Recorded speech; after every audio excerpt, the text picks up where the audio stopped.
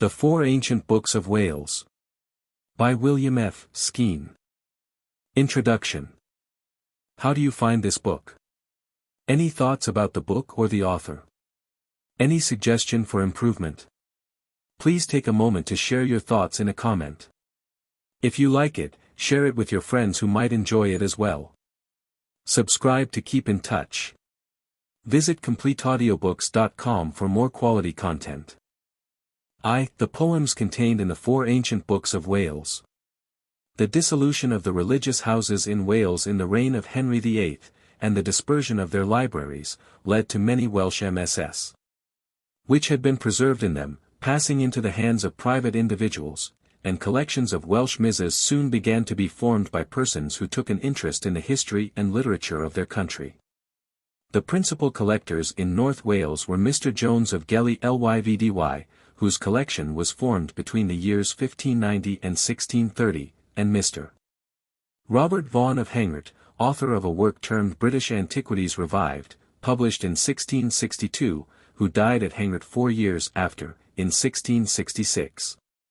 And in South Wales, William Herbert, Earl of Pembroke, who formed a collection at Raglan Castle in 1590, and Sir Edward Mansell, whose father had received a gift of the Priory of Margam in Glamorgan, in 1591. The collections of Mr. Jones and Mr. Vaughan became united at Hengert, in arrangement having been made between them that the misses collected by each should become the property of the survivor. Mr. Jones having predeceased Mr. Vaughan, the united collection, consisting of upwards of 400 misses, remained at Hengert till within the last few years, when it was bequeathed by Sir Robert Vaughan of Hengert to W. Wynne, Esq of Peniarth, in whose possession it now is. In the following century various collections were made, and among others some valuable misses became the property of Jesus College, Oxford. The collection of the Earl of Pembroke at Raglan Castle was destroyed by fire in the time of Oliver Cromwell. And a similar fate overtook two of those later collections, which had become the property of Sir Watkin Williams Wynne, and were preserved at Winstay, but which were likewise destroyed by fire. Other collections passed into the British Museum, and the principal collections of Welsh misses are now the Hengert collection at Peniarth, those in the British Museum, the misses at Jesus College, and those belonging to Lord Mostyn, Mr. Panton of Plas Gwyn, and others. In the Hengert collection were preserved 3 ancient MSS. Termed the Black Book of Carmarthen, the Book of Aneirin, and the Book of Taliesin, containing a considerable collection of Welsh poetry bearing marks of antiquity, and in the Library of Jesus College is a MS, which contains similar poems, termed the Red Book of Hergest. These poems are some of a historic character, and others not so, and are attributed either by their rubric, by the title of the MS, or by tradition, to 4 bards termed Myrddin, Aneirin, Taliesin, and Llywelch Hen, who are supposed to have lived in the 6th century.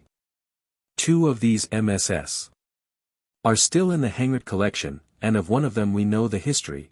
The Black Book of Carmarthen belonged to the Priory of Black Canons at Carmarthen, and was given by the treasurer of the Church of St. David's to Sir John Price, a native of Breconshire, who was one of the commissioners appointed by King Henry VIII. The other is the Book of Taliesin, and it is not known how it was acquired. The Book of Aneirin is now the property of Sir Thomas Phillips of Middlehill. The Red Book of Hergest is said to have been so termed from its having been compiled for the Vaughans of Hergest Court, Herefordshire, and seems to have come to Oxford from the Margam collection in South Wales. It is these 4 MSS. The Black Book of Carmarthen, written in the reign of Henry II, 1154 to 1189, the Book of Aneirin, MS of the latter part of the 13th century, the Book of Taliesin, MS of the beginning of the 14th century. And the Red Book of Hergest, a MS compiled at different times in the 14th and 15th centuries that are here termed the Four Ancient Books of Wales, and it is with the ancient poems contained in these 4 misses that we have now to do. Numerous transcripts of these poems are to be found in other Welsh misses, but undoubtedly it is in these 4 misses that the most ancient texts of the poems are to be found, and, in most cases, those in the other MSS are not independent texts, but have obviously, with more or less variation, been transcribed from these. The contents of these MSS remained little known till the publication of the Archaeologia Britannica in 1707, by Edward Llewellyn, who had examined all the collections which were accessible, and the account which he included in his work of the Welsh MSS attracted some attention towards them, but none of the poems were printed till the middle of the century, when the publication of the Poems of Ossian by James Macpherson, and the sudden popularity they acquired, gave a temporary value to Celtic poetry, and led to a desire on the part of the Welsh to show that they were likewise in possession of a body of native poems not less interesting than the Highland, and with better claims to authenticity. In 1764, the Reverend Evan Evans published his specimens of the poetry of the ancient Welsh bards. And though they mainly embraced poems written in the 12th and subsequent centuries, translated in the style of Macpherson's Ossian, he annexed a Latin dissertation, De Bardis, in which he printed 10 of the stanzas of the great poem of the Gododin, and a stanza from the Avellaneda, as specimens of the older poems, with Latin translations.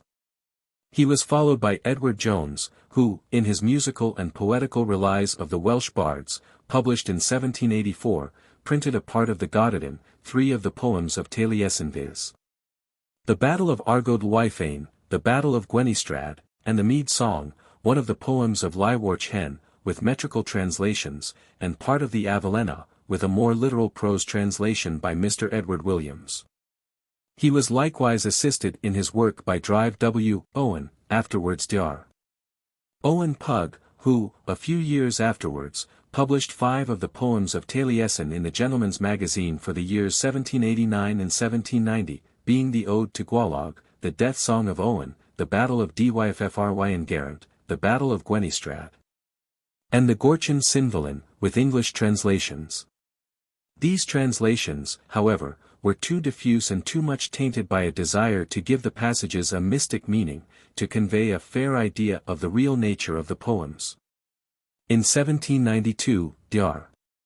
Owen Pugh published the Heroic Elegies, and other pieces of Llywarch Hen, with a much more literal English version. The work contains a pretty complete collection of the poems attributed to Llywarch Hen, but it is not said from what MS.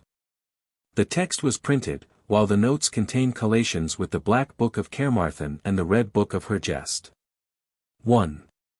At length, in the year 1801, the text of the whole of these poems was given to the world, through the munificence of Owen Jones, a furrier, in Thames Street, London, who, in that and subsequent years, published the Myvyrian Archaeology of Wales, containing the chief productions of Welsh literature.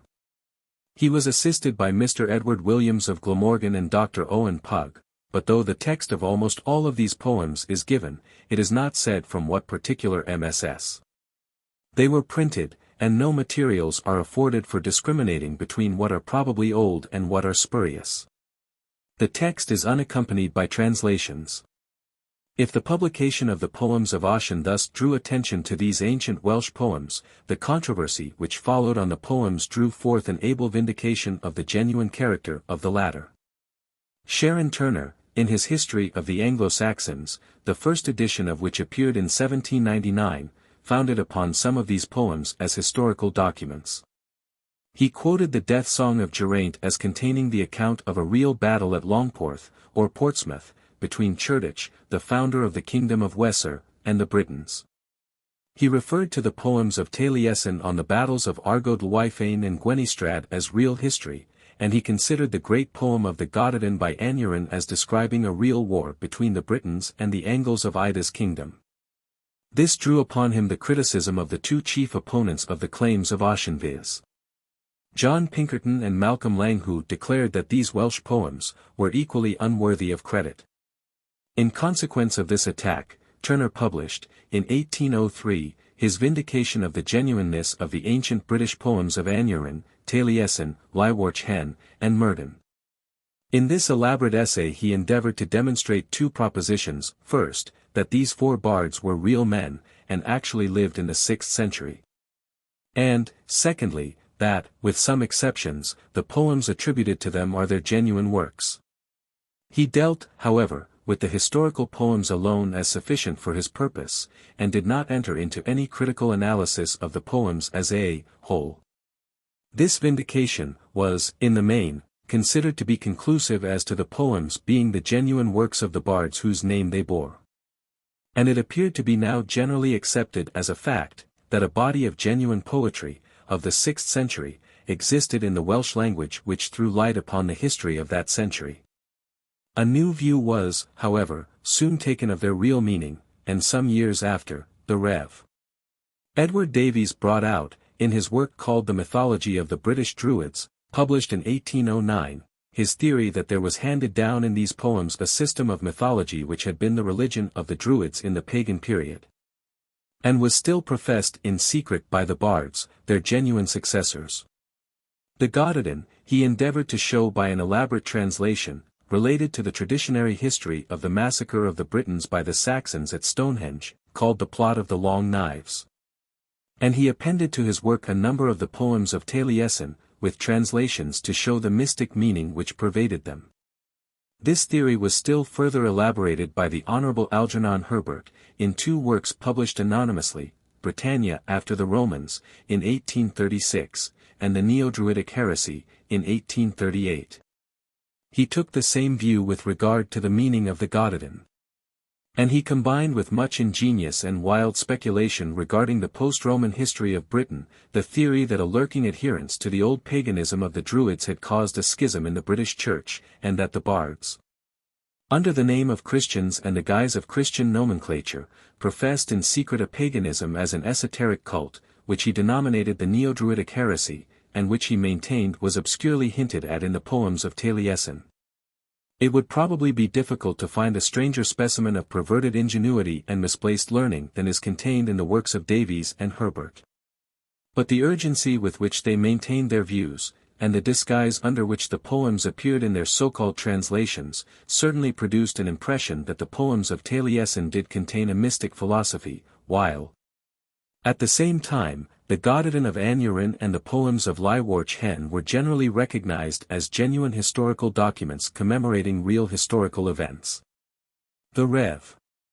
John Williams, afterwards Archdeacon of Cardigan, an eminent Welsh scholar, and a man of much talent, announced, in 1841, a translation of the poems of Aneirin, Taliesin, and other primitive bards, with a critical revision and re-establishment of the text. But, although these poems had occupied a large share of his attention, I believe he never seriously prepared the materials for his edition, and he died in 1858, without having done anything towards carrying it out. I have frequently heard him give as a reason the great difficulty involved, and time and labor required, in restoring the genuine text. What he meant by this we can see in the last work he published, termed Gomer, where, Part 2. Page 33 etc. We have several specimens of how he meant to deal with the text. His plan obviously was to restore the orthography of the words from the existing text in the Myvyrian archaeology to what he conceived must have been their form when the respective poems were composed. His mind, too, appears to have been influenced in no slight degree by the school of Davies, and he was too ready to attach a mystic meaning to the text. In 1850, some time before the Archdeacon's death, a learned Breton, the Vicomte de la Villemarque, published his poems de Bards Bretons du XIIe siècle, traduits pour la première fois, avec le texte en regard revu sur les plus anciens manuscripts. And he, too, proceeded upon the same idea of restoring the original text. In his preface, after noticing the oldest copies of the poems, which he says formed the basis of his edition, he adds, après le travail de collation Illinois restait à reproduire les textes avec l'orthographe convenable, mais laquelle suivra. And he fixes upon the Breton orthography as the most ancient, and in this, which he terms l'orthographe historique, presents us with the text of the poems which he translates. These poems are mainly the historical pieces, and he considers with Turner that they contain fragments of real history. A more unfortunate idea than that of thus arbitrarily restoring the text never formed the basis of an important work. And while it has destroyed the value of Villemarque's edition, it lessens the regret we should otherwise feel that the Archdeacon never carried his announced intention into effect. To present the poems in a different shape from what they appear in the oldest transcripts, and to clothe them with a supposed older orthography, is to confound entirely the province of the editor with that of the historic critic, and to exercise, in the character of the former, functions which properly belong to the latter, while it deprives him of the proper materials on which to exercise his critical judgment. Such restoration necessarily proceeds on the assumption by the editor that the poems are the genuine works of those to whom they are attributed, and existed in the same form and substance at the era at which their reputed authors lived. While the application of historical criticism to the poems as they now exist may lead to very different conclusions, it supersedes entirely the important work of the critic, by assuming the very questions which he has to solve. The true function of the editor is to select the oldest and best MSS, and to produce the text of the poems in the precise shape and orthography in which he there finds them, neither to tamper with, nor to restore them, but to furnish the critic with the materials on which he can exercise his skill in determining their true age and value. 2.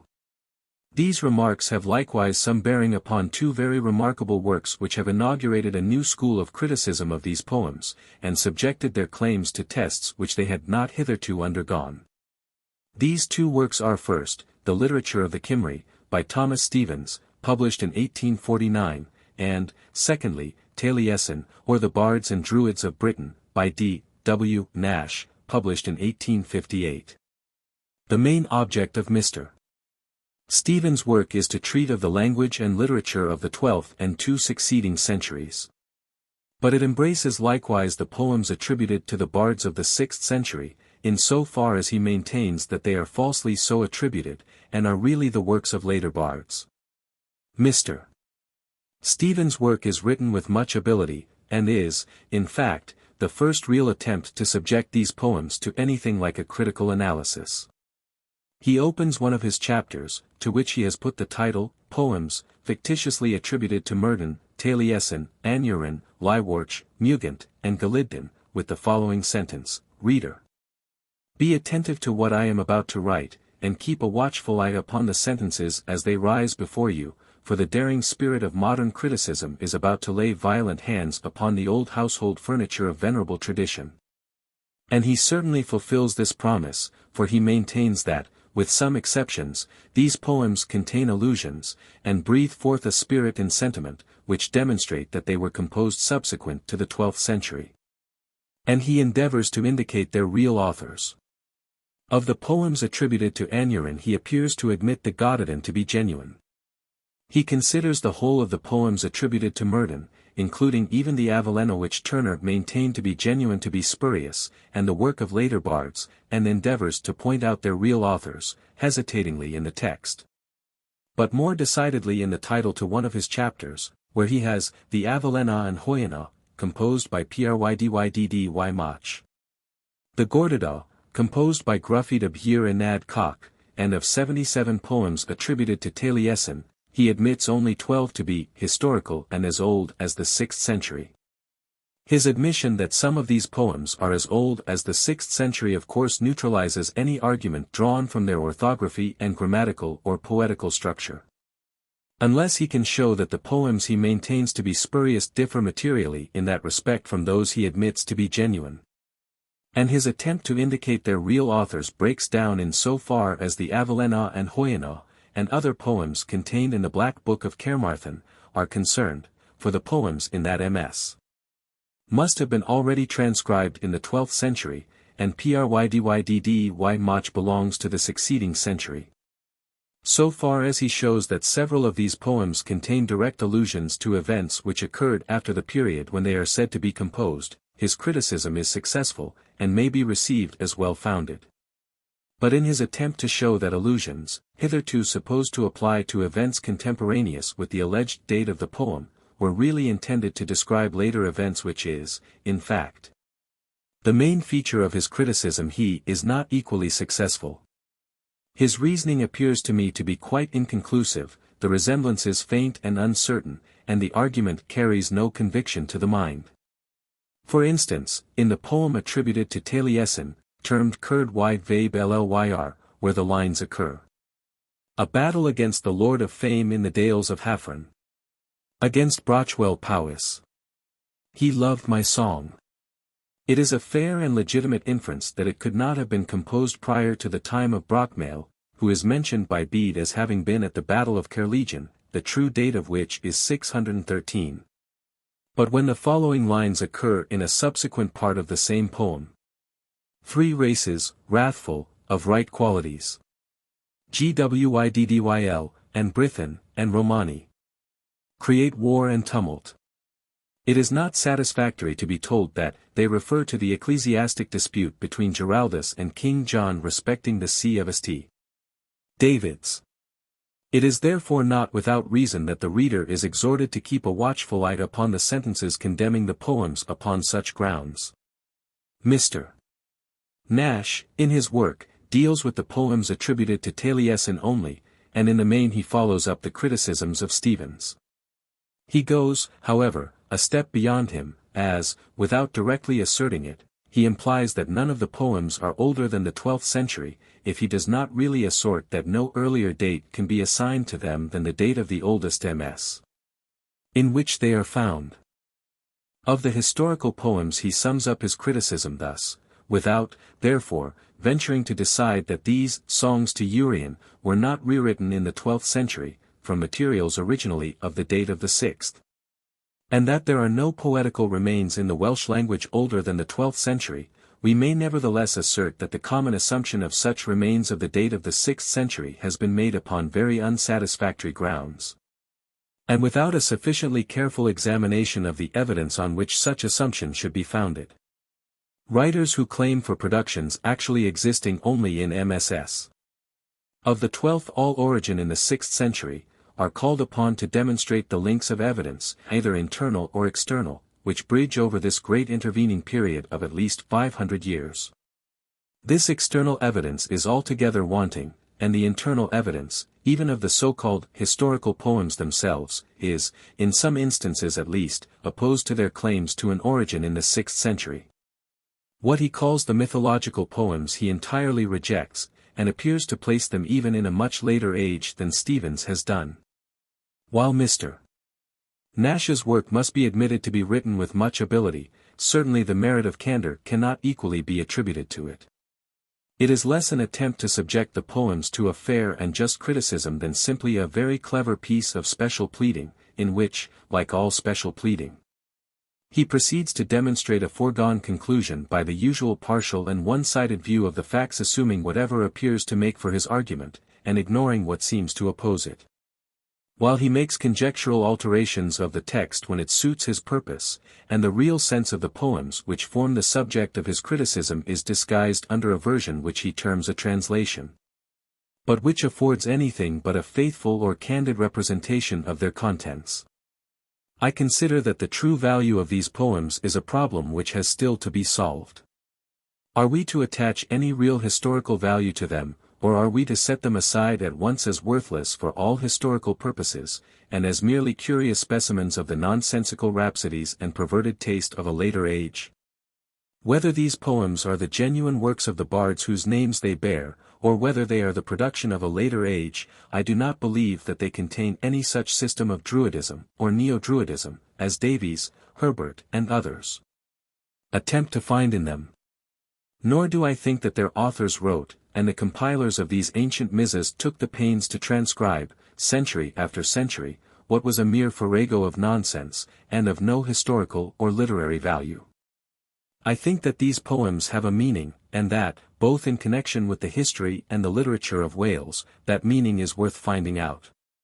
And I think, further, that if they were subjected to a just and candid criticism, we ought to be able to ascertain their true place and value in the literature of Wales. The criticism to which they have hitherto been subjected is equally unsatisfactory, whether they are maintained to be genuine or to be spurious, mainly because the basis of the criticism is an uncertain and untrustworthy text. And any criticism on the existing texts, in the shape in which they are presented in the Myverian archaeology, is, comparatively speaking, valueless. And because the translations by which their meaning is attempted to be expressed, are either loose and inaccurate, or colored by the views of the translators. Those who deal with the poems as the genuine works of the bards whose names they bear, and view them as containing a recondite system of Druidism, or semi-pagan philosophy, present us with a translation which is, to say the least of it, mysterious enough in all conscience. Those, again, who consider them to be the work of a later age, and to contain nothing but a mere farrago of nonsense, have no difficulty in producing a translation which amply bears out that character. The work of the editor must, however, precede that of the critic. An essential preliminary is to give the text of these poems in the oldest form in which it is to be found, and in the precise orthography of the oldest MSS. And to present a translation which shall give as accurate and faithful a representation of the meaning of the poems as is now possible as the basis of the work of the critic. The object of the present work is to accomplish this. The contents of the four Misses, here called the four ancient books of Wales, are printed as accurately as possible, those of the first three completely, and as much of the last as contains any of these poems. It is in these four MSS that the oldest known texts are to be found. And in order to secure a faithful and impartial translation, I resolved, in order to avoid any risk of its being colored by my own views, to refrain from attempting the translation myself, and to obtain it, if possible, from the most eminent living Welsh scholars. With this view, I applied to the Reverend D. Sylvan Evans of Llanymodwy, the author of the English and Welsh Dictionary and other works, and the Reverend Robert Williams of Rhydycroso, author of the biography of eminent Welsh men and the Cornish Dictionary. Both distinguished Welsh scholars, who most kindly acceded to my request. Mr. Evans has translated for me the poems in the Black Book of Carmarthen, the Book of Aneirin, and the Red Book of Hergest, and accompanied them with valuable notes. Mr. Williams has translated for me the poems in the Book of Taliesin. And I beg to record my sense of the deep obligation under which they have laid me by the valuable assistance thus afforded. But while these eminent scholars are so far answerable for the translations, it is due to them to add that they are not responsible for any opinions expressed in this work except those contained in their own notes. And that, by permitting their names to be connected with this work, they must not be held as sanctioning the views entertained by myself, and to which I have given expression in the following chapters, or in the notes I have added. 3. 2. The literature of Wales subsequent to the 12th century. Prior to the 12th century there are not many poems which claim to belong to the literature of that period, besides those attributed to Taliesin, Aneirin, Llywelyn Hen, and Myrddin. The Black Book of Carmarthen contains a few attributed to Cuchulainn, Ilath, and Maegant, and the Red Book of Hergest, one to Tysilio, son of Brochwil Isathrog. But the number of such poems is so small, that, if the poems attributed to the bards of the 6th century really belong to that period, there is an interval of several centuries, during which such a literature either never existed or has perished. Till the 12th century, from which period a mass of poetic literature existed in Wales, and has been preserved to us. Of the genuine character of that poetry there seems to be no doubt. In order, then, to estimate rightly the place which the poems attributed to the bards of the 6th century ought truly to occupy in the literature of Wales, it will be necessary to form a just conception of the character of her later literature subsequent to the 12th century, as well as to grasp the leading facts of her history during the previous centuries in their true aspect. In the 11th century two events happened which seem to have had a material influence on the literature of Wales. The one was the return of Rhys ap Tudur, the true heir to the throne of South Wales, in 1077, and the other was the landing of Gruffydd ap Cynan, the true heir to the throne of North Wales, in 1080. On the death of Edwyl, the last of the direct line of the Welsh kings, in 994, leaving an only son in minority. And of Meredith, Prince of South Wales, in 994, leaving an only daughter, the government of both provinces of Wales fell into the hands of usurpers. Cynan, who represented the North Wales line, fled to Ireland in 1041, where he married a daughter of the Danish king of Dublin, and after two fruitless attempts to recover his inheritance by the assistance of the Irish, died in Ireland, leaving a son Gruffydd. Rhys ap Tudur, the representative of the South Wales line, took refuge in Armorica, whence he returned in 1077, and, laying claim to the throne of South Wales, was unanimously elected by the people. Gwydyn ap Cynan invaded Anglesey with a body of troops obtained in Ireland, and having been joined by Rhys ap Tudor, their combined forces defeated the army of Treherne, then King of Wales, their opponent, at the Battle of Carno in 1080. Where that prince was slain, and Rhys ap Tudor and Gwydyn ap Cynan were confirmed on the thrones of their ancestors. The return of these two princes to Wales, the one from Ireland, where he had been born and must have been familiar with the Irish school of poetry, and the other from Armorica, where he probably became acquainted with Armoric traditions, created a new era in Welsh literature, and a great outburst of literary energy took place, which in North Wales manifested itself in a very remarkable revival of poetry.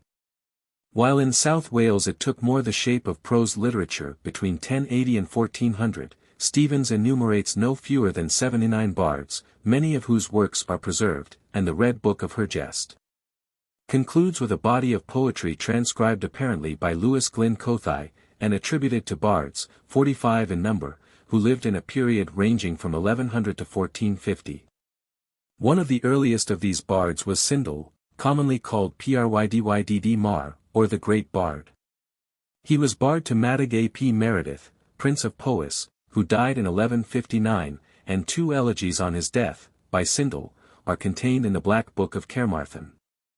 There is every reason to believe that the latter part at least of this MS was transcribed by him.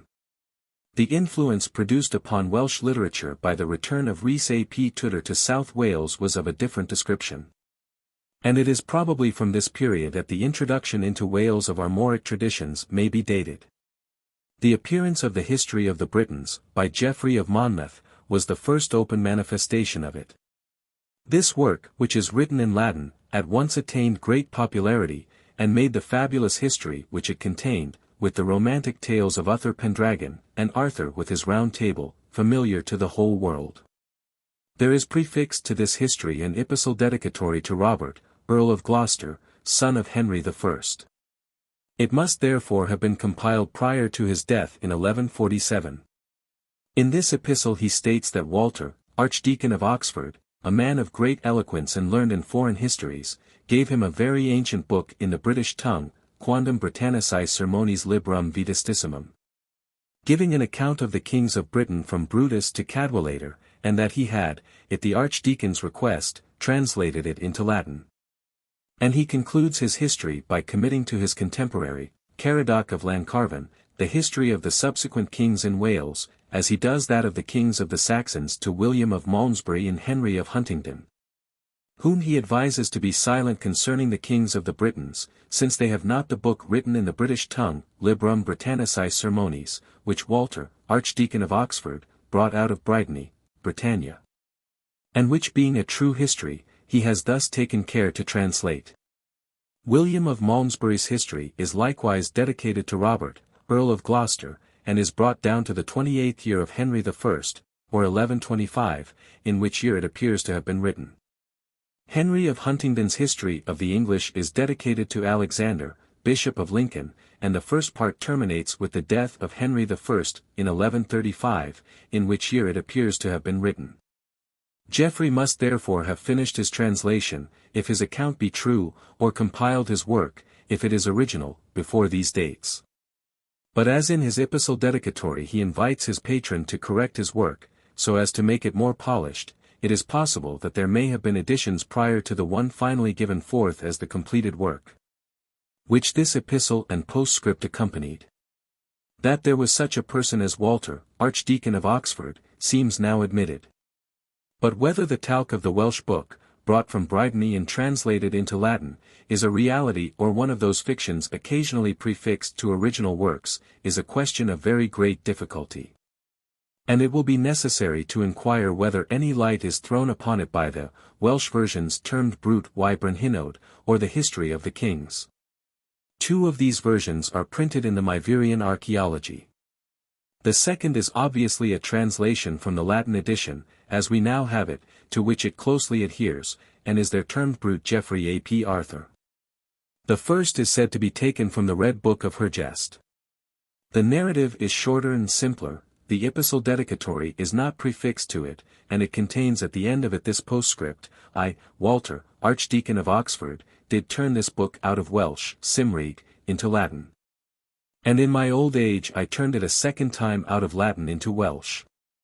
The editor considers this version to be the original Welsh book brought by Walter the Archdeacon from Brittany. And conjecturing that it belongs to an earlier period, and may have been written by Tysilio, son of Brochweel, who is said to have written a history and to have lived in the 7th century, he has without any authority termed it Brut Tysilio. It is the text from which the Reverend Peter Roberts translated his English version termed the Chronicle of the Kings of Britain, translated from the Welsh copy attributed to Tysilio, and published in 1811.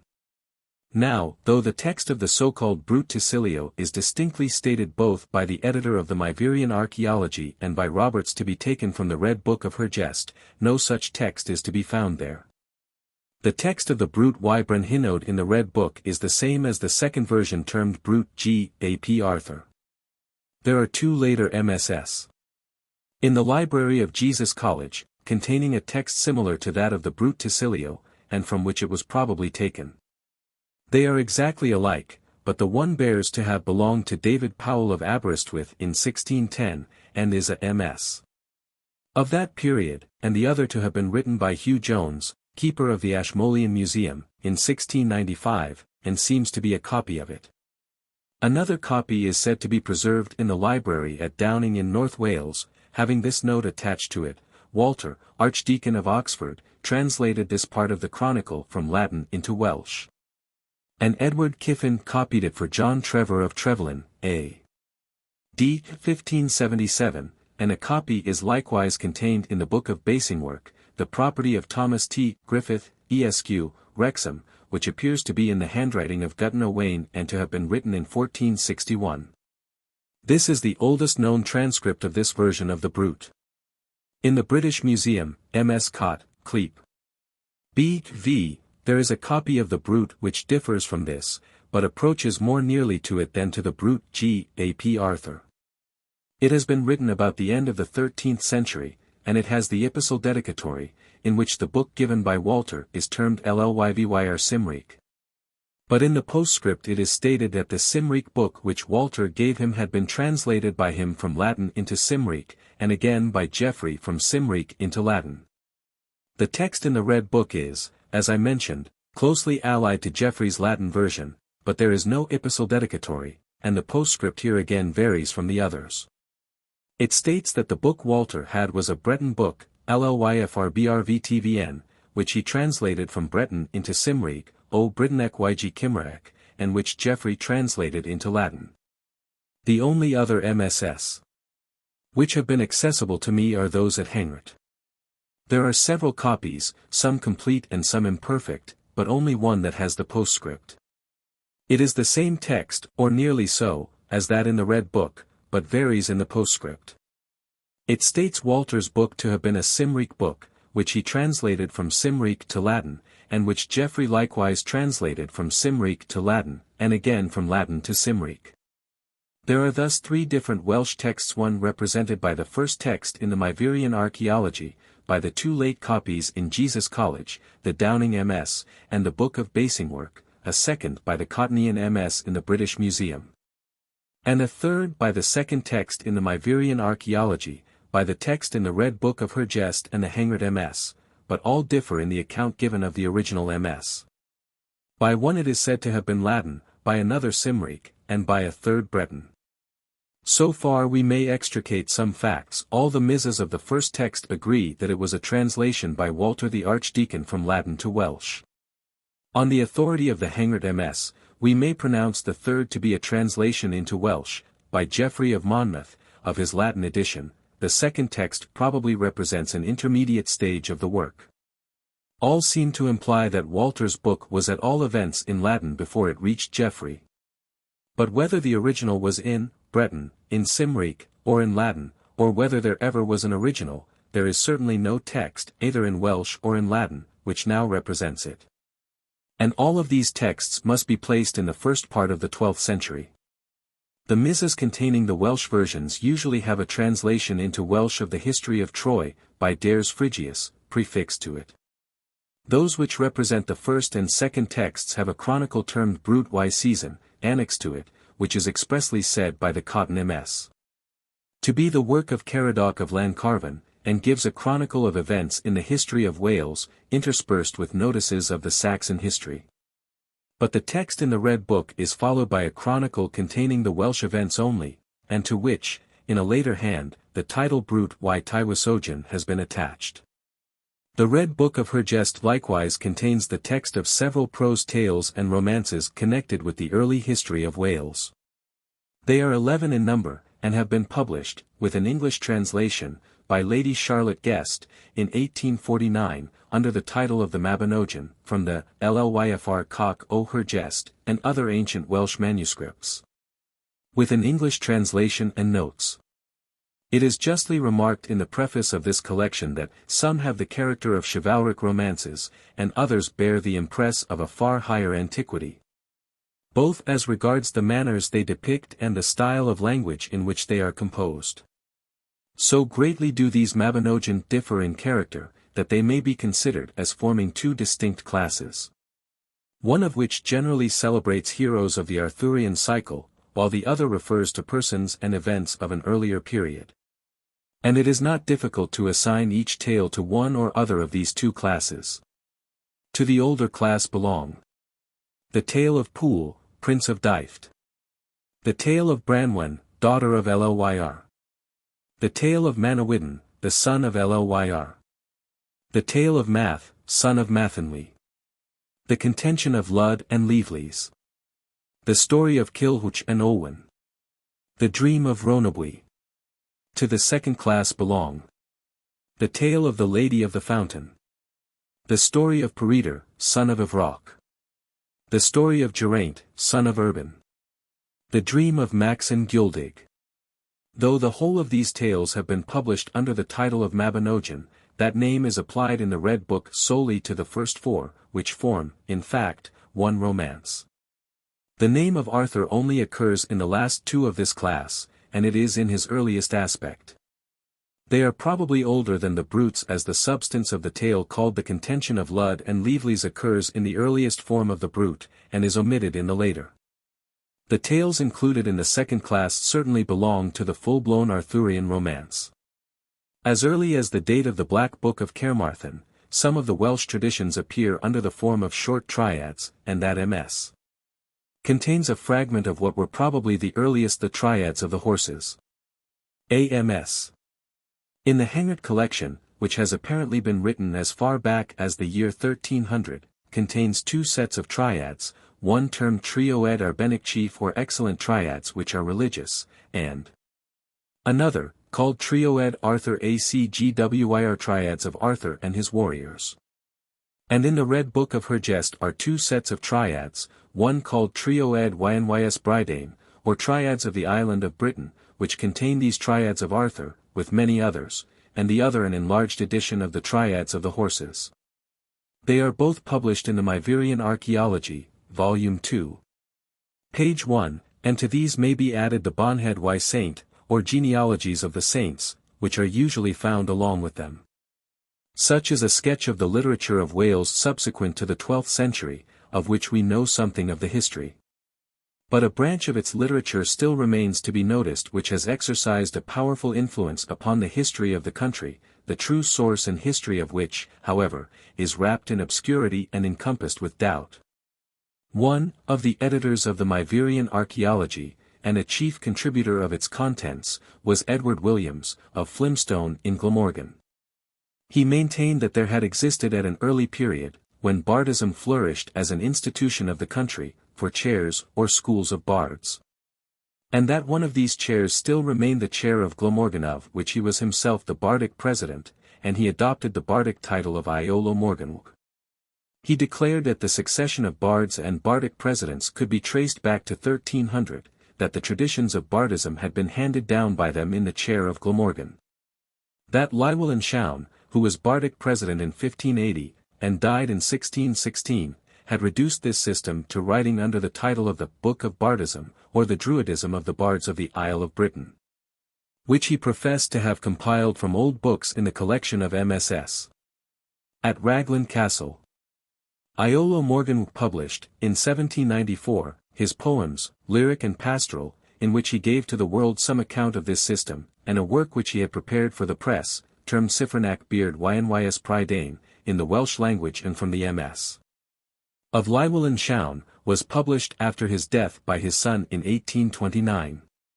A further installment, termed Bardic, was printed, with a translation, for the Welsh MS Society in 1862. Among the contributions made by him to the documents printed in the Myvyrian Archaeology, were the so-called Historical Triads, Volume 2. p. 5-7, which have been so much founded upon in writing Welsh history, and the Triads called the Wisdom of Cadach, Volume 3. Page 1, and the Triads of the Bards of Britain and Institutes of the Bards of Dyfnwal Moelmud, Volume 3. Pages 199 and 283. A volume of documents prepared by him as an additional volume of the Myvyrian Archaeology, was printed after his death, with a translation, for the Welsh MS Society, in 1848, termed the Iolo Manuscripts. But the most important document which issued from him, and which has exercised the greatest influence on the popular views of Welsh literature, was the prose tale or Mabinogi, termed Haines Taliesin, and containing the so-called personal history of that bard. A fragment of the Welsh text was given in the first volume of the Myvyrian Archaeology, but the whole tale, with a translation, was published by Dr. Owen Pugh, in 1833, in the Cambrian Quarterly Magazine, Volume 5, page 198. In his introductory remarks he states that the compiler, Hopkin Thomas Philip, wrote this piece about the year 1370. He lived in Morganwg or Glamorgan.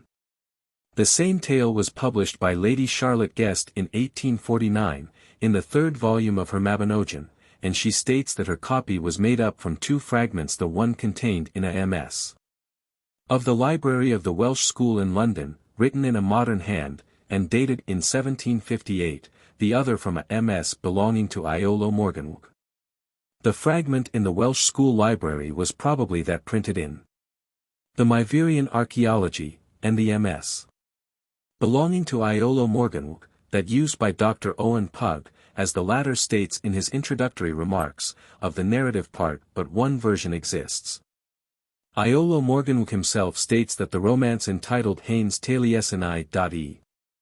The history of Taliesin was written so late at least as the 14th, or rather the 15th, century, and that he used the expression 15th century in the loose sense of the century from 1500 to 1600 is plain.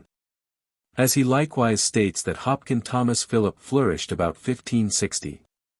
This is the same Hopkin Thomas Philip who, Dr. Owen Pugh says, wrote it about 1370, but there is no real difference between them as to his true age, for in his Cambrian biography, published in 1803, 30 years before, Dr. Owen Pugh, then Mr. William Owen, has the following: Hobson Thomas Philip, a poet who flourished between AD 1590 and 1630. At that time, therefore, the compilation of the Haines Taliesin was not placed further back than the end of the 16th or beginning of the 17th century. The prose narrative contains a number of poems stated to have been composed by Taliesin in connection with the events of his life, but these will be noticed when we come to deal with the poetry attributed to that bard. It is a peculiarity attaching to almost all of the documents which have emanated from the chair of Glamorgan, in other words, from Iolo Morganwg, that they are not to be found in any of the Welsh MSS. contained in other collections, and that they must be accepted on his authority alone. It is not unreasonable, therefore, to say that they must be viewed with some suspicion, and that very careful discrimination is required in the use of them. 3. Sources of the early history of Wales. In order to discriminate between what is true and what is fabulous in the early history of Wales as presented to us in the historic literature subsequent to the 12th century, and to disentangle the fragments of real history contained in them, so as to enable us to form something like a true conception of its leading features. It is necessary to test it by comparing it with the statements in contemporary authorities of other countries, and by referring to such earlier native documents as have come down to us. Of the latter class there are only 3, and it is requisite that we should form a right conception of their authority. The first are the works of Gildas, who wrote in Latin. They are usually considered as consisting of two pieces, the Historia and the Epistola, but they may be viewed as forming one treatise.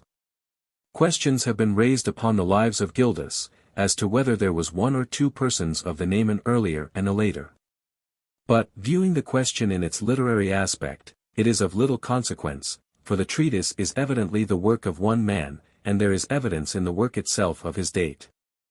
The writer states that he was born in the year in which the Battle of Badon was fought, and that he wrote 44 years after.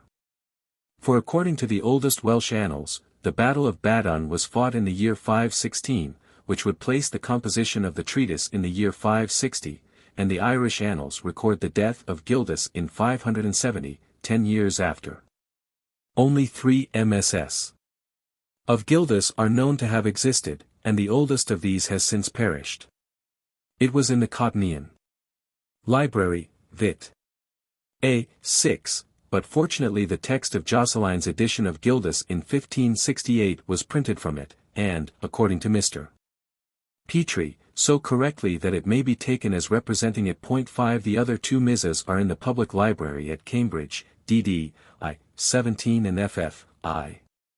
27, the one of the end of the 14th or beginning of 15th centuries, and the other of the 13th century. The first is said to have belonged to the monks of Glastonbury, and the second to the monks of Durham. This latter MS inserts various passages which are not to be found in the other Missas. Thus the other Missas mention that the Saxons were invited, superbo tyranno, and the Durham MS inserts the words, Gerthregerno Britannorum duce. Again, where the other MSS mention the obsessio Badonis Montis, the Durham MS inserts, Caprop Sabrinum Ostium Habiter. The work of Gildas had early found its way to the Northumbrian monks, as Bede evidently uses it in his history, and they are probably answerable for the additions contained in this MS. It has been remarked that the account given by Gildas of the departure of the Romans from Britain, and the events which followed, are inconsistent with the statements of contemporary Greek and Roman authors. But this appears to me to arise solely from Gildas having misplaced the only document directly quoted by him, which has forced upon his narrative a chronology inconsistent with the true sequence of events, and which, unfortunately, has likewise influenced Bede's history. Gildas narrates 2 devastations by the Picts and Scots, after each of which they were driven back by the Roman troops, then he states the final departure of the Roman army, followed by the occupation of the territory between the walls by the enemy.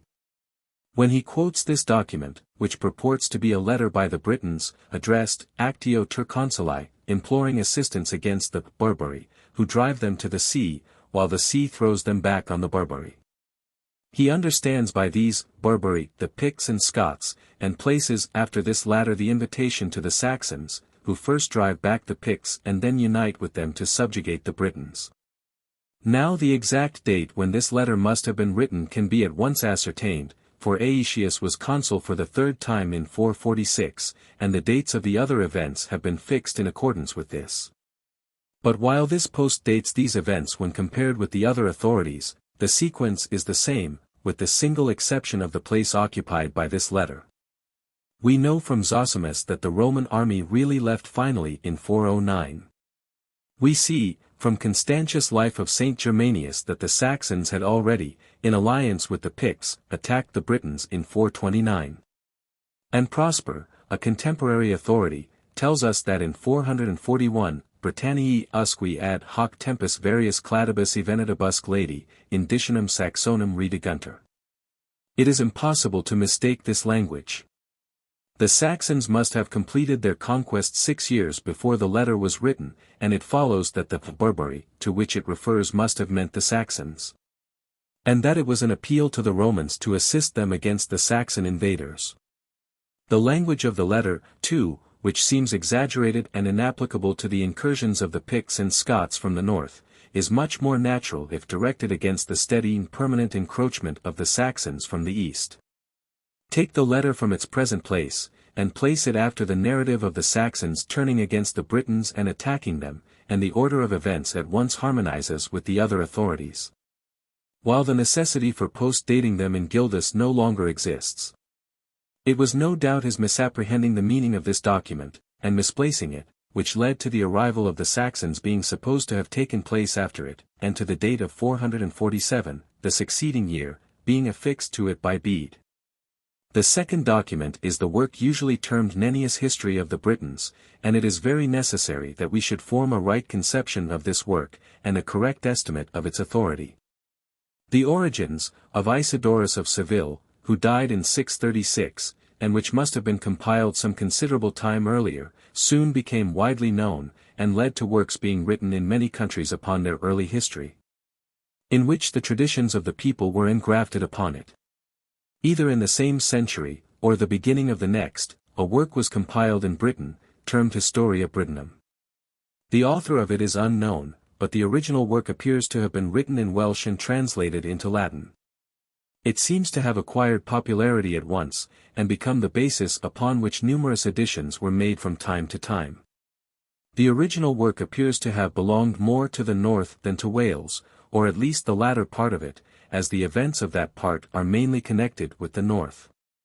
And it terminates with the foundation of the Anglic kingdom of Northumbria by Ida. Soon after was added what is termed the genealogia, being the descent of the Saxon kings of the different small kingdoms, but here too Northumbria predominates, and most of the events mentioned in it are connected with its history. It must have been compiled shortly after 738, as that is the latest date to which the history of any of the Saxon kingdoms is brought down, and it too bears the marks of being a translation into Latin from Welsh.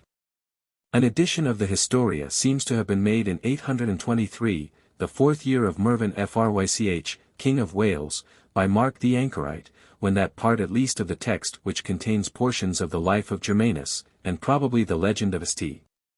Patrick, must have been inserted. Another edition in 858 bears the name of Nennius. The original work was very early attributed to Gildas, but latterly the whole work bore the name of Nennius. The oldest MSS are of the 10th century, and are 3 in number. They represent 2 different editions of the work. The Vatican MS bears the name of Mark the Anchorite, and contains the date of 946, and the 5th year of King Edmund. It is remarkable enough that this was the year in which that king conquered Cumbria, and made it over to Malcolm, King of Scots.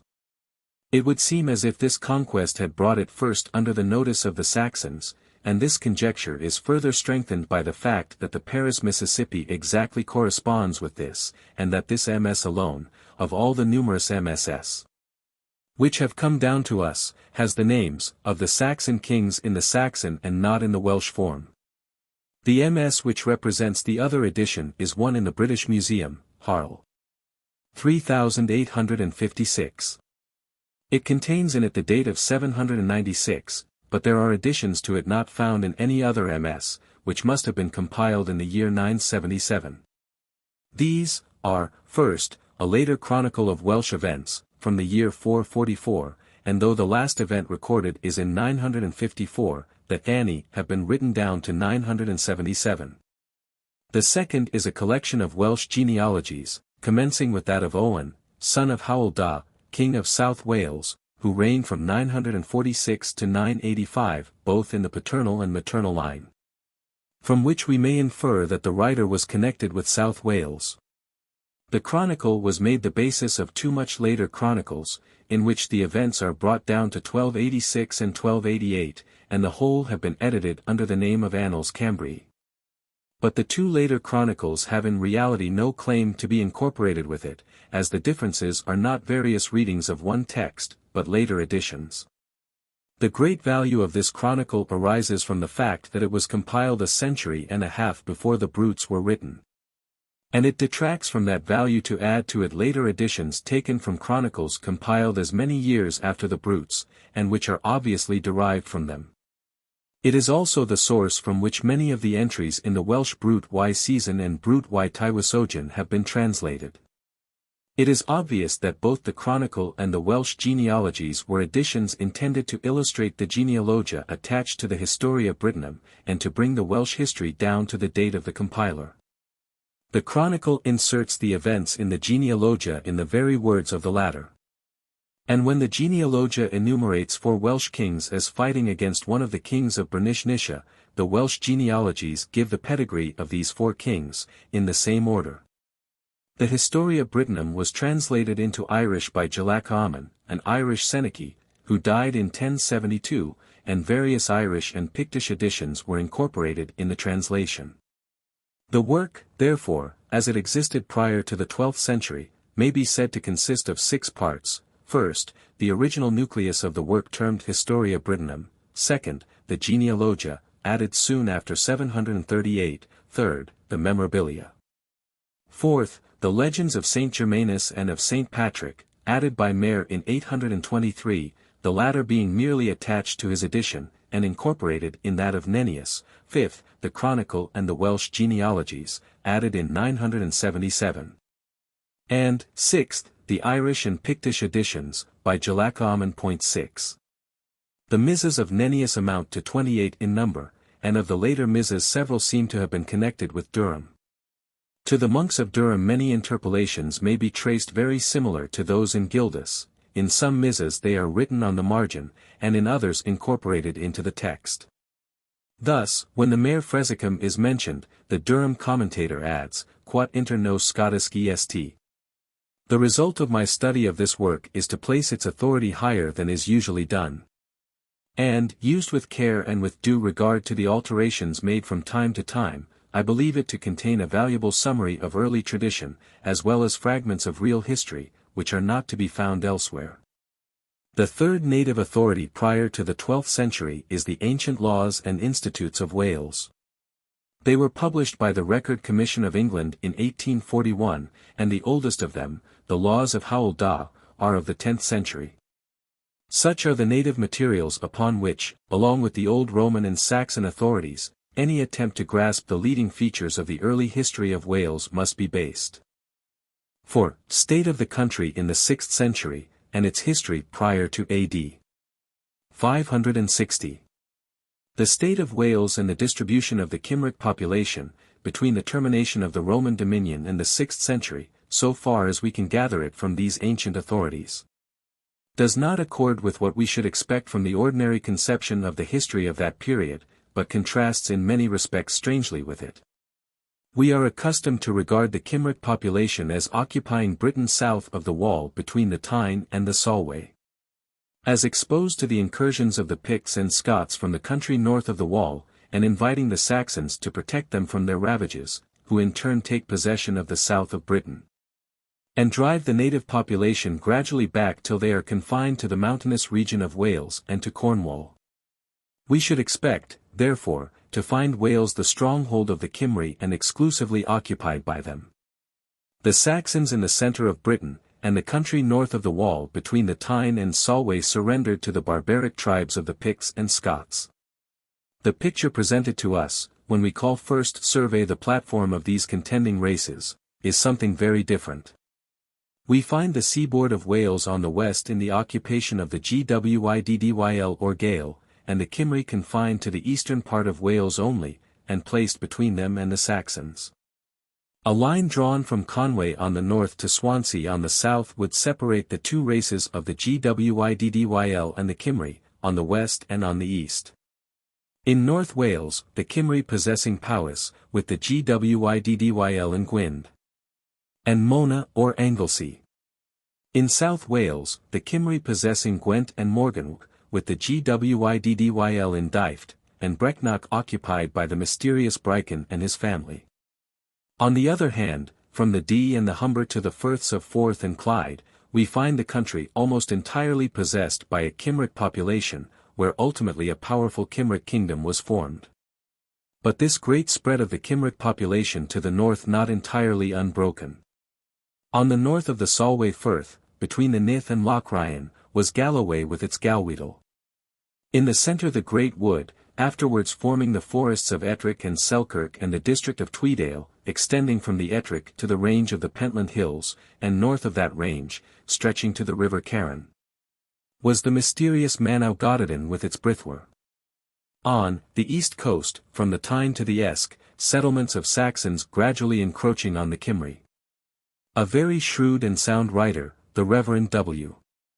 Basil Jones, now Archdeacon of York, struck with this strange distribution of the population in Wales, has, in his essay, Vestiges of the Gael in Gwynedd, revived a theory first suggested by Edward Llwyd that the Gael preceded the Cymry in the occupation of the whole of Britain, and that these Gael in the western districts of Wales were the remains of the original population, seen, as it were, in the act of departing from the country before the presence of the Cymry. But, though maintained with much ingenuity, it runs counter both to the traditions, which indicate their presence, and to the real probabilities of the case.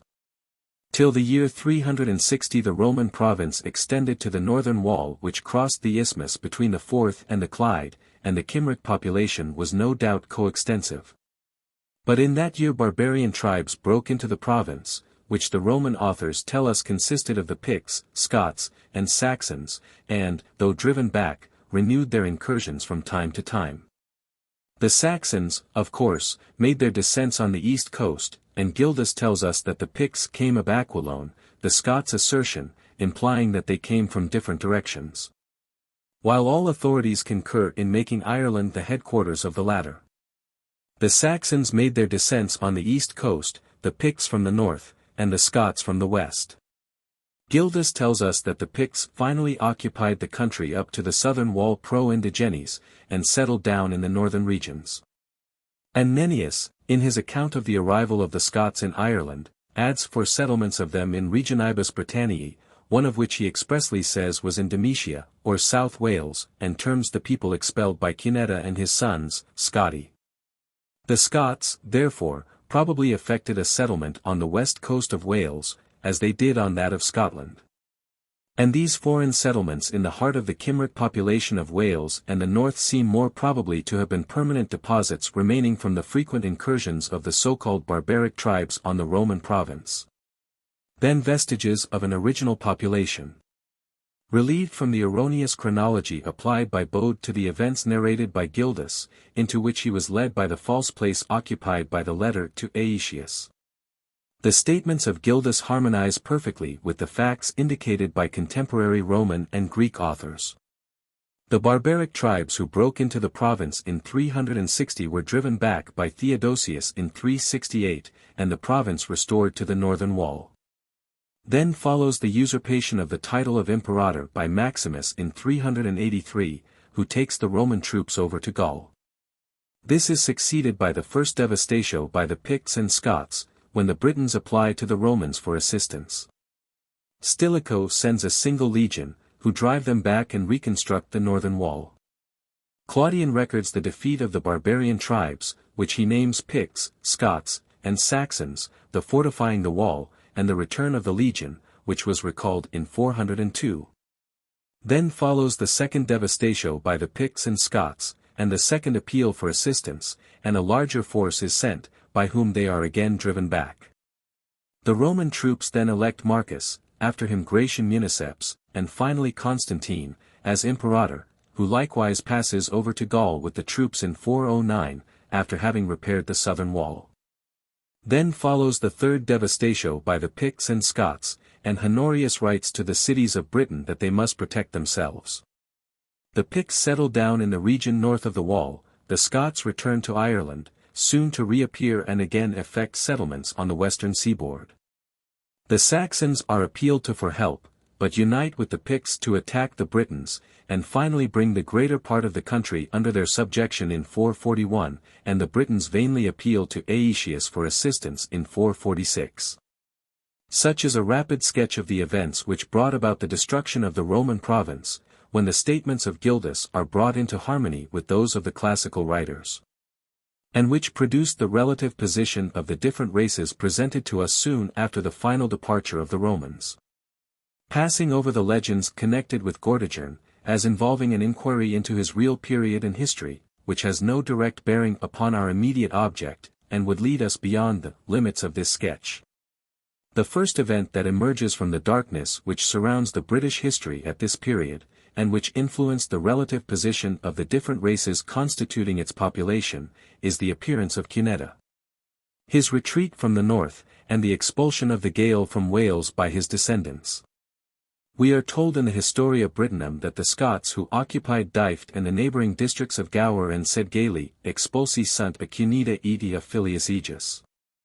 And in the genealogia that, Melcunus Magnus Rex apud Britons regnabat, id est, in region Genedot, quia adivus Ilias, id est, Cundag, cum filius sui, quorum numerus octo erat, venerat prius de part sinistrali, id est. De region que vocator Manau Gwydyon, centum quadraginta sex annis antiquam Maelcun regnaret, e Scotos cum ingentissima clade expullerant abistis regionibus.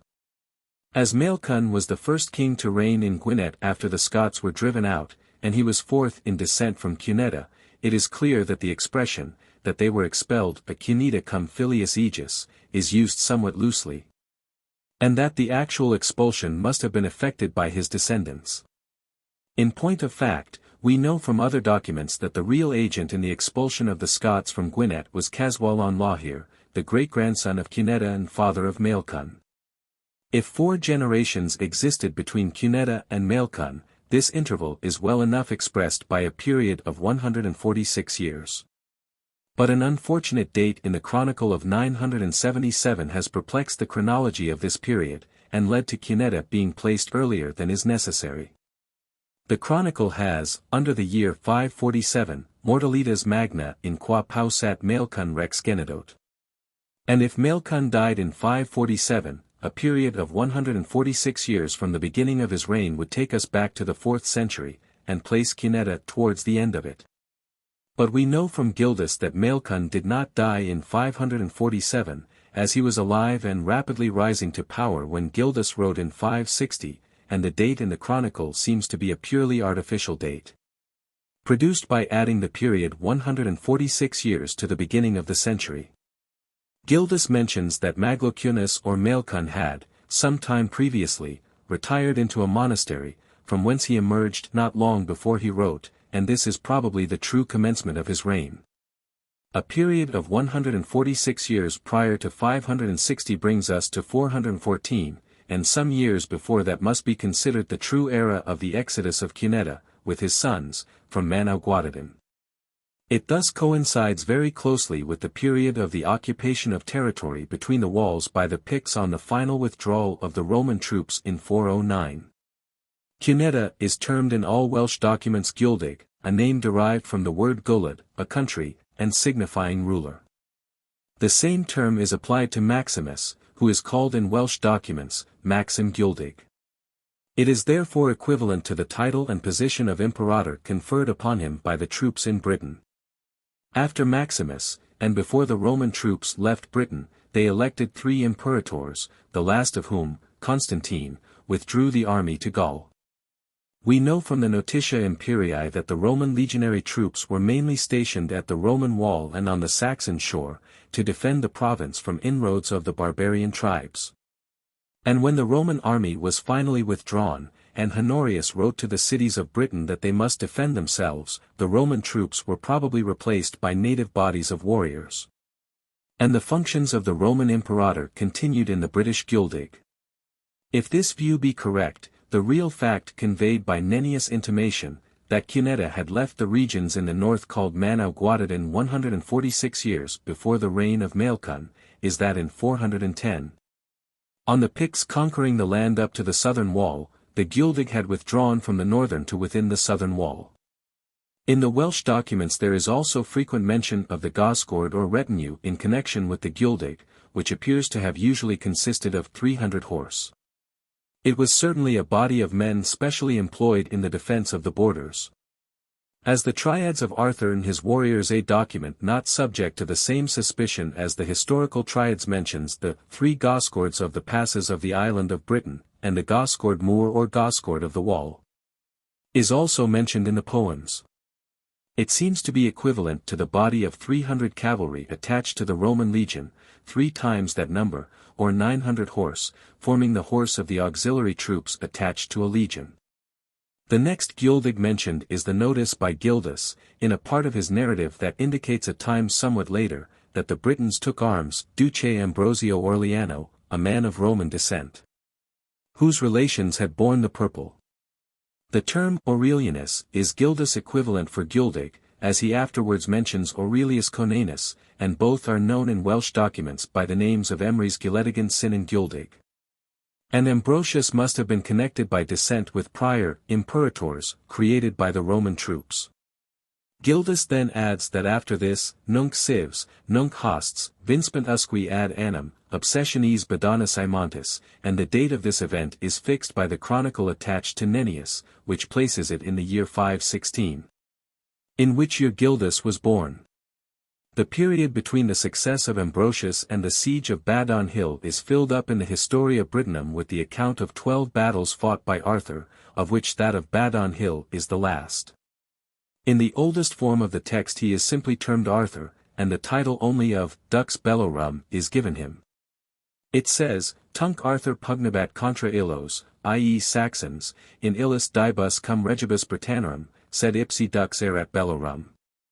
He was not Dux or Rex Britannorum, but Dux Bellorum, a title which plainly indicates the Guldig. That he bears here a very different character from the Arthur of romance is plain enough. That the latter was entirely a fictitious person is difficult to believe. There is always some substratum of truth on which the wildest legends are based, though it may be so disguised and perverted as hardly to be recognized. And I do not hesitate to receive the Arthur of Nennius as the historic Arthur, the events recorded of him being not only consistent with the history of the period, but connected with localities which can be identified, and with most of which his name is still associated. That the events here recorded of him are not mentioned in the Saxon Chronicle and other Saxon authorities, is capable of explanation. These authorities record the struggle between the Britons and the Saxons south of the Humber. But there were settlements of Saxons in the north even at that early period, VII, and it is with these settlements that the war narrated in the Historia Brittonum apparently took place. The Historia Brittonum records among the various bodies of Saxons who followed Hengist to Britain one led by his son Octa and his nephew Abissa, to whom he promises regions que sunt in aquilone juxta murum cavocator Gwal, the name given by Nennius to the northern wall. They arrive with 40 ships, and after ravaging the Orkneys and circumnavigating the Picts, they occupy regions plurimus usque ad confinia pictorum. The Harleian MS inserts the words, ultra frenesicum mare, to which the Durham MSS. add, quod inter nos Scotus est, to show that the Firth of Forth is meant. That they may have had settlements beyond the Firth is very probable, but the regions next the wall, as far as the confines of the Picts, can mean nothing but the districts lying between the Forth and Clyde, through which the northern wall passes. As far as the river Forth, which formed at all times the southern boundary of the kingdom of the Picts. These regions are nearly equivalent to the modern counties of Stirling and Dumbarton. All Welsh traditions connected with this war invariably designate Octa and Ibissa, or Iasa as they termed him, and their successors, as Arthur's opponents, and we shall see that the localities of his 12 battles, as recorded by Nennius, are all more or less connected with the districts in the vicinity of the northern wall. The first battle was, in Ostium Fluminis quod dissiter Glane. There are 2 rivers of this name, one in Northumberland, mentioned by Bode as the river where Paulinus baptized the Angles in 627, and the other in Ayrshire. It rises in the mountains which separate that county from Lanarkshire, and falls into the Irvine in the parish of Loudon. It is more probable that Arthur advanced into Scotland on the west, where he would pass through the friendly country peopled by the Cymry, than through Bernishnisha, already strongly occupied by bodies of Angles. And it is at the mouth of the latter river, probably, that he first encountered his opponents. It accords better, too, with the order of his battles, for the 2nd, 3rd, 4th, and 5th, were super aliud flumen quod dissiter Douglas et est in region linuus. Here must have been the first severe struggle, as 4 battles were fought on the same river, and here he must have penetrated the regions juxtamorum, occupied by the Saxons. Douglas is the name now called Douglas. There are many rivers and rivulets of this name in Scotland. But none could be said to be, in region linuus, except 2 rivers, the Upper and Lower Douglas, which fall into Loch Lomond, the one through Glen Douglas, the other at Inveruglas, and Care, both in the district of the Lennox. The linuus of Nennius. Here, no doubt, the great struggle took place, and the hill called Ben Arthur at the head of Loch Long, which towers over this district between the two rivers, perpetuates the name of Arthur in connection with it. The sixth battle was Super Flumen Quat Vocator Basses. 8. There is now no river of this name in Scotland, and it has been supposed to have been somewhere near the base rock, the vicinity of which it is presumed may have given its name to some neighboring stream. The name base, however, is also applied to a peculiar mound having the appearance of being artificial, which is formed near a river, though really formed by natural causes. There is one on the Uri River in Aberdeenshire termed the base of Inverary, and there are two on the bank of the Carron, now called Dunapasi, erroneously supposed to be formed from the Gaelic and Latin words Duni Paces, or hills of peace. But the old form of which was Dunapais, the latter syllable being no doubt the same word base. Directly opposite, the river Bonny flows into the Carron, and on this river I am disposed to place the sixth battle. The seventh battle was, in Silva Caledonis, id est, Cat Coit Celadon, that is, the battle was so called, for cat means a battle, and coed Celadon the wood of Celadon. This is the Nemus Caledonis that Merlin is said, in the Latin Vita Merlini, to have fled to after the battle of Arderith, and where, according to the tradition reported by Fredun, b. 3. c. 26. He met Kentigern, and afterwards was slain by the shepherds of Meldredus, a regulus of the country on the banks of the Tweed, Propopidum Dunmellar. Local tradition places the scene of it in Tweedale, where, in the parish of Drumellier, anciently Dunmellar, in which the name of Meldredus is preserved, is shown the grave of Merlin. The upper part of the valley of the Tweed was once a great forest, of which the forests of Selkirk and Ettrick formed a part, and seems to have been known by the name of the Coed Celadon. The eighth battle was, in Castello Gwynaion. The word castellum implies a Roman fort, and Gwynaion is in Welsh an adjective formed from Gwen, white. The Harleian MS. adds that Arthur carried into battle upon his shoulders an image of the Virgin Mary, and that the Pagani were put to flight and a great slaughter made of them by virtue of the Lord Jesus Christ and of Saint Mary his mother. Henry of Huntingdon, who likewise gives this account, says the image was upon his shield, and it has been well remarked that the Welsh ysgwyd is a shoulder and ysgwydd a shield, and that a Welsh original had been differently translated. Another MS. adds that he likewise took into battle a cross he had brought from Jerusalem, and that the fragments are still preserved at Wedale. Wedale is a district watered by the rivers Gala and Harriet, corresponding to the modern parish of Stow, anciently called the Stow in Wedale. The name Wedale means, the Dale of Woe, and that name having been given by the Saxons implies that they had experienced a great disaster here. The church of Stow being dedicated to St. Mary, while General Roy places a Roman castellum not far from it, indicates very plainly that this was the scene of the battle. The ninth battle was, in Urb Leogis according to the Vatican, Legionis according to the Harleian text. The former adds, Ca Britannis Caerleum dicitur. It seems unlikely that a battle could have been fought at this time with the Saxons at either Caerleon on the Esk or Caerleon on the Dee, which is Chester. And these towns Nennius terms in his list not Caerleum or Caerleon, but Caer Legion. It is more probably some town in the north, and the memorabilia of Nennius will afford some indication of the town intended.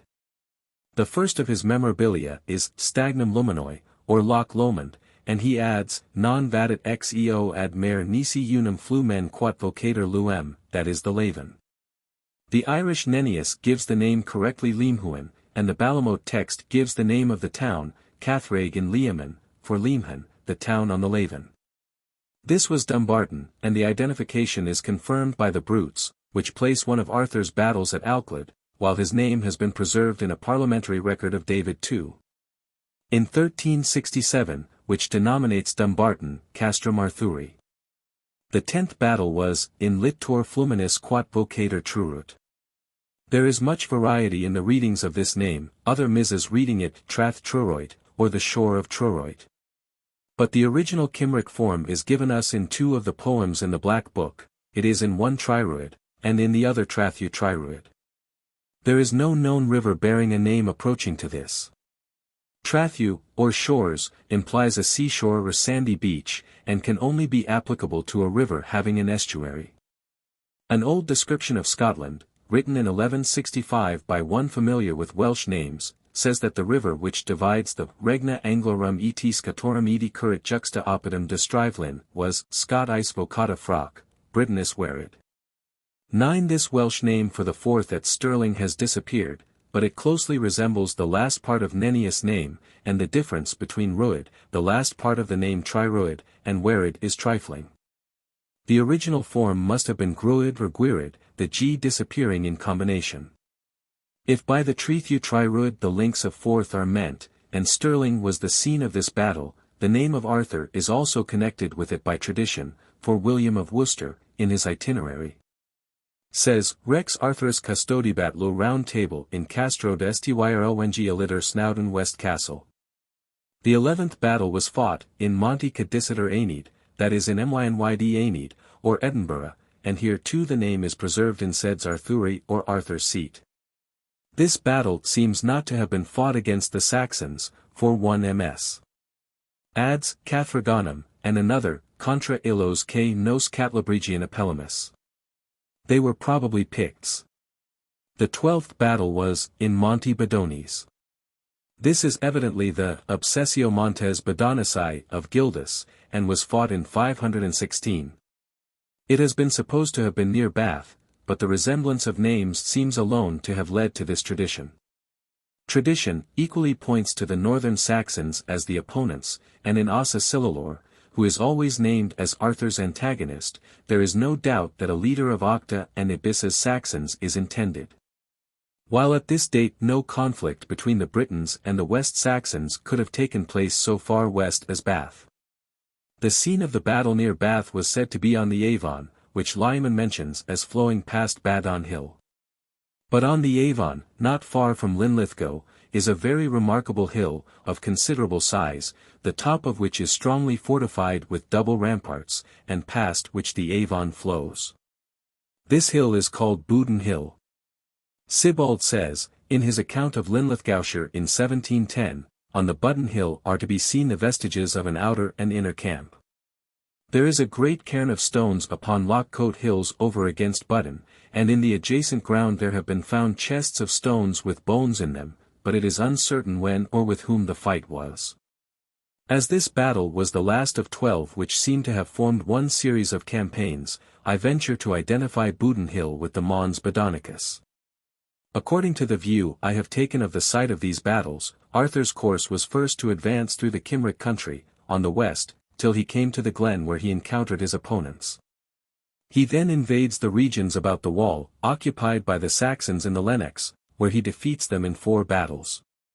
He advances along the Strath of the Carron as far as Dunipaci, where, on the Bonny, his 5th battle is fought. And from thence marches south through Tweedale, or the wood of Celadon, fighting a battle by the way, till he comes to the valley of the Gala, or Wed Ale, where he defeats the Saxons of the east coast.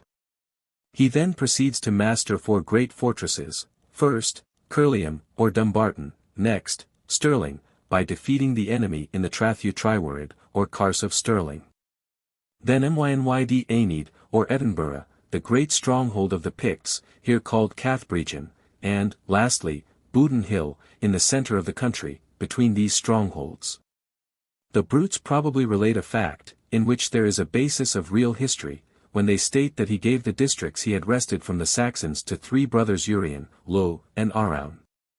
To Urien he gave Reged, and the district intended by this name appears from a previous passage, where Arthur is said to have driven the Picts from Alclyde into Gmurith, a country which is otherwise termed Reged. And that they took refuge there in Loch Lomond. Loch Lomond was therefore in it, and it must have been the district on the north side of the Roman wall or moor, from which it was called Murith. To Lu he gave Lodonsis or Lothian.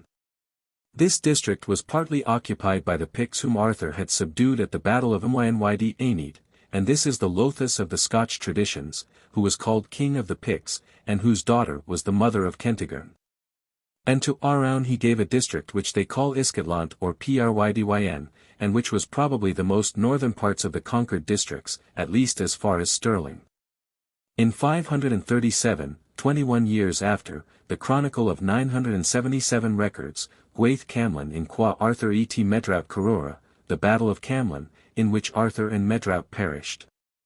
This is the celebrated Battle of Camlan, which figures so largely in the Arthurian romance, where Arthur was said to have been mortally wounded and carried to Avalon, that mysterious place. But here he is, simply recorded as having been killed in battle. It is surprising that historians should have endeavored to place this battle in the south, as the same traditions, which encircle it with so many fables, indicate very clearly who his antagonists were. Medraut or Modred was the son of that Lo to whom Arthur is said to have given Lothian, and who, as Lothus, king of the Picts, is invariably connected with that part of Scotland. His forces were Saxons, Picts and Scots, the very races Arthur is said to have conquered in his Scotch campaigns. If it is to be viewed as a real battle at all, it assumes the appearance of an insurrection of the population of these conquered districts, under Medraut, the son of that Lo to whom one of them was given, and we must look for its site there.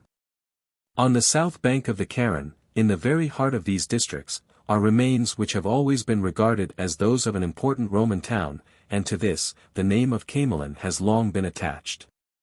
It has stronger claims than any other to be regarded as the Camlan where Arthur encountered Medraut, with his Picts, Scots, and Saxons, and perished. And its claims are strengthened by the former existence of another ancient building on the opposite side of the river, that singular monument, mentioned as far back as 1293 by the name of Furnace Arthuri, and subsequently known by that of Arthur's Uan. In thus endeavoring to identify the localities of these events connected with the names of Cuneta and of Arthur, I do not mean to say that it is all to be accepted as literal history, but as a legendary account of events which had assumed that shape as early as the 7th century, when the text of the Historia Brittonum was first put together, and which are commemorated in local tradition. The State of Britain in AD 560 when Gildas wrote, and Kings of the Line of Dyfi. Gildas, in his epistle, written probably from Armorica, draws a dark picture of the state of Britain. The colors may be overcharged and the lines deepened.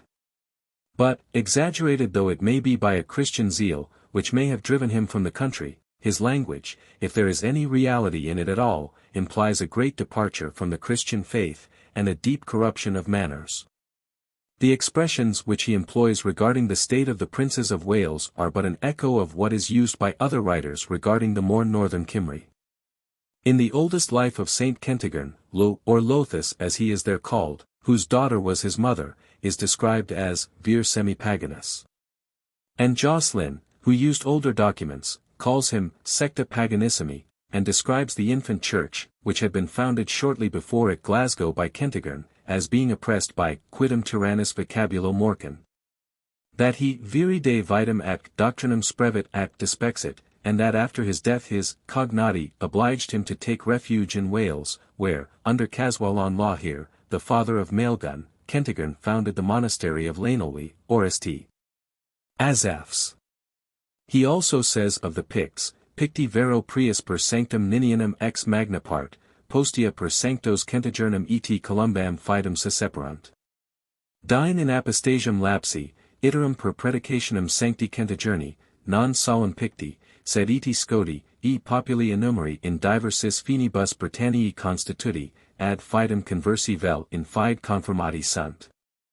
There is here indicated a widespread apostasy from the Christian church founded by Ninian, which drove Kentigern from Glasgow, and which, on his return from Wales, he was mainly instrumental in healing. His expulsion from Glasgow must have taken place between 540 and 560, as he was a considerable time in Wales and returned in 573. It therefore closely followed the Battle of Camlan. Arthur was preeminently a Christian leader. The legends connected with the battle in which he carried the image of Saint Mary on his shield, and the cross he obtained from Jerusalem, indicate this. Medraut was the son of that vir semi-paganus, Lo or Loth, and his insurrection with his Pictish and Saxon allies seems like the outburst of a pagan party.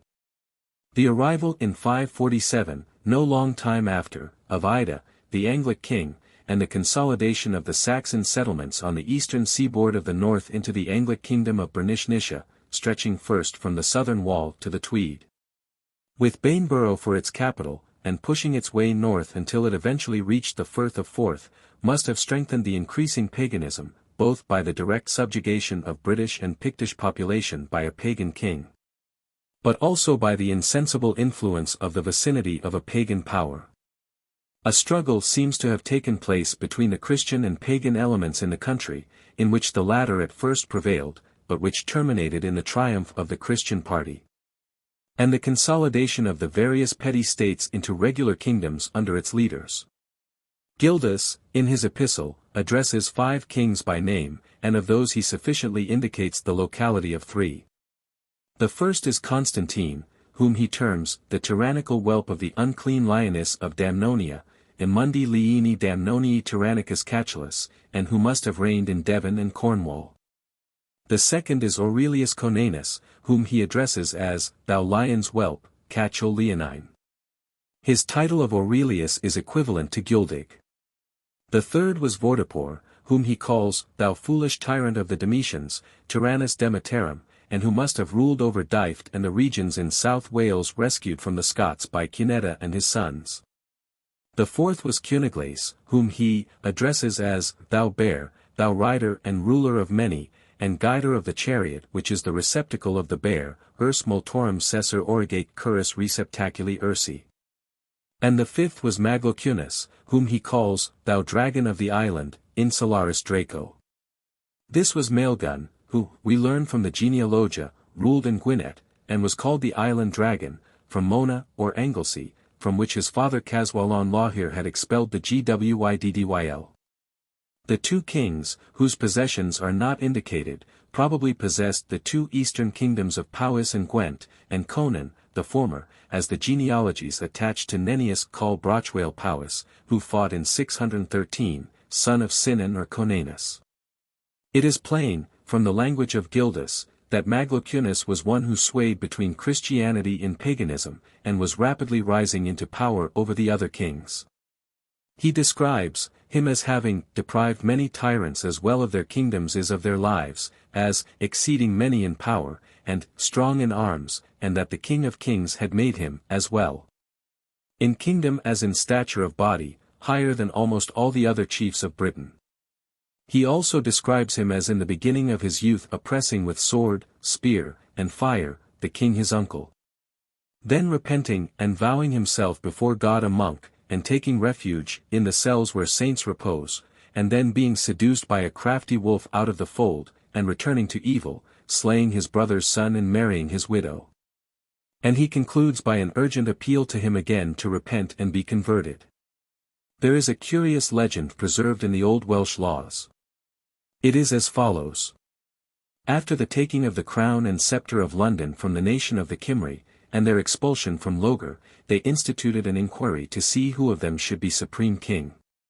The place they appointed was on Traeth Maelgun at Aberdyfi, and thereto came the men of Gwynedd, the men of Powys, the men of South Wales, of Rhiannog, Morganwg, and of Sisilog.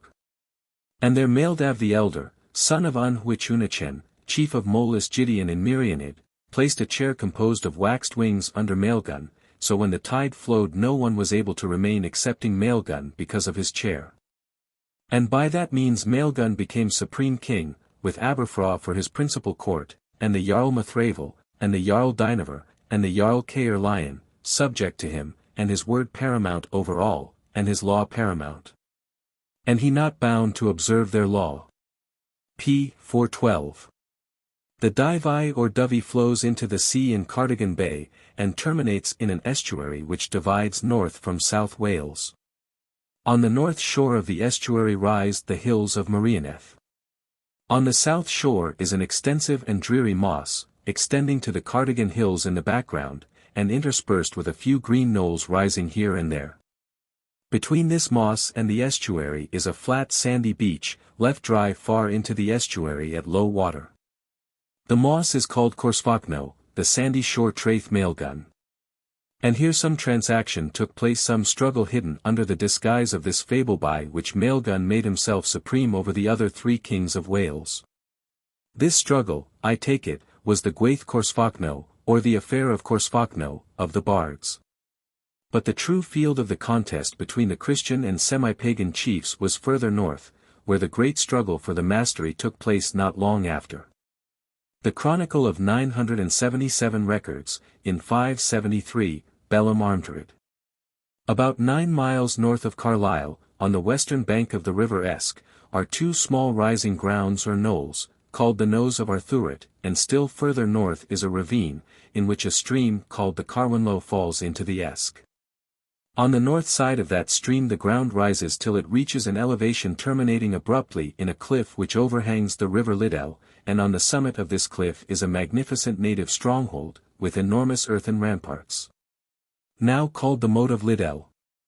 Arthuret is the Rodwood Arturid, or Pass of Arturid, forming the great western pass leading from the Roman wall into Scotland. Carwinlow is Caer Wendolu, or the city of Gwendolu, so called from the adjacent stronghold. And here, in 573, was fought the great battle of Arturid 10 between Gwendolu, whose name is surrounded by Bardic tradition with every type and symbol of a semi-pagan cult, and on the other side 3 leading chiefs, who each became the founder of a kingdom: Maelgwn Gwynedd, Rhydderch Hale, and Aidan, son of Gaffrin, called Fradog, or the Treacherous. The importance of this battle may be inferred from the part it plays in Bardic tradition, from the exaggeration with which it is attended when 80,000 Cymry are said to have been engaged in it, and, historically, from the results which followed.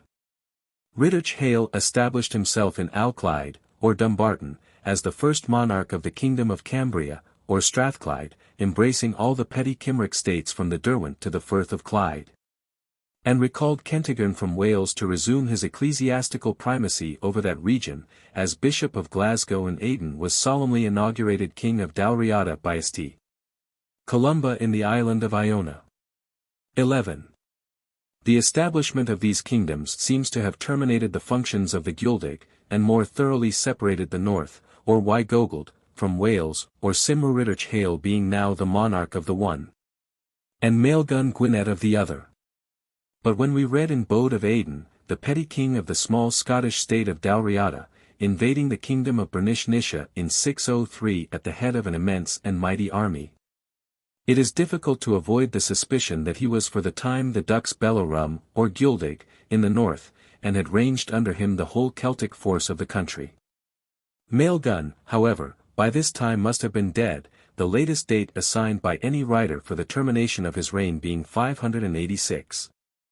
According to the Brutes he did not transmit his kingdom to his son, and the subsequent history, as given by Welsh authorities, is as follows: Maelgwn was succeeded in the sovereignty of Britain by Ceredig, and in Gwynedd, or North Wales, by Iago, son of Beli, his great-grandson.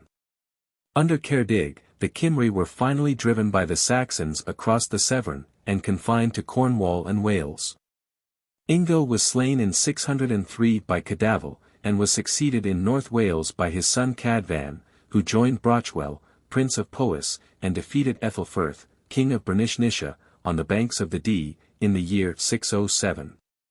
Edwin, the son of Ella, had taken refuge with Cadfan, and was brought up along with his son Cadwallon, who succeeded his father in the same year that Edwin obtained the throne, that is in 617. Cadwallon was, after 2 years, expelled from his throne by Edwin, who defeated him in a great battle, and driven to Ireland. But after some years he obtained assistance from Salomon, king of Armorica, returned to Britain, and encountered Penda, king of Mercia, whom he defeated and took prisoner, but, having afterwards united with him, they jointly attacked Edwin, and defeated and slew him. During the reign of Oswald, Cadwallon joined Penda in the war against him, which resulted in Oswald's defeat and death. He likewise took part in the war with his successor Oswy, when Penda was slain in 657, and died after a reign of 42 years.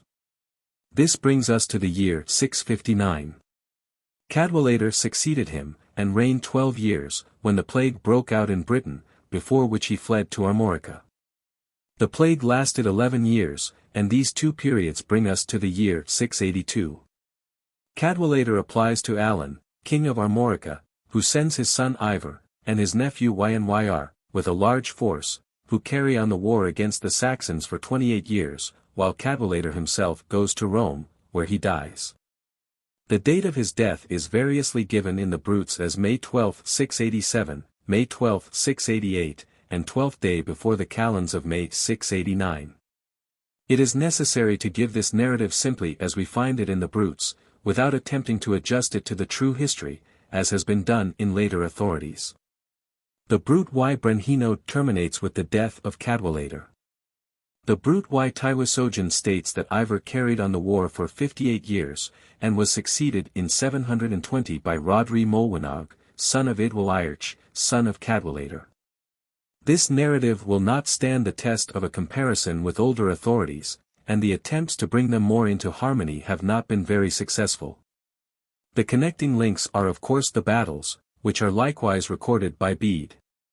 The first battle, or that fought with Brochwell on the banks of the Dee, is mentioned by Bede without the date being given, but both the Chronicle of 977 and the Irish Annals of Tyernach agree in assigning it to the year 613.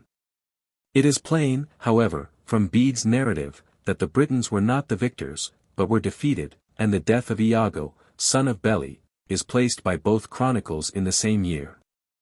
The Welsh Chronicle records in 616 the death of Ceretic, so that it is probable that a king of that name did succeed Maelgwn in the sovereignty over all Wales. In the following year the Chronicle records, Equin incipit Regner, which likewise indicates the year of Cadwallader's accession, who thus appears to have succeeded Ceretic in the sovereignty of Britain. While his father Cadvan had succeeded Iago in 613 in the kingdom of Gwynedd, and his not having possessed the sovereignty of all Wales will account for his not being mentioned in the Chronicle. The Welsh Chronicle records, in 629, Obsessio Cadwallani Regis in Insula Glannoch, which may indicate the war between him and Edwin. Bede narrates that, after a reign of 17 years, Cadwalla, king of the Britons, rebelled against Edwin, being supported by Penda, a most warlike man of the royal race of the Mercians. And that a great battle was fought in the plain called Haethfelth, when Edwin was killed, on the October 12, 633, and all his army either slain or dispersed. This battle is called by Nennius Bellum Maitson, in which he says Edwin and his sons were slain ab exercita Cadwallani Regis Gwenedot Regionis. And the Welsh Chronicle records, in 630, Geith Myserin et ib interfectus estequin cum duobus filius sui. Cadwallon autumn victor fut. Tyernach places it in 631, and says that Edwin was slain at Chan Reg Britannum et Panta Saxono. Bede tells us that a great slaughter was made of the church or nation of the Northumbrians, and that Cadwalla ravaged the whole country for a long time. The kingdom of Dara had devolved upon Osric, son of Edwin's uncle Elfric, and the kingdom of Bernichnisha upon Eanfred, the son of Ethelfrid, who had, during Edwin's life, lived in banishment among the Picts or Scots, but Cadwalla slew them both. Osric the next summer, and Eanfred after Cadwalla had ruled over Northumberland for an entire year. Bede then tells us that after the death of his brother Eanfred, Oswald advanced with an army, small indeed in number, but strengthened by the faith of Christ, and that the impious commander of the Britons, Infandus Britannum Dux, was slain. Though he had most numerous forces, at a place called Denisesburn near the Roman wall. It has been assumed that this, Infandus Britannum Dux, was the same Cadwalla who had defeated Edwin, and that the Brutes misrepresent his history in continuing his reign through those of Oswald and Oswy when he was in reality slain in 634. But it is remarkable that while Bede names Cadwalla on every occasion when he has to record his previous acts, he does not do so here, but says simply that the Dux Britannum was slain. Nennius calls this battle, Bellum Catskull, that is Cad Yesqual, the battle at the wall, and says the commander slain was Cacablon, Rex Gwenedot Regionis, while he calls Cadwalla, Cadwallon. And Tyernach still further varies the name, for in 632 he records a battle by Cathlin, in quo Oswald Mac Edelfraith Victor erat Edi Cathlin Rex Britannum cessidit, while he had named Cadwalla Chan in the previous year.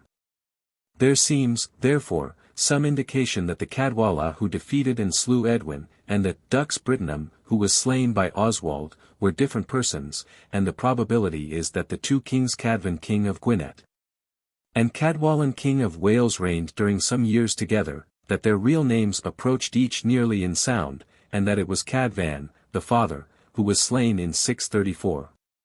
While the brutes are in this instance not unworthy of credit in representing the reign of Cadwallon, the son, as lasting many years longer. There is every reason to believe that he continued in successful hostility to the Angles at least as long as the war with Penda lasted. And the remark of Bede that the occupation of Northumbria by Cadwallon was looked upon as so unhappy and hateful, that it had been agreed by all who have written about the reigns of kings to interdict the memory of those perfidious monarchs and to assign that year to the reign of the following king, Oswald, shows that there was a strong desire to suppress as much as possible the acts of Cadwallon. It is therefore not unlikely that Cadwallon assisted Penda in the war when Oswald was slain, and in the war between Oswy and Penda, in 655, when Penda was eventually slain. It is stated by Bede that Penda had 30 legions with him, led on by 30 commanders who had come to his assistance. Tyrnach, in narrating the same event, calls them reges, and Nennius says that the reges Britannum interfecti sunt, ca exerent, cum rege Panda in expedition. But that solus autem cacabale rex genedot regionis cum exercitu eva sit de noct consurgens. That the Britons largely assisted in this war is therefore plain, and by Cacabale here probably Cadwallon is meant. His death 4 years after, in 659, as stated by the brutes, seems to me, therefore, quite in accordance with probability. No such view, however, can be taken of the 2 subsequent reigns. In them, as stated by the brutes, there are the obvious marks of fabrication. Cadwallader goes to Rome, where he dies on the 12th day before the calends of May 689. Caedwalla, king of the West Saxons a Saxon by birth and descent likewise goes to Rome, where he dies on the 20th of April 689. And the actions of Ivor, Cadwallader's successor on the throne of Wales, precisely correspond with those of Ina, Caedwalla's successor on the throne of Wessex. There are, therefore, the obvious signs of artificial construction here, and the process seems to have been this: the plague or pestilence before which Cadwallader is said to have fled to Armorica really took place. As we learn from Bede and Tyrnach, in 664, and it did not last for 11, but for only 1 year. And Nennius states explicitly that Cadwallader died in it. Dum ipsi, osquid, regnabat venit mortalitas hominum, Cacwallart regnantia pud Britons post patrem summi t in ea periet. As Osquid or Oswy died in 670, there can be no doubt that the plague in 664 is meant. But in the Chronicle of 977, it is advanced nearly 20 years, and there we read, in 682, Mortalitas magna fuit in Britannia in qua Cacwallart filius Cacwallon obiit. When this chronicle is woven into still later chronicles, instead of, in qua Cacwallart filius Cacwallon obiit, we read, pro qua Cacwallader filius Cacwallon in minorem Britanniam offugit. And Geoffrey of Monmouth adds the pilgrimage to Rome, and his death there. The steps are plain enough. First, the plague and the death of Cadwallader in it, advanced from 664 to 682. And secondly, the death denied, and Cadwallader said to have retired to Armorica. And thirdly, the incident which really terminated the life of Caedwalla of Wessex adopted and applied to that of Cadwallader. The motives which led to this fabrication are probably the same with those which led to the consensus of English historians to suppress the acts of Cadwalla. Cadwallon was evidently a powerful king and had waged, in conjunction with Penda, a successful war against the Angles of Northumbria. For 1 year he had actually been in possession of the kingdom, and his successful career of upwards of 20 years must have raised the courage and the hopes of the Cymry to the highest. Then came the disaster of 655, when Oswy crushed the combination against him, when Penda and most of his British auxiliaries were slain, and Cadwallon only escaped with his life, and died 4 years after. The result of this victory was that Oswy brought the Britons into subjection under him, a subjection which continued during his reign and that of his successor Ecgfrith, till the latter was slain in the Battle of Dunnichan in 686, and as in the case of Northumbria, the year of Cadwalla's occupation was added to the reign of Oswald, so the 20 years of this subjection was added to the reign of Cadwallader. The fact that he had died in the pestilence was not altered, but the date of it was advanced from 664 to 682. And, subsequently, the death was denied, and he was said to have retired to Armorica, whence the Cymry looked for him to return and re-establish the supremacy over the Angles lost by the disaster of 655. When the Battle of Dunnichan terminated this subjection, Bede records that, "Nulla pars Britannum, some but not all recovered their liberty, and this part was the kingdom of the northern Britons of Cumbria." For the Chronicle of 977 records no King of Wales between the death of Cadwallader in 664 and that of Rhodri in 754, when it has the entry, Rotri Rex Britannum moritur, but during that period records the deaths of the kings of Strathclyde. In 722, Belli Filius Elphin moritur, and, in 750, Tudubr Filius Belli moritur.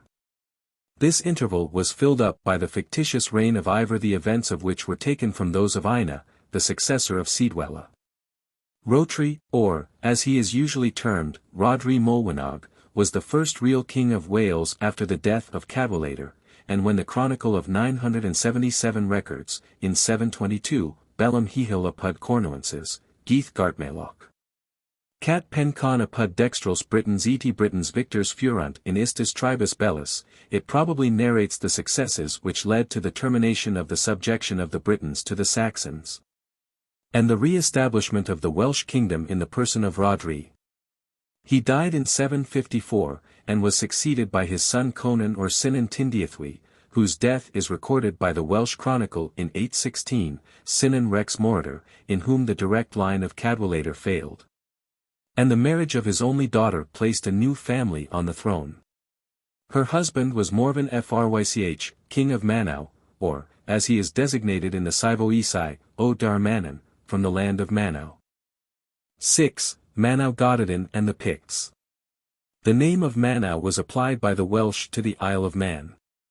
Thus, in Nennius, Trace magnas insulas habet, quarum una virgit contra Armoricas et vocator iniscaith. Secunda sita est in umbilico maris inter Hibernium et Britannium et vocator nomen aegis Eubonia, id est, Manau. Thus the Latin form was Eubonia, the Cymric, Manau. But it appears from Nennius that this name of Manau was also applied to a district in North Britain, when he says that Cuneta with his sons, venerat prius depart sinistrali, id est, de region que vocator Manau Gwydyon. The Irish name for the Isle of Man is Manan or Manan.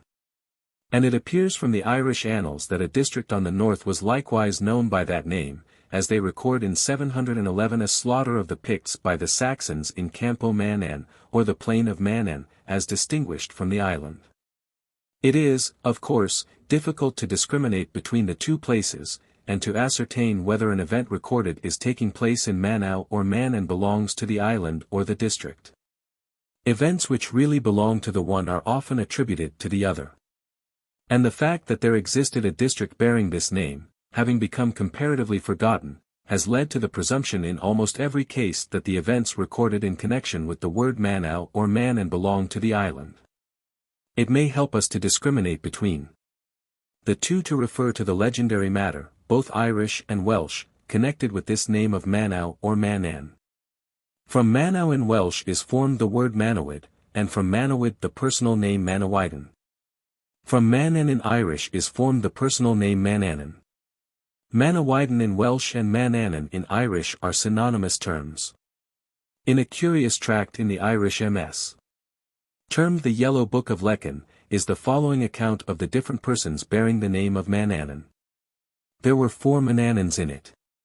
It was not in the same time they were. Manandan Macaloit, a druid of the Twelfth de Danann, and in the time of the Twelfth de Danann was he.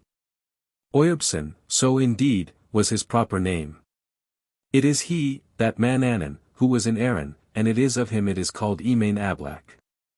12 And it was he that was killed in the battle of Quilian by Uilian Aberdruid, son of Cathar, son of Nuadad of the Silver Hand, in defending the sovereignty of Connaught.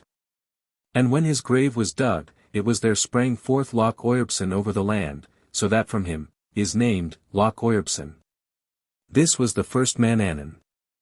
Mananan Mac Serp, king of the Isles and of Manan, in the time of Conair, son of Ederscoil, was he. And it was he made the espousal of Tweed, daughter of Conall Columrachley, the foster child of Conair, and from him is named Tuath Inper. Manannan mac Lyre, i.e.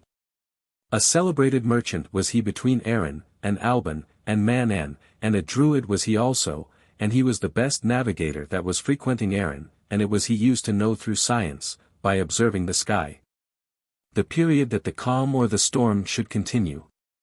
And of him the one Manannan nominabator et ideo scodi et Britons eum dominam meris vocaverant et in filium meris esse dixerent ut deum et ideo adorabator agentibus ut deum quia transformat esse in multis formis per gentilitatem. Manandan mac Ecni was the fourth Manannan. He it was that came to avenge the children of Usnech, and it was he that had sustained the children of Usnech in Alban, and they had conquered what was from Manann northwards of Alban, and it was they that drove out the 3 sons of Nathal, son of Morgan viz. Iathach, and Tuathach, and Mani Lamgarb from these lands, for it was their father that had dominion of that country, and it was the children of Usnech that killed him. Yellow Book of Lecan, Trin. Call Dub. H. 2. 16. An account of Manannan mac Llyr is found almost in the same words in Cormac's glossary, and by other Irish traditions he is made the same person with Manannan mac Alloyd, as in the following stanza in an old Irish poem. Manannan, son of Lyre, from the lake, fought many battles. Oirbson was his name, after hundreds of victories, of death he died. Both of them belong to the mythic people termed in Irish traditions, Tuatha de Danann. The second people who are said to have colonized Ireland, according to the oldest traditions, which seem to have furnished the account in Nennius, were the Nemedians or children of Nemead. They were driven out of Ireland by the pirates called the Fomor. They left in 3 bodies, commanded by the 3 grandsons of Nemead. Simon Brake, son of Starn, son of Nemead, went to Thrace with his band, and from him descended the Firbolg. Jobath, son of Jarbonel, son of Nemead, went to the north of Europe, and from him descended the Tuatha de Danann. And Briotan Mael, the son of Fergus Leithdirg, son of Nemead, went to Dovar and Yardavar in Alban, and dwelt there with his posterity. And this colony is mentioned in the Albanic Duan, where the Nemedians are said to have been the second people in Alban. The third colony in Ireland were the Firbolg, and the fourth the Tuatha de Danann, who came from the north of Europe to Alban, and remained 7 years in Dovar and Yardavar, whence they went to Ireland. There they found the Firbolg and drove them out, a part of whom, according to Irish tradition, passed over into Manann, Ely or Isla, Recra, and other islands.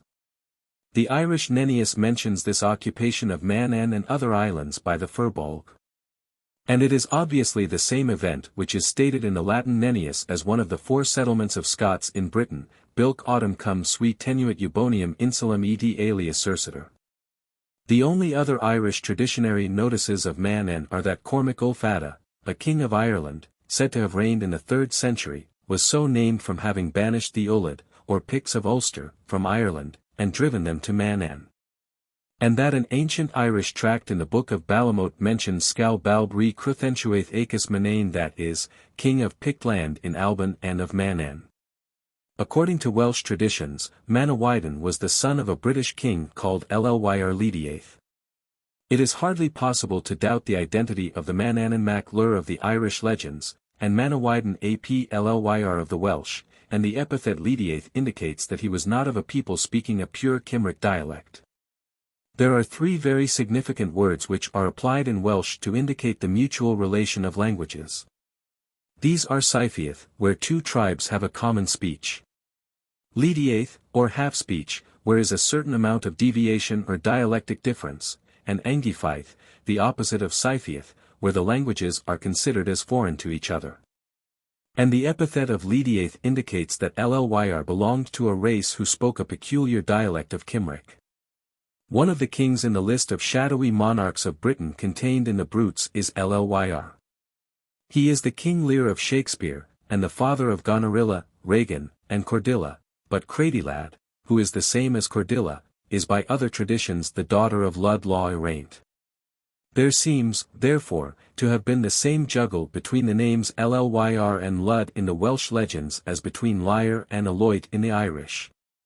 Cuneta is said in the genealogia to have gone with his sons from a regio in the north called Manau Gwydyon, and in the Welsh genealogies attached to Nennius his eldest son Tipopon is said to have died in region K vocator Manau Gododin. According to the Bonhead y Saint there were 3 holy families of Britain. The second was the family of Cuneta. The third was that of Brychan.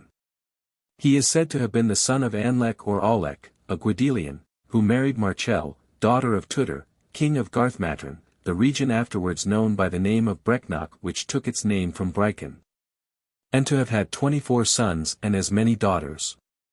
It has been supposed that there were more persons than one of the name, and the families of different Brychans have been combined by tradition in one. But be this as it may, some of the sons are connected with Manau and several of the daughters with the men of the north. Thus Rundremrud and Rohan, 2 of the sons, are said to have been slain by the Saxons and Picts, and to have founded churches in Manau. Another son, Arthen, was buried in Manau, and Run had a son Nevid, who is said to have been a bishop in Gogold, where he was slain by the Saxons and Picts. Of the daughters, Nephin was the wife of Sinvark, and mother of Urien. Gwor was the wife of Elidor Leidenwin, and mother of Lywarch Hen, Lion was the wife of Gaffron, and mother of Eden, Nephid was the wife of Tudwal, and a saint at Lech Celadon in the north. Gurgen Godu was the wife of Cadrod Calchvinid, and Gwen was the wife of Llyr Merini, and mother of Caradoc. These were all of the Gwir y Gogold, or men of the north, and Corth or Simorth, another daughter, was wife of Brynac Whittle, the father of Darenwy, and one of the Gwydl of Gwynedd. In the Cognatio de Brachan, in the Cotton Library, Vesp. A. 14, the sepulchre of Brychan is said to be, in insula K vocata enis Brachan K est juxta Maniam. Lastly, we have in a poem, which is not in either of the 4 books, but is placed by Stephens in the 10th century, mention of the Brithwer du Ofana, or Black Brithwer from Manau. That these notices of Manau or Manan in the Irish and Welsh legends do not all apply to the same place seems plain enough, and it remains to find a clue to disentangle them. That the second of the 4 Mananans belongs to the island, and the 4th to the region in Alban, seems obvious. The first and third, whether they are to be viewed as the same or different Mananans, equally belong to the legend of the Tuatha de Danann. And as they occupied a district in Alban, it is probable that they are associated with both island and region. The Manan colonized by the Firbolg was certainly the island. On the other hand, Cuneta came from the region in the north, and the family of Brychan, whose sons were slain in Manau by the Picts and Saxons, and whose daughters married men of the north, also belongs to the region in the north. The clue seems to be that the island was associated with the name of the Scots, and the region with that of the Picts. Nennius includes the settlement of Bilk cum Sui, or of the Firbolg, in Man and other islands, among the colonies of the Scots in Britain, and Orosius, who wrote in the 5th century, says that Mavania insula a Scatorum gentibus habitator. On the other hand, the Picts seem peculiarly connected with the region of Manau in the north. Cormac drove Picts of Ulster to Manan, and it is connected with the kingdom of Crethentuath, or Pictland in Alban. Nennius calls the people whom Arthur defeated at Mynyd Aenid, or Edinburgh, Cath Bregan, and the Brithwer are frequently mentioned in the poems. The words which form the root of these epithets are, brith, forming in the feminine braith, diversicolor, maculosus, and brych the equivalent in Cymric of the Gaelic break macula. Both refer to the name Picti, or painted.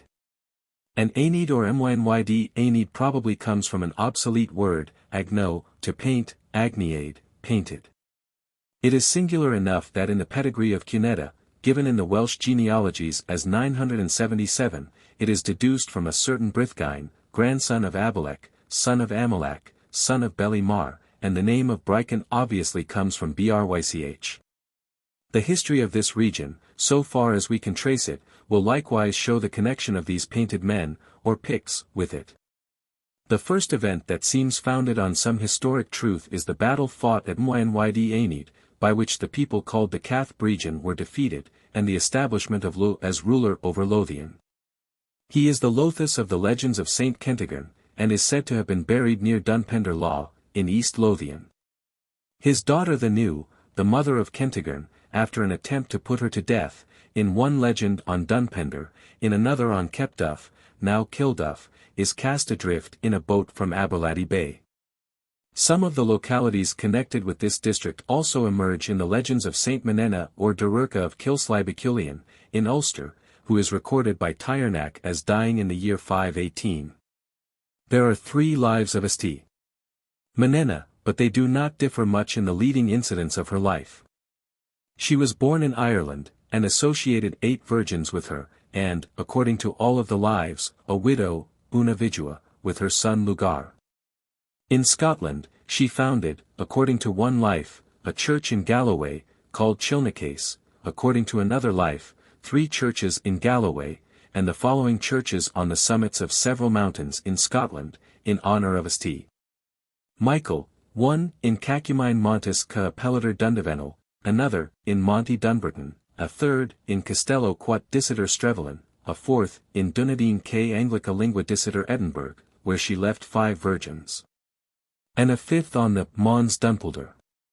The first was on Dundonald in Ayrshire, near the mouth of the Irvine, into which the glen flows, where Arthur's first battle was fought. And the 3 next were on the 3 fortified rocks of Dumbarton, Stirling, and Edinburgh, where Arthur fought 3 of his battles. While Dunpelder, on which she founded another, is associated with Lo or Lothus, on whom Arthur bestowed the territory of Lothian. As Arthur was preeminently a Christian hero fighting against pagan Saxons and apostate Picts, these foundations appear to synchronize with the re-establishment of the Christian church there. And as one of Menena's churches was on Dunpender Law, it seems not improbable that the New, the mother of Kentigern, was, in point of fact, one of the virgins in that church. Kentigern must have been born about 518, which synchronizes with the date of Menena's death, and one of her virgins, called Tannat, is said in one of the lives to have died 3 days after her. Menena's church was in that part of Ulster called Dallerada, and peopled by the Irish Picts. And her foundations in Scotland being in Galloway and in the regions near Edinburgh, show that her mission mainly was to the Picts of Galloway and of Manau. The connection between the Picts of Ulster and the Picts of Manau, obscurely shadowed forth in the legendary expulsion of the Ultonians to Manau, by Cormac, King of Ireland, in the 3rd century, appears to have existed at this time.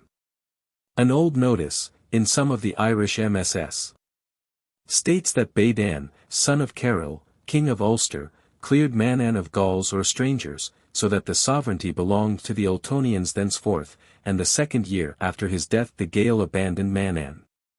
13 Badan died, according to Tyernack, in 581. In 577, he records, Primum Periculum Olad and Eamon, and, in 578, Abravergio Olad du Umania. The Annals of Ulster give these names as Euphania and Eumania. It has been supposed that Eumania or Eamon, the old capital of Ulster, is meant. But the expression Abravergio could hardly be used with reference to a place within Ulster, and the Irish annalists were not likely to pervert the name of a place so celebrated as that of Eumania. These names Eumania and Euphania are more probably attempts to express the Latin name Eubonia, and to refer to Manau, and to the expedition by which Badan cleared it of Gauls. 2 years after his death the Gael are said to have left it. And, in 583, Tyernack records the Battle of Manau by Aidan mac Gabran, king of Dalriada, which likewise appears in the Old Welsh Chronicle in 584 as Bellum contra Eubonium. It was therefore a battle fought between Aidan and the people of Manau. The next event recorded in connection with Manau is the war between Penda with the aid of the Britons, and Oswy, in which the former was overthrown and slain, and the latter extended his dominion over the Britons, and wrested from the Picts a part of their provincia. Bode tells us that in a year which he does not specify, but which must have been after the year 653, Oswy was exposed to the fierce and intolerable eruptions of Penda, king of the Mercians. and promised to give him more and greater royal ornaments than can be imagined to purchase peace, provided the king would return home and cease to ravage and destroy the provinces of his kingdom. But that Penda refused to grant his request, and resolved to destroy and extirpate all his nation. Whereupon Oswy attacked him with a small army. Though he had 30 legions led on by most skillful commanders, the pagans were defeated and slain. The 30 royal commanders were almost all of them killed, and he adds, the battle was fought near the river Winwade. The same transaction is narrated by the author of the Genealogia, but it is obvious that he is making use of two separate accounts. For the second paragraph narrates what must have preceded the conclusion of the first, and in the one the king of Mercia is called Panda, and in the other Penda. By this account, the 30 commanders were kings of the Britons, who go with Panda on an expedition as far as the city of Udu, Usque in urbum quo vocator Udu, and Oswy gave to Penda all the wealth that he had in the city. Even into Manau, reddit divicias cum eo in urb, Usque in Manau, Pendi, and Penda gave it to the British kings, and this was called Atbrit Uda the ransom of Udu.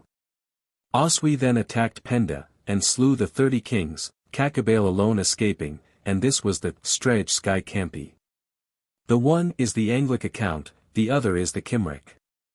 By the latter, Oswy bought off the attack upon the city of Udu, and the city itself, and the battle which followed must have been in or near Manau. The two accounts are not inconsistent, except in so far as Bede says that Penda refused the redemption money, while the Welsh account says he took it and gave it to the British kings. Both agree that he was attacked, and the 30 commanders slain. Bede does not say where this happened, except that the battle was near the river Winwade. The Welsh account says it was in the north, and is corroborated both by Florence of Worcester, who says that Penda invaded Bernishnisha, and by Tyrnak, who says that he was accompanied by 30 kings. Bede does not expressly say that Penda was slain in that battle, but in the next section he adds that Oswy brought the war to a conclusion by his slaughter, in Region Loides, on the November 15 in the 13th year of his reign. Which represents in Bede the year 655. And the Chronicle of 977 implies that the two events were not the same, for it has in 656 Strege Sky Campi, and in the following year, 657, Panoxizio.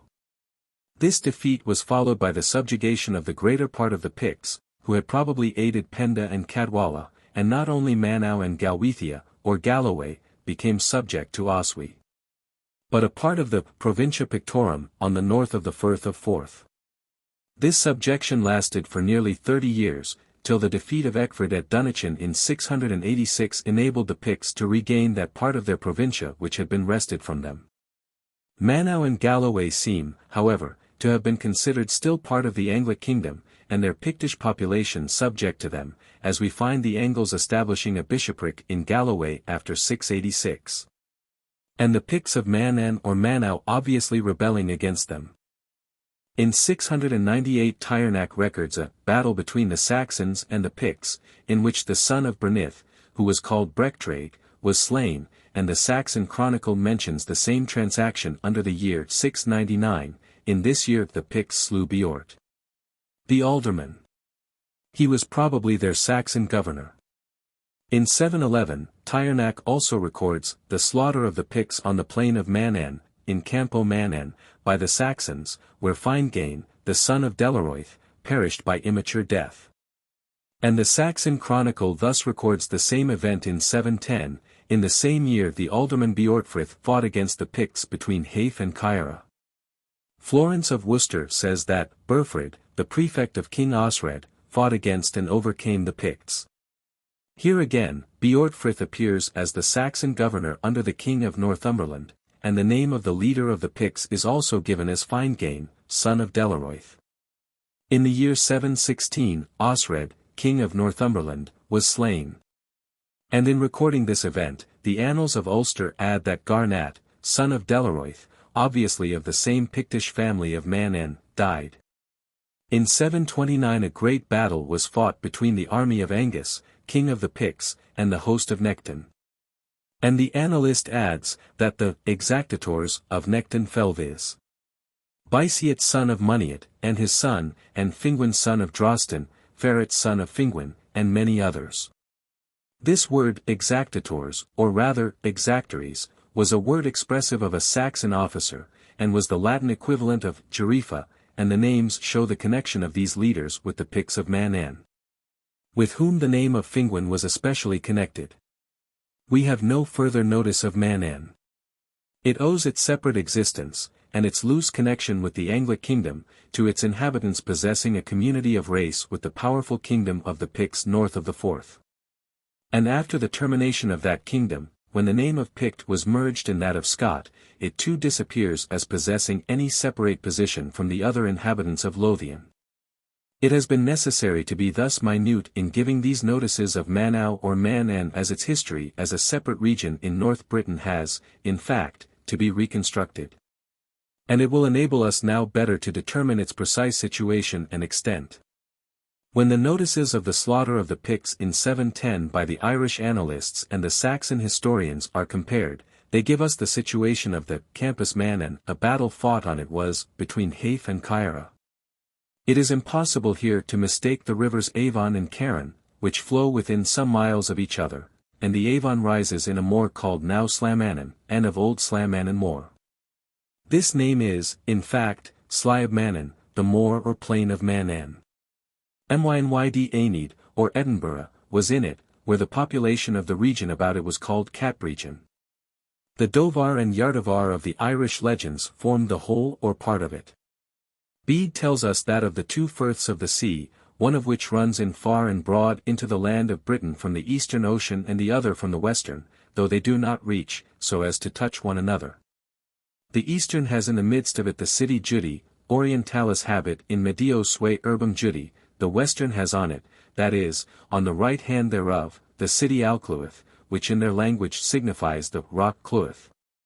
For it is close by the river of that name. Bede's city of Judi is the same as Nennius Urbs Udu, G falling away in Welsh in combination, and in an old tract in the Book of Lecan ascribed to Angus the Culdee, who lived in the 9th century. Quelenrose or Culross is said to be between the Sliabnachal, or range of the Ochils, and Muren Juden, or the Sea of Juden, Reeves Culdees, p. 124, and we learn from Simeon of Durham that the Sea of Lindisfarne, which marks the actual possessions of the Angles, extended to the river Esk, beyond which they only possessed settlements.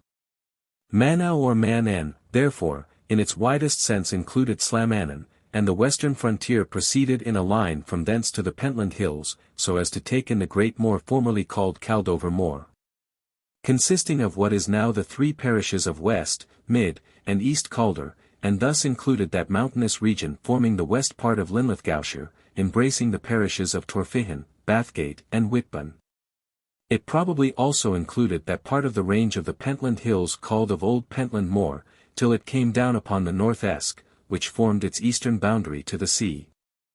On the northwest there lay between it and the Carron the district of Calatria or Calathros, containing on the coast the parishes of Kinnell and Caradon, while from Caradon to the Esk the coast would belong to Manau.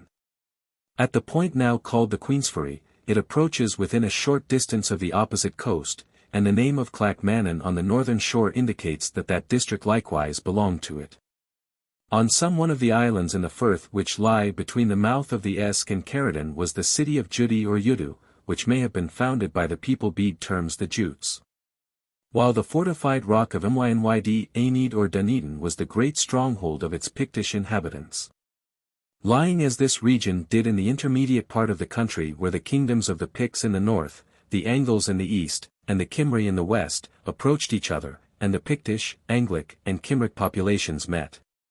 It could not but have had a mixed population. We see that an early colony of Saxons bad obtained settlements in this part of the country. Arthur fought several of his battles against them within its limits, and the king of Ulster cleared Manau of Gauls. Here also dwelt the Picts of Lothian, known under the names of Brithwar and of Catbregion. The former name comes from Brith, which in its primary sense means speckled or spotted, but in its secondary sense mixed, and may indicate a mixed people. Bregion comes from brych or break, and this word crops up here and there over the district. Falkirk was in Gaelic, Iglay Break, and in Saxon, Falkirk, the spotted or brindled church, Mynyd Aenid, the Painted Mount. While Caldevar Moss is bounded on the west by the river Brych. When Medrawd, the son of Lugh, rebelled against Arthur, it was with a mixed army of Picts, Saxons, and Britons. From this region Cunedda went with his sons, and gave a royal house to the throne of Wales in the person of Maelgwn and his descendants. When this house failed in the person of Cynan Tindathwy, there is every reason to believe that the same region gave a second royal house to Wales, in the person of Mervyn Frych, and that he came from the region of Manau, and not from the island. His epithet of Brych points to this. He was the son of Gwydyon, who married Nest, daughter of Cadael Dirnlug, prince of Powys, and Gwydyon is the same name as the Pictish Ferat. His pedigree is deduced from Dwywc, a son of Llywarch Hen, and Llywarch Hen was one of the men of the north, and his mother was a daughter of Brychan. Mervyn is said in the Cyfoesai to be O Dar Manau, from the region of Manau, and not O Ynys Manau, from the island of Manau.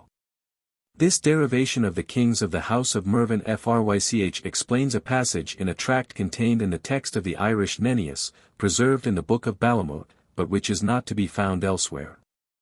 After stating the first departure of the Romans, this text proceeds to say that Sauron then assumed the sovereignty of Britain, and established his power over the Saxons and Picts.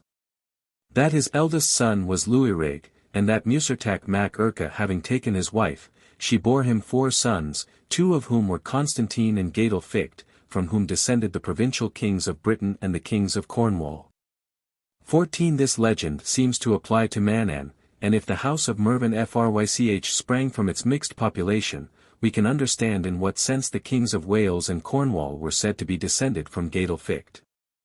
Mervyn Frych married Eselt, the daughter of Cynan, the last king of the house of Maelgwn Gwynedd, and inherited Powys through his mother, and acquired Gwynedd through his wife.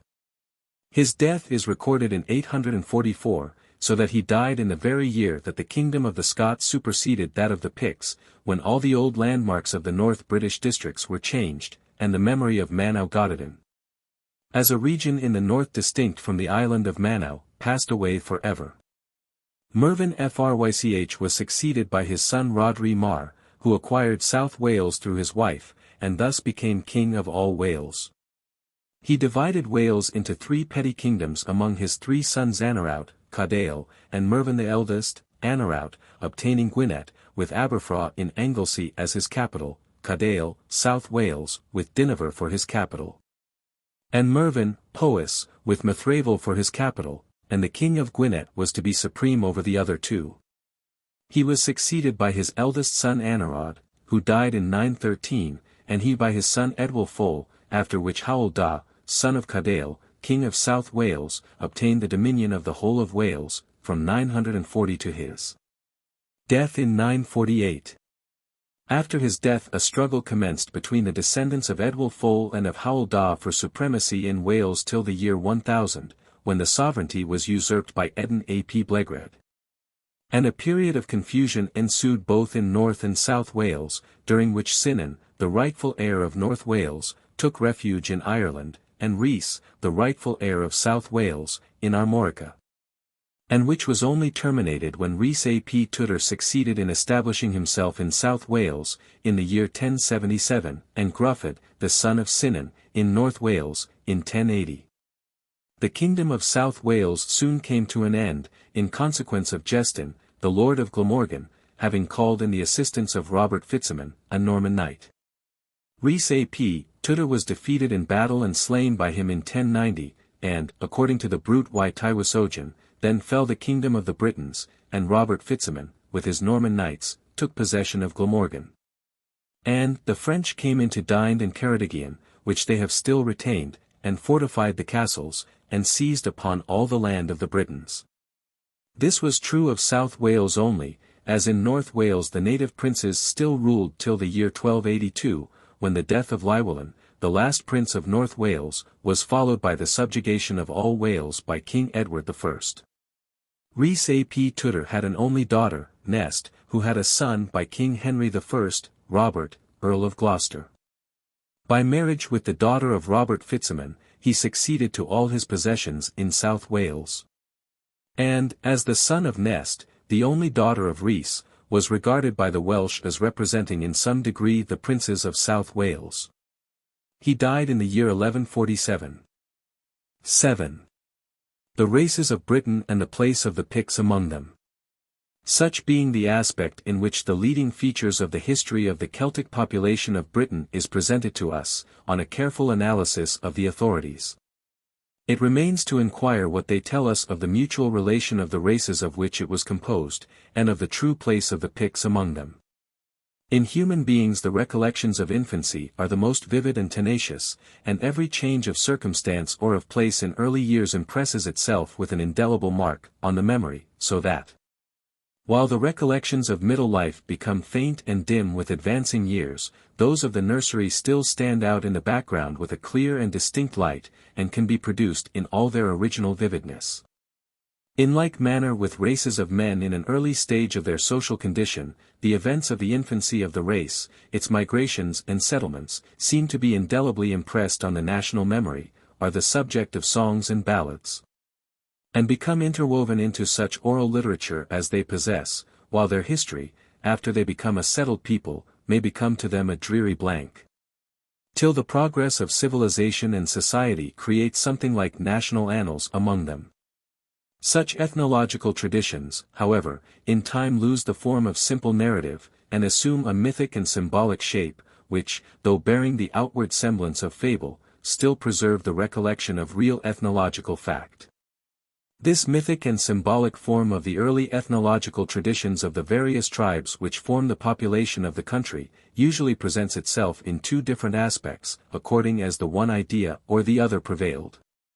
According to the one, these tribes were a series of colonies arriving in the country at different times, and succeeding each other as occupants of the land, and their migrations from some distant land, in which some fancied resemblance in name or customs had fixed their origin, are minutely detailed. According to the other, each race is represented by an eponymous, or supposed common ancestor, bearing a name derived from that of the people. And the several eponymi representing the population of the country are connected in an ethnological genealogy, in which they appear as fathers, brothers, or cousins, according to their supposed relation to each other. We have a classical instance of this in the Greek traditions, where Helen, the eponymous of the Hellenes, is father of Aeolus Dorus, and Xuthus, and the latter of Achaeus and Ionis. While the Aeolians and Dorians appear in other traditions as successively overrunning the country. In Britain we have the same twofold myth. Brutus, the eponymous of the Britons, being, in the Brutes, father of Camber Locrinus and Albanactus, while, in the Triads, the Cymri, the Loegri, and the Brython, are successive colonies which entered the country from different lands.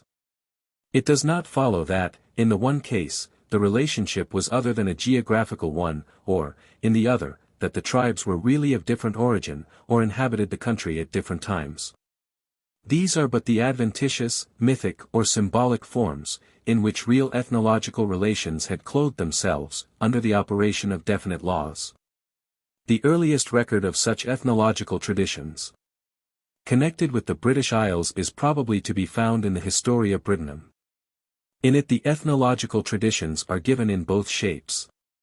In that in which they were symbolized by a genealogy, and which is certainly part of the original tract, the author states as his source, Veter's Libri Veterum Nostrorum, and concludes the chapter by stating, Hanc peritium in vini ex tradition veterum, ca incoli in primo fuerant Britanniae. In this genealogy he says, Hesitio autem habuit filios quatuor, hae sunt, Francus, Romanus, Brito, Albanus. Ab hesitian autem ordit sunt quatuor gentes, Franci, Latini, Albani, eti Briti. In the Albanic Duan, which seems to have belonged to some collection of editions to Nennius, and which contains the oldest record of the ethnological traditions of Scotland, the brothers Britus and Albanus appear as the eponymy of the two Celtic races inhabiting respectively Britain and Alban, or Scotland. Thus, O, all ye learn of Alban, ye well-skilled host of yellow hair. What was the first invasion? Is it known to you? Which took the land of Alban? Albanus possessed it, numerous his hosts. He was the illustrious son of Isacon. He and Bryutis were brothers without deceit.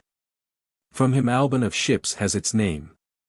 Bryutis banished his active brother across the stormy sea of Ict. Bryutis possessed the noble Alban as far as the conspicuous promontory of Fothiadain. 15. Here the two brothers, Britus and Albanus, appear, and the latter is the eponymous of the inhabitants of Alban or Scotland, while the tradition of the retreat of the race of the one before that of the other seems to be preserved. What races, then, were typified by the brothers Britus and Albanus? A passage in one of the old poems preserved in the Book of Taliesin indicates this very clearly. The Historia had given us 3 of the sons of Hesitio Romanus, Britus, and Albanus, the brotherhood in such a genealogy implying no more than their mutual presence in the same country. And in the poem referred to there, is an obvious reference to the same tradition. 3 races, wrathful, of right qualities. Gwyddyl and Brython and Romani create war and tumult. Here the Romani and Brython represent Romanus and Britus, and Gwyddyl comes in place of Albanus. This term Gwyddyl, though latterly used by the Welsh as synonymous with Irish, was formerly applied to the whole Gaelic race as distinguished from the Cymric. This is apparent from another poem in the Book of Taliesin, where the Celtic inhabitants of the British Isles are thus enumerated. Let us make great rejoicing after exhaustion. And the reconciliation of the Cymri and men of Dublin. The Gwyddyl of Iwerden, Mon, and Prydyn. The Cornish men and the Clyde men. Here the Cymri of Wales and the Britons of Cornwall and Strathclyde are contrasted with the Gwyddyl of Ireland, Anglesey, and Scotland. In short, the Gaelic race in its full extension at that period, including Prydyn, or North Britain, and Mona, or Anglesey, as well as Ireland. To which of these 2 races then did the Picts belong, and was their language identical either with the Cymric or the Gaelic, or, if it was a different dialect, to which did it approach nearest?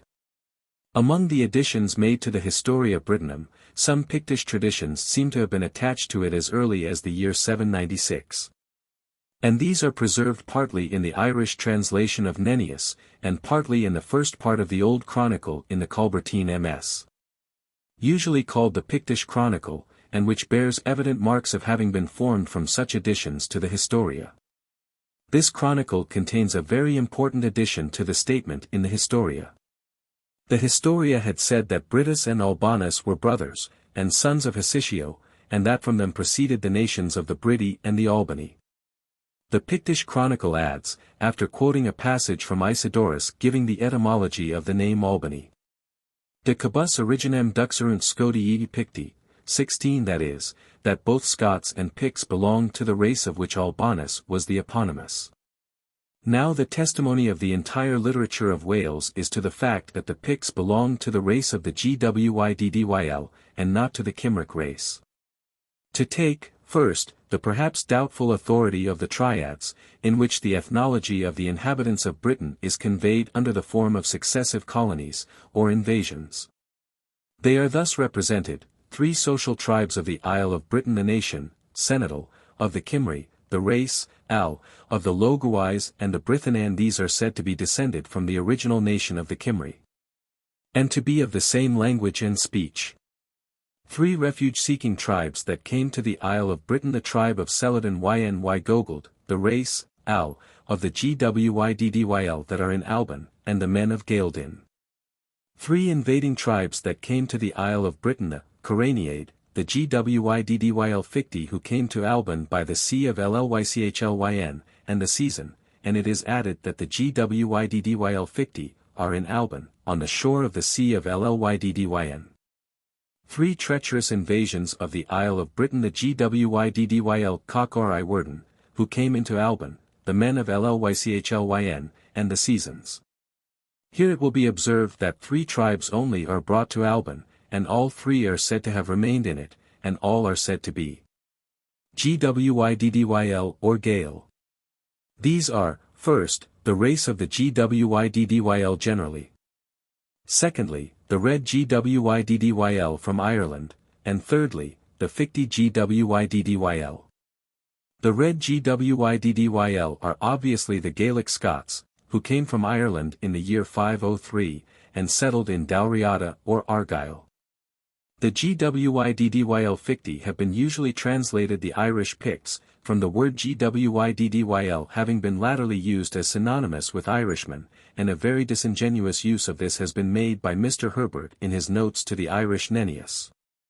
But the translation is erroneous, for the word Gwyddyl was at that time a name of race, and not a geographical term, and was applied to the whole Gaelic race, and, moreover, it is not an adjective, but a substantive. Gwyddyl Picti meaning the Picti or Pictish Gwyddyl, just as Gwyddyl cock means the red Gwyddyl. That by these Picti Gwyddyl, the Picts of the Pictish kingdom in Scotland are meant, and not Irish Picts, in the sense of Picts dwelling in or emigrating from Ireland, is plain.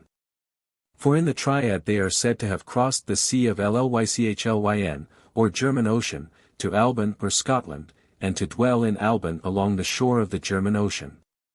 That it was applied to the Picts forming the great Pictish kingdom of Scotland, is also clear from the Brutes compared with each other and with the Irish annalist Tyrnach. In the year 750 a great battle was fought between the Britons of Strathclyde and the Picts of Scotland, at a place called by the Welsh chronicles Magedal or Meskdock, now Mugdock, in Dumbartonshire, the ancient seat of the Earls of Lennox. Which is thus described by Tyrnach, a battle between the Pictons and the Britons viz. Talorgan, the son of Fergus, and his brother, and the slaughter of the Picardac with him. In the Brut y Tywysogen it is thus given, the action of Mageddock, in which the Britons conquered the Gwyddyl Picti after a bloody battle. Talorgan, who commanded them, was brother of Angus mac Fergus, king of Fortran, or the Picts of Scotland, and they are here termed Gwyddyl Picti. Although the authority of the Triads is not unexceptionable, it is confirmed by the more authentic Triads of Arthur and his warriors, where 3 tribes came into this island and did not again go out of it. And the second is, the tribe of the Gwyddyl Picti. The statement here given of that form of the tradition which represents the ethnology of the inhabitants of North Britain under the form of successive colonies, so exactly accords with what we find in other statements of it as to leave little doubt that it is a faithful representation of this form of the tradition. And its harmony with the older statement of the other form of it in the Historia Brittonum, is apparent. In the one we have Albanus, the eponymous of the Gwyddyl, called the brother of Britus, and progenitor of the Albany from whom the Picti and Scoti took their origin. In the other we have the race of the Gwyddyl in Alban, and the successive colonies in Alban after them, the Gwyddyl Picti from Llychlyn, and the Gwyddyl cock from Iwerden or Ireland. The former being, as shown by the Brut y Tywysogen, the Picts of Scotland, and the latter the Scots of Dalriada. The legend of the origin of the Picts, as contained in the Brutes, is that they came from Scythia and settled in Alban. That they asked wives of the Britons and were refused, and then married wives of the Gwyddyl. The text of the Brute in the Red Book of Hergest adds, and their children and offspring increased, and the people multiplied. This people are the Gwyddyl Picti, and it is thus they came and were first continued in this island, and to this day have remained without going from it. Another text in one of the Henrik Misses adds, and thus arose this people. And this people were called Gwyddyl Pictiite, and this is the reason that they were called Gwyddyl Pictiite, and they are still a tribe among the Britons. 17 The tale that they were refused wives of the Britons and married wives of the Gwyddyl certainly implies that the Welsh considered that they did not speak a Cymric but a Gaelic dialect. For the legend is based upon the idea that the spoken language of a people was derived from their mothers, and is conveyed in the popular expression, the mother tongue. And it is so understood in Lyman's Brute. Through the same woman, who there long dwelt, the folk gone to speak Ireland's speech. And in one of the poems in the Book of Taliesin, where the Picts are symbolized by the expression, y cath vraith, there is this line, the cat vraith of a strange language, Angiphiathon, is troubled from the ford of Teradir to Port Wygwyr in Mona. There is no doubt that the allusion here is to the Picts. The name of Gwyddyl Ficti, as applied to the Picts, thus rests on better authority than that of the Triads. In the old poems, though the Picts are usually termed the Brithwr, yet this name of Gwyddyl Ficti is also applied to them, as in a curious old poem in the Book of Taliesin, 5 chiefs there shall be of the Gwyddyl Ficti. The Picts are thus clearly assigned by the Welsh authorities to the race of the Gwyddyl. And if they were really, according to the prevailing modern theory, a Cymric people speaking a Cymric dialect, it is hardly conceivable that the Cymri themselves should have thus so invariably classed them with the Gwyddyl, and attached that word to their name. The whole testimony of the Britons themselves, and the inferences to be drawn from tradition, thus clearly range the Picts as a people with the Gwyddyl or Gaelic division of the great Celtic race, and not with the Cymric or British. And point to their race and language both being Gaelic. But though this may be true of the core or central body of the people, there are yet indications that the more outlying or frontier portions were extensively mixed with other people, and especially with the 3 races of the Saxons, the Scots of Ireland, and the Britons. And first of the Saxons. It is somewhat remarkable that when Ammianus Marcellinus narrates the first great outburst of the barbarian, or ex-provincial tribes, against the Romans in 360, he enumerates them as consisting of the gentes Scatorum Pictorum. In the second invasion, in 364, they were joined by 2 other nations, and consisted of the Picti Saxonesque, Edi Scoti Edi Atticati. And in the third invasion, in 368, of the Picti in duas gentes divisi Dicalidones Edi Vecturiones, Ididemc Atticati bellicosa hominum natio, Edi Scoti per diversa vagantes. It is hardly possible to avoid the suspicion that the epithets applied here to each people point to characteristics connected with their name. In Cormac's glossary the old form of the name Scot is given as Sciut. Squite signifies wanderers. And the epithet vagantes is attached to the Scots. Cath, war, seems to enter into the name Atticati, and they are bellicosa natio. So the peculiarity of the Picti was, that they were, in duas gentes divisi. This seems to imply that the dui gentes were of different race. Now it is remarkable that while the Picti and the Saxons are connected together in the second invasion, the Saxons are omitted from the third. And the Picti then, for the first time, appear as composed of 2 gentes, while Claudian, in writing of the same invasion, expressly mentions the Saxons along with the Picts as forming part of the Ravagers, and names the Orkneys as their seat. Madurant Sax 1 Fuso. Orcades, incaluit pictorum sanguine thuli. Scatorum cumulos flevic glacialis urn. I have elsewhere shown 18 that the tradition given by Nennius, that Octa and Ibusa, the son and nephew of Hengist, led a body of Saxons past the Orkneys, and took possession of a part of Scotland, usque ad Confinia Pictorum. Indicated a real settlement of Saxons on the east coast of Scotland as early as the year 374. And it is not impossible that they may have allied with the Picts proper so closely as to form one of the 2 gentes, and that the Vecturiones included them. A conjecture perhaps strengthened by the appearance of the Picts and Saxons in close union in 429 in Constantius' Life of St. German, by the fact that the ancestor of the Jutes, who were Octa's people, was Vecta, the son of Odin, and that another part of the same people were termed by Bede, Vectuarii. Be this as it may, there sent undoubtedly to have been settlements of Saxons at a very early period along the east coast of Scotland among that part of the Picts. But if there were Saxon settlements among the Picts on the east coast, the Scots made a settlement in their western district, in part of Argyllshire, which they called Dalriada. Bede gives the best indication of the nature of this settlement. He says of the Firth of Clyde that it was a sinus maris per maximus, ca antiquitas gentem Britannum a Pictis cicernabat, that Britannia post Britons edi Pictos tertium Scatorum nationem in part Pictorum respit. And that they settled ad cujus videlicet sinus partem septentrionalum. We know that this mythic colony of the Scots represented an actual settlement of them in Dalriada, which took place in the year 503, if not earlier, and that they too settled among the Picts. On their southern frontier they seem to have become mixed with the Britons. The indication afforded by the Albanic Duan of an early encroachment of the tribes represented by the name Britus upon those represented by Albanus, as far as Fiefness, has already been noticed. In several of the old poems contained in the Book of Taliesin, allusion is made to a combination between the Brython and the Gwyddyl, and the name of Brithwr, which means mixed men as well as painted men, seems to have been applied to this mixed part of the Pictish nation. Higden, in his Polychronicon, in giving the fable of Carausius settling a body of Picts in Albania, adds, ubi premixticum Britanibus per subsequens evum premanserant, which implies that such a mixture of the two people had been known as a fact. And one of the Pictish legends preserved in the Irish Nennius indicates this also.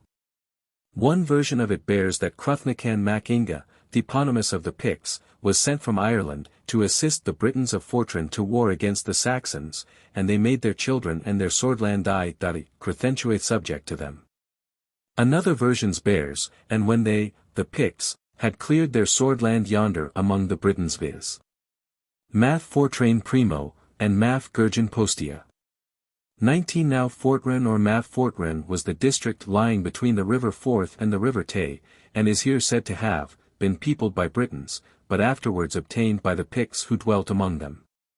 And Math Gurgen is a district on the east coast, now called Mearns, which the Picts won when warring against the Saxons, and where they subjected their children. The presence, therefore, both of Britons and Saxons as part of the population of the districts which, under the name of Cruthentue, was the territory of the Pictish kingdom, is here indicated. So far as race is concerned, therefore, the Pictish nation presents itself to us in the following aspect. The main body and center of the nation, pure Albanic or Old Gwyddyl, with the outlying parts mixed with other races Saxons on the east coast, Scots in Argyll, and Britons south of the Tay, each having occasionally seen a king of their own race on the throne, and the Scots succeeding in converting the accession of one of their race to the throne, in right of his Pictish blood through his female descent, into their permanent supremacy over the Pictish population of the country people and language gradually merging and disappearing under the general term of Scottish. In endeavoring to determine the ethnological position of any people who, like the Picts, once existed as a distinctive element in the population of the country, but who have left no living representative to bear witness to their characteristics. There are other sources of information to which we may resort besides the evidence of writers contemporaneous with their existence as a known and distinct people, as to the particular race among the inhabitants of the country to which they belonged, or as to the existence among them of a living tradition of their origin. There is the evidence afforded by an analysis of such remains of their language as may have come down to us, indicating its philological relation to the languages spoken by the other races in the country. And there is likewise the inference to be derived from the topography of the districts which they are known to have occupied. The evidence afforded by these three sources of information does not always correspond, and it is necessary carefully to discriminate between them in their bearing upon each other, and upon the problem to be solved. Where a people remains unmixed in race, and has retained the spoken language originally peculiar to them, unmodified by foreign influences, and where that people has always formed the sole inhabitants of the districts occupied by them, the evidence afforded by each of these sources of information may be expected exactly to reflect the conclusions of the others. The traditions of the people, and the statements of contemporary writers, will refer them to a race speaking a language similar to their own. And the vocables which enter into the topography of the districts occupied by them will manifestly belong to the same original language.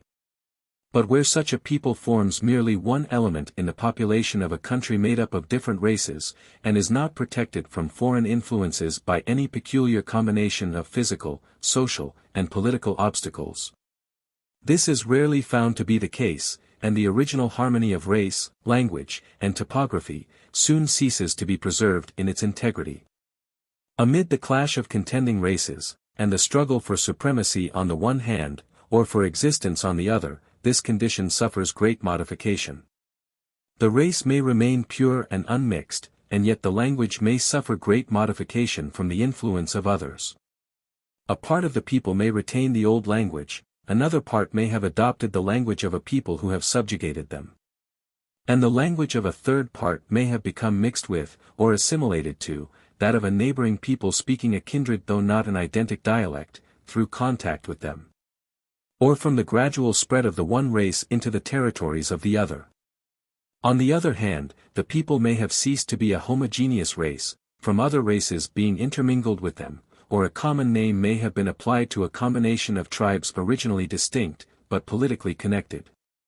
And yet the language of one of these tribes may have spread over the whole nation, or a form of the spoken language may have been adopted as the medium of official intercourse or selected for the purpose of conveying the knowledge of Christianity, and become the vehicle of instruction and civilization.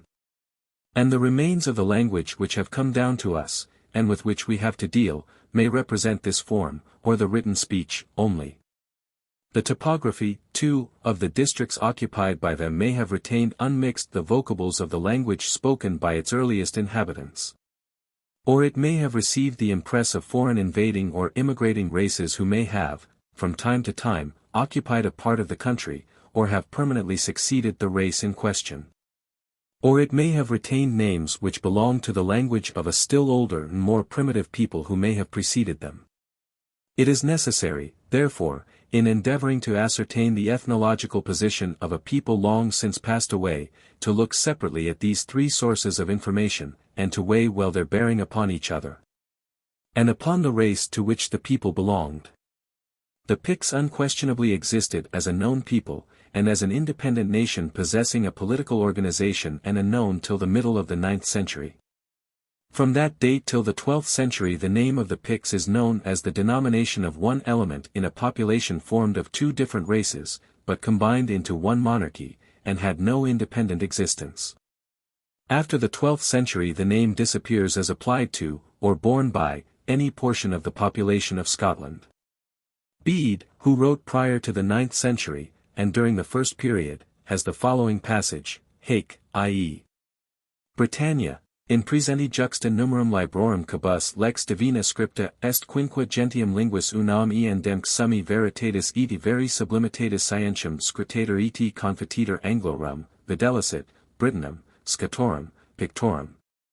Eti Latinorum quae meditation scripturarum cateris omnibus est facta communis. In another place he says of Oswald, king of Northumbria, Denique omnes nations eti provincias Britanniae quae in quatuor linguas, id est, Britanum, Pictorum, Scatorum, eti Anglorum divisi sunt, in dicion accipit. And afterwards, in narrating the letter written by Ceolfrid, abbot of Jarrow in Northumberland, to Nathan, Rex Pictorum ca septentrionals Britanniae plagas inhabitant, in the year 710, that is, during his own lifetime. He says, Haec epistola cum present rege ne tono multisque viris doctoribus esset lecta ac diligenter obhisca intelligere poterant in linguam aegis proprium interpretata. Henry of Huntingdon, who wrote about 1135, and therefore in the second period, repeats the statement of Bede, quinque autem linguis uditer Britannia, Britanum, videlicet, Anglorum, Scatorum, Pictorum. Eti Latinorum quae doctrina scripturarum cateris omnibus est facta communis. But adds this qualification, quambis Picti jam videanter deliti et lingua earum ita omnino destructa ut jam fabula videator quat in veterum scriptus earum mentio invenitor. Bede, therefore, knew of the Picts as an existing people, and of a language termed the Pictish, and, in his own day, tells of a letter translated into it as the language of the kingdom of Naton or Necton. And when Henry of Huntingdon wrote, the people and their language had apparently so entirely passed away that it appeared like a fable that any kingdom of the Picts, and any such language, had ever existed. It seems strange that Henry of Huntingdon should have made this statement almost in the very year in which the Picts, as a body, formed an entire division of the Scottish army at the Battle of the Standard, and when Reginald of Durham, in the same century, refers to their language as then spoken at Kirkcudbright in Galloway.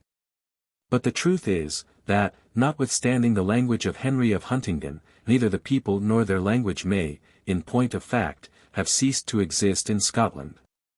The one as an element in the conglomerate of different races which compose the population of the monarchy, and the other as the patois of a district. Nor does it follow, from the language of Bede, that the Picts must of necessity have been a different race, and their language a different language from any of the other peoples and languages enumerated in the same passage. What, then, did Bede and Henry of Huntingdon mean when the former enumerated the Pictish as a separate and distinct language, and the latter said that this people and language were destroyed? While it is evident that large bodies of the people remained, and that a language called the Pictish was still spoken by some portion of the inhabitants of the country. If the language referred to by Bede was the spoken language of a people of unmixed race, possessing but one common form of speech, then these statements certainly imply that it was something distinct as a language from that of the Angles, Scots, or Britons, and that in Henry's time the people called the Picts had been either entirely extirpated, or so completely subjugated that all distinctive character had been lost, and that they now spoke the language of their conquerors. If, however, the Picts were a people consisting of various tribes, politically combined into one nation, and the language referred to was that form of language adopted as the medium through which they had been instructed in knowledge, and in which all public affairs were carried on, then this by no means follows. Such a language might have perished when the kingdom was destroyed. It may have been merely a different form of a language analogous either to that of the Angles or Scots or Britons, and the spoken language of the Pictish tribes, or of some of them, may have remained as the vernacular dialect of those who survived the revolution which destroyed their independence. The language referred to by Bede and Henry of Huntingdon was a cultivated or literary language, which had been brought under the trammels of written forms. It was a language in which the Word of God was studied, and we know how the dialect selected for the teaching of the Christian Church becomes elevated above the spoken dialects into a fixed standard for the whole nation. It was a language into which Ceolfrid's letter was translated by the "viri doctors" of the court, and it was this same language which is stated to have ceased to exist in Henry's time. Its position, in this respect, is analogous to the German literary language, technically called New High German. Like the Celtic, the German spoken dialects fall into two classes, which are usually called High German and Low German. The differences between them are not so broad or so vital as those between the two types of the Celtic, the Gaelic, and the Cymric dialects, and they are more of a geographical than of a philological character. Grimm remarks this when he says that language is susceptible of a physical as well as an intellectual influence, and, though its principal elements remain the same, is, by long residence in mountains, woods, plains, or sea-coast, differently toned, so as to form separate subordinate dialects. All experience shows, says he, that the mountain air makes the sounds sharp and rough, the plain, soft and smooth. On the Alps the tendency is to diphthongs and aspirates. On the plain to narrow and thin vowels, and to medii and tenues among the consonants. The former represents the High German dialects, the latter the Low. The written language, however, or the literary German, is not identical with any one spoken dialect. It approaches more nearly to the High than to the Low German, but it is, in fact, an independent form of the language, the creation, in a sense, of Martin Luther, who, with the view of making his translation of the Bible adapted to all Germany, adopted as his medium a form of the language based upon the Upper Saxon and the official language of the German Empire, and this form of the language, stamped with the impress of his vigorous intellect, and popularized through the first Protestant version of the Bible, was adopted as the language of the literature of Germany, and, subjected to the cultivation it necessarily produced, became the language of the educated classes. The language of Holland or the Dutch is a Low German dialect, and is more nearly allied to the Low than the latter is to the High German. But it is an independent language, and has its own cultivation and literature, and its own translation of the Bible. Now, a historian might well say that the Word of God was studied in the 5 languages of the English, the French, the Dutch, the German, and the Latin, and yet one of them, the Dutch, would be closely allied to one form of the German. Again, if we could suppose Germany conquered by the Dutch, the German written and language would be superseded by the Dutch equally written and cultivated language. The Low German dialects would be as closely assimilated to the literary Dutch as the High German dialects now are to the literary German, and the latter would occupy the same position in which the Low German now is. In such a case we could well understand a writer, 3 centuries after the event, saying that the Germans had disappeared. And the German language was so completely destroyed that the mention of it and its literature in former writers appeared like fables. And yet the people and the spoken dialects of Germany would have remained unchanged and been there just as they always had been. Substitute Scot for Dutch and Pict for German, and this is exactly the state of matters producing the phenomena noted by Bede and Henry of Huntingdon, and it is perfectly possible that the Picts may have been very nearly allied, both in race and language, with either the Britons or the Scots who conquered them. And that they may have remained as an element in the population, and their language as the patois of a district, long after the days of Henry of Huntingdon, in a country in which both Scot and Briton entered so largely into its population. I have thought it necessary to enter at some length into the consideration of the meaning and import of these passages of Bede and Henry of Huntingdon, as a right understanding of them has a most material bearing upon the question. 8. The Celtic dialects and the probable character of the Pictish language. There is a fallacy which lurks in many of the arguments regarding the ethnological character of the old Celtic nations, based upon the modern languages. In arguing from the modern languages, it is always assumed that the language of each branch of the old Celtic race must be represented by one or other of the modern Celtic dialects. This fallacy pervades the writings of almost all of our ethnological writers, who argue as if, when a classical writer states that a difference existed between the language of 2 divisions of the old Celtic people, and when there is reason to suppose that the language of the one resembled the Welsh, then it must of necessity follow that the language of the other was the Gaelic. But this by no follows, nor is it at all self-evident that these modern Celtic languages represent all the ancient dialects. On the contrary, analogy and experience would lead us to a different conclusion. The ruder a language is, the more multiplied are its dialects, and the great medium for reducing their number is its cultivation. Before the introduction of writing, the means of such cultivation were to a great extent wanting. The Christian Church was the great civilizer, and it was through its agency that these dialects received their cultivation, and one of their forms raised to the position of a written language. In the anti-Christian period of the Celtic language, the diversity of dialects must have been very great, and there may be many which have no direct representative among the modern languages. There may be many lost dialects on the continent. And one such certainly existed, as we have seen in our own island, which has long ago disappeared, viz. the Pictish. There run, however, through the whole of the modern Celtic languages 2 great distinctive dialectic differences, which lie deep in the very groundwork of the language, and must have existed before their entrance into Great Britain, if not before their entrance into Europe. These differences separate these languages into 2 classes, each consisting of 3 of the spoken tongues. The one class, which we shall call the Cymric, consists of the Breton, the Welsh, and the Cornish. The other, which we shall call the Gaelic, consists of the Irish, the Manx, and the Scotch Gaelic.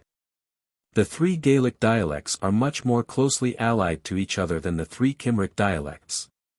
But each of the dialects composing the one class possesses in common those great distinctive differences which separate them from the 3 dialects composing the other class. But while this great diversity exists, there are also analogies so close, vital, and fundamental, as to leave no doubt that they are all children of one common parent. Their vocabulary is, to a great extent, closely allied. A distinguished Welsh scholar of the present day estimates that 2/3 of the vocabulary of the 6 dialects are substantially the same, and I believe this conclusion to be correct. A number of the primitive adjectives expressing the simplest conceptions are the same. It is a peculiarity of both classes that the irregular forms bear a smaller proportion to the regular forms than is usual.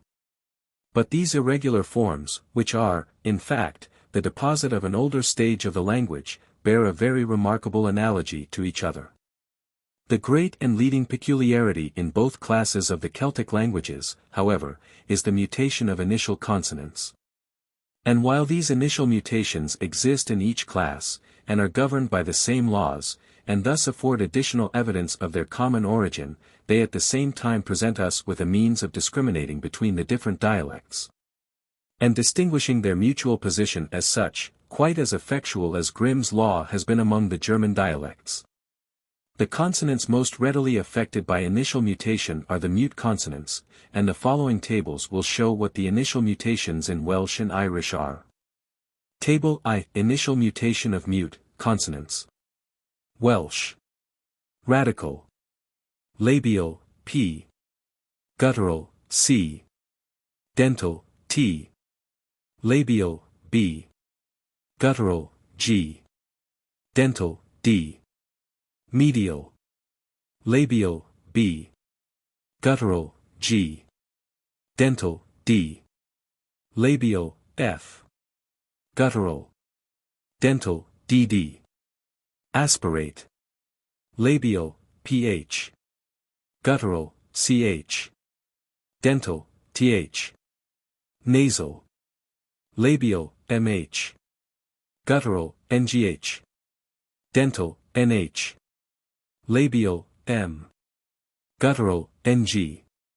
Dental, N. Irish. Radical.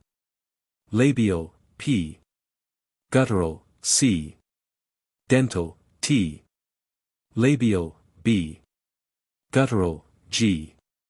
Dental, D. F. Eclipsis. Labial, B. Guttural, G. Dental, D. Labial, M. Guttural, NG. Dental, N. BH. Aspirate. Labial, PH. Guttural, CH. Dental, TH. Labial, BH. Guttural, GH. Dental, DH. FH. But while these consonants thus undergo a change according to fixed laws within the limits of the language itself, there is also a similar interchange of sounds between the different spoken languages. And it is obvious that if the changes which the same words undergo in different dialects follow regular laws, the phonetic laws of these languages are of the utmost importance in discriminating their dialectic differences. The phonetic law which governs the relations of Welsh and Gaelic, so far as regards the mute consonants, is this: each mute consonant in Welsh has two changes in Gaelic, either into its own middle sound, or into another consonant of the same character, but of a different organ. Thus the labial P passes into its middle sound B, as in pen, a summit; bean, a hill; Cerwydywydych, brega, pretty; pinson, bean gone, a sprig; or into the guttural C, as in pen, scene, a head; pren, cran, a tree; plant, clan, children; pwy, cia, who. This latter change is deeply rooted in Welsh and Gaelic, and enters into the very life of the language, of which we have two very remarkable instances. The word pacha, for Easter, can only have entered these languages after the establishment of the Christian Church, when the languages, under the influence of its teaching, were passing into the fixed form of a written and cultivated speech. But while in Welsh it becomes pasg, in Gaelic, under the operation of this law, it becomes casg. On the other hand, St. Ciaran, an Irish saint, and the founder of Clonmacnoise, passed over, in the 6th century, into Cornwall, and had no sooner put his foot on Cymric ground than he became Saint Piran. In the next class of the mutes the converse takes place, for the Welsh guttural G either disappears or passes into the dental D, as in gel, daoil, a leech; gloin, dealan, coal; gunid, dianid, to do; gobaith, dobchais, hope. There is here, however, a slight deviation from the general rule. G in Welsh is usually combined with W, and is in this combination the Welsh digamma, but instead of passing into W, according to the law, it becomes in Gaelic F. That is, the guttural in Welsh passes into an aspirated labial in Gaelic, as in gwyn, fian, wine; gwir, fear, true; gwr, fear, a man.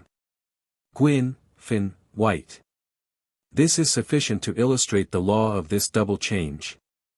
But it is rather remarkable that while the one change is into a different character of the same letter, and in strict accordance with the phonetic change within the language itself, the other change is from a letter of one organ to that of another. As from labial to guttural, and guttural to dental.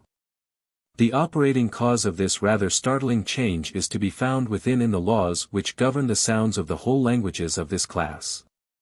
And in consequence of which the same phenomenon presents itself in other members of the Indo-European family. There are two influences at work at all languages, antagonistic and mutually destructive of each other: the etymologic and the phonetic. The one governs the formation of a language, the other aids in its disorganization. The etymologic influence has reference to meaning only, and brings together sounds which do not harmonize. These are immediately assailed by the phonetic influence, and modified till they are brought to a more simple and harmonious sound. History knows nothing of the formation of languages, and the phonetic influence is at work, and language in a process of decay, before the people which speak it have entered the historic period. But when these phonetic laws have become known, we are able to trace back the sounds, however impaired, to their original constituent elements. These contrasts, then, of labial and guttural and dental, draw us back to a time when there were complex sounds which the human ear could not long tolerate, and which, by the modification of one or other element, passed over into the more simple sound, and in their divorce from each other present this great contrast. There was probably a complex sound composed of a guttural and labial, K, or hard C, and V, or P. By one member of the family the C will be softened to S, and then disappear, while the V will be hardened to P, and remain alone. In another, the hard C will remain, and the V be softened to U, and then disappear, leaving the C alone. An instance of this is the word for a horse, which runs through most of the languages of the Indo-European family. The original term must have been akvas, in Sanskrit it becomes asvas, in Zend, aspas, in Greek, ippos, and in Gaulish or Old Celtic, epo. In Latin the hard C is retained, and V modified, and it becomes equus, and in Gaelic, ek. The same process would seem to have been gone through within the Celtic languages, as the old inscriptions indicate that the Old Celtic word for a son was makvas. By one branch of the race the hard C was softened, and then dropped, while the V was hardened to P, producing the Welsh map, a son. By the other, the hard C was retained, but the V softened to U, in which form we have it as maki, and finally dropped, leaving the Gaelic mac. The digamma, too, was originally a complex sound, which in Welsh is GW, and in Latin V, and in Gaelic F. The consonantal changes between Welsh and Gaelic are, then, as follow. Table 2, Phonetic laws between Welsh and Gaelic. P into C or B. G into D. W into O. C into T or G. GW into F. Y into E. B into G. H into S or F. E into EA. The vowel changes from Welsh to Gaelic are from W to O and Y to E, which are likewise the masculine and feminine forms in Welsh, as Welsh / Gaelic. TRWMM / F / Trom. CRWMM / Crom F / Crom. Bican M / Beckhon F / Began. BRYCHM. Brek F / Break. The vowel E becomes EA, as in pen, ahead, seen, and been, G. Such being the relations between Gaelic and Welsh, it must be obvious that they are of a nature to enable us to fix, from the form of the words, the relative position of almost any Celtic dialect to these two great types of the twofold division of the language. And the question at once arises, whether they may not enable us to determine the position of that one Celtic dialect in Great Britain of which we have no direct living representative is the Pictish. Of this language only 5 words have been handed directly down to us, but still, if these words are of such a kind as to exhibit some of the phonetic laws of the language, we are not without the means of determining this question. These 5 words are: 1. Penfahel, Bede, who wrote in the 8th century, says that the Roman wall commenced about 2 miles west of the monastery of Abercorn, in loco ca sermon pictorum Penfahel, lingua autem Anglorum penultin appellator. And Nennius adds that the wall was called Britannico sermon Gual, and extended, a pengual que villa Scotti senale, onlice vero penultin dicitor. This gives us pengual as the British form, Penfahel as the Pictish, and senale as the Scottish. 2. UR. One of the Pictish legends which had been added to the Historia Brittonum, and has been preserved in the Irish Nennius, is expressly stated to have been taken from the books of the Picts. And has so important a bearing on this question that I insert it here entire. Of the origin of the Cruithnich here. Cruithn, son of Sing, son of Luke Tai, son of Part Allen, son of Agnoin, son of Bwain, son of Mays, son of Fathecht, son of Iapheth, son of No. He was the father of the Cruithnich, and reigned 100 years. These are the 7 sons of Cruithn viz. Fib, Fidak, Fodla, Fortrend, Warlike, Kate, Su, Sirigan. They divided the land into 7 divisions, as Columcille says. 7 children of Cruithn divided Alban into 7 divisions. Kate, Su, Sirig, a warlike clan. Fib, Fidak, Fodla, Fortran. And the name of each man is given to their territories, as Fib, Su, Kate, and the rest. 13 kings of them took possession. Fib reigned 24 years, Fidak, 40 years, Fortrend, 70 years, Kate, 22 years, Su, 12 years. Sirig, 80 years, Enbican, son of Kate, 30 years, Finecta, 60 years, Gwydyd Gadbre, id est, Gais, 1 year, Jest Gurid, 40 years, Urges, 30 years, Brudpont, 30 kings of them. And Brud was the name of each man of them, and of the divisions of the other men. They possessed 150 years, as it is in the books of the Cruithnich. Brudpont, B. Erpont, B. Leo, B. Erlio, B. Gant, B. Ergant, B. Nith, B. Ergnith, B. Fek, B. Erfich, B. Cal, B. Urkel, B. Sint, B. Ursint, B. Feth, B. Urfith, B. Ru, B. Arrow, B. Gart, B. Urgert, B. Sind, B. Ursind, B. Uip, B. Uruip, B. Grith, B. Urgrith, B. Muin, B. Ernmin. 20. Thus ends this very curious fragment, which undoubtedly contains a number of Pictish vocables. I shall advert to these afterwards. At present I have to do with only one. It will be observed that the names of the 30 kings descended from Brudpont consist of only 15 vocables, each name being repeated with the syllable ur prefixed. We have something exactly analogous to this in the Old Welsh genealogies annexed to the Harleian MS of Nennius, and written in the year 977. The ancestry of Cuneda Guledig is there thus given: Cuneda, son of Patern, son of Tacit, son of Sain, son of Gersine, son of Doli, son of Girdali, son of Dove, son of Gurdovn. This is evidently the same thing Gur, or Gwr, representing the Pictish Ur. Again, one of the Pictish names is Hergest, and this name is repeated afterwards in the list of Pictish kings, where we twice have Ungust, son of Hergest. While the Irish annals give the Irish equivalent as Aon Gus, son of Fergus representing Ur. We thus get the following forms: Cymric, Gwr, Pictish, Ur, Gaelic, Fear. 3. Scaloth. Reginald of Durham, in his Libellus de Admirandis Beati Cuthberti Virtutibus work of the 12th century tells, of, a certain, Scholasticus Pictorum apud Cuthbrictis Church, or Kirkcudbright in Galloway.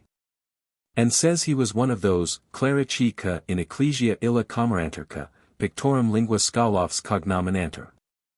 Scholasticus in Welsh is Iscaliac, in Irish, Scalig. 4. Cardit. Cormac, in his Old Irish Glossary, compiled in the 9th century, has, Cardit, ids delg, ids belra cruthnek, ids delg for a curter a chas, that is, cardet, a buckle, is a Pictish word. It is a buckle for putting on the foot. The Welsh equivalent is gwael, the Irish is given by Cormac, Diolch. 5. Dwper, in another of the Pictish fragments, which also formed part of the Pictish Chronicle, one of the mythic kings is thus given, Gartnaid Dwper. In the Chronicle of the Priory of St. Andrew, which contains a Scottish list of the same kings, the epithet is translated thus, Gartnek Dives, or rich. Rich, in Welsh is Guledig, in Irish, Sauber. From these 5 words we gather the following phonetic changes. In the first we see the initial P in Cymric and Pictish passing over into C in Gaelic, the Cymric E passing into EA in Pictish and Gaelic, and the Cymric GU passing into F in Pictish, and neutralized by aspiration in Gaelic. In the second, GWR becomes UR in Pictish, fear in Gaelic. In the third we see the final guttural in Cymric and Gaelic softened to the dental in Pictish. The fourth is a peculiar word, but the Welsh and Irish equivalents furnish an example of G passing into D. In the fifth, the Pictish Dwper and the Gaelic Sauber are the same word, showing D passing into S. From these examples, Pictish appears to occupy a place between Cymric and Gaelic, leaning to the one in some of its phonetic laws, and to the other in others. Thus in the initial of the first word we have a Cymric form. The vowel changes are Gaelic, and the initial of the second syllable also Gaelic, and on comparing the first 2 words we see that, while GW in Cymric ought, according to the general law, to pass into U in Gaelic but in reality passes into F. The Pictish law combines both, and the Pictish canon is that GW in Cymric before a consonant becomes U in Pictish, and before a vowel becomes F in Pictish as in Gaelic. The other words do not help us, at this stage of the inquiry. But we have another source of information in the proper names, of which we have in the lists of the Pictish kings the Pictish forms in the Irish Nennius and the Pictish Chronicle, and the Irish or Gaelic forms in the Chronicle of the Priory of St. Andrew and the Irish Annals, while the Welsh genealogies furnish Cymric equivalents. The phonetic laws which govern these, are equally available for our purpose. First, the Pictish law which changes GW into U before a consonant and F before a vowel, appears in the Pictish names Hergest, Uroid, and Fingain, the Cymric equivalents of which are Gurgust, Griad, and Gwyngyno. And the Gaelic, Feargus, Ferat, and Fingan. Then in the Pictish Drust, Daraloi, and Dalorgan, the Cymric equivalents of which are Grwst, Gurthali, and Galargan, we have the G passing into D, which is a Gaelic form. In the Pictish Domnall, the Cymric equivalent of which is Dufnwall, we have the vowel change of W into O, also a Gaelic form. The following table will show the result of this analysis. Table 3, Comparison of Cymric, Pictish, and Gaelic words. C. Pengwal Gwr Iscaliac Gwael Galudog. P. Pinfahel Ur Skaloff Cardet Dwper. G. Tsin, Fh, Ale Fear Skalig Diolch Sauber. C. Gwyngyno Gurgust Dunwal Grwst Karen. P. Fingain Hergest Domnall Drust Taran. G. Fingan Feargus Domnall Saran. C. Griad Gurthali. P. Uroid Daraloi. G. Ferat. C. Galargan.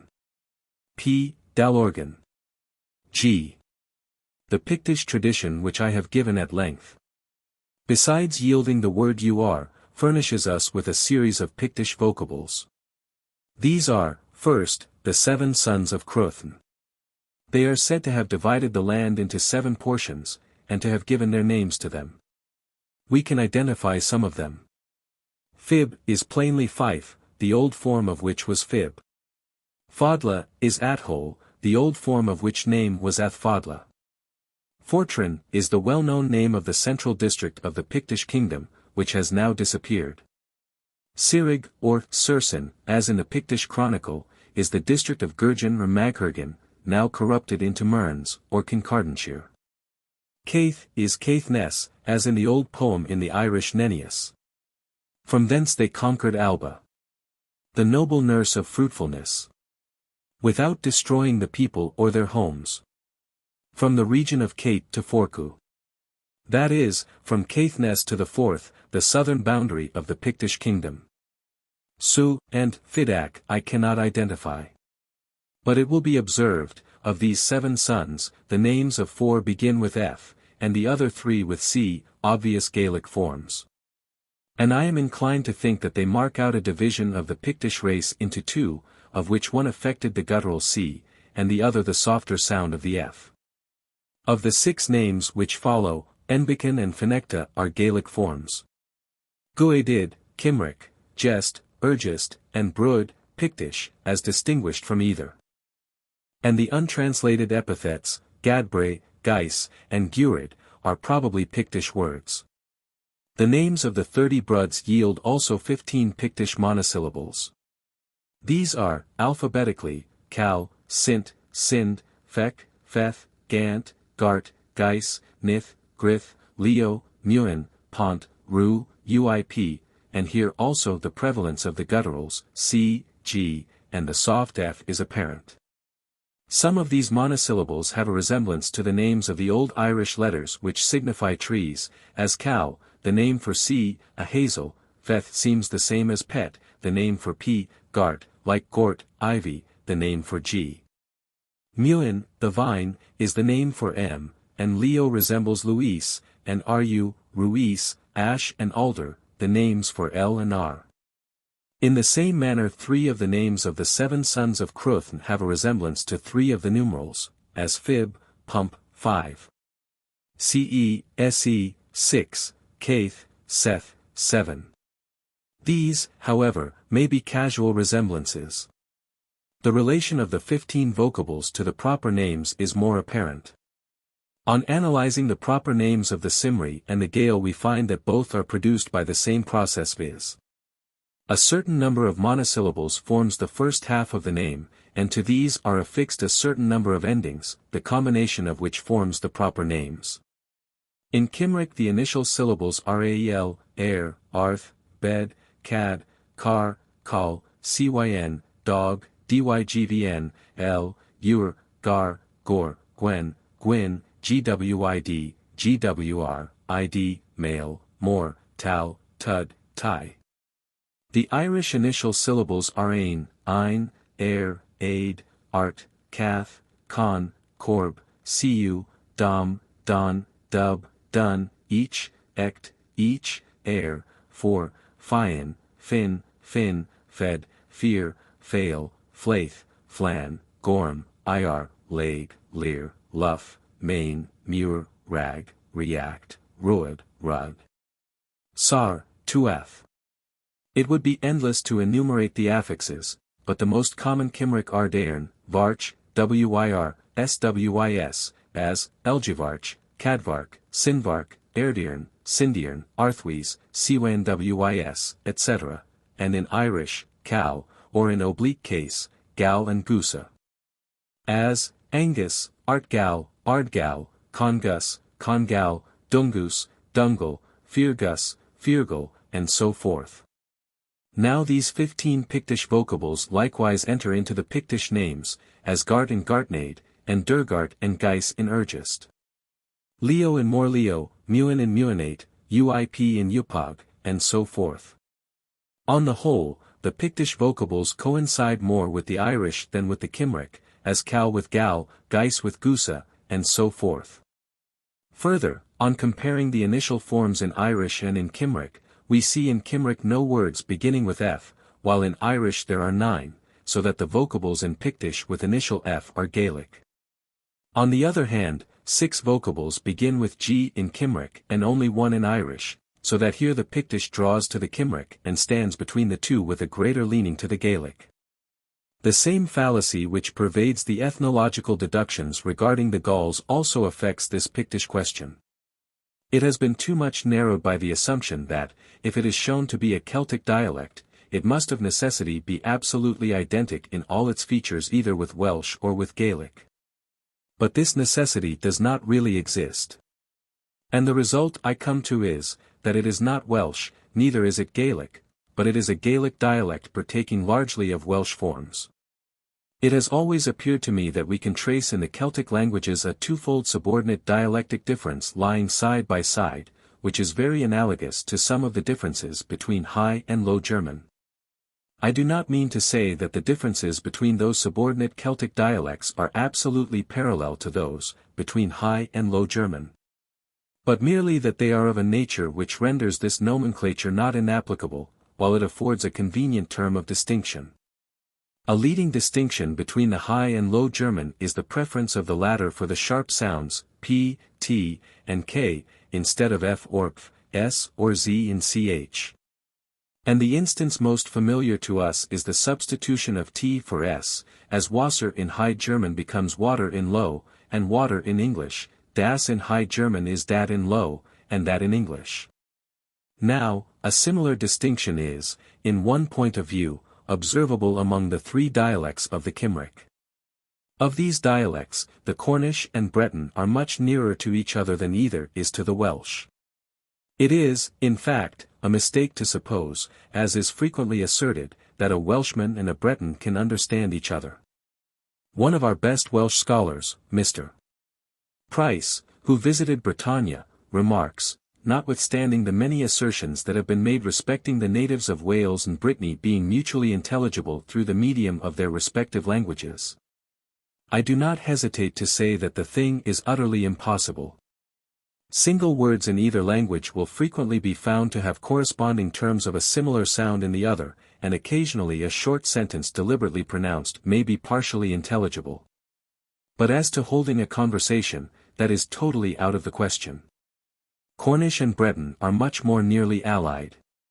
Now, it is remarkable that in many cases d, dd, and t, in Welsh, pass into s in Cornish and z in Breton, as in w, tad, c, taz, w, galudog, c, galosa, w, blade, b, bleis, w, noth, b, nas, which is exactly analogous to one of the leading differences between High and Low German, and Welsh, like the latter, shows a great preference for the dentals and its aspirates.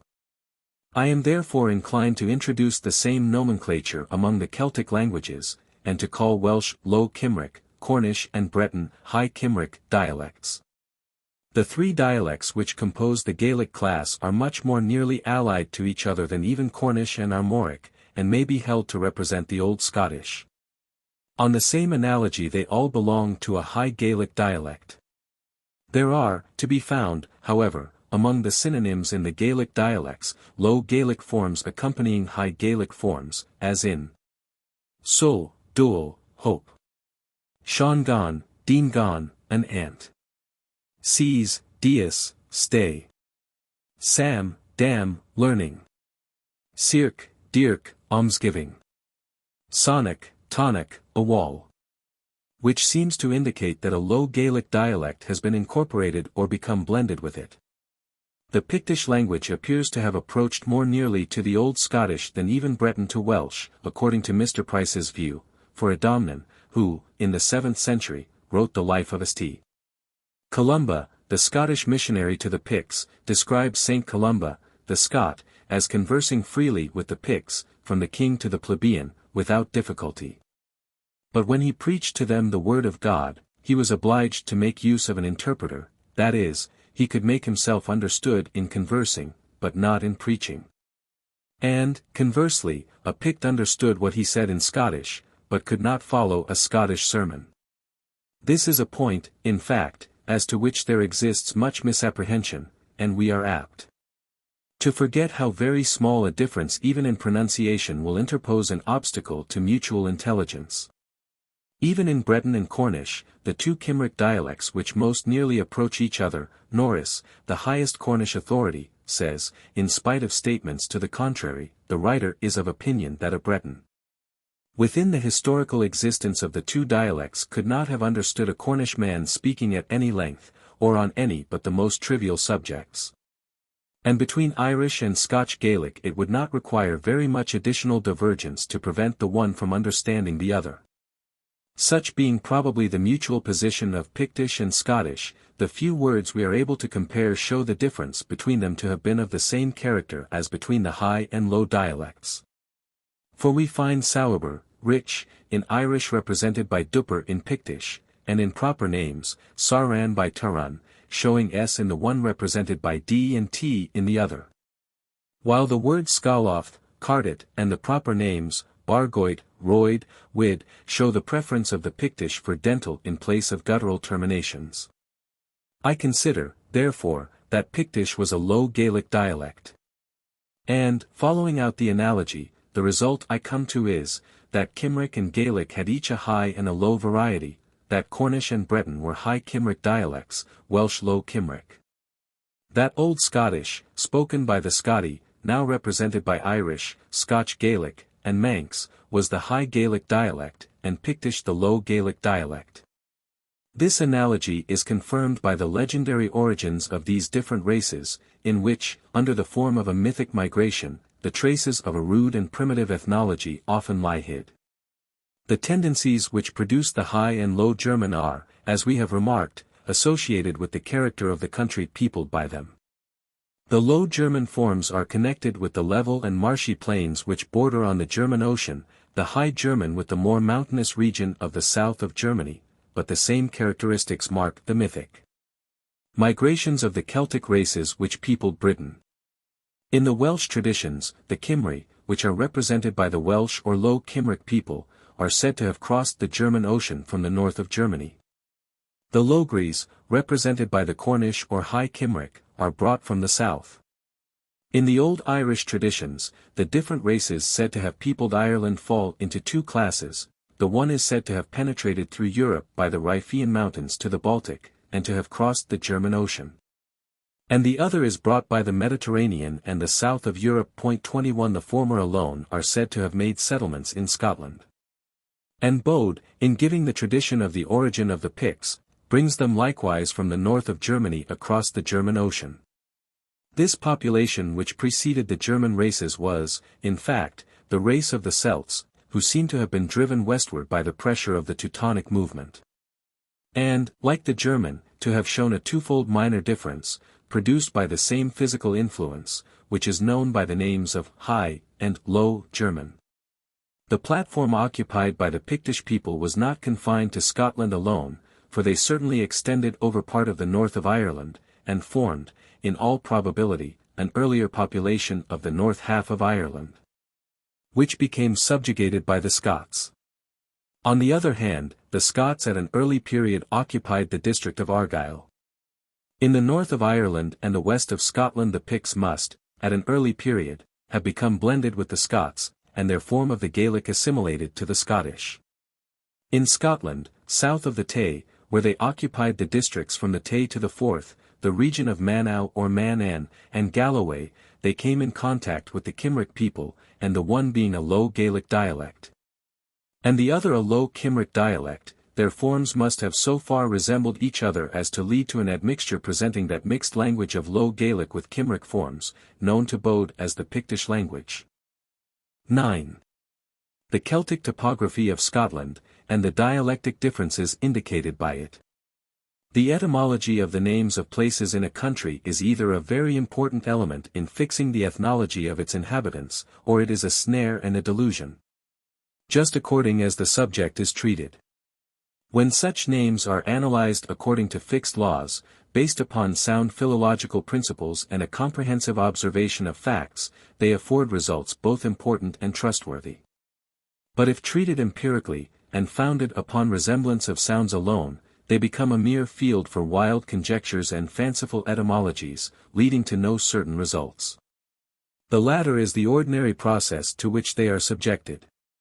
The natural tendency of the human mind is to a mere phonetic etymology of names, both of persons and of places, in which the sounds of the name of the place appear to resemble the sounds in certain words of a certain language.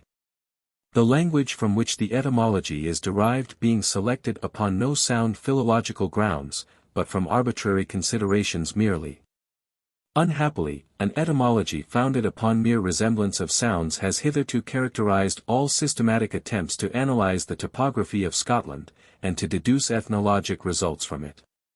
Prior to the publication of the statistical account of Scotland in 1792, it may be said, that no general attempt had been made to explain the meaning of the names of places in Scotland, or to indicate the language from which they were derived. We find occasionally, in old lives of the saints and in charters connected with church lands, that names of places occurring in them are explained. And these interpretations are very valuable, as indicating what may be termed the common tradition of their meaning and derivation at an early period. Of very different value are a few similar derivations in the fabulous histories of Beese, Buchanan, and John Major, which are usually mere fanciful conjectures of pedantry. The first impetus to anything like a general etymologizing of Scottish topography was given when Sir John Sinclair projected the statistical account of Scotland. In the schedule of questions which he issued in 1790 to the clergy of the Church of Scotland, the first two questions were as follows. 1. What is the ancient and modern name of the parish? 2. What is the origin and etymology of the name? This set every minister thinking what was the meaning of the name of his parish. The publication of the Poems of Ossian, and the controversy which followed, had tended greatly to identify national feeling and the history of the country with literature and language, and, with few exceptions, the etymology was sought for in that language. The usual formula of reply was, the name of this parish is derived from the Gaelic, and then followed a Gaelic sentence resembling in sound the name of the parish, and supposed admirably to express its characteristics. Though the unfortunate minister is often obliged to confess that the parish is remarkably free from the characteristics expressed by the Gaelic derivation of its name.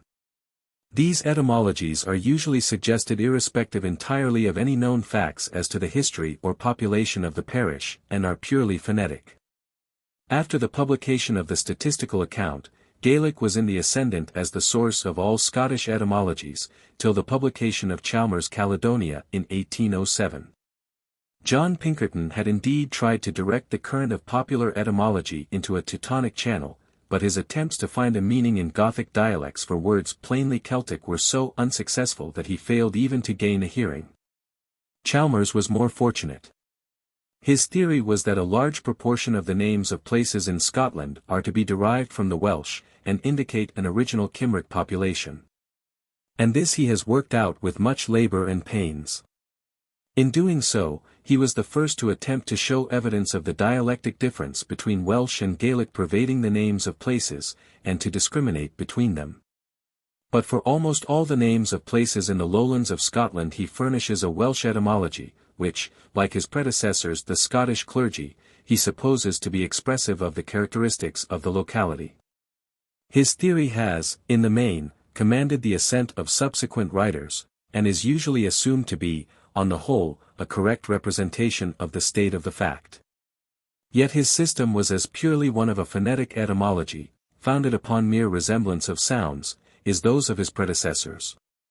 The MSS.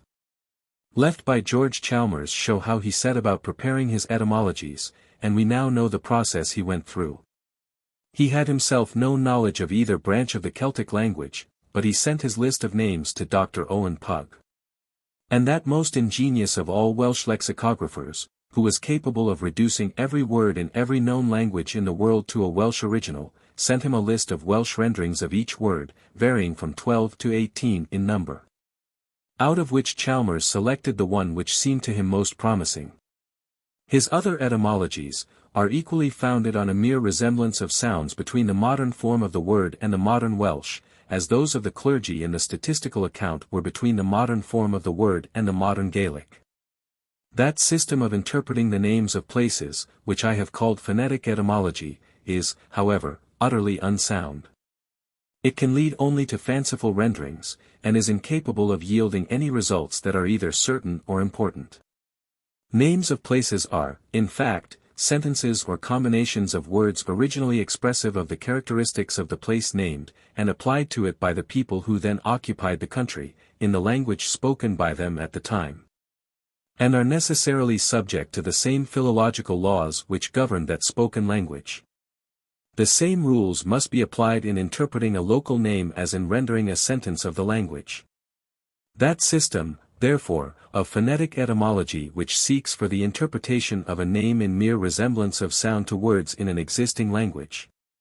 Overlooks entirely the fact that such names were fixed to certain localities at a much earlier period, when the language spoken by those who applied the name must have differed greatly from any spoken language of the present day. Since the local names were deposited in the country, the language itself from which they were derived has gone through a process of change, corruption, and decay. Words have altered their form, sounds have varied, forms have become obsolete, and new forms have arisen, and the language in its present state no longer represents that form of it which existed when the local nomenclature was formed. The topographical expressions, too, go through a process of change and corruption, till they diverge still further from the spoken form of the language as it now exists. This process of change and corruption in the local names varies according to the change in the population. When the population has remained unchanged, and the language in which the names were applied is still the spoken language of the district, the names either remain in their original shape, in which case they represent an older form of the same language, or else they undergo a change analogous to that of the spoken language. Obsolete names disappear as obsolete words drop out of the language, and are replaced by more modern vocables. Where there has been a change in the population, and the older race are replaced by a people speaking a kindred dialect, the names of places are subjected to the dialectic change which characterizes the language. There are some striking instances of this where a British form has been superseded by a Gaelic form, as, for instance, Kirkintilloch, the old name of which, Nennius informs us, was Kerpentalic, kin being the Gaelic equivalent of the Welsh pen. Pennicook, the old name of which was Peniacop, Kincaid, the old name of which was Pencoid. When, however, the new language introduced by the change of population is one of a different family entirely, then the old name is stereotyped in the shape in which it was when the one language superseded the other, becomes unintelligible to the people, and undergoes a process of change and corruption of a purely phonetic character, which often entirely alters the aspect of the name. In the former cases it is chiefly necessary to apply the philologic laws of the language to its analysis. In the latter, which is the case with the Celtic topology of the Low Country, it is necessary, before attempting to analyze the name, to ascertain its most ancient form, which often differs greatly from its more modern aspect. It is with this class of names we have mainly to do, as presenting the phenomena I am anxious to investigate. When the topography of a country is examined, its local names will be found, as a general rule, to consist of what may be called generic terms and specific terms. What I mean by generic terms are those parts of the name which are common to a large number of them, and are descriptive of the general character of the place named. And by specific terms, those other parts of the name which have been added to distinguish one place from another. The generic terms are usually general words for river, mountain, valley, plain, etc. The specific terms, those words added to distinguish one river or mountain from another. Thus, in the Gaelic name Glenmore, Glen is the generic term, and is found in a numerous class of words. More, great, the specific, a distinguished term, to distinguish it from another called Glenbeg. In the Saxon term Oakfield, field is the generic term, and oak the specific, to distinguish it from Broomfield, etc. When the names of places are applied to purely natural objects, such as rivers, mountains, etc., which remain unchanged by the hand of man, the names applied by the original inhabitants are usually adopted by their successors, though speaking a different language. But the generic term frequently undergoes a phonetic corruption, as in the lowlands, where Aber has in many cases become Ar, as in Arbroath, Arbuthnot, Bowlen has become Ban, as in Bandock, Pettin has become Pen, as in Pendreach, Pole has become Pow, and Traver has become Tar and Tra, as in Tranent. On the other hand, where the districts have been occupied by different branches of the same race, speaking different dialects, the generic terms exhibit the dialectic differences when the sounds of the word are such as to require the dialectic change. Thus in Welsh and Gaelic, Pen and Sine Head, Gwyn and Fin White, show the phonetic difference between these dialects. The comparison of the generic terms which pervade the topography of a country affords a very important means of indicating the race of its early inhabitants, and discriminating between the different branches of the race, to which the respective portions of it belong.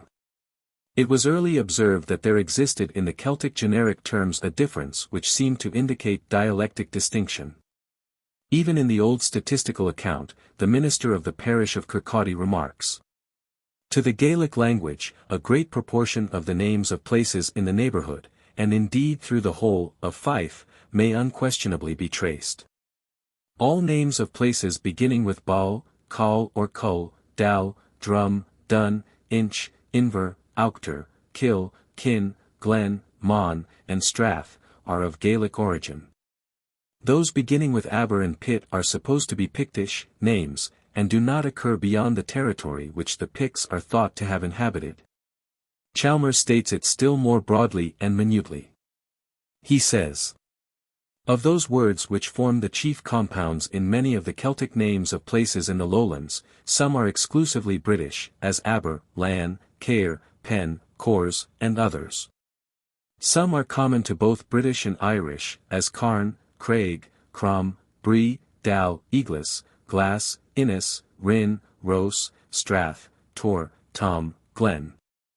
And many more are significant only in the Scoto-Irish or Gaelic, as Ach, Ald, Ard, Aird, Auchter, Bar, Blair, Ben, Bog, Clach, Corey, Cull, Dun, Drum, Fin, Glac, Inver, Kin, Kill, Knock, Larg, Lurg, Lag, Logie, Lead, Letter, Lon, Loch, Meal, Pit, Pole, Strawn, Tulloch, Tully, and others. This attempt at classification is, however, exceedingly inaccurate. Two of the words in the first class, Lan and Caer, are common to both British and Irish. And a large portion of the third class are significant in pure Irish, as well as in the Scoto-Irish or Gaelic. No attempt is made to show, by the geographical distribution of these words, in what parts of the country the respective elements prevail. The most popular view of the subject, and that which has recently been most insisted in, is the line of demarcation between a Cymric and a Gaelic population, supposed to be indicated by the occurrence of the words Aber and Inver. This view has been urged with great force by Kemble, in his Anglo-Saxons. But I may quote the recent work of Mr. Isaac Taylor, on Words and Places, as containing a fair statement of the popular view of the subject. To establish the point that the Picts, or the nation, whatever was its name, that held central Scotland, was Cymric, not Gaelic. We may refer to the distinction already mentioned between Ben and Pen. Ben is confined to the west and north, Pen to the east and south. Inver and Aber are also useful test words in discriminating between the two branches of the Celts. The difference between the two words is dialectic only. The etymology and the meaning is the same: a confluence of waters, either of two rivers or of a river with the sea. Aber occurs repeatedly in Brittany, and is found in about 50 Welsh names, as Aberdare, Abergavenny, Abergele, Aberystwyth, and Barmouth, a corruption of Abermaw. In England we find Aberford in Yorkshire, and Berwick in Northumberland and Sussex. And it has been thought that the name of the Humber is a corruption of the same root. Inver, the Erse and Gaelic forms, is common in Ireland, where Aber is unknown. Thus, we find places called Inver in Antrim, Donegal, Mayo, and Invermore in Galway and in Mayo. In Scotland the Invers and Abers are distributed in a curious and instructive manner. If we draw a line across the map from a point a little south of Inverary to one a little north of Aberdeen, we shall find that, with very few exceptions, the Invers lie to the north of the line and the Abers to the south of it. This line nearly coincides with the present southern limit of the Gaelic tongue, and probably also with the ancient division between the Picts and the Scots. Nothing can be more inaccurate than this statement. Ben is by no means confined to the west and north, and as examples of Pen he refers, among others, to the Pentland Hills, Pentland being a Saxon word, and corrupted from Pechtland. And to Pendreach in Perthshire, which is a corruption from Pittendreach. So far from Inver being common in Ireland, it is very rare. The Index Locorum of the Annals of the Four Masters shows only 6 instances. On the other hand, Aber is not unknown in Ireland. It certainly existed formerly to some extent in the north of Ireland, and Dr. Reeves produces 4 instances near Ballyshannon. The statement with regard to the distribution of Aber and Inver in Scotland here is, that there is a line of demarcation which separates the two words that, with few exceptions, there is nothing but Invers on one side of this line. Nothing but Abers on the other. And that this line extends from a point a little south of Inverary to a point a little north of Aberdeen.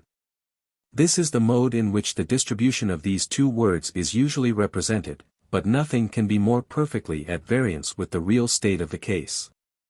South of this line there are as many Invers as Abers. In Perthshire, south of the Highland line, there are 9 Abers and 8 Invers, in Fifeshire, 4 Abers and 9 Invers, in Forfar, 8 Abers and 8 Invers, in Aberdeenshire, 13 Abers and 26 Invers.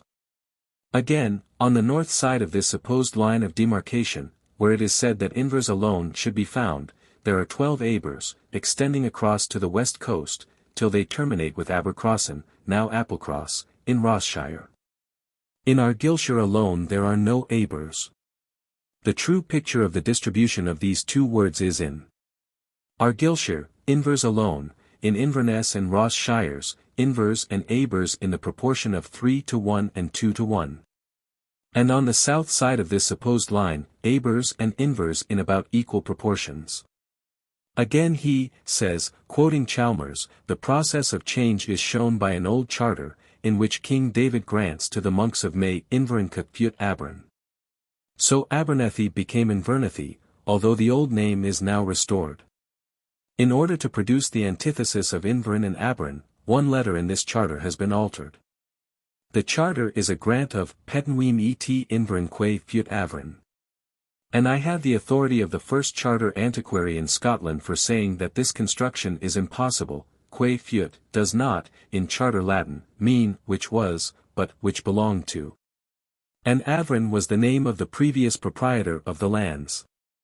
Abernethy and Invernethy are not the same place, and the former never lost its name.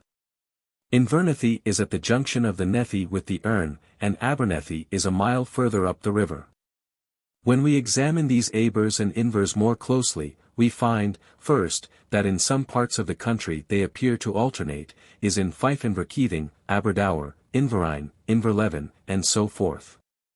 2d, that some of the Invers and Abers have the same specific terms attached to them, as Abernethy and Invernethy, Aberchill and Inveruchill, Abercrombie and Invercrombie, Abergeldy and Invergeldy. And 3d, that the Invers are always at the mouth of the river, close to its junction with another river, or with the sea, and the Abers usually a little distance up the river where there is a ford. Thus Invernethy is at the mouth of the Nethy. Abernethy a mile or 2 above. These and other facts lead to the conclusion that they are part of the same nomenclature, and belong to the same period and to the same people. When we look to the south of the Forth, however, we find this remarkable circumstance that in Ayrshire, Renfrew, and Lanarkshire, which formed the possessions of the Strathclyde Britons, and were occupied by a British people till as late a period as the more northern districts were occupied by the Picts, there are no Abers at all. What we have, therefore, is the Scots of Argyll with nothing but Invers, the Picts with Abers and Invers together, and the Strathclyde Britons with no Abers.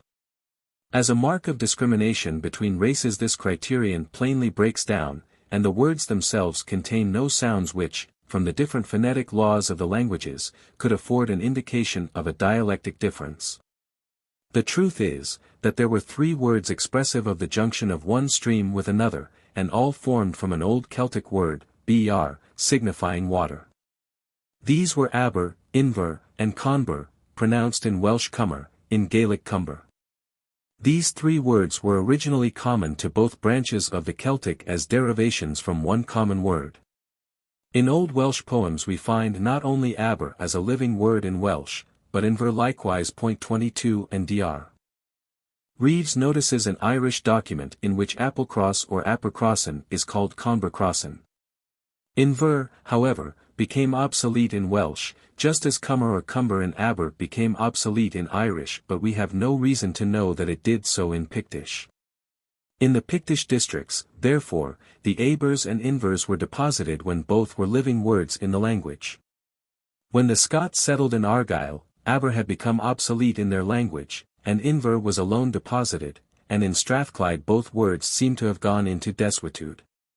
In the same manner DWFR or DWR is quoted as a word for water, peculiar to the Welsh form of Celtic, and an invariable mark of the presence of a British people, but the old form of this word in Scotland was Dobwar. As appears from the Book of Deer, where Aberdour is written Aberdobwar, and in Cormac's Glossary of the Old Irish, Dobwar is given as an Old Irish word for water. In another Old Irish glossary we have this couplet.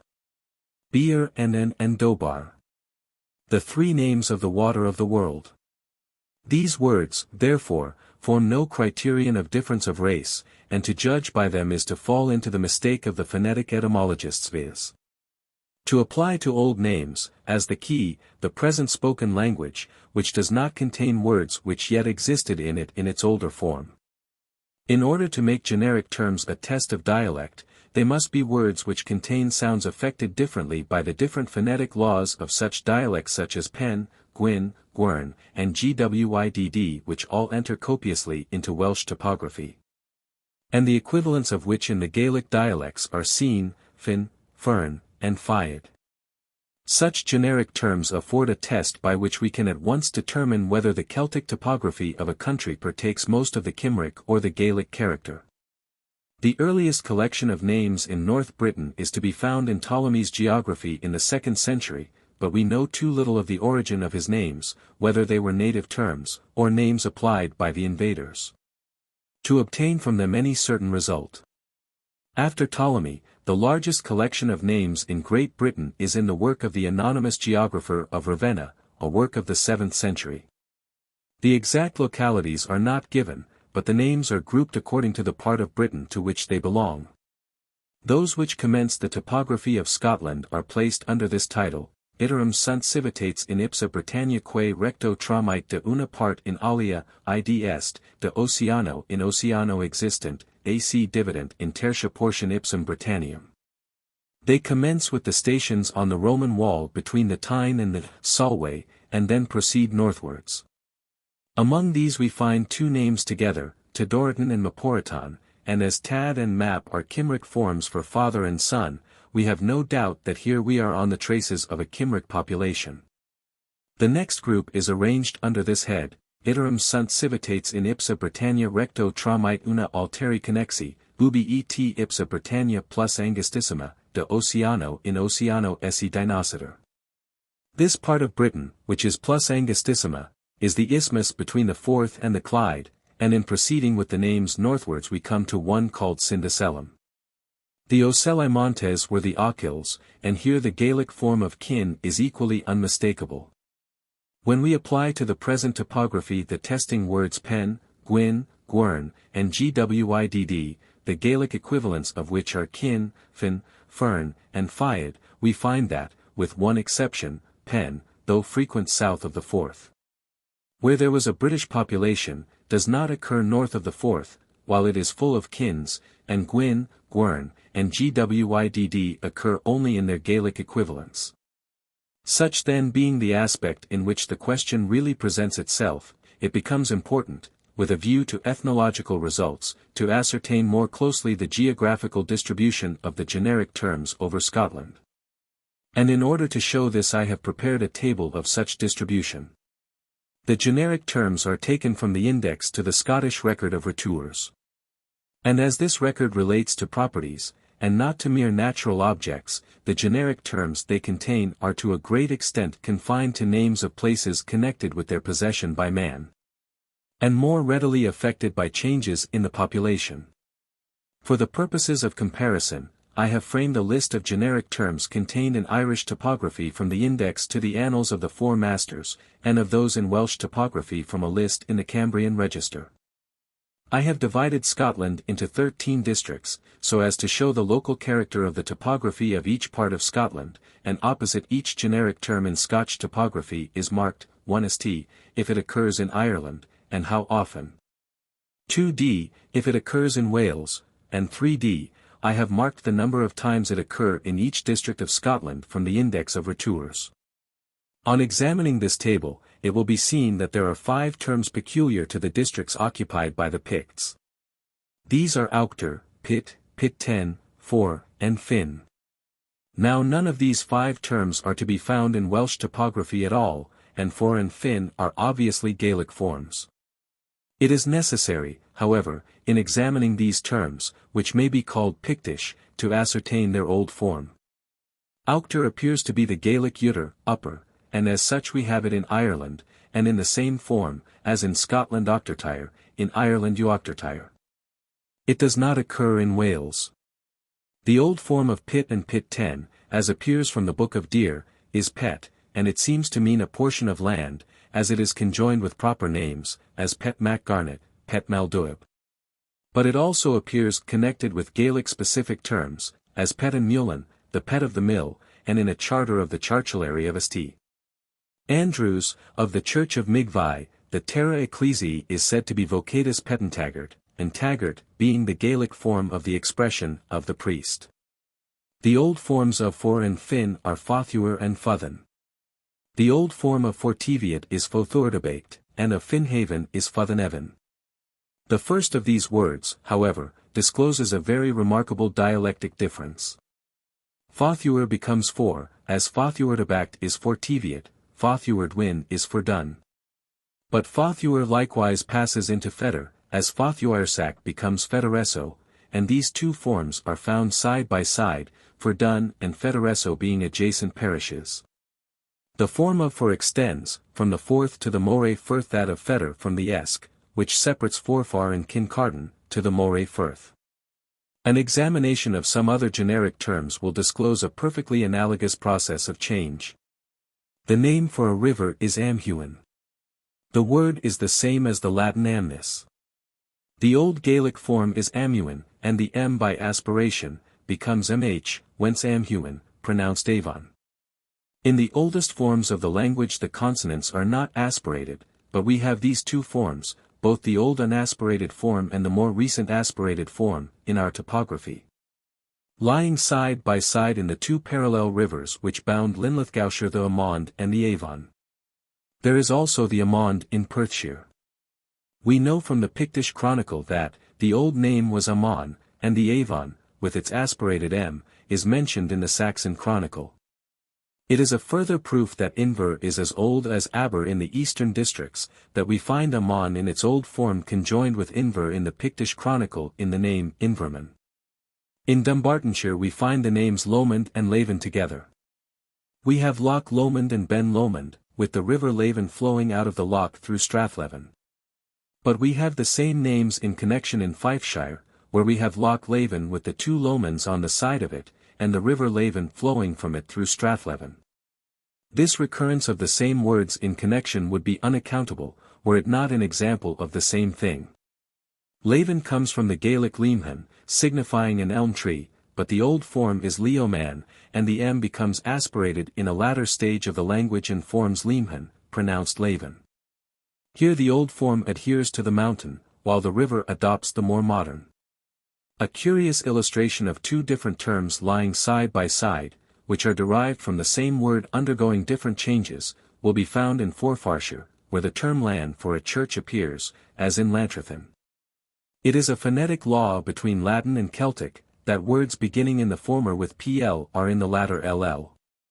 The word planum, in Latin signifying any cultivated spot, in contradistinction from a desert spot, and which, according to Ducange, came to signify cemeterium, becomes in Celtic land, the old meaning of which was a fertile spot, as well as a church.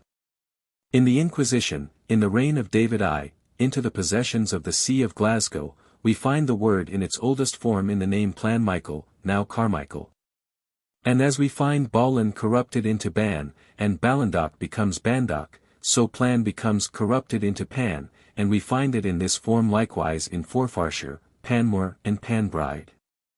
In the Lothians and the Merse this word has become Long, as in Long Newton and Long Nidri. The Celtic topography of Scotland thus resembles a palimpsest, in which an older form is found behind the more modern writing. I shall not lengthen this chapter by going through other examples. The existence of the phenomenon is sufficiently indicated by those I have brought forward, and I shall conclude by stating shortly the results of this investigation. First, in order to draw a correct inference from the names of places as to the ethnological character of the people who imposed them, it is necessary to obtain the old form of the name before it became corrupted, and to analyze it according to the philological laws of the language to which it belongs. 2d. A comparison of the generic terms affords the best test for discriminating between the different dialects to which they belong, and for this comparison it is necessary to have a correct table of their geographical distribution. 3d. Difference between the generic terms in different parts of the country may arise from their belonging to a different stage of the same language, or from a capricious selection of different synonyms by separate tribes of the same race.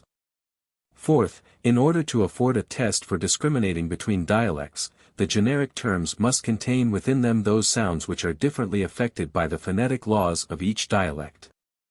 Fifth, applying this test, the generic terms do not show the existence of a Cymric language north of the Forth.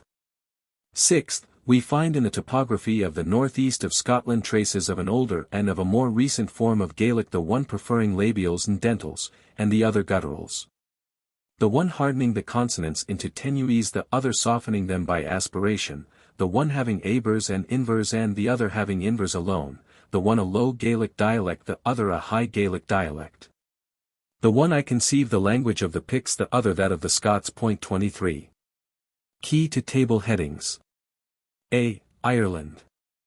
B. Wales. Scotland. Only. C. Berwick, Roxburgh, Haddington. D. Midlothian, Linlithgow. Britons. E. Selkirk, Peebles. F. Dumfries. G. Ayr, Renfrew, Lanark. H. Stirling, Dumbarton. Picty. I. Perth. J. Fife, Kinross. K. Forfar. L. Kincardine, Aberdeen, Banff. M. Elgin and Nairn, Inverness, Ross, and Sutherland. N. Kirkcudbright, Wigton. Scody. O. Argyll, Bute. X. Cumbria and the men of the north. The districts comprehended at an early period under the name of Cumbria were of considerable extent, and, as its name indicates, occupied by a Cymric population. Jocelyn, who wrote about the year 1180, in his Life of Kentigern, states that the limits of his bishopric were coextensive with those of the Regio Cambrensis, and extended from the Roman wall to the Flumen Fordens. But it originally extended even further south than this, for Jocelyn was judging by the extent of the diocese of Glasgow, and Carlisle and the district surrounding it had, after the Norman conquest of England, been formed into an earldom, and in 1132 erected into the diocese of Carlisle.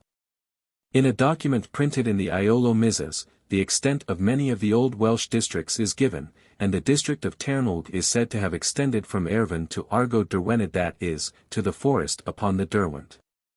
This river, which falls into the Western Sea at Workington, now divides the diocese of Chester from that of Carlisle, and as soon as we pass the Derwent, dedications of churches to Kentigern commence. The district south of the Derwent had very early come under the power of the kings of Northumberland, and the independent states of the Cymry probably extended from the Derwent and from Stanmore to the Clyde, including Westmoreland, with the exception of Kendal, and the central districts in Scotland, of Teviotdale, Selkirk, and Tweedale. It comprehended what afterwards formed the diocese of Glasgow and Carlisle. And its Cymric population appears as a distinct people, even as late as the Battle of the Standard, in 1130, where they formed one of the battalions in King David's army, consisting of the Cumbrenses and Tevidalenses. They appear to have been composed of numerous small states under their petty kings. There is a document in one of the Hangert MSS, transcribed about 1300, with the title of Bonhead Gwyrwy Gogold, or Genealogies of the Men of the North, a name used to designate these northern Cymry. It gives the pedigrees of 12 families, and they fall into three groups: one consisting of 6 families, whose descent is traced from Senu, son of Seal. The second, of 5 families descended from Dyfwl Hen, or the aged, grandson of Maxim Guledig, the Roman emperor, and the third, of 1 family connected with the north, apparently through the female line. The first group again falls into 2 branches respectively derived from 2 sons of Senu, son of Seal, Gorwist Ledlam, and Mar or Mor. To Merchant Gul, the son of Gorwist Ledlam, are given 2 sons: Sinbark, the father of Urian, and Eladir Leidenwin, father of Lywarch Hen. To Garthwise or Arthwise, son of Mor, are given 4 sons: Sidia, the father of Gwendolu, Nud, and Cov. Elavir Gosgordvor, or of the large retinue, the father of Gurgi and Peroder, Pabo post Prydain, or the pillar of Britain, the father of Saul Benuchel, Denod Vor, and Carwid. And Sinvalin, the grandfather, by his son Sinwid Sinwadian, of Clydno Iden, Sinan Genhir, Cadrad Couchvinid, and Sinvalin Drwsgl. The second group, consisting of the descendants of Dyfnwal Hen, also falls into 4 branches, descended of 4 sons of Dyfnwal Hen: Sedig, father of Tudwal Tudclad, the father of Ridderch Hale, Senalt, father of Nud Hale, and Servan, father of Mordav. Garwinwin, father of Cordav, father of Gwydno Garanhir, Eden Vredog, and Gorwist Briador, father of Elid Mwynvor. The genealogies annexed to Nennius in 977 do not greatly differ from this. In the first group of families descended from Seal they add the pedigrees of 2 additional families, that of Gwalog ap Lenog and of Morkant. In the second group, the most important variation is that the descent Pf Dyfnwal Hen, the common ancestor, is not brought from Maxim Guledig, but from a Cerdig Guledig, whose pedigree is taken back to a Confer the Rich. And that the descent of the later kings of Strathclyde from Dyfnwal Hen is given. Adding, therefore, the 2 additional families descended from Seal, we have 8 in the first group, and 5 in the second, in all, 13. And the following tables will show their connection. Table I. The 13 kings of Gogold in the north. Table 2. Kings of the race of Maxim Guledig. It is, of course, not maintained that those genealogies are, strictly speaking, historical, and that each link in the pedigree represents a real person. But they are valuable as conveying a general idea of the period, and tribal connection of these, Gwyrwy Gogold, or men of the north. The 13 families no doubt represented as many petty states in Cumbria. And in the 2 groups we can see the mixture of 2 races, the provincial Roman and the native Cymric, and the small septs into which they were respectively divided. There are indications, derived from their names, their history, and from local tradition, which connect most of these families with localities within the limits of Cumbria. Beginning with the first group, Ayrshire divided into the 3 districts of Cunningham, Kyle, and Carrick seems to have been the main seat of the families of the race of Seal, from whom indeed the district of Seal, now Kyle, is said traditionally to have taken its name. There is every reason to believe that Bes, in filling up the reigns of his phantom kings with imaginary events, used local traditions where he could find them. And he tells us, Kiel dine proxima est vel coil podius nominata, a coilo Britannorum rege ibi in pugna quiso.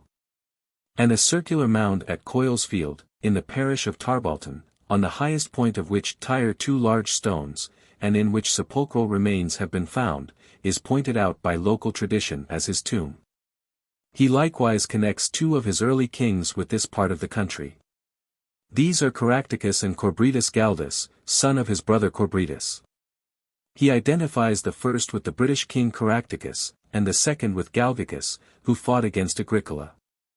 But he says of them, Horum que de Carataco, Corbrido ac Galdos Catorum Regibus, his voluminibus memoriae dedimus, nulla ex nostris analibus, at lungiberiora ex Cornelio Tacido sunt de prompta. While adapting the events from Tacitus, he likewise made use of native traditions. His Caratacus is obviously the name Caradog, and his Galdus I believe to be taken from Gwalog ap Lenog. It is curious that these 2 warriors of the Gwyrwy Gogold should have the same relationship of uncle and nephew. Now he says that in Carrick, one of the three divisions of Ayrshire, and lying to the south of Kyle, erat civitas tum maxima a qua carictani regio videtur nomen sortita. In ea caritacus natus, nutritus, educatus. Of Gildas or Gwydyon he says that, on his death, elatum est corpus, in vicino campi ut vivens mandaverat, est conitum ubi ornatissimum ei monumentum patrio mor, immensus ex lapidibus est erectum. Simpson, in his description of Galloway, written in 1684, says, in the highway between Wigton and Portpatrick, about 3 miles westward of Wigton, is a plain called the Moor of the Standing Stones of Torhouse, in which there is a monument of 3 large whinstones, called King Gildas's tomb surrounded, at about 12 feet distance, with 19 considerable great stones, but none of them so great as the 3 first mentioned, erected in a circumference. And a similar monument is described in a MS quoted by Dr. Jameson, in his edition of Bellenden's Beas, as existing in Carrick, there is 3 wury great heaps of stones, cowlit vulgarly the kerns of Blackeny, being the name of the village and ground. At the southermost of 3 cairns are there 13 great tall stones, standing upright in a perfect circle, about some 3 ells ein distant from ein other, with a gret hay stone in the middle. Which is warily estimated be the most learned inhabitants to be the burial place of King Caractacus. The names of Caradog and of Gwydyon seem, therefore, connected with the district of Carrick and that of Wigton, extending between Carrick and the Solway Firth. Gwendolw, the son of Sidiau, is clearly connected with Arturid, now Arthuret, where his name still remains in Carwinclow. And between this and the southern boundary of Cumbria, at the Derwent, others of the descendants of Seal may have had their seat. We have Urien connected with the district at the northern wall, termed Murif or Reged, in which Loch Lomond was situated. And of the family of Sinwedion one son, Clydno Iden, is connected by his name with Iden, or Caer Iden, now Caerdin, termed in the Capitula of Gildas, Civitas Antiquissima. And another, Catrod Calchvined, with Kelso. Calchvined is simply Calch Mountain, or Chalk Mountain, and Chalmers, in his Caledonia, Volume 2. p. 156, says, it, Kelso, seems to have derived its ancient name of Calchau from a calcareous eminence which appears conspicuous in the middle of the town, and which is still called the Chalkhew. The other group of families descended from Diffinwell Hen are not so easily placed, as they soon acquired the supremacy over the whole region, but it is probable that they were more immediately connected with the central districts, Annandale, Clydesdale, Teviotdale, Yarrow, Selkirk, and Tweedale. After Kentigern was recalled to Cumbria, it is stated by Jocelyn that he placed his episcopal seat for some time at Hoddlemore Hoddom in Annandale, where Ridderch's power may have been greatest. And his father's name of Tutgul Tutclud seems to connect him with the Flumen Clud, probably the upper part, as we read in the Acts of St. Kentigern of a Regina de Cadzo, or Cadyau, the old name of the middle district of the Vale of the Clyde, which indicates a separate small state. Between Strathclyde and Ayrshire lay the district of Strathgriff, now the county of Renfrew, and this part of Cumbria seems to have been the seat of the family of Caw, commonly called Caw Colwood or Caw Pyrwydyn, one of whose sons was Gildas. In one of the lives of Gildas he is said to be son of Caunus who reigned in Ericluda. In the old description of Scotland we are told that Ergathel means Margo Hibernensium. The name Ericluda is similarly composed, and signifies a district lying along the Clyde, and Strathgriff or Renfrewshire lies in its whole extent along the south bank of the Clyde. In the life of Saint Catechus a singular legend is preserved.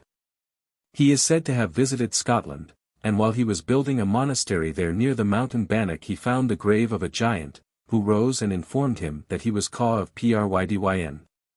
And that he had been a king who reigned beyond the mountain Bannock, and in another legend we are told that this monastery was in Region Lenthemus, Lives of Cambro British Saints. Now the parish of Cambuslang, on the Clyde, is dedicated to St. Cadoc, and through the adjoining parish of Carmarthen, formerly Carmarthen, runs a range of hills, now called the Cathkin Hills, which separates Strathclyde from Ayrshire and terminates in Renfrewshire. This must be the mountain Bannock, and the name is preserved in Carmarthen, b passing into m in Welsh in combination, and ca is thus represented in this legend also as reigning in Strathgriff or Renfrewshire. The name Lynthemus is probably meant for Lynthemus or Cambuslang. There is a curious legend preserved in the Venedosian Code of the Old Welsh Laws, which is as follows.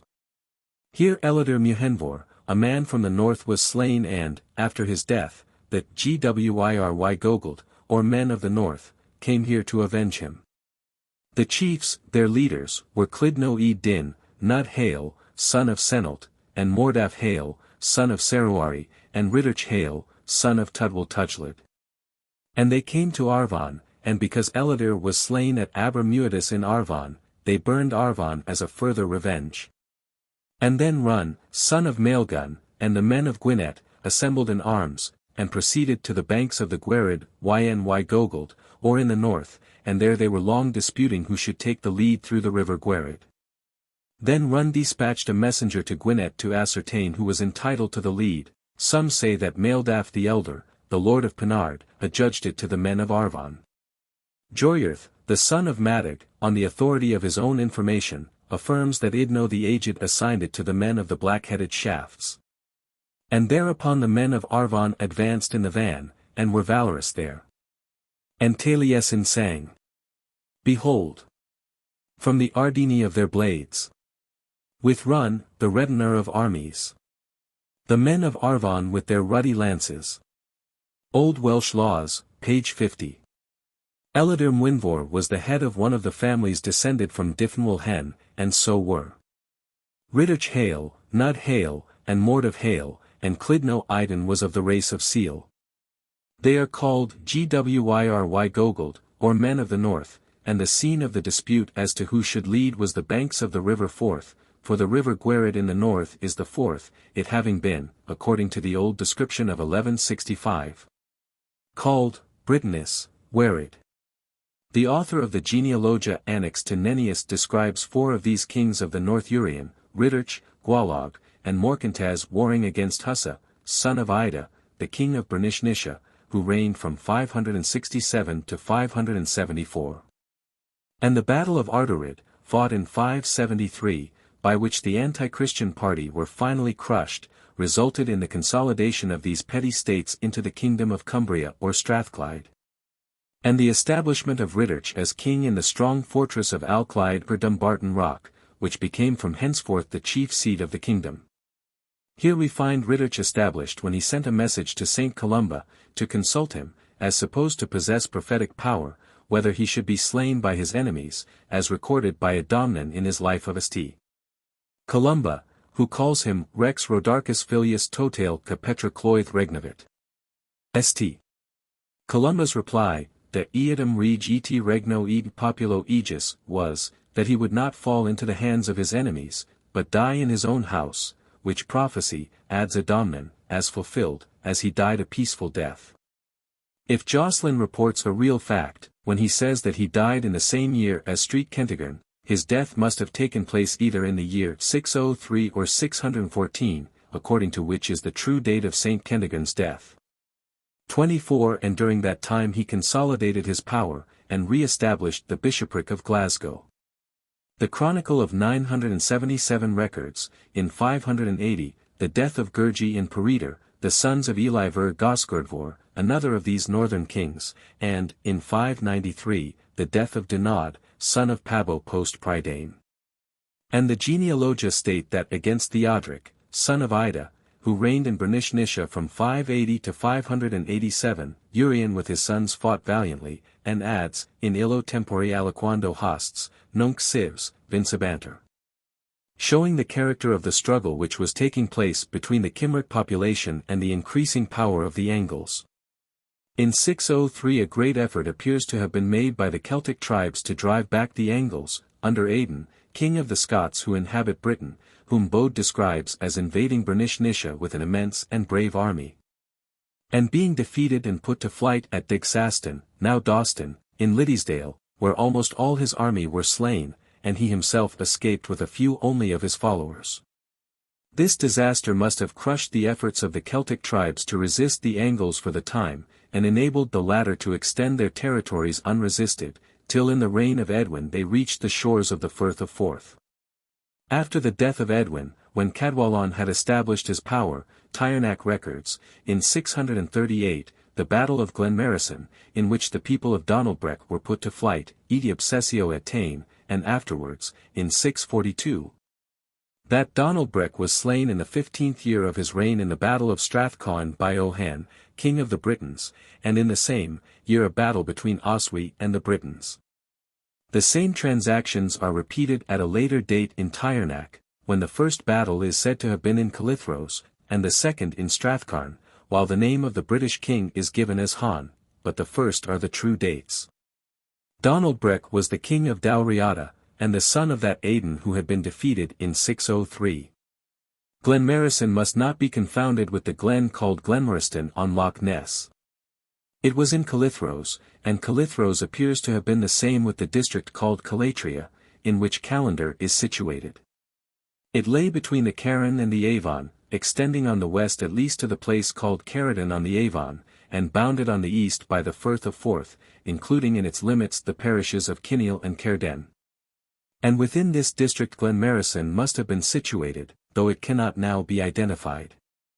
Etain was no doubt Iden or Caradon, and the upper part of the valley of the Carron was called Strathcarron, in which there was a royal forest termed in old charter Strathiawan. These events then indicate a great struggle between Donalbrec and the Britons, in which the former was defeated and finally slain in 642.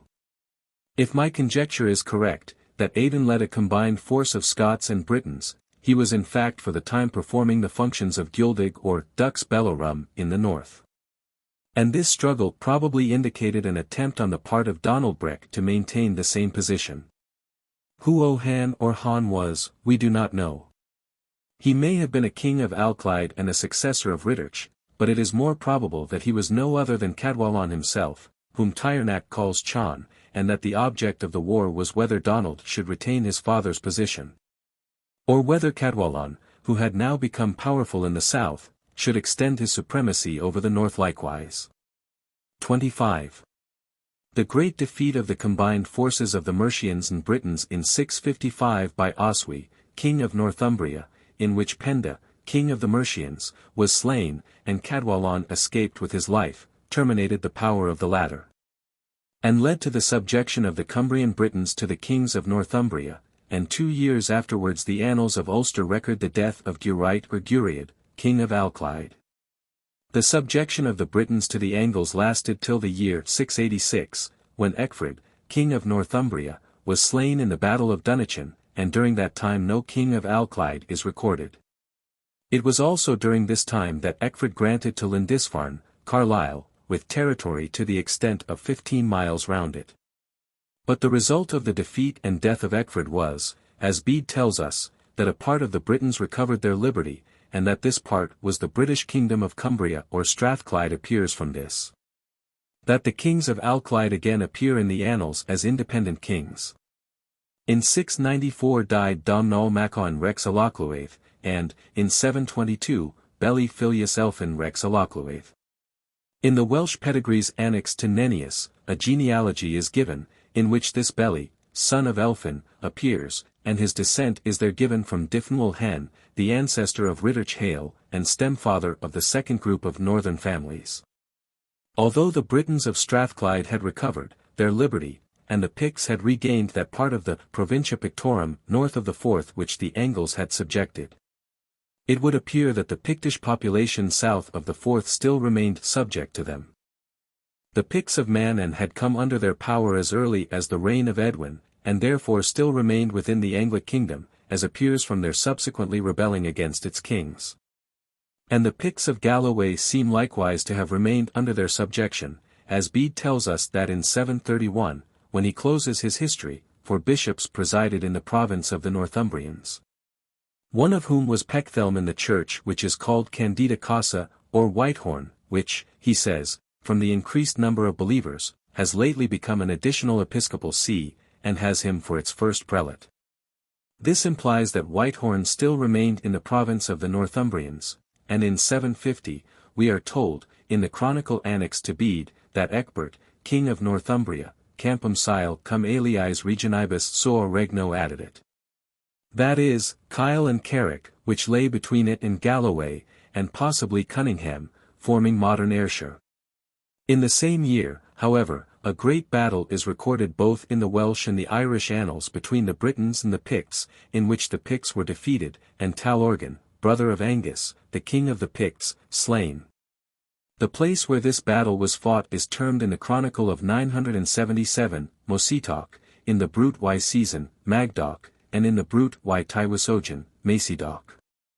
Maes is the Welsh equivalent for Math in Gaelic, meaning a plain, and the place meant was no doubt Mugdock in the parish of Strathblane, Stirlingshire, the ancient seat of the Earls of Lennox.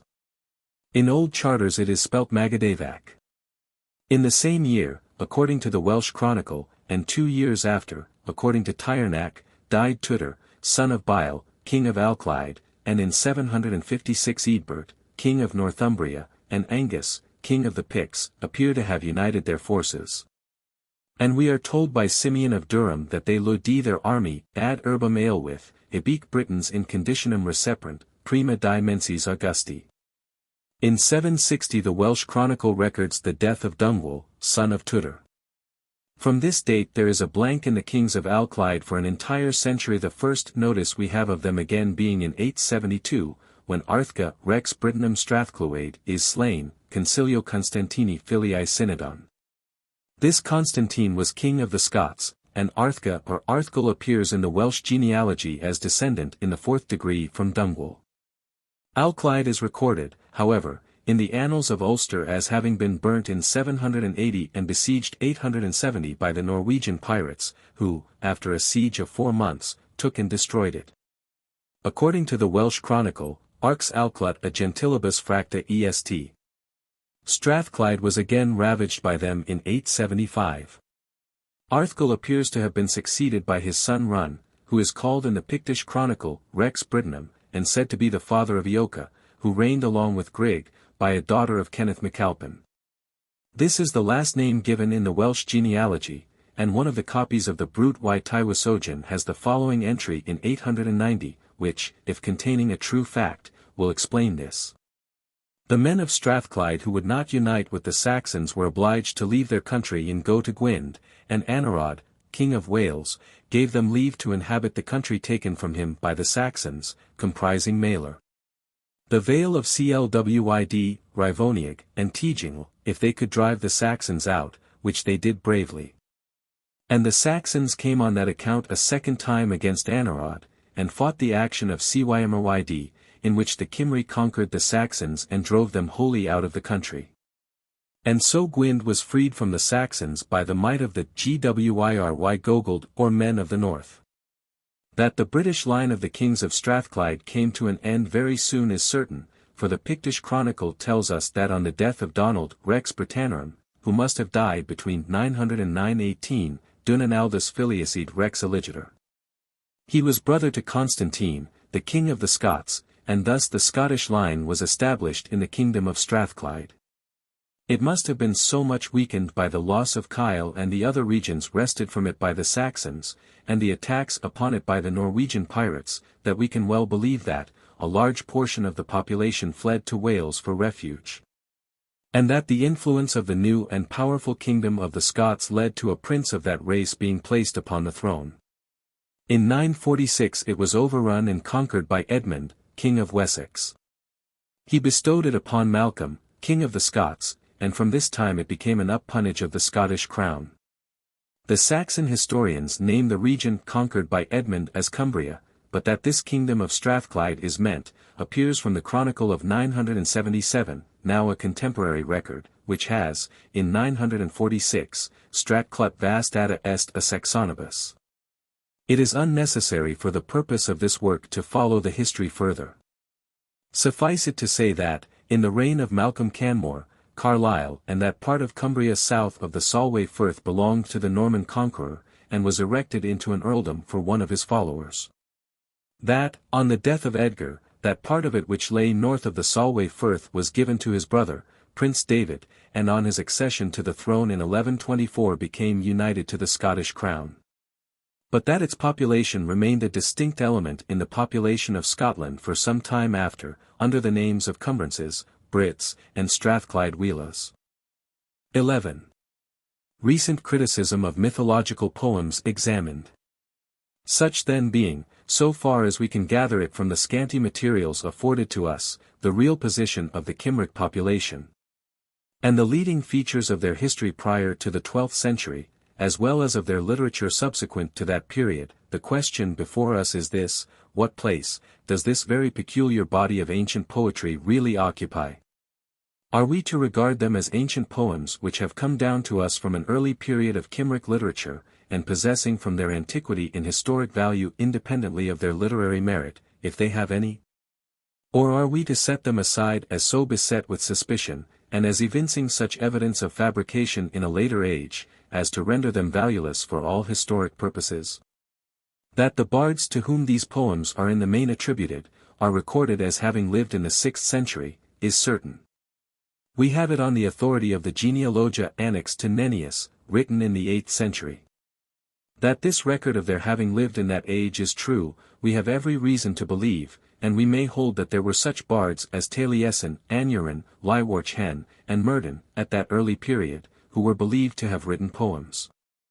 That the poems which now bear their name do not show the verbal forms, and orthography of that age, and that the form of the language of these poems has not the aspect which the language of the 6th century ought to exhibit, is equally certain. But this implies no more than that we do not possess transcripts of these poems made at that period. With the exception of 2 fragments, the oldest transcript we now possess is that in the Black Book of Carmarthen, MS. of the 12th century, and the orthography and verbal forms are those of that period, but this is not conclusive. All transcripts show the orthography and forms of their period. There may have been earlier transcripts, and if these had been preserved they would have shown earlier forms. Before proceeding further, then, with this view of the subject, we may inquire whether these poems exhibit other marks of a later date, independently of the orthography and form of the language, so clear and decisive, as to lead us at once to the conviction that they could not belong to an earlier period than the date of the MS. in which we find the oldest text. If this question is answered in the negative, we may then inquire how far they show us clear and decisive marks of having been the work of an earlier age.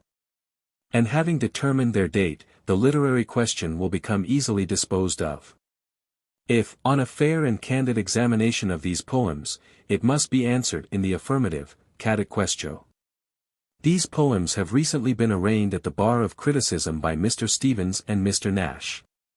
And though they differ somewhat in the extent to which they answer this question in the affirmative, yet on the whole their verdict is against the antiquity of the poems, and the grounds upon which they arrive at this conclusion partake, to a great extent, of one common character. It will, therefore, be convenient to deal with these works together as really forming one body of criticism, and to examine first the case for the prosecution, as it were, and the real bearing of that criticism upon the question. Both of these writers group the poems into 2 classes, which they call mythological and historical, and the objections which they urge against them may be comprised under the 3 following propositions. 1. The so-called mythological poems do not contain, as is supposed, a system of mystical and semi-pagan philosophy, handed down from the Druids, and preserved in these poems by their successors, the bards of the 6th century, as an esoteric creed. But they are the work of a later age, and are nothing but the wild and extravagant emanations of the fancy of bards of the 12th and subsequent centuries, and contain such allusions to the prose tales and romances of the Middle Ages as to show that they must have been written after these tales were composed. 2. The so-called historical poems not only contain direct allusions to later events, but it can be shown that other allusions, which have been supposed to apply to events of the 6th century, were really intended to refer to later events. 3. The orthography and poetic structure of these poems show that they could not have been written earlier than the date of the misses in which they first appear. Mr. Stevens embraces in his criticism the whole of these poems. Mr. Nash deals with those of Taliesin alone, and it may be as well to consider the bearing of this criticism on the poems attributed to Taliesin first. Mr. Stephens, in his work on the literature of the Cymry, does not go minutely into them, but deals with a few specimens only, and states the result of his examination of 77 poems, attributed to Taliesin. In the following classification: historical, and as old as the 6th century. Gwaith Gwenistrad. The Battle of Gwenistrad. Gwaith Argo Dyfein. The Battle of Argo Dyfein. Gwaith Dyffryn Gwerant. The Battle of Dyffryn Gwerant. Iurian. To Urian. Iurian. To Urian. Canu Iurian. A Song to Urian. Ispail Taliesin. The Sports of Taliesin. Canu Iurian Reged. A Song to Urian Reged. Dialectic Urian Reged. Reconciliation to Urian. Iwalog. To Gwalog, the Galgacus of Tacitus. Dialectic Iurian. Reconciliation to Urian. Marinad Owain ap Urian. The Elegy of Owain ap Urian. Doubtful. Surd Iwalog ap Linog. A Song to Gwalog ap Linog. Marinad Cuneta. The Elegy of Cuneta. Gwarchan Tutwulch. The Incantation of Tutwulch. Gwarchan, Audebon. The Incantation of Audebon. Gwarchan. Sinfalin. The Incantation of Sinvalin. Gwarchan Maeldaru. The Incantation of Maeldaru. Kurd Daranwi. The Song to Daranwi. Trosgenu Sinan Garwin. The Satire on Sinan Garwin. Romances belonging to the 12th and 13th centuries. Canu Sintaf Taliesin. Taliesin's first song. Dihudient Elfin. The Consolation of Elfin. Haines Taliesin. The History of Taliesin. Canu y Med. The Mead Song. Canu y Gw and The Song to the Wind. Canu y Bid Mar. The Song of the Great World. Canu y Bid Bach. The Song of the Little World. Bustle y Beard. The Gall of the Bards. Barth Beard. The Circle of the Bards. Cad Gadu. The Battle of the Trees. Kader Taliesin. The Chair of Taliesin. Kader Ternan. The Chair of the Sovereign On. Canu ycwrwv, The Song of the Ale. Canu y Merch. The Song of the War Horses. Adwenu Taliesin. The Beautiful Things of Taliesin. Angar Kivanodod. The Provincial Confederacy. Priv Cypharch. The Primary Gratulation. Dihudient Elfin. Elfin's Consolation. Arimes Dydd Broad. The Day of Judgment. Audel Vraith. The Ode of Varieties. Glaswad Taliesin. The Encomiums of Taliesin. Divragod Taliesin. Past and Future Ages. Mab Jifra Taliesin. Taliesin's Juvenile Accomplishments. Audel Edo Taliesin. Another Ode by Taliesin. Kaifs Taliesin. The Confession of Taliesin. These seem to form portions of the Mabinogi of Taliesin, which was composed by Thomas A. B. Einunafiriad. Kader Caradwen. The Chair of Caradwen. Marinad Uther Pendragon. The Elegy of Uther Pendragon. Priadu An. The Victims of An, Hell. Marinad or Quolf. The Elegy of Hercules. Marinad Mad Drud Ac Irav y Grolon. The Elegy of Madoc the Bold and Irav the Fierce. Marinad Eden o Vaughan. The Elegy of Eden of Mon. Anravedid o Alexander. The Not Wounding of Alexander. Y Gophizes Bid. A Sketch of the World. Lurig Alexander. The Lorica of Alexander. Predictive, Poems 12th and succeeding centuries. Imarwer Lud Mar. The Appeasing of the Great Lud. Imarwer Lud Bicon. The Appeasing of Lud the Little. Gwod Lud Mar, the praise of Lud the Great. Kurd em Vabe Lyr. Song to the sons of Lyr.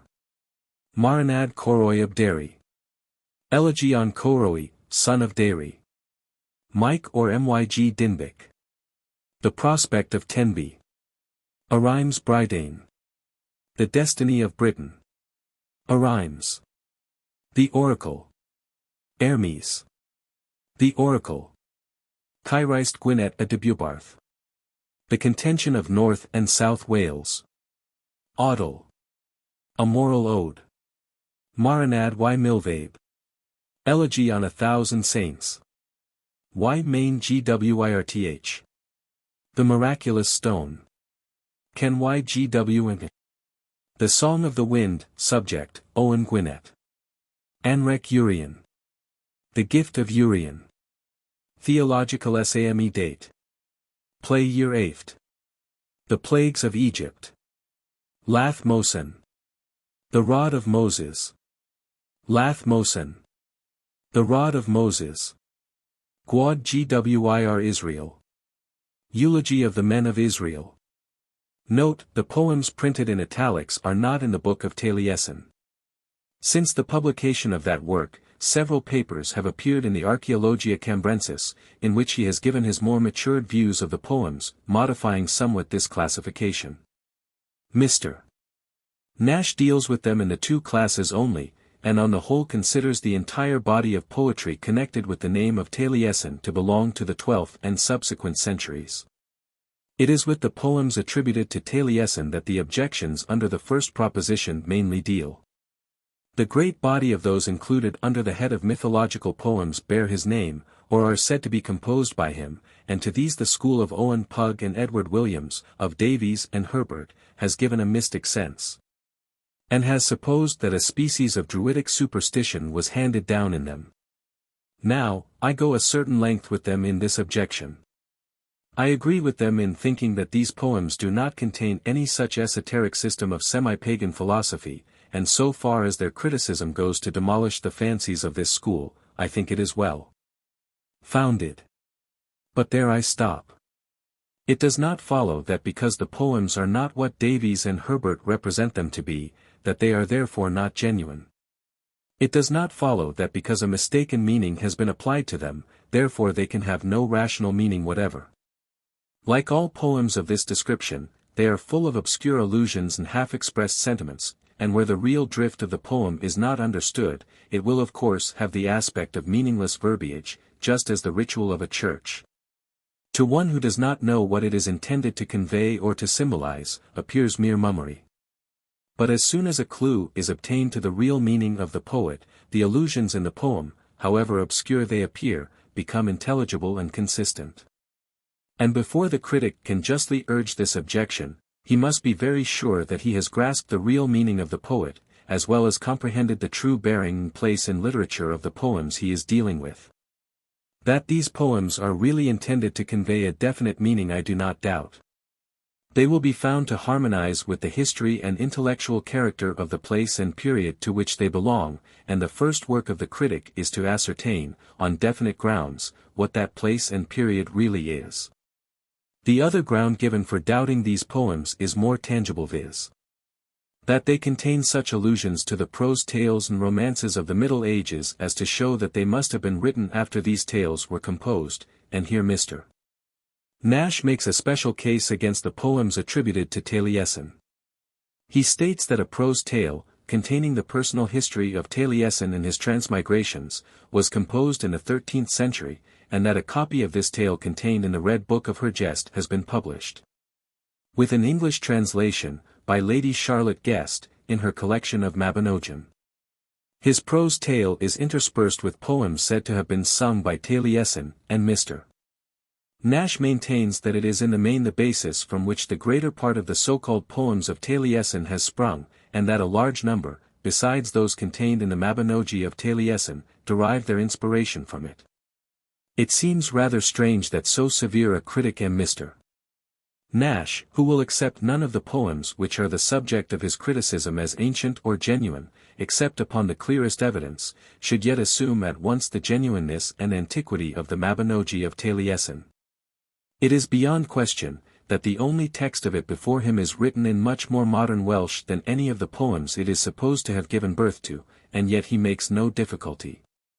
It is further strange that in founding upon this prose tale as the very basis of his argument throughout, and his most formidable weapon, he should not have taken means to ascertain whether it really is in the Red Book of Hergest. No copy of this tale is to be found in the Red Book of Hergest at all, and as that valuable MS contains all the other prose tales of that period, this of itself is an argument against its authenticity. But, moreover, no copy of it is to be found in any known MS prior to the 18th century. Owen Pugh, who published it in 1833, says explicitly that there was but one version of the prose narrative, and that version was furnished by Iolo Morganwg. Every notice regarding it upon which Mr. Nash founds emanates from him, and is not to be found elsewhere. Even if we accept the account given by Dr.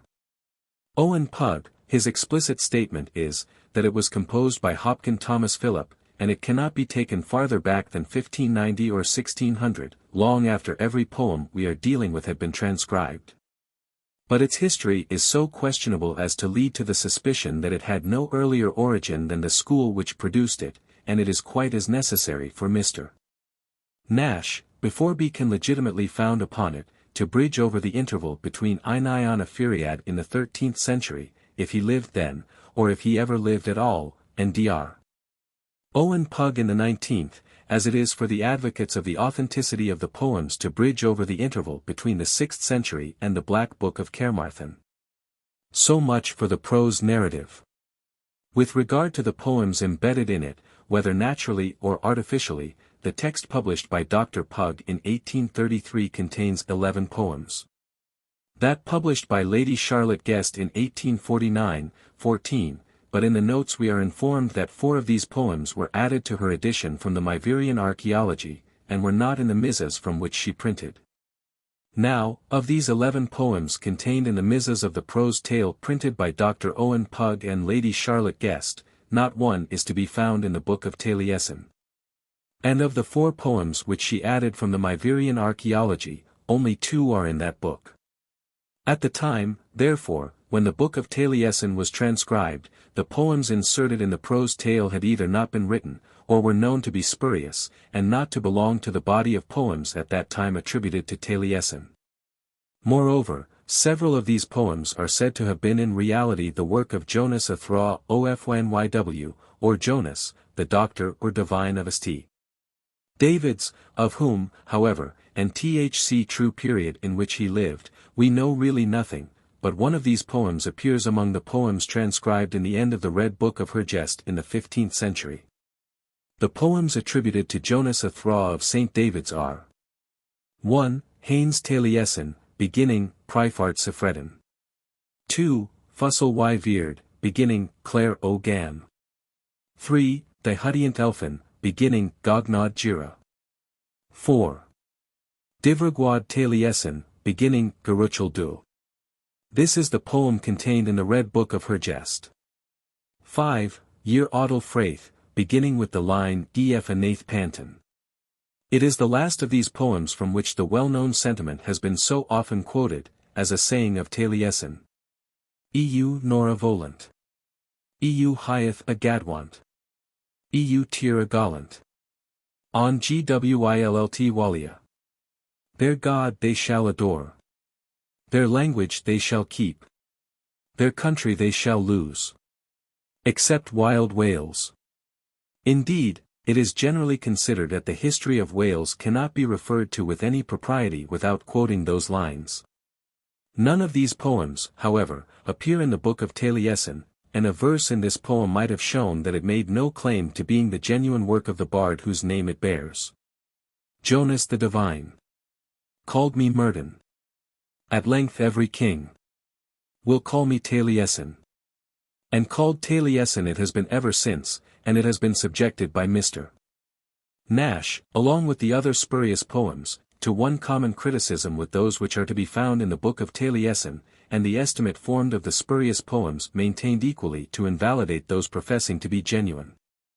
These poems are all included in Mr. Stevens's third class, and the criticism, so far as based upon them, may now be set aside as having little or no bearing upon the real question. Having thus disposed of the so-called Mabinogi, or romance of Taliesin, which plays so great and illegitimate a part in modern criticism, we must now advert to the allusion said to be made to the other prose tales really contained in the Red Book of Hergest, and usually called the Mabinogion, and which it is maintained show that the poems containing such allusions must have been written after these prose tales were composed. It is admitted that these allusions are made to the Mabinogion of the oldest class only, and they certainly possess a considerable antiquity. Here, the first feature in this proposition which startles us is, that if well founded, it inverts the usual sequence in the early literature of most countries, and supposes that prose tales were first composed, and poems afterwards written from them.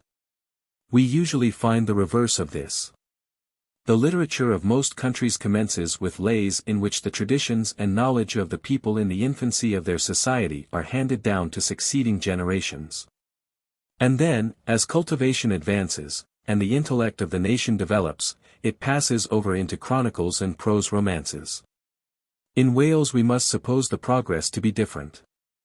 If the poems we are dealing with belong to a later age, none others have come down to us, and we must suppose that the fancies and dim imaginings of the people in their earlier stages first developed themselves in prose romances. The fallacy which leads to this is the assumption that these tales are so far fictions, invented romances, in which, though the names may be real, the incidents are fictitious, and thus that any allusion to them, however slight, or even any mention of the more names of the heroes of them, infallibly demonstrates a later composition of the poem which contains them. It is in this spirit that Mr. Stevens deals with them, and he sends ruthlessly every poem to a later age in which the mere name of Arthur occurs, as having been composed after the Arthurian romance was introduced from Brittany. But these tales are, equally with the poems, founded to some extent upon older legends and traditions, and the germ of their narrative had a prior existence in the earlier oral tales of the people. It is true that there is a marked difference in character between the older legend and the romantic tale founded upon it. The former is part of a more primitive literature, running parallel to and in harmony with the history and progress of the people. Tales and incidents connected with their history were the subject of lays and poetic narratives, and the early philosophy of the people, the common sense of the nation in the primitive meaning of the term, became crystallized into proverbs. Symbolical and figurative language was largely used. Revolutions and invasions were compared to convulsions of nature and the ravages of monsters. Tyrants were denounced by obscure epithets, sentiments were conveyed in proverbs, and fragments of real history were encrusted in them, like the masses of primitive rock protruding through a later formation, or the boulders deposited upon its surface. While the oral transmission of this early poetic literature was secured by a complicated system of meter and an intricate rhyme which enabled the writer more readily to employ the right expressions. With a fixed and unalterable number of syllables in the line, a rhyme recurring in the middle of one line and the end of another, with one stanza commencing with the last word of the preceding stanza, or with certain words commencing with the same letter, it was difficult for the reciter to misplace a letter or sentence.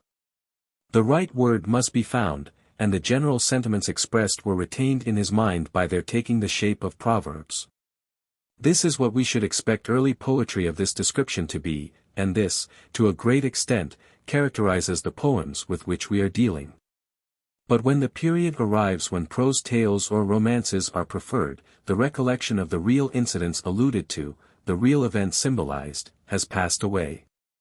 The taste of the age soon requires social tales rather than historical romances, the incidents become trivial, the heroes dwindle down to ordinary mortals, the ancient warriors, to private lords of a district. The symbolic representations become real convulsions of nature and actual wild beasts, and what originally sprang from some great internal change or some external invasion, now becomes the hunt of a wild animal or a quest after some treasure. The names of the heroes of these legends are retained in the prose tales, but the events in which they figure are changed, and assume a totally different character and aspect. This to a great extent characterizes the Mabinogion, and if we find evidence in them of the characteristics of this stage in the literature, why are we to presume that the earlier stages had no existence? In point of fact, we do find traces of the earlier existence of the germs of these tales. Thus, in the tale of Lud and Leafles, at the end of the narrative as printed by Lady Charlotte Guest, is this notice, and this tale is called the story of Lud and Leafles, and thus it ends. The expression in the original Welsh, however, is ar chwedl hwnn elwer Cyfranc Lud a Leafles. The word Cyfranc does not mean a story, but a quarrel or contention, and the reason of this great alteration is, that there is not a trace throughout the whole tale of any quarrel or contention between the two brothers Lud and Leafles. On the contrary, they are represented as a perfect model of two affectionate brothers, living in perfect harmony with and mutually aiding one another. The tale, as it stands, is as old as the first edition of the Brutes where the substance of it occurs, and there must apparently have been an earlier legend, the facts of which had been forgotten while the name was recollected and applied to the later tale. Now, one of the poems attributed to Taliesin, B.T. 54, Imarwer Lud Bicon, is condemned because it is supposed to contain an allusion to this tale. The whole of the allusion is simply this: before the reconciliation of Lud and Leafles. But there cannot be a reconciliation without a previous contention, and it is obvious that the reference here is to the earlier legend. There is, however, one striking difference between the poem and the tale. In the prose tale, one of the chief incidents is the invasion of a mysterious people called Coraniad, who use enchantments and possess magic powers, but when we refer to the poem, it is the real invasion of the Romans which forms the chief incident. Another of the Mabinogion supposed to be referred to is that of Cilhwch and Olwen. The chief incident in this curious tale is the hunt of the Twrch or the boar Trwit. The poem called the Gorchin Sinvalin is supposed to refer to it, but, like the other poem, the allusion is comprised in a few lines. Stalks like the collar of Twrch. Monstrously savage, bursting and thrusting through. When he was attacked on the river.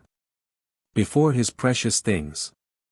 The allusion to the legend is plain enough, but the more fact of Arthur and his warriors being represented in the prose tale as finding the boar with 7 young pigs in Ireland, and hunting him to Dyfed and through the whole of Wales. And then by the Severn into Cornwall, whence he was driven into the sea again, shows that this is a tale in which what were originally figurative and symbolical representations of real events have been converted into realities. Even in its present shape the legend is old, for in the memorabilia of Nennius he mentions a stone bearing the mark of a dog upon it, and explains, Quando venedis est porcum Troid impressit cabal, ca erat canis Arthuri militis. Vestigium in Lapide. A poem in the Black Book of Carmarthen, number 31, is also supposed to refer to it. This poem certainly mentions many of the characters in it, but not one syllable of the plot of the prose tale. Neither Cilhwch and Olwen, the hero and heroine, nor the hunt of the boar, the chief incident, are once alluded to. The real allusions are to 2 of Arthur's battles, and the scenery is in the North Tryweryd, Mynyd Iden or Edinburgh, and Manau or Manau Gwydyon. The other tales supposed to be alluded to, are the 4 which form what is strictly speaking the Mabinogi, and are all connected with one another. They are the following. The tale of Poole, Prince of Dyfed. The tale of Branwen, daughter of Llyr. The tale of Manawyddan, the son of Llyr. The tale of Math, son of Mathenwy. The supposed allusions run through a considerable number of the poems attributed to Taliesin, and form an important group of these poems. Now there is this peculiarity in these 4 tales forming the Mabinogi proper, that they do not mainly refer to Wales as the country of the Cymry, but to the period when Mona and Arfon were possessed by a Gwydl population. And it is the legendary kings of the Gwydl who are the main actors in the tales. These are probably the oldest of the tales, but the previous remarks as to the form in which such legends appear in the prose tales are here equally applicable. The characters which appear in these tales are, in the first, Poole, prince of Dyfed, and Araun, king of Anwunfn or Hel, in the second, Bran and Manawyddan, the sons, and Branwen, the daughter, of Llyr, and Matholwic, king of Ireland. In the third, Manawyddan, son of Llyr, and Pryderi, son of Pwyll. And in the fourth, Math, son of Mathenwy, king of Arvon and Mona, Gwydyon ap Don, and Arianrod his sister, Lolaw Gifs and Dilyn Ail Tun, her sons, the first of whom became king of Gwynedd, and Pryderi, son of Pwyll, king of Dyfed. Pwyll is only mentioned in one poem, B.T. 30, called Priadw Anwunfn, and it bore no reference to the Mabinogi. Araun is one of the three brothers, Lo, Araun, and Urien, whom I have already noticed in the historical sketch, and whom we found obtaining lands conquered from the Saxons by Arthur. Araun is said to have obtained the most northern portion, and from the expressions used he must have been seated almost beyond the limits of the Cymric population. This northern region must always have been viewed by the more southern population as a dreary and barren wilderness, and invested with superstitious attributes. Even as early as the time of Procopius, who flourished in the 6th century, he thus describes it. In this isle of Britain men of ancient time built a long wall, cutting off a great portion of it, for the soil and the men, and all other things are not alike on both sides. For on the eastern, southern, side of the wall there is a wholesomeness of air, in conformity with the seasons, moderately warm in summer and cool in winter. Many men inhabit here, living much as other men. The trees, with their appropriate fruits, flourish in season, and their cornlands are as productive as others, and the district appears sufficiently fertilized by streams. But on the western, northern, side all is different, insomuch indeed that it would be impossible for man to live there even half an hour. Vipers and serpents innumerable, with all other kinds of wild beasts, infest that place, and what is most strange, the natives affirm that if any one passing the wall should proceed to the other side, he would die immediately, unable to endure the unwholesomeness of the atmosphere. Death also, attacking such beasts as go thither, forthwith destroys them. But as I have arrived at this point of my history, it is incumbent on me to record a tradition very nearly allied to fable, which has never appeared to me true in all respects, though constantly spread abroad by men without number, who assert that themselves have been agents in the transaction, and also hearers of the words. I must not, however, pass it by altogether unnoticed, lest when thus writing concerning the island Britia I should bring upon myself an imputation of ignorance of certain circumstances perpetually happening there. They say, then, that the souls of men departed are always conducted to this place.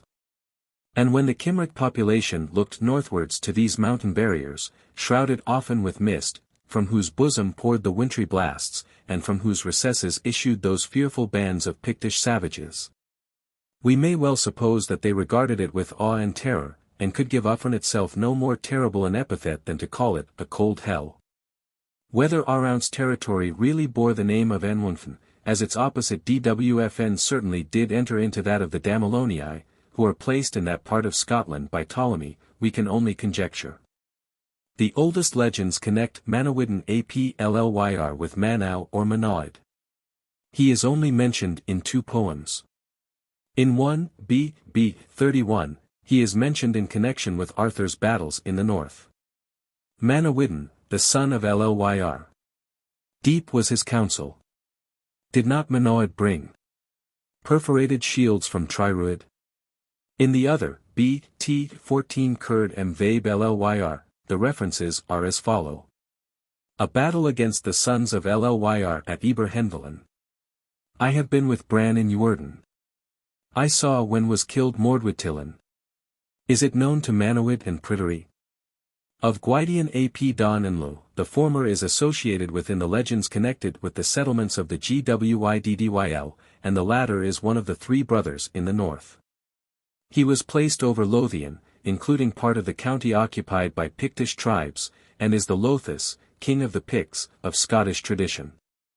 Now throughout these poems we find allusion to a confederacy or union between Brython and Gwyddyl, in connection with the names of Lo and Gwydyon.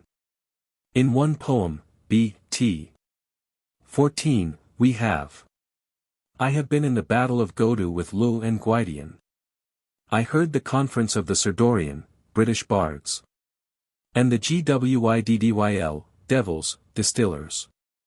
In another, B, T, 1, and R, B. 23. Truly Lugh and Gwydyon have been skilful ones. Thou wilt remember thy old Brithen. And the Gwyddyl, furnace distillers. Again, in the Cad Godu. Minstrels were singing. Warriors were hastening. The exaltation to the Brithen, which Gwydyon made. This was the alliance between the Brithen represented by Lugh, and the Gwydl by Gwydyon, which resulted in the insurrection of Medrawd, son of Lugh, against Arthur with his combined army of Picts, Britons, and Saxons. And which arose from a section of the Britons in the north being drawn over to apostasy by the pagan Saxons and semi-pagan Picts. These poems then contain, under figurative and symbolic language, allusions to real facts, but when we come to the Mabinogi all is changed. The heroes mentioned may be the same. The events are, of a totally different character. Bran goes to Ireland to resent a slap given by Matt Hulwick to Branwen. There is no battle against the sons of Llyr at Eberhenvelen, but they gaze at it from a window after waking from an enchanted sleep. There is no slaughter of Mordwytillen. Math, son of Mathenwy, is there the leading figure, and Gwydyon is a mere adventurer, stealing pigs and forcing Arianrhod to acknowledge her son Lugh by enchantments, while Arawn is placed under the earth as king of Anwunfen, which represents the actual region of departed spirits. 26. Mr. Nash, in his criticism on the Cad Godu, quotes from the Myverian archaeology a fragment which he thus translates. In Glinion, or verses on the Cad Godu. These are the Englands that were sung at the Cad Godu, or, as others call it, the Battle of Acron, which was on account of a white roebuck and a whelp, and they came from Anne, and Amatheon ap Don brought them. And therefore Amatheon ap Don, and Arawn, king of Anne, fought. And there was a man in that battle, unless his name were known he could not be overcome. And there was on the other side a woman called Acron, and unless her name were known her party could not be overcome. And Gwydyon ap Don guessed the name of the man, and sang the two Englands following. Surehoofed is my steed before the spur. The high sprigs of alder were on thy shield. Bran art thou called of the glittering branches. And thus. Surehoofed is thy steed in the day of battle. The high sprigs of alder are in thy hand. Bran, with the coat of mail and branches with thee. Amatheon the good has prevailed. 27. And maintains that this is a fragment of a story or romance called Cad Godu, and that this real Cad Godu must not be confounded with the Cad Godu ascribed to Taliesin, which he adds is one of the very latest of these productions. And very inferior in style and spirit to the compositions worked up by Thomas Abinaion. I am exactly of the opposite opinion. Mr. Nash, as usual, assumes the genuineness of the prose document, but there is no indication of where it came from. It exists in no known MS. And I doubt not came from the same workshop as the so-called compositions of Thomas Abinaion, but assuming it to be a fragment of a prose tale, it truly bears out the remarks I have made. The poem called Cad Godu contains no description of a battle, but Godu is repeatedly mentioned in other poems, and always in close connection with Reged, which takes us to the Gogald, as do also the names of Lugh and Arawn. It describes in highly figurative language a hateful appearance in Britain, passing before the Guledig. Like horses in the middle, like fleets full of wealth, like a monster with great jaws and 100 heads, like a toad with black thighs and 100 claws, like a speckled snake. The word braith, or speckled, betrays its character. It was the exaltation Gwydyon gave to the Brithen, the alliance with the speckled race of the Picts, which filled the bard with these gloomy pictures, and this idea runs through the whole poem. When we come to the prose tale, if it be one, it is a battle between Amatheon and Arawn, king of Anwunfen, for a whelp and a white roebuck, and which was settled by the device of Gwydyon guessing the name of a man. 12. Recent criticism of historical poems examined.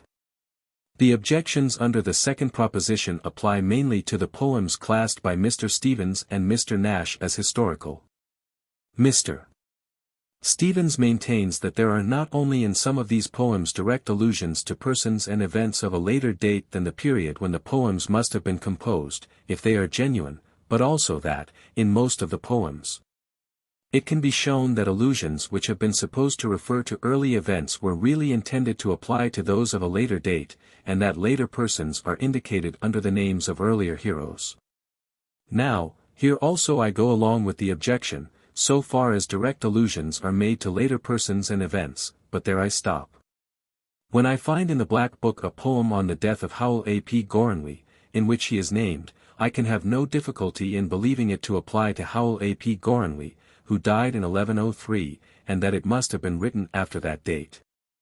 The poems in the Black Book bearing to be the composition of Sindel are of course not within the scope of our inquiry.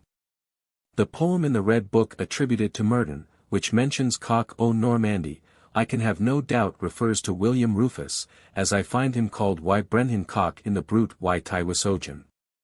The poems referring to Mab Onry, or the son of Onry, I can have equally little doubt proceeded from Glamorgan, and refer to Robert, Earl of Gloucester, the son of King Henry I. And the Hoyana, which mentions the 5 chiefs from Normandy, and the 5th going to Ireland, must have been composed, either in whole or in part, in the reign of Henry II. The attempt which Mr. Stevens makes, however, and in which he is followed by Mr. Nash, to show that the greater proportion of these poems contain indirect allusions to later events, is, in my opinion, unsuccessful, and will not bear examination. It is this criticism which mainly affects a large number of the poems attributed to Taliesin, and it appears to me to be superficial and inconclusive in its reasoning, and based upon fancied resemblances, which have no true foundation in fact. Mr. Stevens, in a series of articles on the poems of Taliesin, which appeared in the Archaeologia Cambrensis subsequent to the publication of the literature of the Cymry, has, to some extent, modified the views expressed in the latter work. Of the poems which he there classed as doubtful he now removes 3, and, of those in the 5th class, 2, to the 1st class of genuine poems. But the mere fact that he does so on a more careful examination will show how superficial the grounds must have been on which he made that classification. The mode in which he has dealt with 2 of the poems will afford a good illustration of the character of this criticism. Among the poems in the Book of Taliesin is one called Marinad Coroi M. Dairy, or the Death Song of Coroi, son of Dairy, b. T. 42. In his literature of the Cymry Mr. Stevens places this poem in his 5th class of predictive poems, 12th and succeeding centuries, but in a paper in the Archaeologia Cambrensis, Volume 2. p. 151, he gives his more matured views, and reverses this verdict. He now considers it to have been written about 640. The grounds upon which he comes to this conclusion are these. The poem alludes to a contention between Coroi and Coquelin, Caefranc Coroi a Coquelin. Here is his own account of his process. The name of Coroi's opponent piqued my curiosity. I forthwith went in search of his history in the Anglo-Saxon annals, and, much to my delight, the personage whom I sought appeared in good company, being Cuchulainn, one of the West Saxon kings. He then gives extracts from the Anglo-Saxon chronicle of the event, connected with Cuchulainn from AD 611 to 626, when he died. He confesses he can make nothing of Coroi, but he immediately identifies Coquelin with Cuchulainn, and forthwith removes the date of the composition of the poem from the 12th to the 7th century.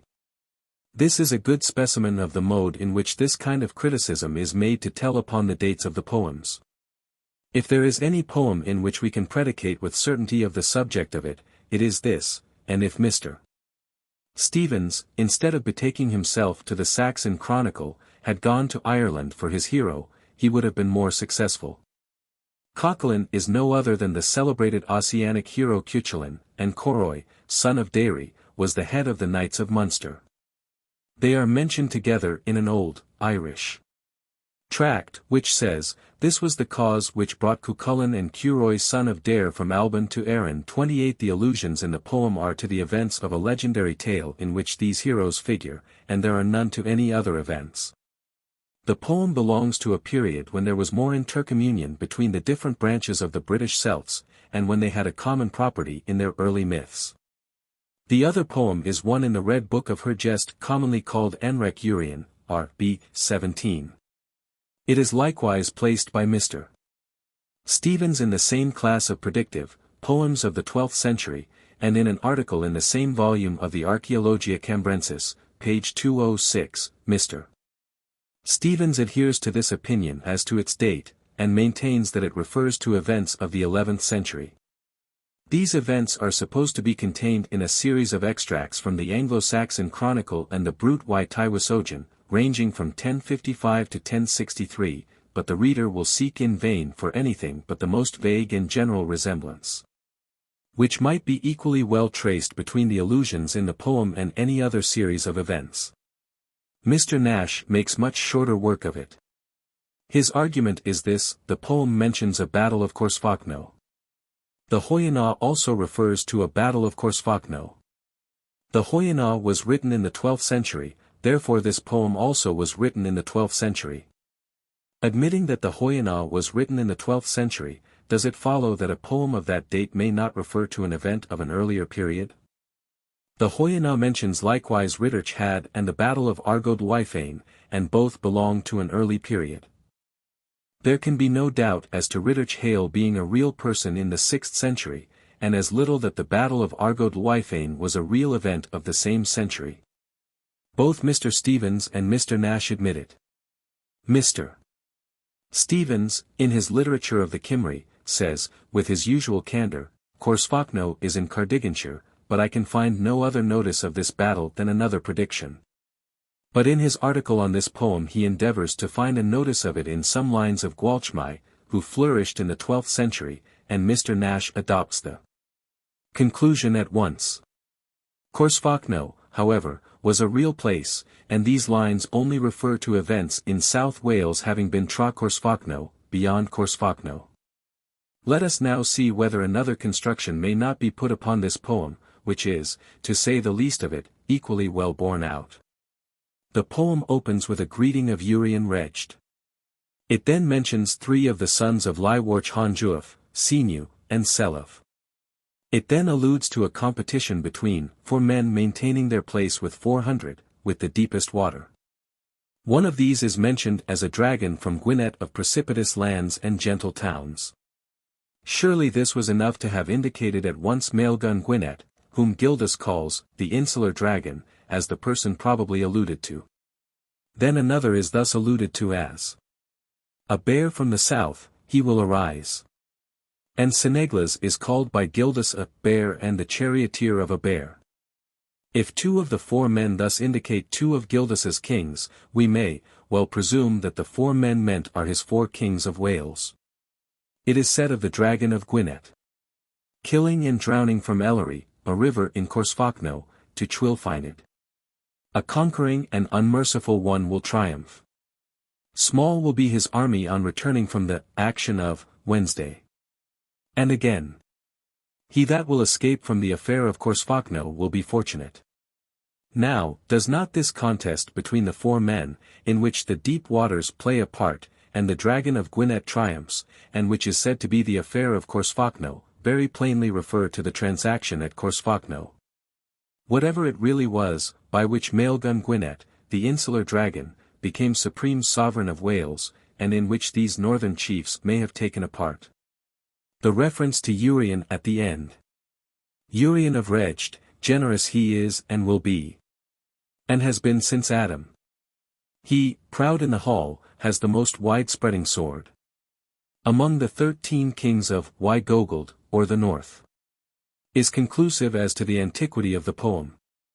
If it had been composed in the 12th century, when all memory of the Cymric states in the north had passed away, Urian would have been brought to South Wales, where the later bards had provided a recht for him between the Toy and the Towy. It is needless to examine more of this criticism. These 2 specimens will suffice, and the notes to the poems will indicate, as far as possible, the real events referred to. The real character and bearing of this criticism upon the poems may be sufficiently indicated by a short illustration.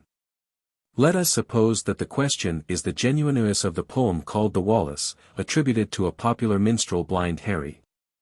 Why, we might suppose Mr. Stevens and Mr. Nash would say, here is a battle fought by Wallace against the English at Falkirk.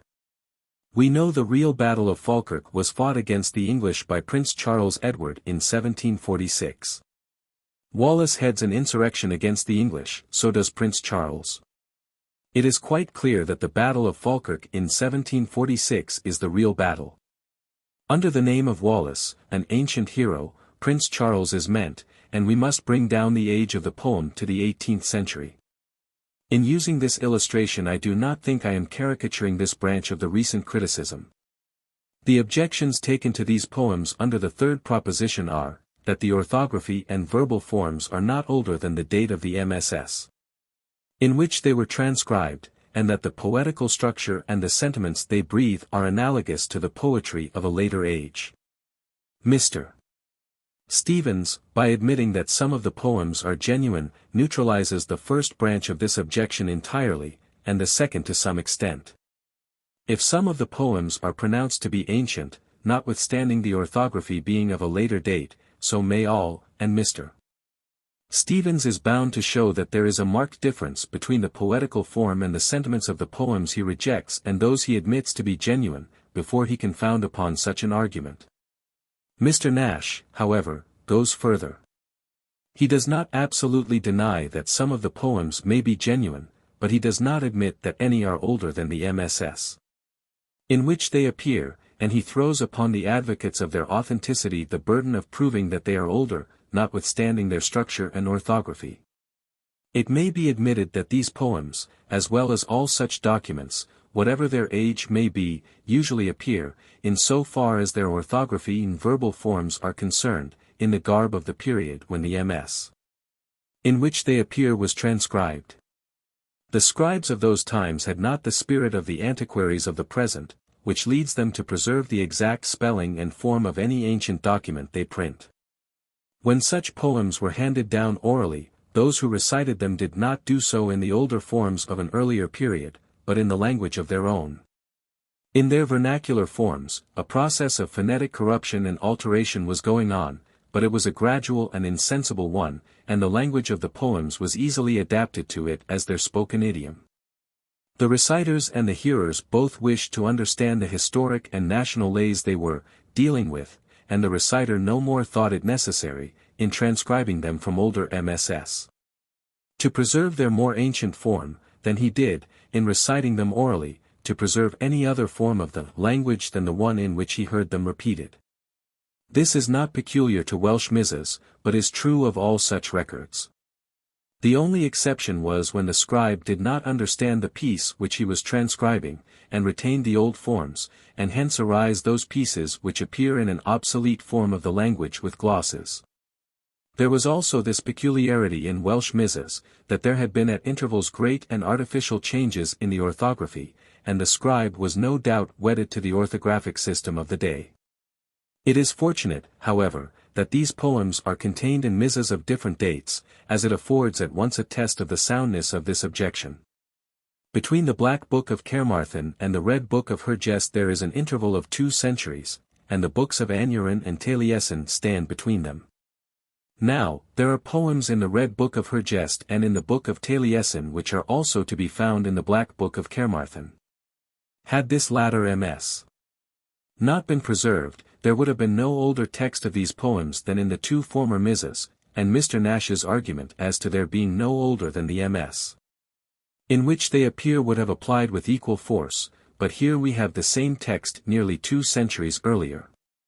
Let us then compare a few lines of the same poem in each book. Black Book of Carmarthen. Adwyn Cair sit ar lawn lant. Adwyn de roder pauper twant. Gogwarch de Gwynnet bod tef want. Gwawar rin. Ray a darwant. Dv mercher. Galis gir g quinawant. Dv eve bv ir garth. It ad coursant. Ad oat burger cock. Ac och ar dant. Oat lutetic gear guinet. Dit duthant. ACMQ in lech veilv culture rywant. Cuten can kwin llv o carant. Book of Taliesin. Adjuan gayer ysssyd ar lawn liant. Adjuan whitey rotor y pawbich want. Gogifarch ti vinet boat to wyant. Gay war rin reina derlissant. Du mercher galeis wirig kifnafant. Dyfu bu garthu a amugant. Acyd oed vriger cock ac och ardent. Oed luded vinet dyd dothant. Acm gafin lech velui kilchui vrywat. Quiden eigen gafin lu o garant. Black Book of Carmarthen. Rak gerint gelenkstad. Y galese merch can crinvrat. A gwyd gower garv aklat. Red Book of Hergest. Ray gerint gelen thrud. Galeis y verch dan gwmyd. A goody gower geru aklud. But there are indications in the Black Book of Carmarthen that in some of the poems the writer had transcribed from some older record, and had not always understood what he wrote. The fact that no older record has come down to us, is no proof that it never existed. And had such record been preserved, we no doubt would have found a difference between its text and that of the Black Book, analogous to the difference between the latter and the Red Book of Hergest. Had we the book that Scolon confesses to have drowned, it might have settled the question. But though we have no older record of any of the existing poems than the Black Book of Carmarthen, we have two fragments of other poems of older date, and these may help us to penetrate still a little further back. The first is a verse preserved in the Old Welsh laws, and they're expressly said to have been sung by Taliesin. The other is the short poem preserved in the Cambridge Juvencus. It is not attributed to any bard, but it approaches so closely, in style, structure, and sentiment, to one of the poems attributed to Llywelyn Hen, as to leave no rational doubt that they are by the same author. Though we cannot compare them with the same passages in the later Misas, we may place them in contrast with passages as nearly approaching to them in meter and style as we can find.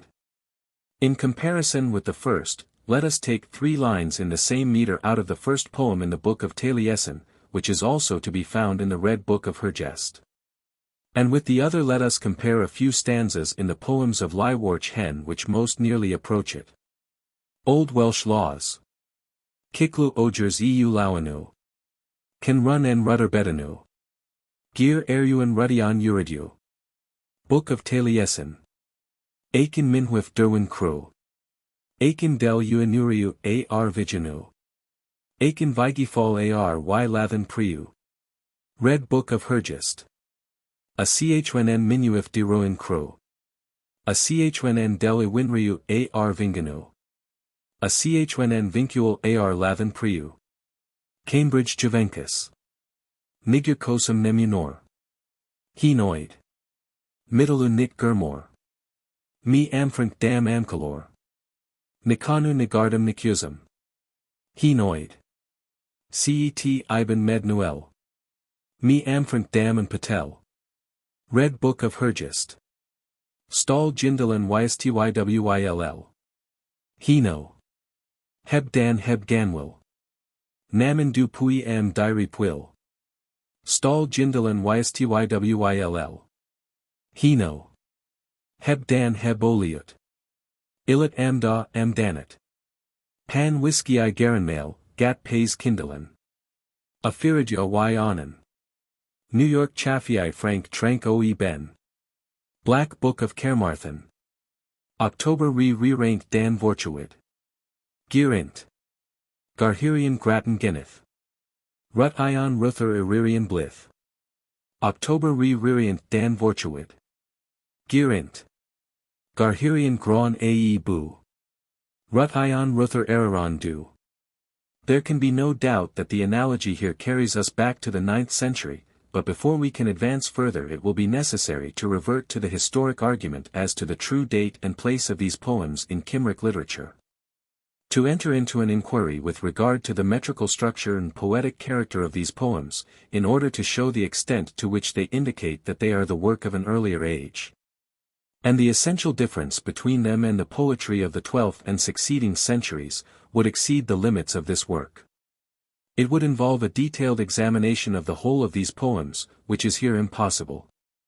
The examples above given will show that the meter of most of the poems attributed to Llywelyn Hen, and which is usually called the Triban Milwr, or warrior's triplet, is at least as old as the 9th century. And one of Taliesin's meters as the 10th. There is a remarkable admission by Iolo Morganwg himself as to the difference in character between the genuine and the spurious poems attributed to Taliesin. He says of the Mabinogi of Taliesin, "This romance has been mistaken by many for true history.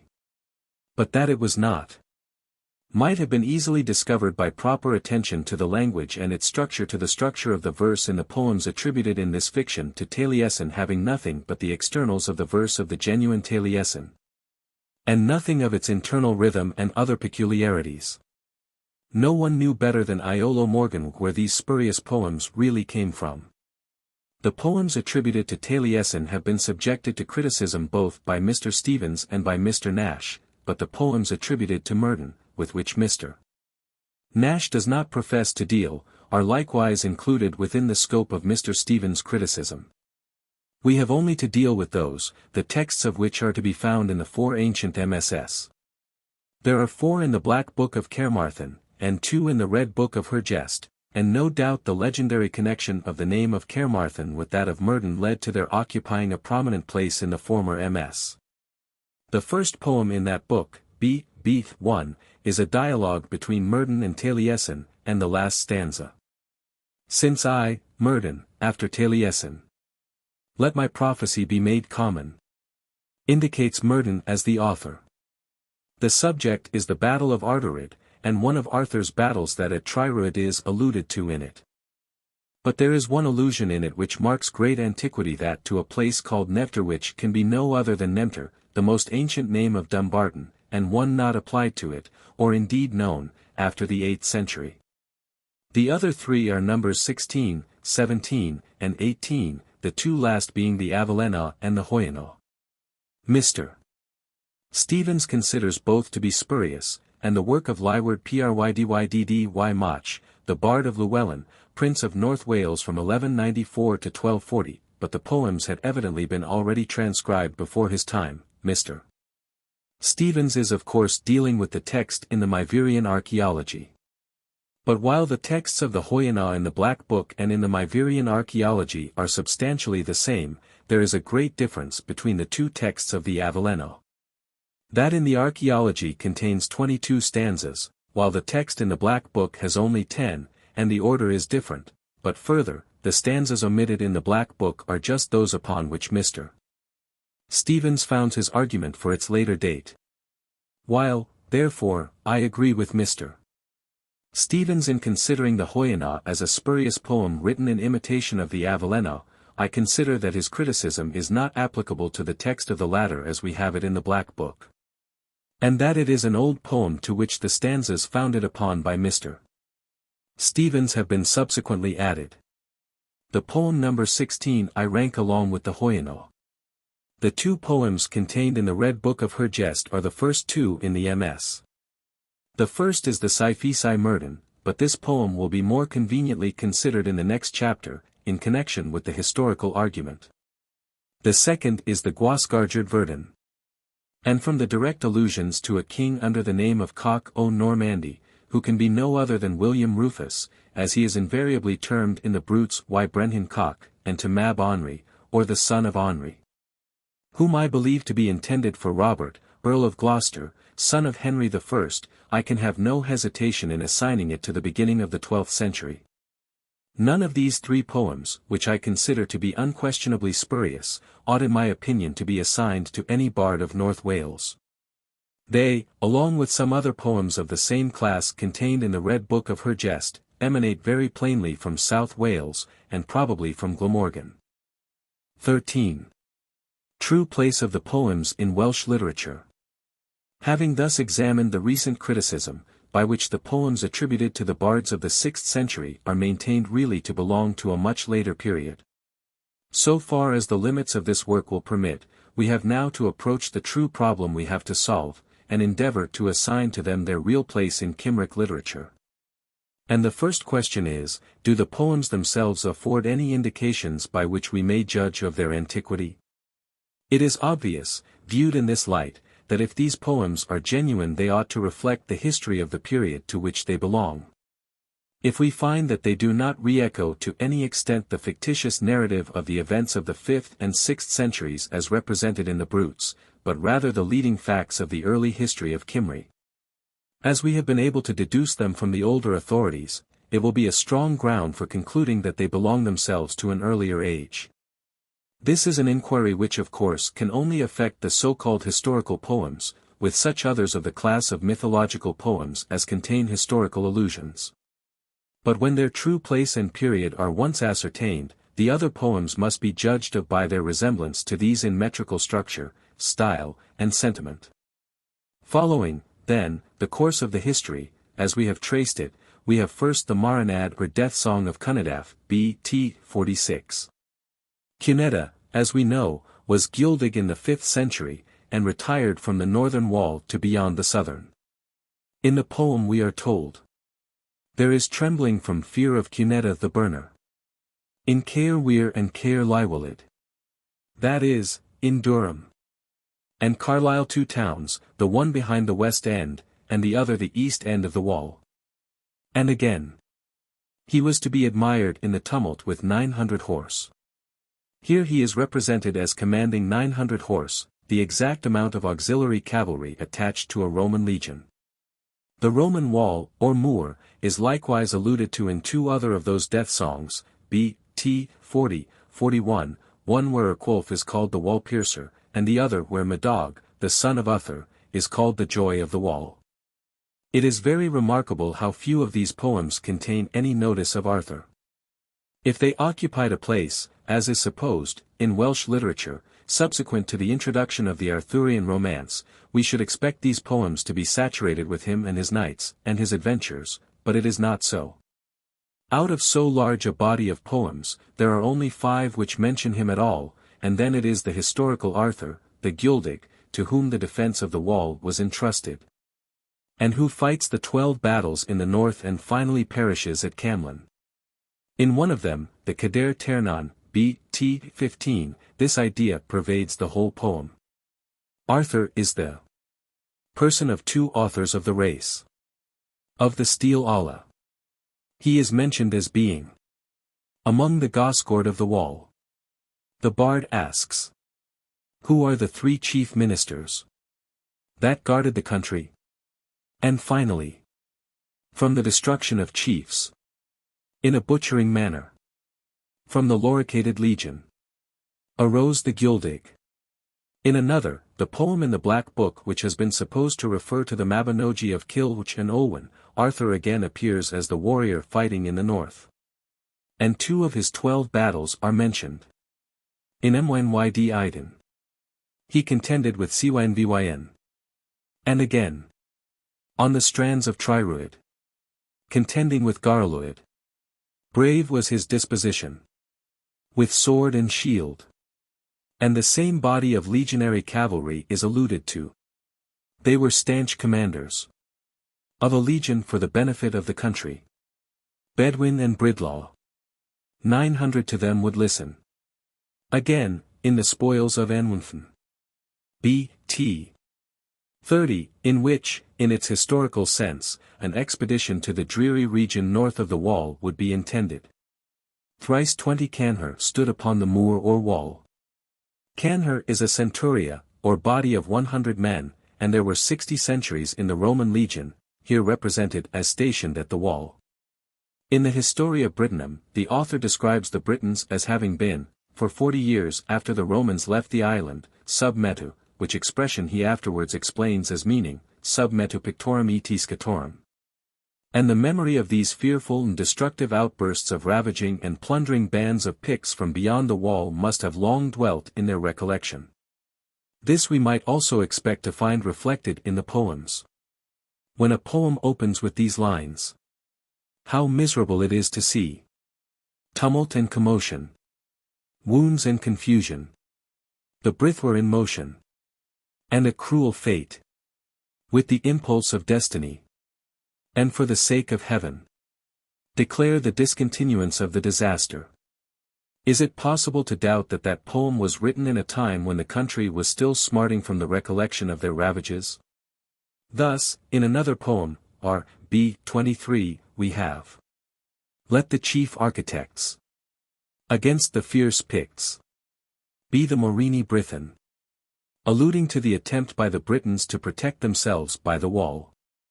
Then, in two other poems, one commonly called the Mike Dinbic, B.T. 21, where the billows which surround one of the cities are said to come to the green sward from the region of the Picti. And in another, B.T. 11, where, it is said, Harnder and Hyfiad and Gwalog, and Owen of Mona of Maelgwnian energy, will lay the Pithwr prostrate. Is it possible to doubt that they must have been written when the Picts were still a powerful people in Britain, and before their kingdom was merged in that of the Scots? The mode in which Mr. Nash deals with these passages is characteristic. He ignores the first poem altogether, and he so disguises the other passages in his translation as to banish the Picts as effectually from them as they were ever expelled by the Roman troops from the province. In the passage quoted from the second poem, he translates the line Rac Fichet Luan, before 20 chiefs. Now, Fichet does not mean 20 in Welsh, but Fiched means 20 in Gaelic. And he would rather suppose that the bard had introduced a Gaelic word than that he could have alluded to such embarrassing people as the Picts. In the next passage he translates the line Ada Hwyn Werglas o Glas Ficti, promised to them are the drinking cups of painted glass. If Ada Hwnt means they came, Ada means a promise. But how Gwyrlas call mean drinking cups I cannot conceive. It is always used as meaning the green sward. Then he evidently supposes that glass is the English word glass, instead of the middle form of class, a region. And thus here, too, he would rather suppose that the bard had used the English word glass, and the Latin word pictus, in its corrupt form ficti, than that the Picts could have been mentioned. But the technical use in Welsh of ficti for the Picts is quite established. The last passage he thus translates, Harnder and Hyfiad here, and Gwalog and Owen of Mona, and Maelgun of great reputation, they would prostrate the foe. Thus quietly suppressing the word Pithwr, which certainly does not mean simply foe. 29. Nennius mentions the Picts whom Arthur defeated at the Battle of Mynyd Iden, or Edinburgh, by the strange and unusual name of Catbreachin. But we find them appearing under that name in another poem in the Book of Taliesin, 50. The catbraith of a strange language will be troubled. From the ford of Taradir to Portweiger in Mona. The ford of Taradir is the ford of Torador, across the river Carron, the northern boundary of the Picts of Manau, near Falkirk. This poem, too, is ignored by Mr. Nash. Another portion of these poems must evidently have been known to the author of the Genealogia, written in the 8th century. After narrating the reign of Ida, king of Northumbria, who died in 559, he says, Tunc Talhern Catagwin in poemate claruit et Niran et Taliesin et Bluchbard et Kian Cavocator Geinthquant Simuluno Tempori in poemate Britannico Clarurent. Of these four who shone in British poetry, it is admitted that the first three are Aneirin, Taliesin, and Llywelyn Hen, and being mentioned in the course of his notice of Bernish-Nisha, they must have been connected with the North. The expression used with regard to them is remarkable. It does not simply say that they flourished then but, in poemate Britannico Clarurent.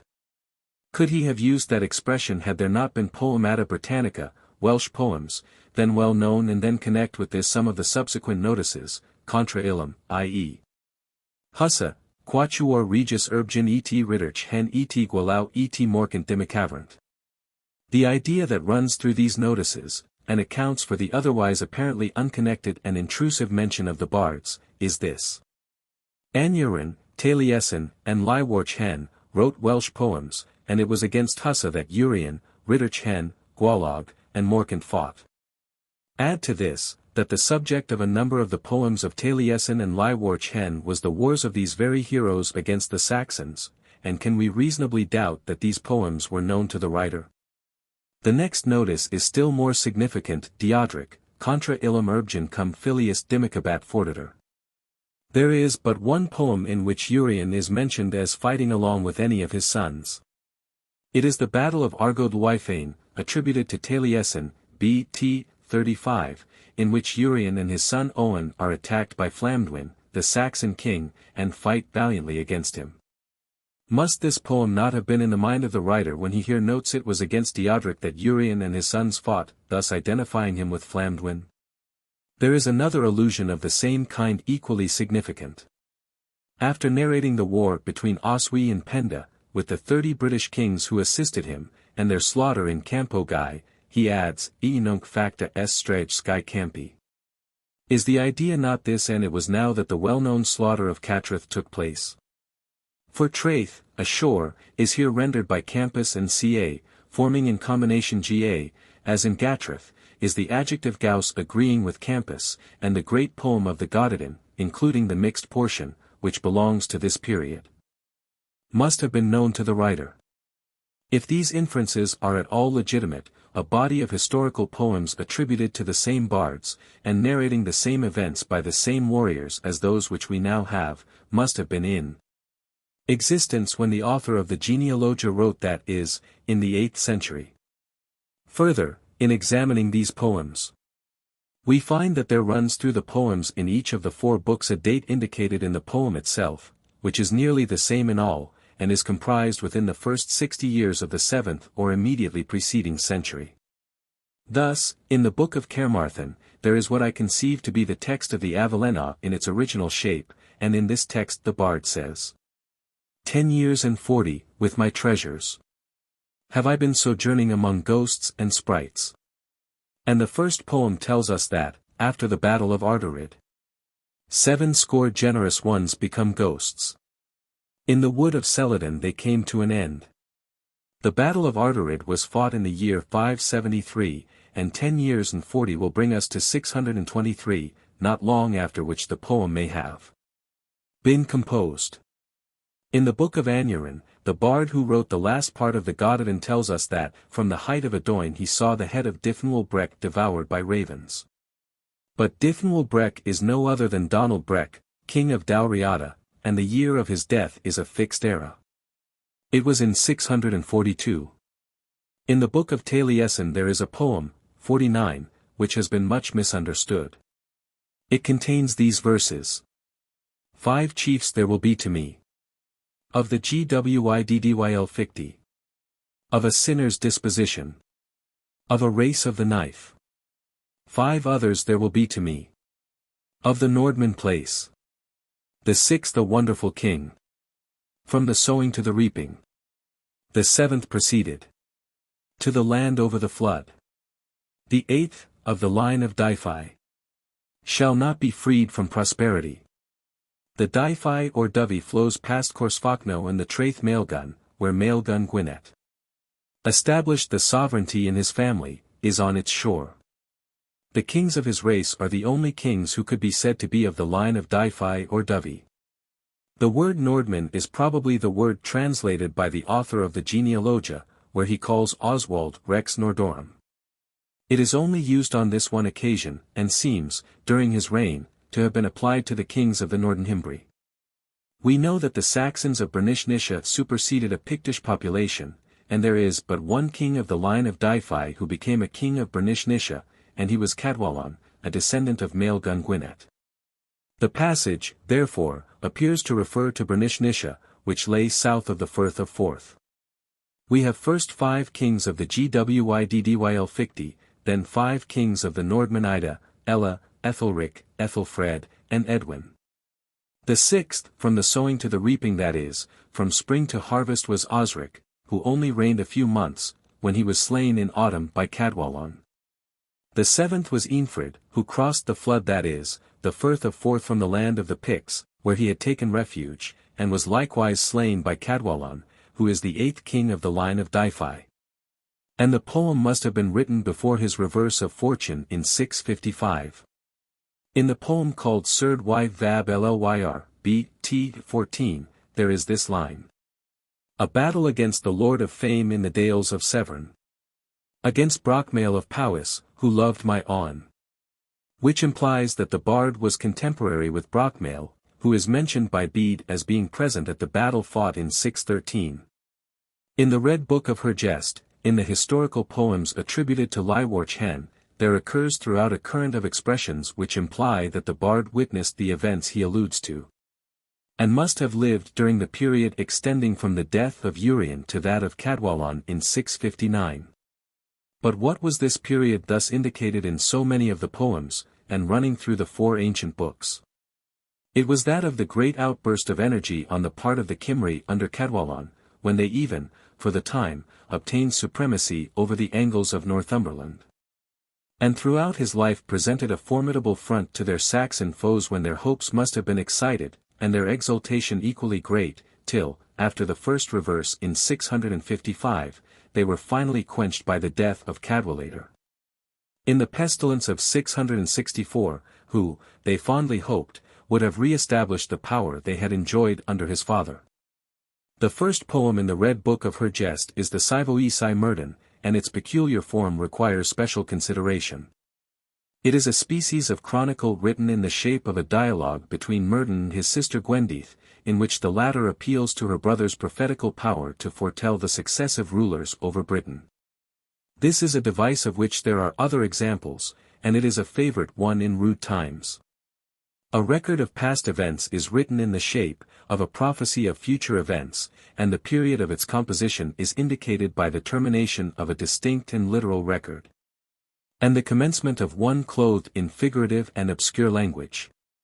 This is a species of poetic chronicle which is peculiarly adapted to addition and interpolation. A few imitative verses in the same style can be inserted or added, bringing the record from time to time further down. The Cyvoesi commences with Rydderch Hale, in whose time the prophecy is supposed to be uttered, and the bard foretells the rule of Morcant after him, after Morcant, Urien, and after Urien, Maelgun here. He then takes the line of Maelgun's descendants down to Sinan Tindiathwy, when he introduces Mervino dar Manau, and follows his descendants to Howel Da. The record then changes its character, and proceeds to foretell a succession of kings under descriptive names, until it announces the coming again of Cadwallader, who is said to reign 303 years and 3 months, and to be succeeded by Sindaf. And after some further obscure references, the poem assumes a more personal character, in which the bard is described as having been imprisoned beneath the earth, and concludes. It has been supposed that this poem must have been composed in the reign of Howel Da, who died in 948. As after his name the style of the poem changes from the direct mention of historic kings under their real names to that of a list of apparently imaginary kings, designated by obscure epithets. But Mr. Stevens does not admit this, and maintains that these obscure epithets can be so easily identified as to show that the bard was in fact recording the historic successors of Howel Da. An example of this identification will suffice. The bard, when asked, who will rule after Howel, answers why Bargadain, the borderers. Mr. Stevens thinks this word plainly indicates Javon and Iago, the sons of Edwal Vol, king of North Wales, because their claim to the throne which they usurped only bordered on a rightful title. 30. There is reason to think, however, that parts of this poem were compiled at an earlier date than the reign of Howel Da. It may in fact be divided into 4 parts: the first, from the beginning to the end of the 26th stanza, containing the stanza mentioning Cadwallader; the second, from the 26th stanza to the 65th, the third, from the 66th stanza to the 102d. And the fourth, from the 102d stanza to the end. Now there is this peculiarity in the first part of the poem, that it names as the kings who ruled before Maelgun, Urien, Morcant, and Rydderch Hale. Is it possible to conceive that any chronicle containing such a succession of kings could have been composed in Wales even so early as the 10th century? Would the author not have given, in preference, the kings said to have ruled in Wales? Its connection, however, with Nennius and with Bernish Nisha is apparent.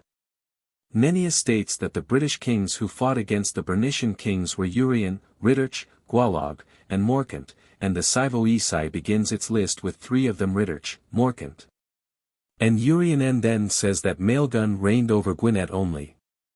This part of the chronicle must have been composed in the north, but after Cadwallader there is an obvious break. Throughout the previous part, the questions and answers alternate, each answer being followed by a question, who ruled next. But the verse naming Cadwallader is not followed by a question. The verses are as follows. 25 Though I see thy cheek is direful, it comes impulsively to my mind. Who will rule after Cadwallon? 26 A tall man holding a conference, and Britain under one sceptre.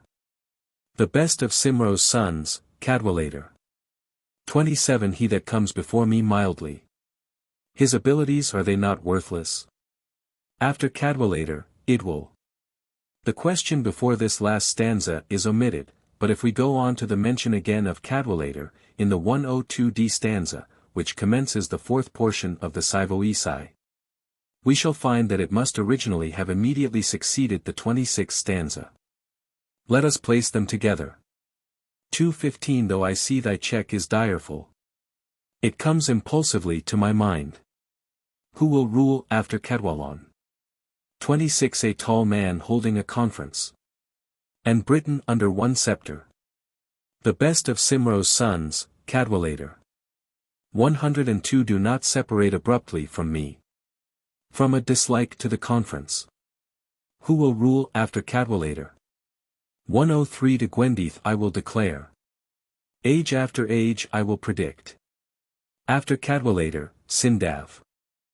As Sindav is an imaginary king, I hold that the original poem, of which we have a part in the first 26 stanzas, must have been composed before the death of Cadwallader, while he was still the hope of the Cymry, and must have belonged to the north.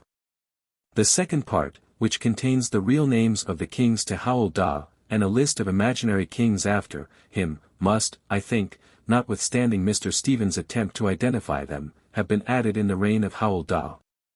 And this is confirmed by the fact that the successor of Cadwallader is made to be his son Idwal, and that there is no appearance of Ivor from Armorica, who would certainly have been mentioned had the poem been composed after the appearance of the brutes. The third portion, extending from stanza 66 to stanza 102, has probably been added in South Wales in the 12th century. The Lord of 8 Fortresses, mentioned in the 65th stanza, may have been Robert Fitzhamon, the first Norman who obtained Glamorgan, and built castles. And Mab Henry, in the 68th stanza, Robert, Earl of Gloucester, who succeeded him in Glamorgan, and was son of Henry I. This part of the poem contains a prophecy that Cadwallader would reappear with a powerful host to defend the men of Gwynedd, that he would descend in the Vale of Tywi, and would reign 303 years. There were, however, two very distinct forms in which this prophecy of the reappearing of Cadwallader was conveyed. The first we find in the Aphalana, the text of which, as it appears in the Black Book, I consider to be that of an old poem. The poem in that text concludes with this stanza. Sweet apple tree, and a tree of crimson hue, which grows in concealment in the wood of Celadon. Though sought for their fruit, it will be in vain, until Cadwallader comes from the conference of the ford of Rian, and Sinan to meet him advances upon the Saxons. The Cymry will be victorious, glowing will be their leader. All shall have their rights, and Britons will rejoice, sounding the horns of gladness, and chanting the song of peace and happiness. The other form of the prophecy we find in the Hoyana, which I agree with Mr. Stevens in considering to be spurious. In it the expressions are as follows. And I will predict that 2 rightful princes will produce peace from heaven to earth. Sinan and Cadwallader thorough Cymry. May their counsels be admired. And when Cadwallader comes to the subjugation of Mona, the Saxons will be extirpated from lovely Britain. Stout Sinan appearing from the banks of the Tyfi will cause confusion in Dyfed. The form of the prophecy in the Hoyana is obviously the same with that in the third part of the VIII, which I consider to have been produced in South Wales in the 12th century. In the one, Cadwallader comes to Mona, and Cynon from the valley of the Tyfi in Dyfed or South Wales. In the other, Cadwallader comes to Gwynedd, and descends in the vale of the Tywys in South Wales. But the form of the prophecy in the Avallenau is very different. There Cadwallader comes from a conference at Ryd Rhian, or the ford of Rheon, and this is evidently the same place as Llwch Rhian, which we can identify with Loch Ryan in Galloway, and he goes to the wood of Celodin to meet Cynon. In the later form of the prophecy Cynon and Cadwallader come from Armorica. Thus, in the Vita Merlini, Geoffrey says, "The Britons their noble kingdom shall for a long time lose through weakness, until from Armorica Conan shall come in his car, and Cadwallader, the honoured leader of the Cymry." And the prophecy can only have assumed this shape after the fictitious narrative of Cadwallader taking refuge in Armorica was substituted for his death in the pestilence, and the scene of his return is placed in South Wales. Whence this form of the prophecy emerged. But the prophecy which connects his reappearance with the conference at the ford of Loch Ryan, and places the meeting with Conan in the wood of Celodin, must be much older, and the Cumbrian form of the prophecy. And with this form of it, the first passage in the Scivoesi is obviously connected, which describes Cadwallader as a tall man holding a conference. 14. Result of the examination of the poems, and their classification. Of a large proportion, then, of the historical poems, the scenery and events lie in the north. The warriors whose deeds they celebrate were Gwyrwy Gogold, or men of the north. They are attributed to bards connected with the north, and there is every reason to believe them older than the 10th century. They are, in point of fact, the literature of the Cymric inhabitants of Cumbria before that kingdom was subjugated by the Saxon king in 946. As soon as this view of their birthplace and home is recognized, localities are identified, warriors recognized, and allusions heretofore obscure become intelligible. During the last half-century of the Roman dominion in Britain, the most important military events took place at the northern frontier of the province, where it was chiefly assailed by those whom they called the barbarian races. And their troops were massed at the Roman walls to protect the province. After their departure, it was still the scene of a struggle between the contending races for supremacy. It was here that the provincial Britons had mainly to contend under the Guledig against the invading Picts and Scots, succeeded by the resistance of the native Cymric population of the north to the encroachment of the Angles of Bernish-Nisha. Throughout this clash and jar of contending races, a body of popular poetry appears to have grown up, and the events of this never-ending war, and the dim recollections of social changes and revolutions, seem to have been reflected in national lays attributed to bards supposed to have lived at the time in which the deeds of their warriors were celebrated, and the legends of the country preserved in language, which, if not poetical, was figurative and obscure. It was not till the 7th century that these popular lays, floating about among the people, were brought into shape, and assumed a consistent form. The sudden rise of the Cymric population to power under Cadwallon, and the burst of national enthusiasm and excited hope, found vent in poetry. The Cymry were stimulated to combined effort by the voice of the bards, and poems were composed, and the more ancient lays either adapted to their purpose, or embedded as fragments in their own compositions. It is in the 7th century that I place these poems in their earliest consistent shape, and I do not attempt to take them further back.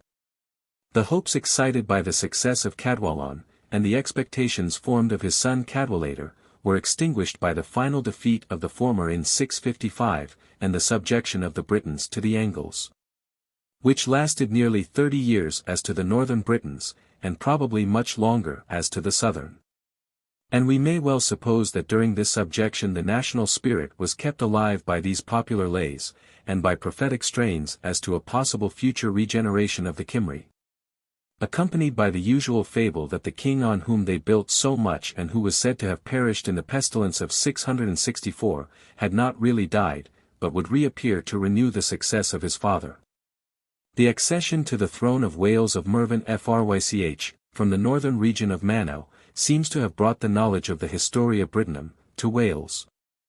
And the emigration of large bodies of the Cymric population to Wales during the reign of Aneirin, and the termination of their kingdom in 946, when Hywel Dda, Prince of South Wales, occupied the throne of all Wales. Probably made them acquainted with these poems. But they appear to have found their new home in South Wales. By degrees the memory of the northern Cymric kingdom passed away, the name of Gogledd was transferred from Cumbria to Gwynedd, and much of the traditionary history of the north, obscurely reflected in these poems, was applied to North Wales. While the warriors celebrated in them had new homes found for them in South Wales. To adopt the language of an able modern writer, to the inhabitants of the south, Gwynedd, of the past, was an unknown land. Their imagination filled it with giants, fairies, monsters, and magicians. The inhabitants exercised strange arts. They had cauldrons of like virtue with that which renewed the youth of Ezen, a red dragon and a white were buried as a palladium of their metropolis. Among their monarchs was a veritable cat, the offspring of a wandering sow. Their chief philosopher was of gigantic stature, and sat on a mountain peak to watch the stars. Their wizard monarch, Gwydyon, had the power of effecting the strangest metamorphoses. The simple peasant, dwelling on the shore of Dyfed, beheld across the sea those shadowy mountain summits pierce the air guardians, as it seemed, of some unearthly region. Thence came the mists and storms.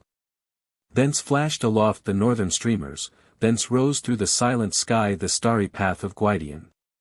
It is to this period that I attribute the composition of the oldest group of the prose tales and romances, and especially those peculiarly called the Mabinogi. And while, soon after, a new school of Welsh poetry, which speedily assumed large dimensions and exercised a powerful influence, arose in North Wales. The literary spirit of South Wales manifested itself more in prose composition and in the gradual appearance of spurious poetry, written in the style and sentiments of this older poetry of Cumbria.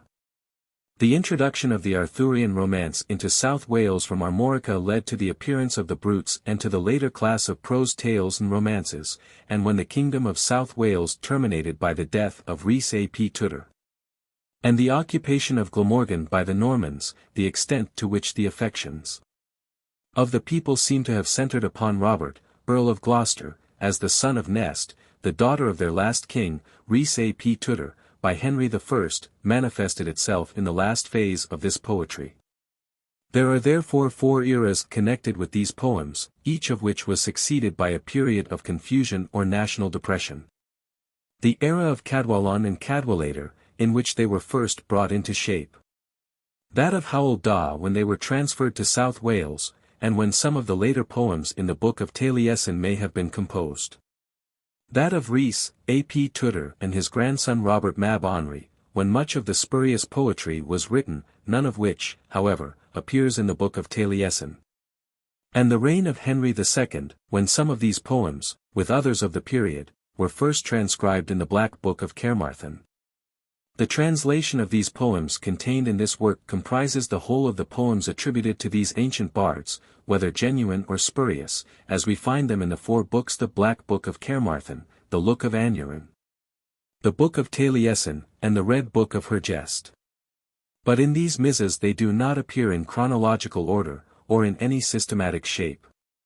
They are transcribed without reference to date, subject, or supposed author, and are interspersed with poems by authors of the later period. To print the translations in the exact order in which they appear in the misses would be to present them in a confused and unintelligible shape, and where the same poem appears in more than one ms, would lead to double translations. It has been thought better, therefore, while the translation has been made as literal and exact a representation of the text in the MSS as possible, to group the poems so as to bring those which relate to the same subject together, and thus afford the means of easy comparison as well as facilitate a sounder criticism, based upon a true conception of their character in their mutual bearing upon each other.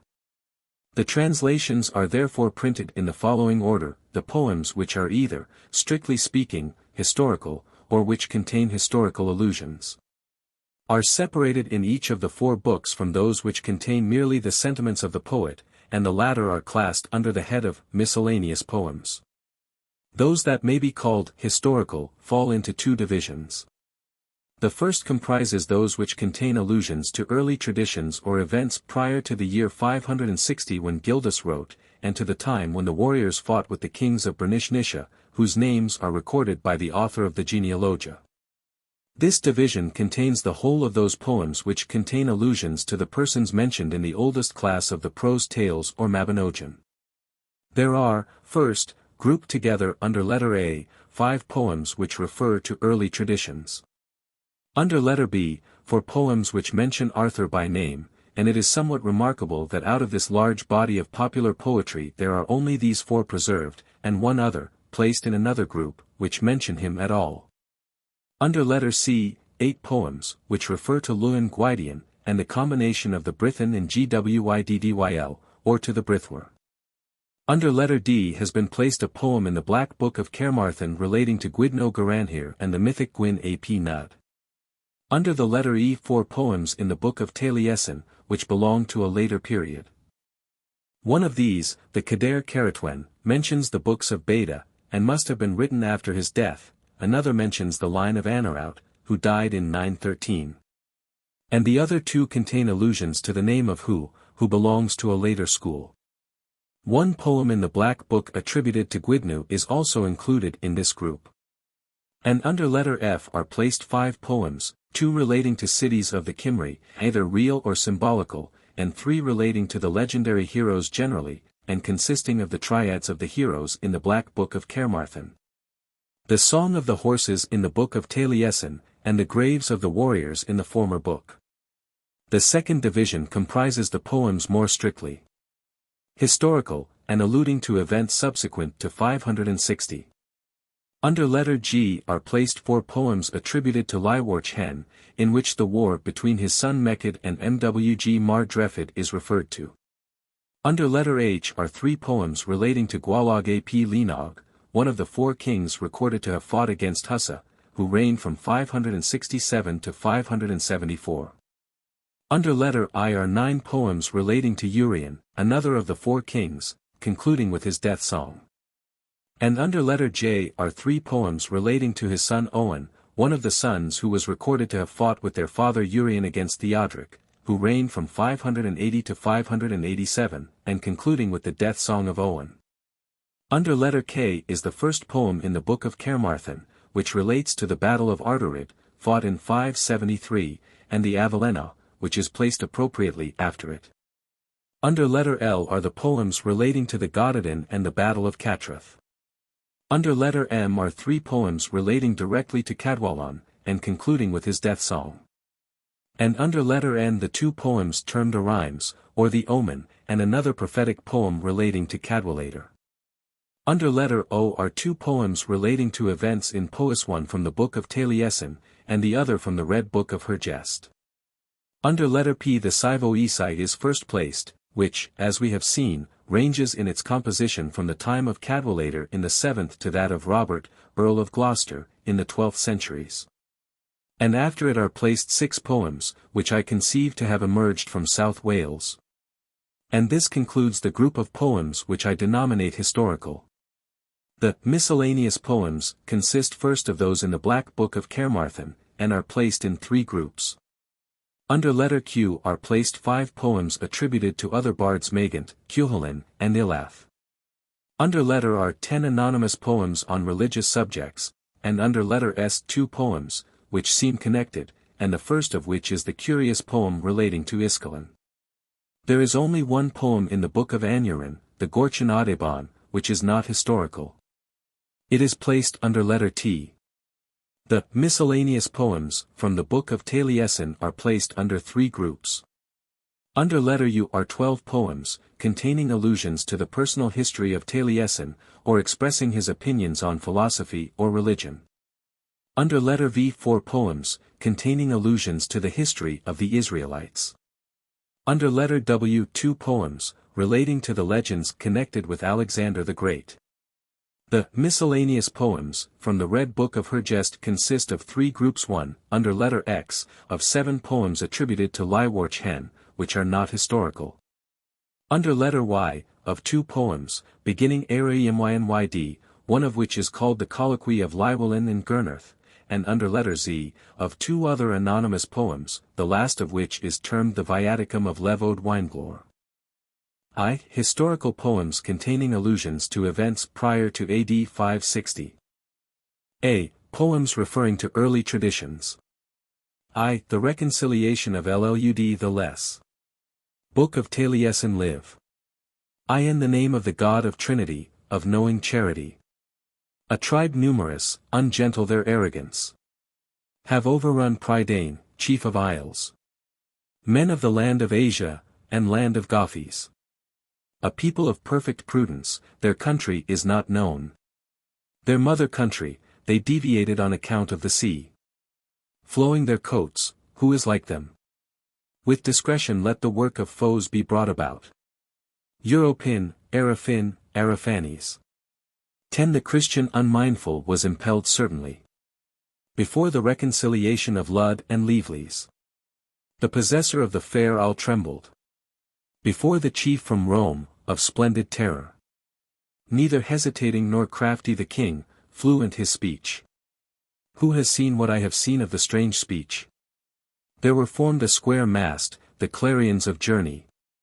Before the presence of Roman leader there is conflagration. The son of Grad, of fluent speech, retaliated. Cymry burning, war on slaves. 20 I will consider, I will deliberate who caused them to go. The Brythonic energy arose. 2. The death song of Coroi, son of Deiri. Book of Taliesin 42. I. Thy large fountain fills the river. Thy coming will make thy value of little worth. The death song of Coroi agitates me. If the warrior will allure, rough his temper. And his evil was greater than its renown was great. To seize the son of Deiri, lord of the southern sea. Celebrated was his praise before she was entrusted to him. 2. Thy large fountain fills the stream. Thy coming will cause saddling without haste. The death song of Coroi is with me now. If, the warrior, will allure. 3. Thy large fountain fills the deep. Thy arrows traverse the strand, not frowning or depressed. The warrior conquers, great his rank of soldiers. And after penetrating enters towns. And the pure stream was promptly whitened. Whilst the victorious one in the morning heaps carnage. Tales will be known to me from sky to earth. Of the contention of Coroi and Coquelin. Numerous their tumults about their borders. Springs the chief o'er the surrounding mead of the somewhat gentle wood. A care there was, love diffusing, not paling, not trembling.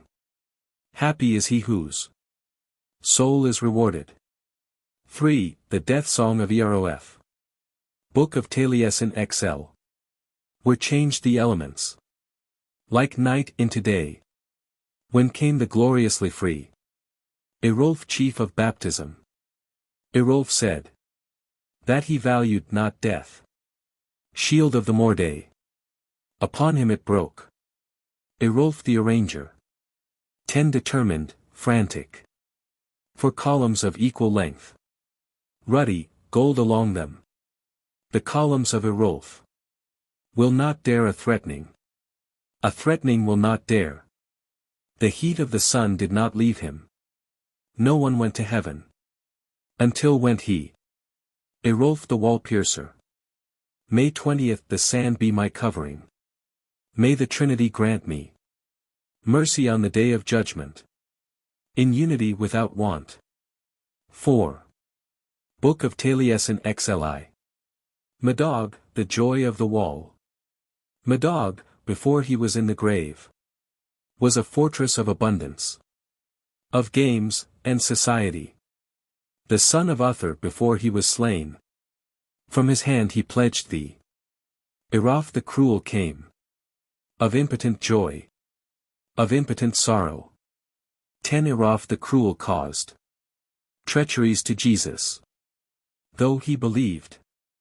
The earth quaking. And the elements darkening. And a shadow on the world. And baptism trembling. An impotent stop. Was taken by fierce Erof. Going in the course of things. 20 among the hideous fiends. Even to the bottom of Uffern. V. Book of Taliesin 46. I am Taliesin the Ardent. I will enrich the praise of baptism. At the baptism of the ruler, the worshipper wondered. The conflict of the rocks and plain. There is trembling from fear of Cuneta the burner. In Caer Weir and Caer Lywelyd. There is trembling from the mutual encounter. A complete billow of fire over the seas. A wave in which the brave fell among his companions. 10,100 received his attack on the earth. Like the roaring of the wind against the ashen spears. His dogs raised their backs at his presence. They protected, and believed in his kindness. The bards are arranged according to accurate canons. The death of Cuneta, which I deplore, is deplored. Deplored be the strong protector, the fearless defender. He will assimilate, he will agree with the deep and shallow. A deep cutting he will agree to. His discourse raised up the bard stricken in poverty. 20 harder against an enemy than a bone. Preeminent is Cuneta before the furrow, i.e. the grave. And the sod. His face was kept. 100 times before there was dissolution. A door hurdle. The men of Brinic carried in the battle. They became pale from fear of him and his terror chill moving. Before the earth was the portion of his end. Like a swarm of swift dogs about a thicket. Sheathing swords is a worse cowardice than adversity. The destiny of an annihilating sleep I deplore. 30 for the palace, for the shirt of Cuneta. For the salt streams, for the freely dropping sea. For the prey, and the quantity I lose. The sarcasm of bards that disparage I will harrow. And others that thicken I will count. He was to be admired in the tumult with 900 horse. Before the communion of Cuneta. There would be to me milch cows in summer. There would be to me a steed in winter. There would be to me bright wine and oil. 40 There would be to me a troop of slaves against any advance. He was diligent of heat from an equally brave visitor. A chief of lion aspect, ashes become his fellow countrymen. Against the son of Edurn, before the supremacy of terrors. He was fierce, dauntless, irresistible. For the streams of death he is distressed. He carried the shield in the preeminent place. Truly valiant were his princes. Sleepiness, and condolence, and pale front. A good step, will destroy sleep from a believer. B. Poems referring to Arthur the Guledig. 6. The Chair of the Sovereign. Book of Taliesin 15. The declaration of a clear song. Of unbounded awe. About a warrior of 2 authors. Of the race of the steel Allah. With his staff and his wisdom. And his swift eruptions. And his sovereign prince. And his scriptural number. And his red purple. 10 And his assault over the wall. And his appropriate chair. Amongst the retinue of the wall. Did not, he, lead from corner. Horses pale supporting burdens. The sovereign elder. The generous feeder. The third deep wise one. To bless Arthur. Arthur the blessed. 20 In a compact song. On the face in battle. Upon him, a restless activity. Who are the 3 chief ministers? That guarded the country. Who are the 3 skillful ones? That kept the token. That will come with eagerness. To meet their lord. High, is, the virtue of the course. 30 High will be the gaiety of the old. High, is, the horn of travelling. High the kine in the evening. High, is, truth when it shines. Higher when it speaks. High when came from the cauldron. The 3 awns of Gogurwen. I have been Mynog, wearing a collar. With a horn in my hand. He deserves not the chair. 40 That keeps not my word. With me is the splendid chair. The inspiration of fluent, and, urgent song. What the name of the 3 cares? Between the flood and the ebb. No one knows who is not pressing. The offspring of their president. For cares there are. In Prydain, stationary. Chiefs tumultuous. 50 As for what may not be, it will not be. It will not be, because it may not be. Let him be a conductor of fleets. Let the billow cover over the shingle. That the land becomes ocean. So that it leaves not the cliffs. Nor hill nor dale. Nor the least of shelter. Against the wind when it shall rage. The chair of the sovereign. 60 He that keeps it is skilful. Let them be sought there. Let the munificent be sought. Warriors lost. I think in a wrathful manner. From the destruction of chiefs. In a butchering manner. From the loricated legion. Arose the Guledig. Around the old renowned boundary. 70 The sprouting sprigs are broken. Fragile in like manner. Fickle and dissolving. Around the violent borders. Are the flowing languages. The briskly moving stream. Of roving sea adventurers. Of the children of Seraphin. A task deep, and, pure.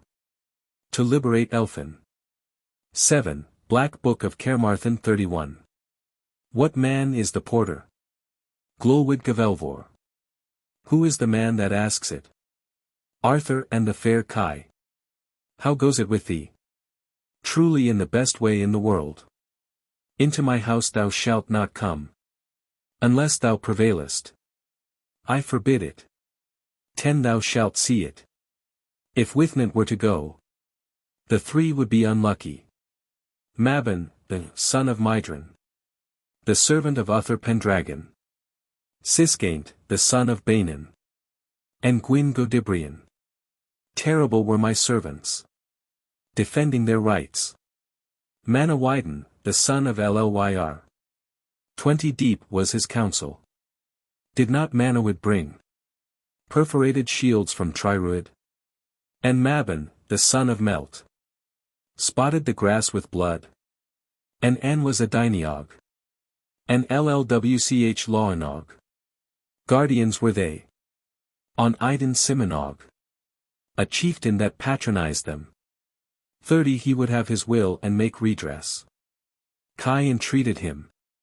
While he idled every third person. When Chelly was lost. Quelly was found, and rejoiced. Kai, as long as he hewed down.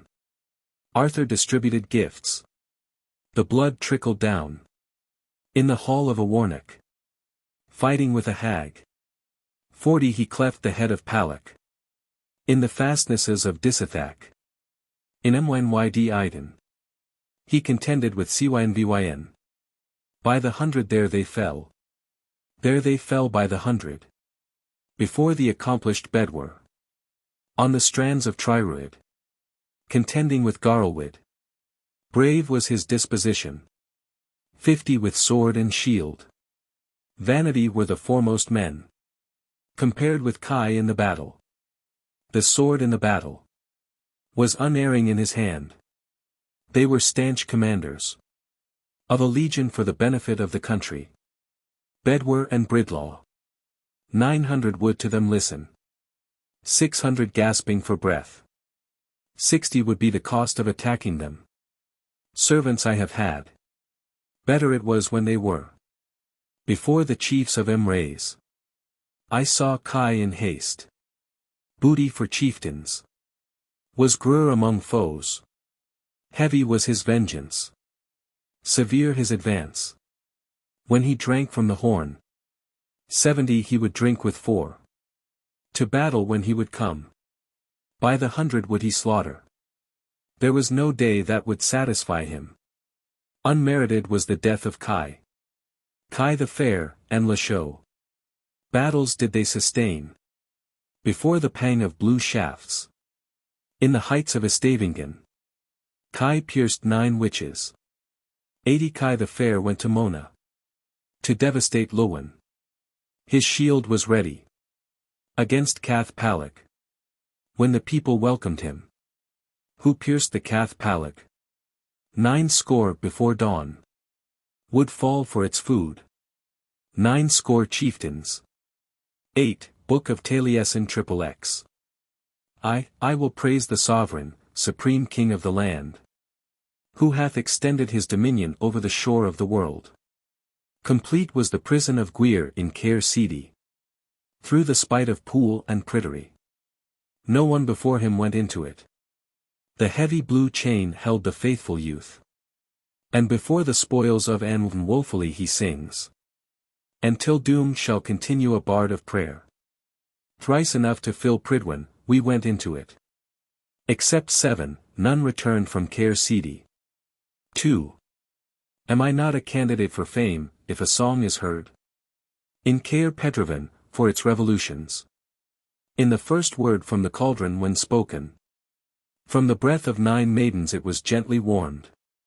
Is it not the cauldron of the chief of Anwulven? What is its intention? A ridge about its edge and pearls. It will not boil the food of a coward, that has not been sworn. A sword bright gleaming to him was raised.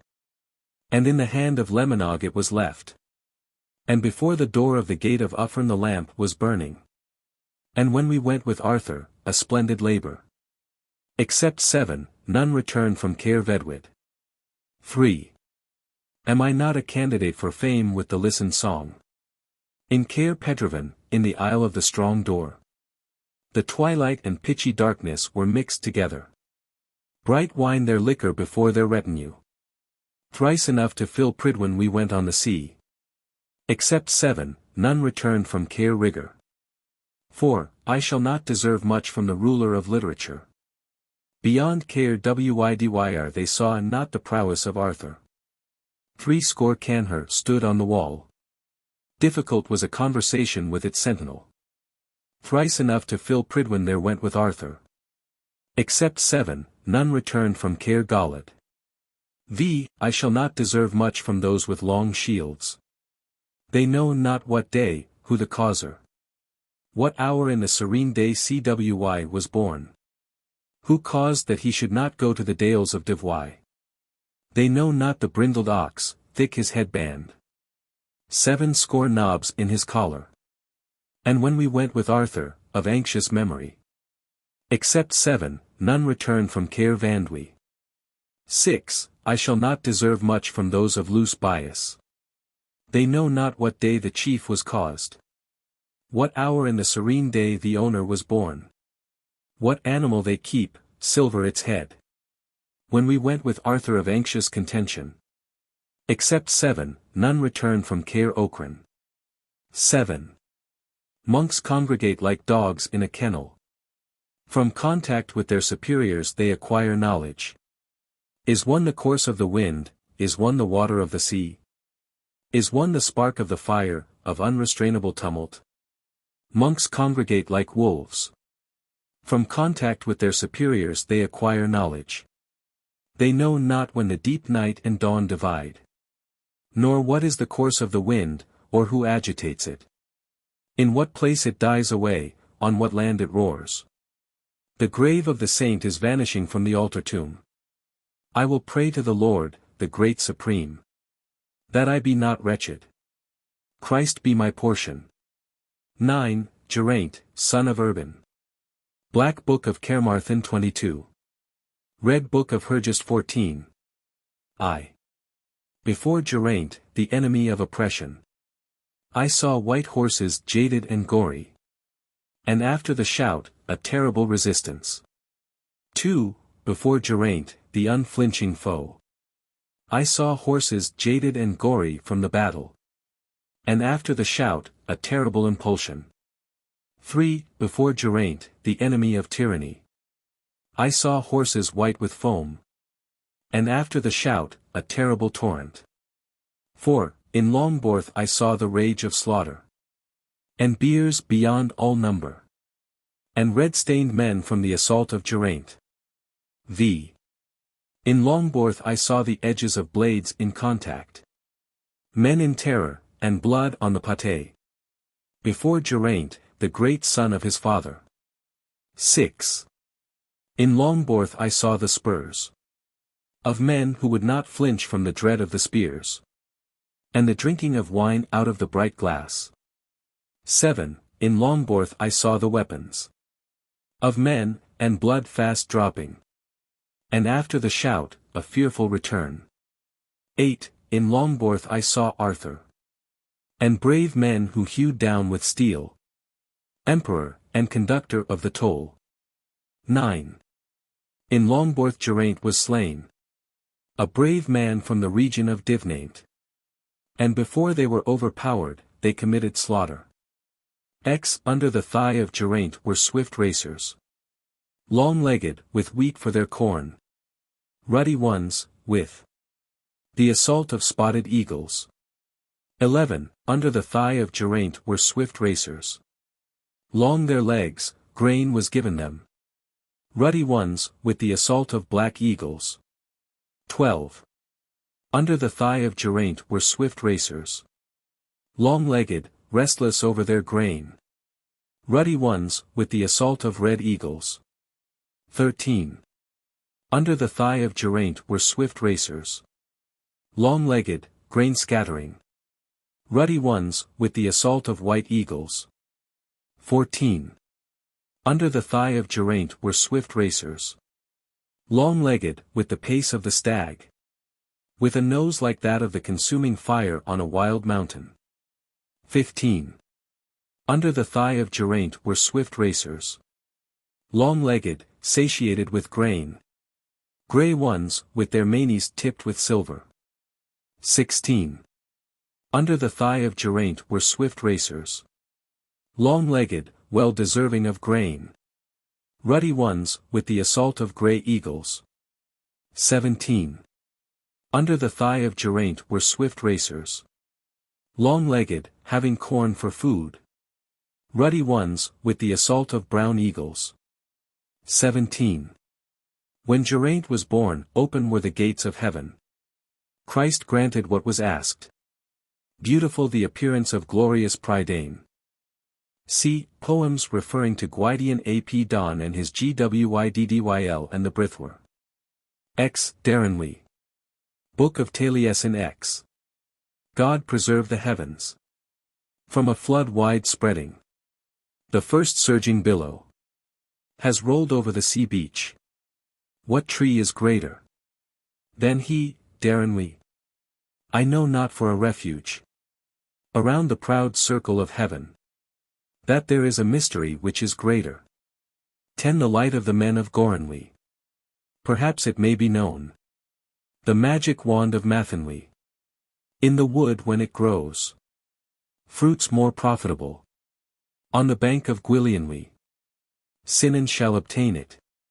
At the time when he governs, there will come yet, over the ebb and over the strand, 24 chief sovereignties, and the 5th not worse.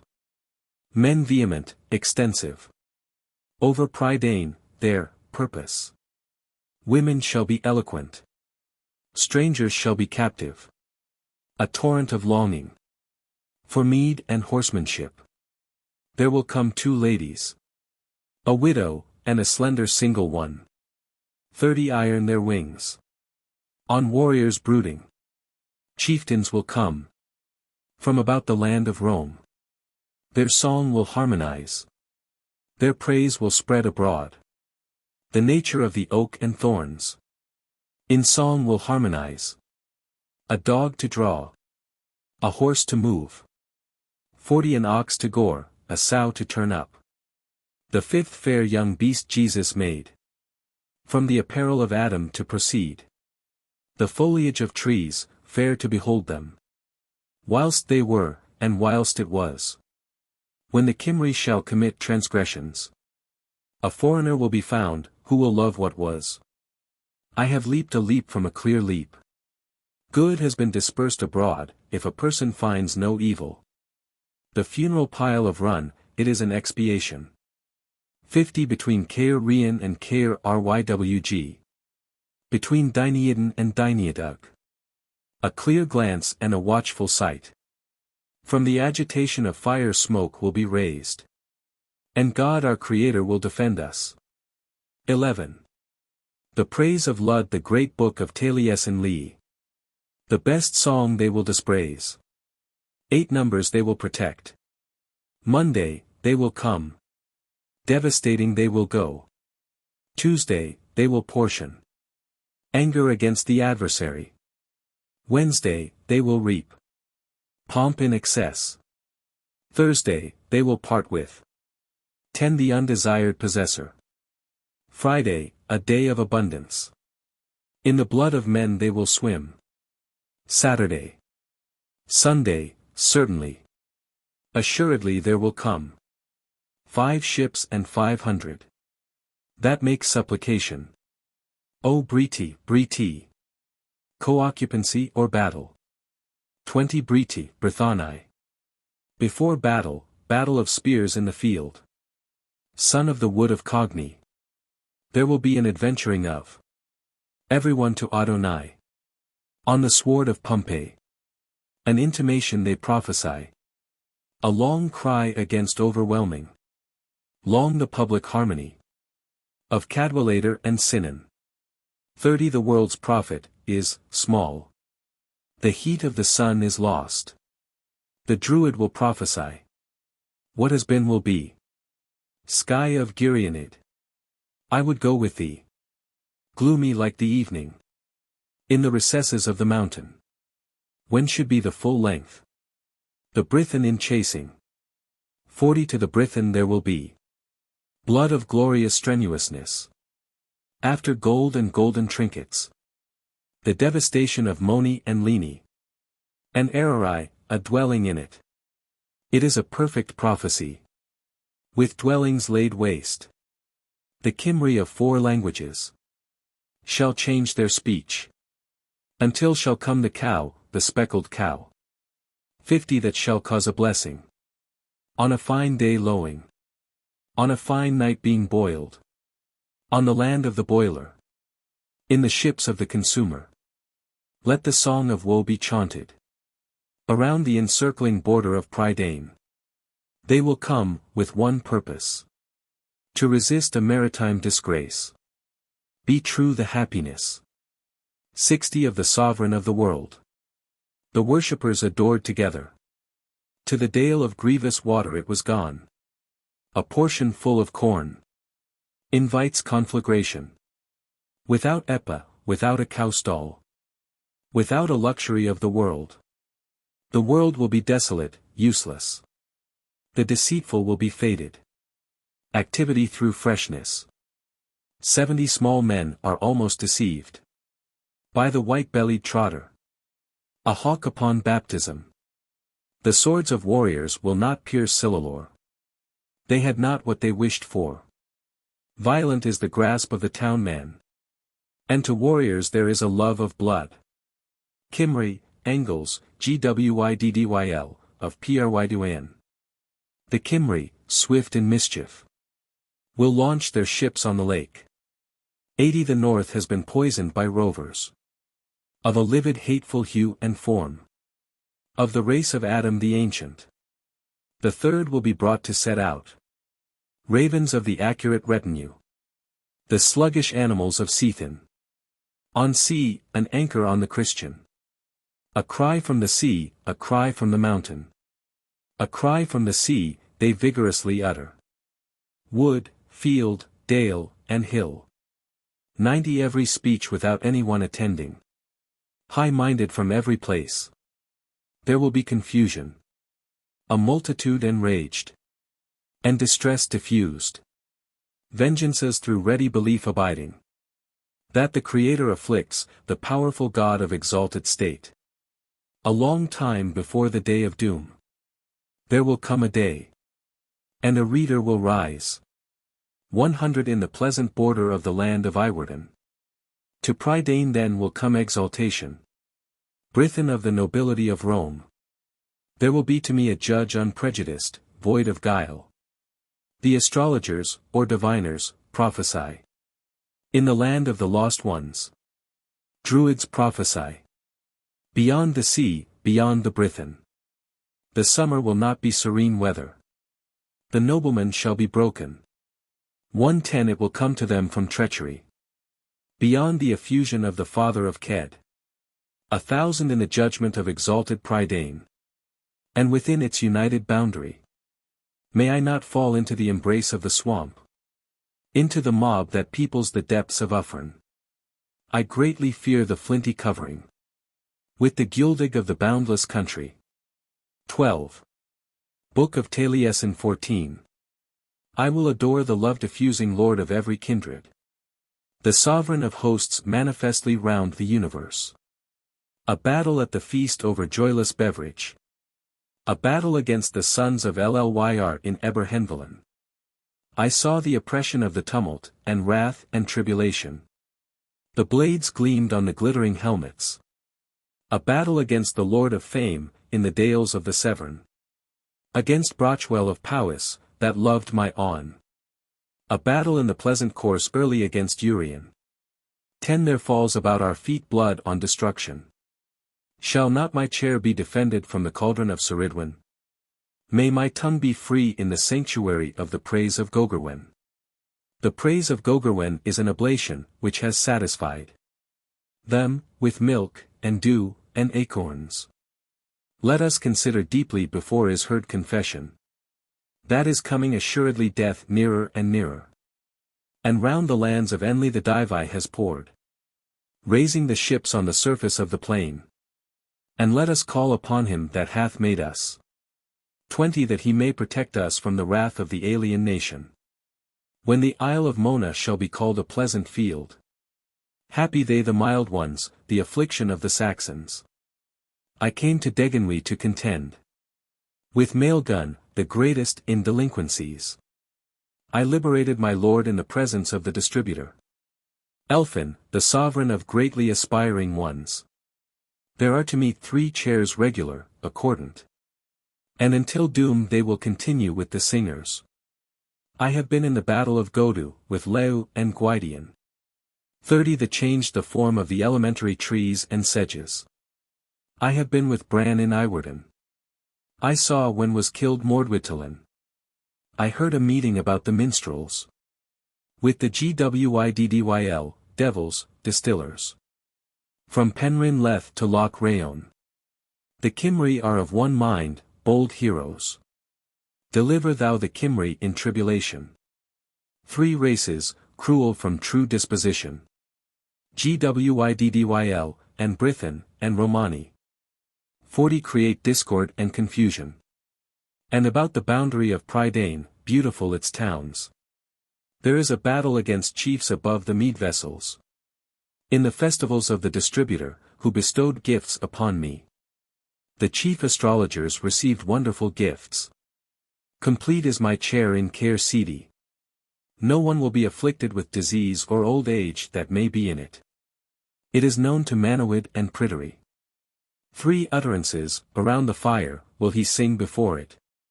And around its borders are the streams of the ocean. 50 And the fruitful fountain is above it. Is sweeter than white wine the liquor therein. And when I shall have worshipped thee, Most High, before the sod. May I be found in covenant with thee. 13 The Battle of Godu. Book of Taliesin 8. I have been in a multitude of shapes. Before I assumed a consistent form. I have been a sword, narrow, variegated. I will believe when it is apparent. I have been a tear in the air. I have been the dullest of stars. I have been a word among letters. I have been a book in the origin. I have been the light of lanterns. 10 a year and a half. I have been a continuing bridge. Over 60 abers. I have been a corse, I have been an eagle. I have been a coracle in the seas. I have been compliant in the banquet. I have been a drop in a shower. I have been a sword in the grasp of the hand. I have been a shield in battle. I have been a string in a harp. 20 Disguised for 9 years. In water, in foam. I have been sponge in the fire. I have been wood in the covert. I am not he who will not sing of a combat though small. The conflict in the Battle of Gododin of Spragues. Against the Guledig of Prydain. There passed central horses. Fleets full of riches. 30 there passed an animal with wide jaws. On it there were 100 heads. And a battle was contested. Under the root of his tongue. And another battle there is. In his occiput. A black sprawling toad. With 100 claws on it. A snake speckled, crested. 100 souls through sin. 40 shall be tormented in its flesh. I have been in Caer Vevener. Thither hastened grass and trees. Minstrels were singing. Warrior bands were wondering. At the exaltation of the Brithen. That Gwydyon effected. There was a calling on the Creator. Upon Christ for causes. Until when the Eternal. 50 should deliver those whom he had made. The Lord answered them. Through language and elements. Take the forms of the principal trees. Arranging yourselves in battle array. And restraining the public. Inexperienced in battle hand to band. When the trees were enchanted. In the expectation of not being trees. The trees uttered their voices. 60 from strings of harmony. The dispute ceased. Let us cut short heavy days. A female restrained the din. She came forth altogether lovely. The head of the line, the head was a female. The advantage of a sleepless cow. Would not make us give way. The blood of men up to our thighs. The greatest of importunate mental exertions. 70 sported in the world. And one has ended. From considering the deluge. And Christ crucified. And the day of judgment near at hand. The alder trees, the head of the line. Formed the van. The willows and quicken trees. Came late to the army. Plum trees, that are scarce. 80 unlonged for of men. The elaborate medlar trees. The objects of contention. The prickly rose bushes. Against a host of giants. The raspberry brake did. What is better failed? For the security of life. Privet and woodbine. An ivy on its front. 90 like firs to the combat. The cherry tree was provoked. The birch, notwithstanding his high mind. Was late before he was arrayed. Not because of his cowardice. But on account of his greatness. The laburnum held in mind. That your wild nature was foreign. Pine trees in the porch. The chair of disputation. 100 by me greatly exalted. In the presence of kings. The elm with his retinue. Did not go aside a foot. He would fight with the center. And the flanks, and the rear. Hazel trees, it was judged. That ample was thy mental exertion. The privet, happy his lot. The bull of battle, the lord of the world. 110 Morag and Morid. Were made prosperous in pines. Holly, it was tinted with green. He was the hero. The hawthorn, surrounded by prickles. With pain at his hand. The aspen wood has been topped. It was topped in battle. The fern that was plundered. The broom, in the van of the army. 120 in the trenches he was hurt. The gorse did not do well. Notwithstanding let it overspread. The heath was victorious, keeping off on all sides. The common people were charmed. During the proceeding of the men. The oak, quickly moving. Before him, tremble heaven and earth. A valiant doorkeeper against an enemy. His name is considered. 130 the bluebells combined. And caused a consternation. In rejecting, were rejected. Others, that were perforated. Pear trees, the best intruders. In the conflict of the plain. A very wrathful wood. The chestnut is bashful. The opponent of happiness. The jet has become black. 140 the mountain has become crooked. The woods have become a kiln. existing formerly in the great seas. Since was heard the shout. The tops of the birch covered us with leaves, and transformed us, and changed our fated state. The branches of the oak have ensnared us.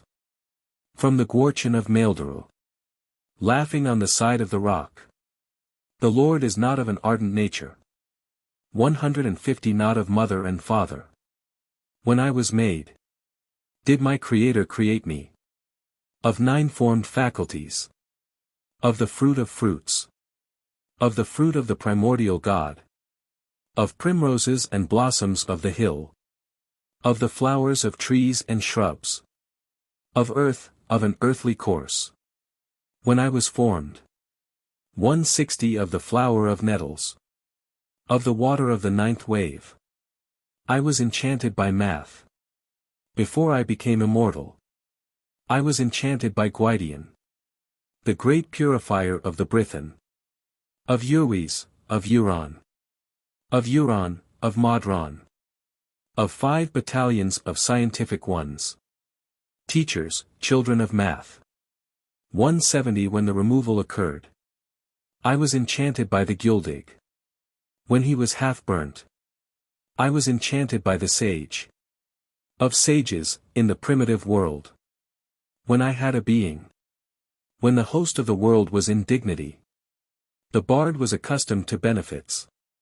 To the song of praise I am inclined, which the tongue recites. I played in the twilight. 180 I slept in purple. I was truly in the enchantment. With Dylan, the son of the wave. In the circumference, in the middle. Between the knees of kings. Scattering spears not keen. From heaven when came. To the great deep, floods.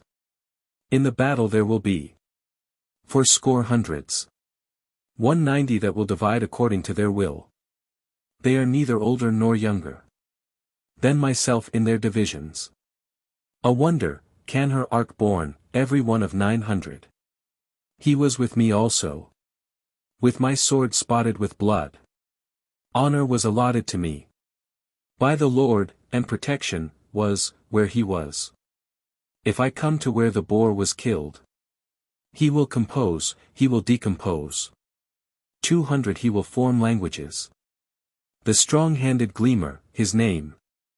With a gleam he rules his numbers. They would spread out in a flame. When I shall go on high. I have been a speckled snake on the hill. I have been a viper in the Llyn. I have been a billhook crooked that cuts. I have been a ferocious spear. With my chasuble and bowl. 210 I will prophesy not badly. 80 smokes. On every one what will bring. 5 battalions of arms. Will be caught by my knife. 6 steeds of yellow hue. 100 times better is. My cream-colored steed. Swift as the seamew. Which will not pass. 220 between the sea and the shore. Am I not preeminent in the field of blood?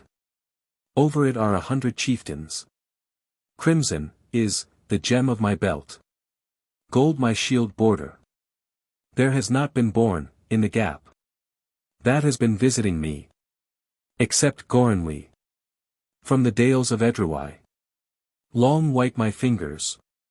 230 It is long since I have been a herdsman. I travelled in the earth. Before I was a proficient in learning.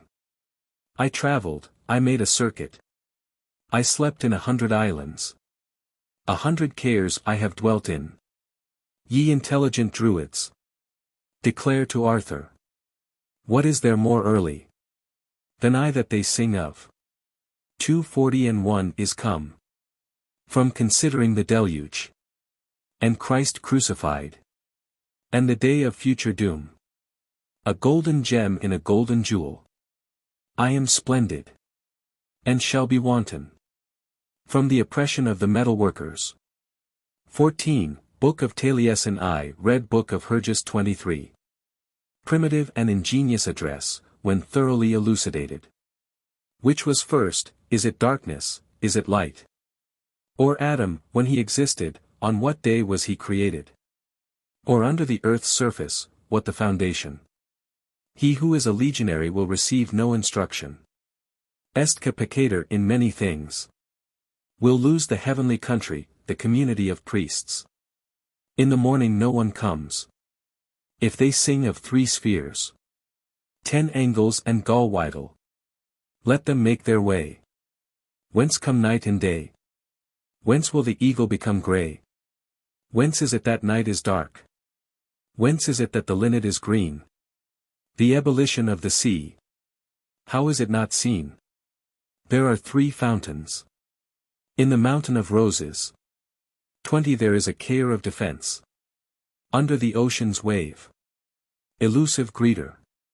What is the porter's name? Who was confessor? To the gracious Son of Mary. What was the most beneficial measure? Which Adam accomplished? Who will measure Uffern? How thick its veil? 30 how wide its mouth? What the size of its stones? Or the tops of its whirling trees? Who bends them so crooked? Or what fumes may be about their stems? Is it Leu and Gwydyon that perform their arts? Or do they know books? When they do, 40 whence come night and flood? How they disappear? Whither flies night from day? And how is it not seen? Pater noster ambulo. Gentis tonens in adjuvando. Sibilum signum. Rogantes fortium. Excellent in every way around the glens. The 2 skillful ones make inquiries. 50 about Caer Serindin Serindid. For the draft horses of Pector David. They have enjoyment they move about. May they find me greatly expanding. The Cymri will be lamenting. While their souls will be tried. Before a horde of ravagers. The Cymri, chief wicked ones. On account of the loss of holy wafers. There will long be crying and wailing. 60 and gore will be conspicuous. There came by sea. The wood steeds of the strand. The Angles in council. Shall see signs of exultation over Saxons.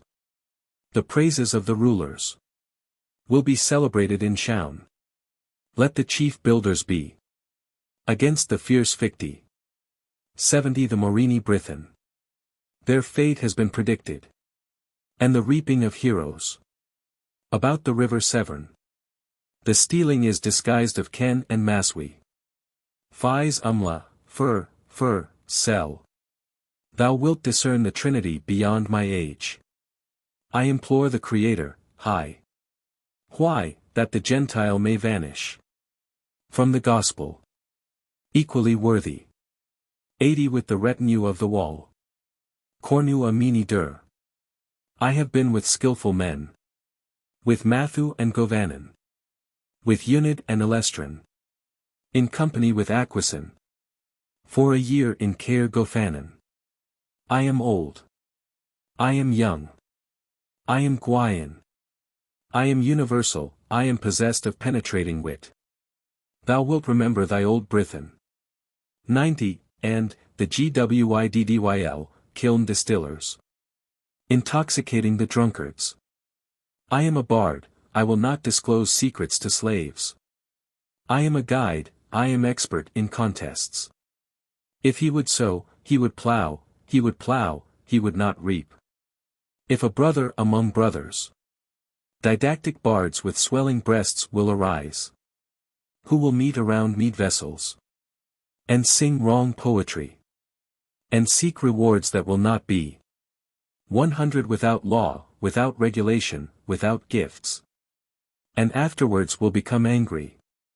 There will be commotions and turbulent times. Seek no peace, it will not accrue to thee. The ruler of heaven knows thy prayer. From his ardent wrath thy praise has propitiated hint. The sovereign King of glory addresses me with wisdom.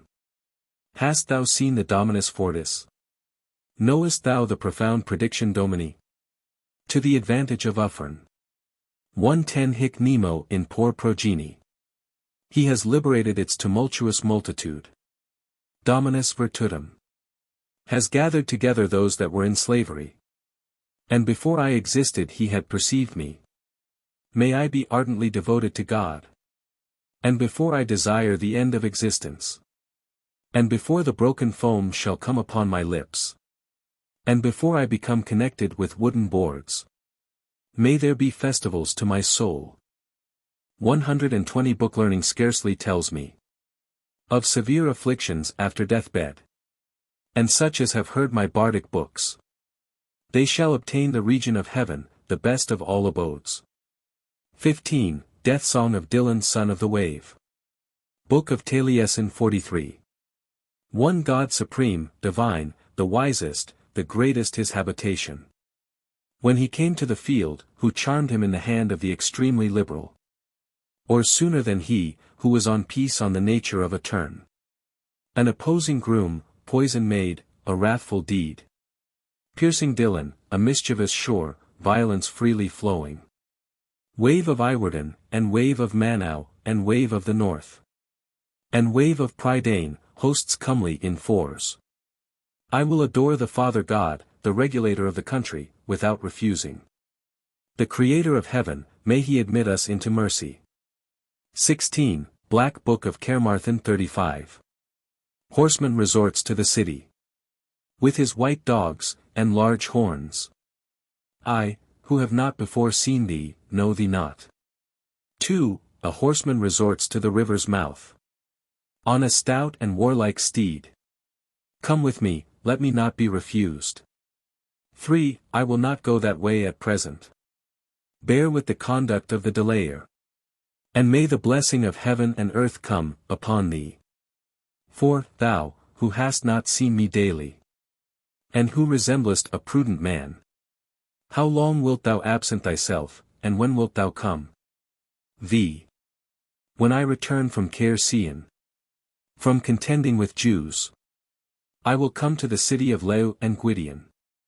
6. Come with me into the city. Thou shalt have wine which I have set apart. And pure gold on thy clasp. 7. I know not the confident man. Who owns a fire and a couch. Fairly and sweetly dost thou speak. 8. Come with me to my dwelling. Thou shalt have high foaming wine. My name is Ugnak, the son of Midno. 9. Ugnak. A blessing on thy throne. And mayst thou have grace and honor. I am Taliesin who will repay thee thy banquet. X. Taliesin, chief of men. Victor in the contest of song. Remain here until Wednesday. 11. Ugnak. The most affluent in riches. Grace be to thee from the highest region. I will not deserve blame, I will not tarry. 17. Red Book of Hergest 22. How miserable it is to see. Tumult, commotion. Wounds and confusion. The breath were in motion. And a cruel fate. With the impulse of destiny. And for heaven's sake. Declare the discontinuance of the disaster. It is not well that a son should be born. 10. His youthful destiny. Will necessarily be unbelief.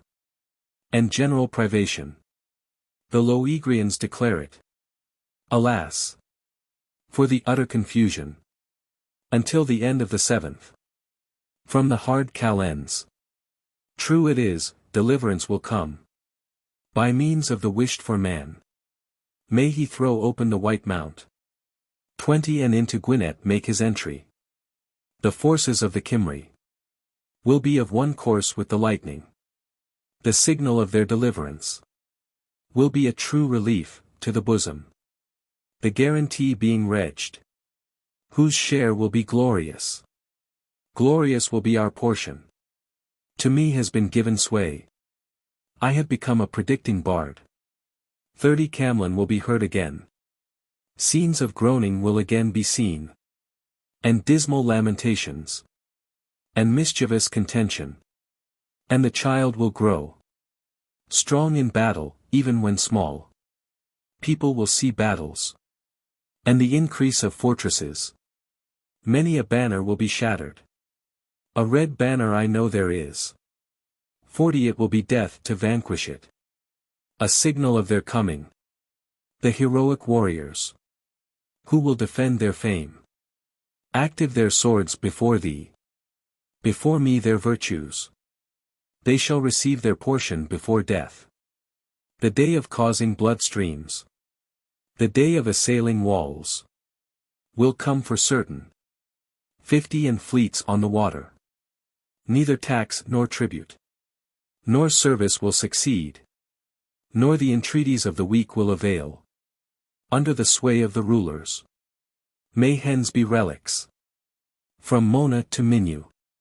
Believe in the living God for benefits. Who will dispense us free blessings? By imploring saints.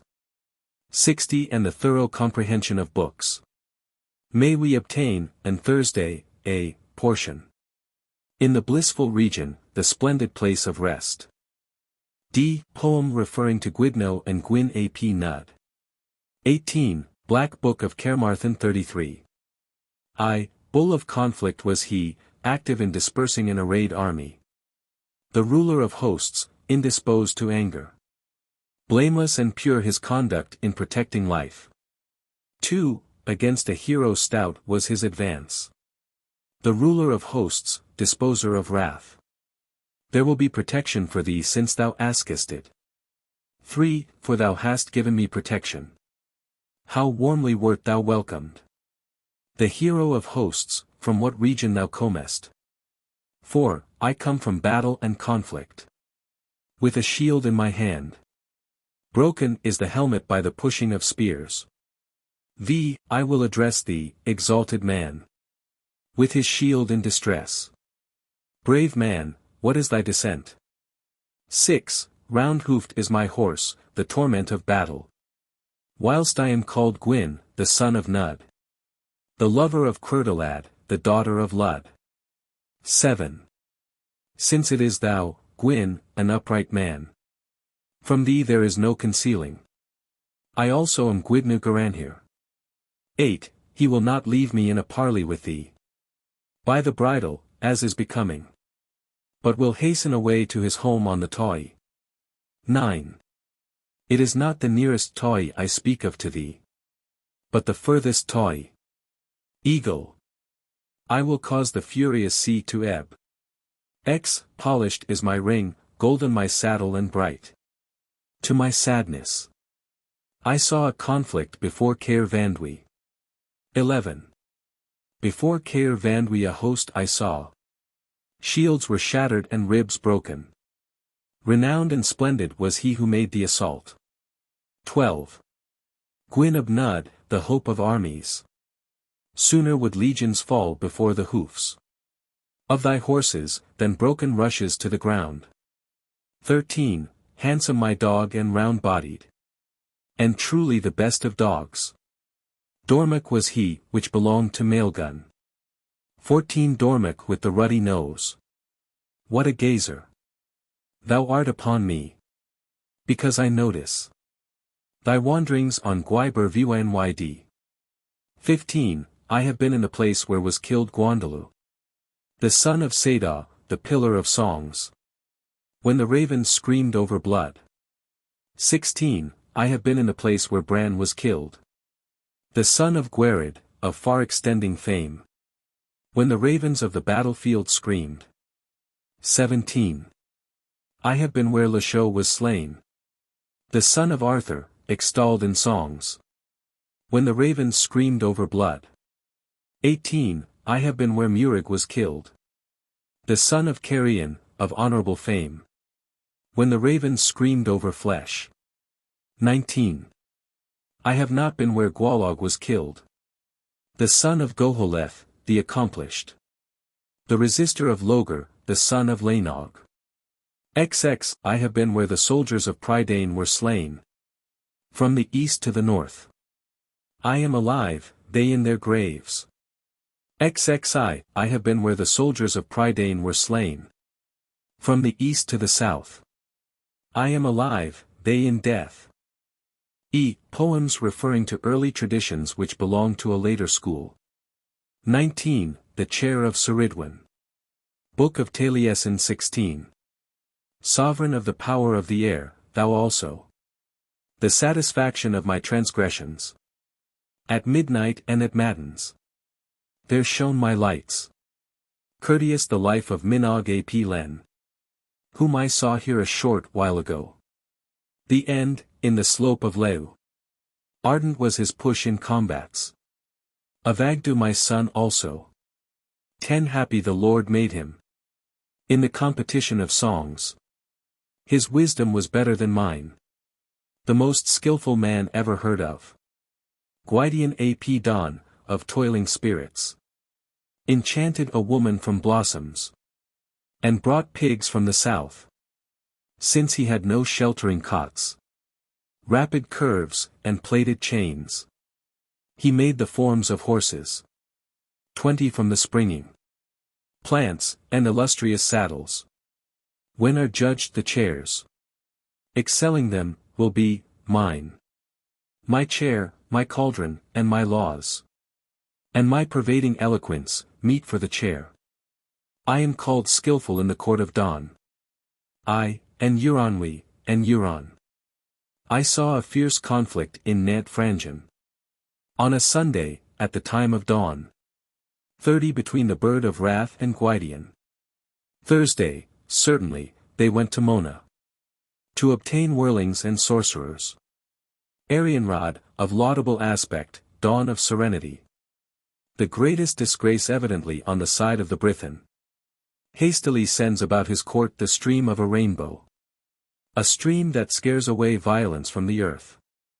The poison of its former state, about the world, it will leave. They speak not falsely, the books of Beta. The chair of the preserver is here. 40 until doom, shall continue in Europa. May the Trinity grant us mercy in the day of judgment. A fair alms from good men. XX, the death song of Uther Pendragon. Book of Taliesin 48. Am I not with hosts making a din? I would not cease, between two hosts, without gore. Am I not he that is called Gorlasar? My belt was a rainbow to my foe. Am I not a prince, in darkness? To him, that takes my appearance with my 2 chief baskets? Am I not, like Caul, ploughing? I would not cease without gore between 2 hosts. Is it not I that will defend my sanctuary? 10 in separating with the friends of wrath. Have I not been accustomed to blood about the wrathful? A sword stroke daring against the sons of Cornor. Have I not shared my cause? A 9th portion in the prowess of Arthur. Is it not I that have destroyed 100 cares? Is it not I that slew 100 governors? Is it not I that have given 100 veils? Is it not I that cut off 100 heads? Is it not I that gave to Henpen 20 the tremendous sword of the enchanter? Is it not I that performed the rites of purification? When Heander went to the top of the mountain, I was bereaved to my sorrow. My confidence was commensurate. There was not a world were it not for my progeny. I am a bard to be praised. The unskillful. May he be possessed by the ravens and eagle and bird of wrath. Avagdu came to him with his equal. When the bands of 4 men feed between 2 plains. Abiding in heaven was he, my desire. 30 against the eagle, against the fear of the unskillful. I am a bard, and I am a harper. I am a piper, and I am a crowder. Of 70 musicians the very great. Enchanter. There was of the enamelled honor the privilege. Who of the expanded wings? Thy son, thy bard proclamation. Thy steward, of a gifted father. My tongue to recite my death song. If of stonework the opposing wall of the world. 40 may the countenance of Prydain be bright for my guidance. Sovereign of heaven, let my messages not be rejected. 21. Book of Taliesin XIII. Disturbed is the isle of the praise of who, the isle of the severe recompenser. Mona of the good bowls, of active manliness. The Menei its door. I have drunk liquor of wine and bragget, from a brother departed. The universal sovereign, the end of every king, the ruinator. Sorrowful, is, the dean, since the archdeacon is interred. There has not been, there will not be in tribulation his equal. When Edin came from the country of Gwydyon, the thickly coveted Cian. A pure poison came 4 nightly fine night seasons. The contemporaries fell, the woods were no shelter against the wind on the coast. 10 Math and Unid, skillful with the magic wand, freed the elements. In the life of Gwydyon and Amathon, there was counsel. Pierced, is, the front of the shield of the strong, fortunate, strong irresistibly. The powerful combination of his front rank, it was not of great account. Strong, in, feasting, in every assembly his will was done. Beloved he went first, while I am alive, he shall be commemorated. May I be with Christ, so that I may not be sorrowful, when an apostle. The generous archdeacon amongst angels may he be contained. Disturbed, is, the isle of the praise of who, the isle of the severe ruler. Before the victorious youth, the fortress of the Cymry remained tranquil. 20 The dragon chief, a rightful proprietor in Bretonia. A sovereign is gone, alas! The chief that is gone to the earth. For damsels, after their lamentation, performed their office. Very grievous truly on sea, without land, long their dwelling. On account of his integrity, it was, that they were not satiated with distress. I am blamable if I mention not his good actions. In the place of Llwywy, who shall prohibit, who shall order? In the place of Edin, who shall support Mona's gentle authorities? May I be with Christ, that I may not be sorrowful, for evil or good. Share of mercy in the country of the governor of perfect life.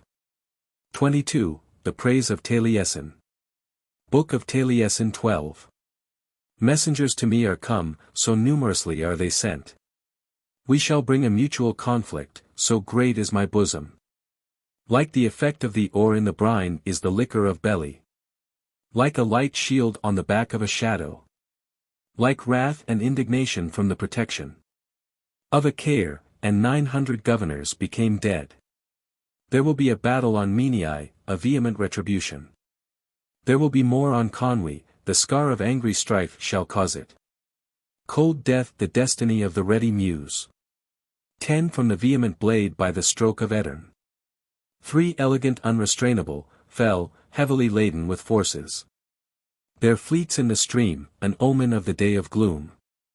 3 evenings of battle for 3 proper countries, a boat was made a burying place. 3 of every 3 sins. And Arari a hill of judgment. A host of Saxons, the second they were, a third affliction. In Cymry widowhood awaits women. Before the presence of sin and fire broke out. 20 Cadwallader will bewail him. He injured the country with pain. Straw, and roof of houses, the house he burnt. There will be a wonder. A man with the daughter of his brother. They will cite what is steel. Of the lineage of Anarod. From him proceeded. Cock, wise his prudence. He will not spare nor defend. 30 Either cousin or brother. At the voice of the warrior's horn. 900, were, anxious. Of universal affliction. Thou wilt be calling forth verdancy from affected praise. It will run to such as is oppressed in bosom. 23, Black Book of Carmarthen 38. I, Seethenhin, stand thou forth. And behold the billowy rose. The sea has covered the plain of Gwydnu. 2, Accursed be the damsel. Who, after the wailing, let loose the fountain of Venus, the raging deep. 3. Accursed be the maiden. Who, after the conflict, let loose the fountain of Venus, the desolating sea. 4. A great cry from the roaring sea arises above the summit of the rampart. Today even to God does the supplication come. Common after excess there ensues restraint. A cry from the roaring sea overpowers me this night. And it is not easy to relieve me. Common after excess succeeds adversity. 6. A cry from the roaring sea comes upon the winds. The mighty and beneficent God has caused it. Common after excess is want. 7. A cry from the roaring sea impels me from my resting place this night. Common after excess is far extending destruction. 8. The grave of Seithenhin the weak-minded. Between Cair's senator and the shore of the great sea and Sinrin. F. Poems relating to cities of the Cymry and their legendary heroes. 24. Black Book of Carmarthen 15. I. Dinas Emoan, may God the blessed sovereign defend it. What the sun will dry, Eater will moisten. 2. Dinas Mayan, the dislike of sovereigns, where kings were hewed down in the obstinate conflict. What the sun will dry, Mervyn will moisten. 3. Dinas Mayan, the security of the country, may the protection of God surround it. What the sun will dry, Nina will moisten. 4. Mad put his thigh on Merchin the grey steed. The fort of the brave will defend me. What the sun will dry, Maelgun will moisten. 25. Book of Taliesin 21. Black Book of Carmarthen 14. I will pray God to deliver the people of the fair town. The owner of heaven and earth, ill-wise pervader. A pleasant care there is on the surface of the ocean. May be joyful in the splendid festival its king. And the time when the sea makes great audacity. The crowns of bards are usual over mead vessels. A wave will come, in haste, speed unto it. That will bring them to the green sward from the region of the Picti. And may I obtain, O God, for my prayer, when I keep the covenant of conciliation with thee. 2. A pleasant care there is on a broad lake. A fortress impregnable, the sea surrounds it. Prydain greets thee, how will these agree?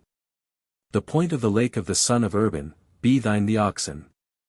There has been a retinue, and there has been song, in the second place. And an eagle, high in the sky, and the path of Granwyn. Before the governing sovereign, that refuses not to start. The dispersed of renown, and a leader, they form themselves. 3. A pleasant care there is on the ninth wave. Pleasant its denizens in guarding each other. They will not take them if it be through disgrace. It is not their custom to be hard. I will not speak falsely, upon my privilege. Then the tenants of the two strands better the serfs of Dived. An associate, if he gives a banquet of deliverers, will contain between every two the best multitude. 4. A pleasant care there is, it will be made complete. By meads, and praise, and mountain birds. Smooth its songs, on its festival. And my intelligent lord, a splendid distributor. Before he went into his grave, in the boundary of the land, he gave me mead and wine from a crystal cup. V. A pleasant care there is on the shore of the gulf. Pleasantly is given to every one his share. I know in Dinbic, white with sea mews. A mild associate, the lord of Erlazin. He was my law, on New Year's Eve. His song, was, Solace, the king of splendid war. And a veil of green color, and possessing a feast. This may I be, a tongue over the bards of Prydain. 6. A pleasant care there is, that is supported with gifts. Mine were its fords, should I have chosen. I will not speak of the progress of the law that I had kept. He deserves not a New Year's gift that knows not this. The writing of Prydain, anxious care. While the waves continue to be agitated about it. If necessary, far into a cell I would penetrate. 7. A pleasant care there is, rising up. May we have shares in its meads and praises. Pleasant on its boundary the sending forth of its chieftains. A cormorant approaches me, long its wings. There comes to the top of the scream of the seabirds. Wrath within fate, let it penetrate the sands and stones. And the grey wolf the best of conflicts. May there be derived from above the banquet accordant reasonings. The blessing of the beneficent ruler of heaven's harmonious heights, be upon them. May he make denizens, there, the worthies of Owain. 8. A pleasant care there is on the margin of the flood. Pleasantly is given to every one his desire. Address thou Gwynd, be thine the increase. The dartings of the terrible spears were poured forth. Wednesday, I saw men in distress. Thursday, to their disgrace they returned. And there were crimsoned hair, and clamorous woe. Exhausted were the men of Gwynd the day that they came. And on 7 lech Vailwy shields they will break. They fell at the 7, a host of kinsmen. 26. Black Book of Carmarthen 8. The 3 depredatory horses of the Isle of Prydain. Carnalog, the horse of Owain the son of Urien. Bucheslam Seri, the horse of Gwyn Gledevrod. And Tavadhir Brychir, the horse of Cadwallon the son of Cadvan. 2. The 3 draft horses of the Isle of Prydain. Arvel Melon, the horse of Pagen the son of Urien. Duhir Terwinid, the horse of Selev the son of Sinan Garwin. And Drudlwyd, the horse of Ridderch Hale. 3. The 3 spirited horses of the Isle of Prydain. Gwynyu Godhir, the horse of Kai. Rother Ian Tuth Blade, the horse of Gilbert the son of Cadagifro. And Saincailed, the horse of Gwalchmai. 4. The 3 high-mettled horses of the Isle of Prydain. Luagor, the horse of Caradog. And Melinlas, the horse of Caswallon the son of Beli. 28. Book of Taliesin 25. It broke out with matchless fury. The rapid vehement fire. Him we praise above the earth. Fire, the fiery meteor of the dawn. Above the high gale. Higher than every cloud. Great his animal. He will not delay. Nor the wedding feast of Lyr. 10. His path is like a watercourse. Thy rage in the chief streams. The dawn smiles, repelling gloom. At the dawn with violence. At every meet season. At the meet season of his turnings. At the 4 stages of his course. I will extol him that judges violence. Of the strong din, deep his wrath. I am not a man, cowardly, grey. 20. A scum, near the wattle. The illusion of my 2 relatives. 2 groans of affliction without appetite. From my hand to thy hand God will give naught. Thrice 3 protections. Returning to the old places. With a steed used to the field. And the steed of Genethog. And the steed of Caradog. Perfect for travelling. 30. And the steed of Gwither. And the steed of Gwarder. And the steed of Arthur. Dauntless to cause an ache. And the steed of Taliesin. And the steed of Leah half domesticated. And of Pebber, the dark grey of the grove. And grey, the steed of Cunin. Cornan stubborn in the conflict. Of ardent desires. 40. The black, from the seas famous. The steed of Brwin, betrayer of the country. And the 3 cloven-footed ones. They will not go a journey conveniently. The terrible steed of Sadaw. A hoof with bribery on it. Mottle-shouldered Guledig. The steed of Lemonig. The horse of Ridderch Riddig. Of the grey colour of a pear. 50. And Lamra, full of inherent vigour. And Fronvol of a vigorous growth. The steed of Saturnin. And the steed of Constantine. And others handling. For the country, the smart of foreigners. The good Henwin brought. A tale from Hiradug. I have been a sow, I have been a buck. I have been a sage, I have been a snout. 60. I have been a horn, I have been a wild sow. I have been a shout in battle. I have been a torrent on the slope. I have been a wave on the extended shore.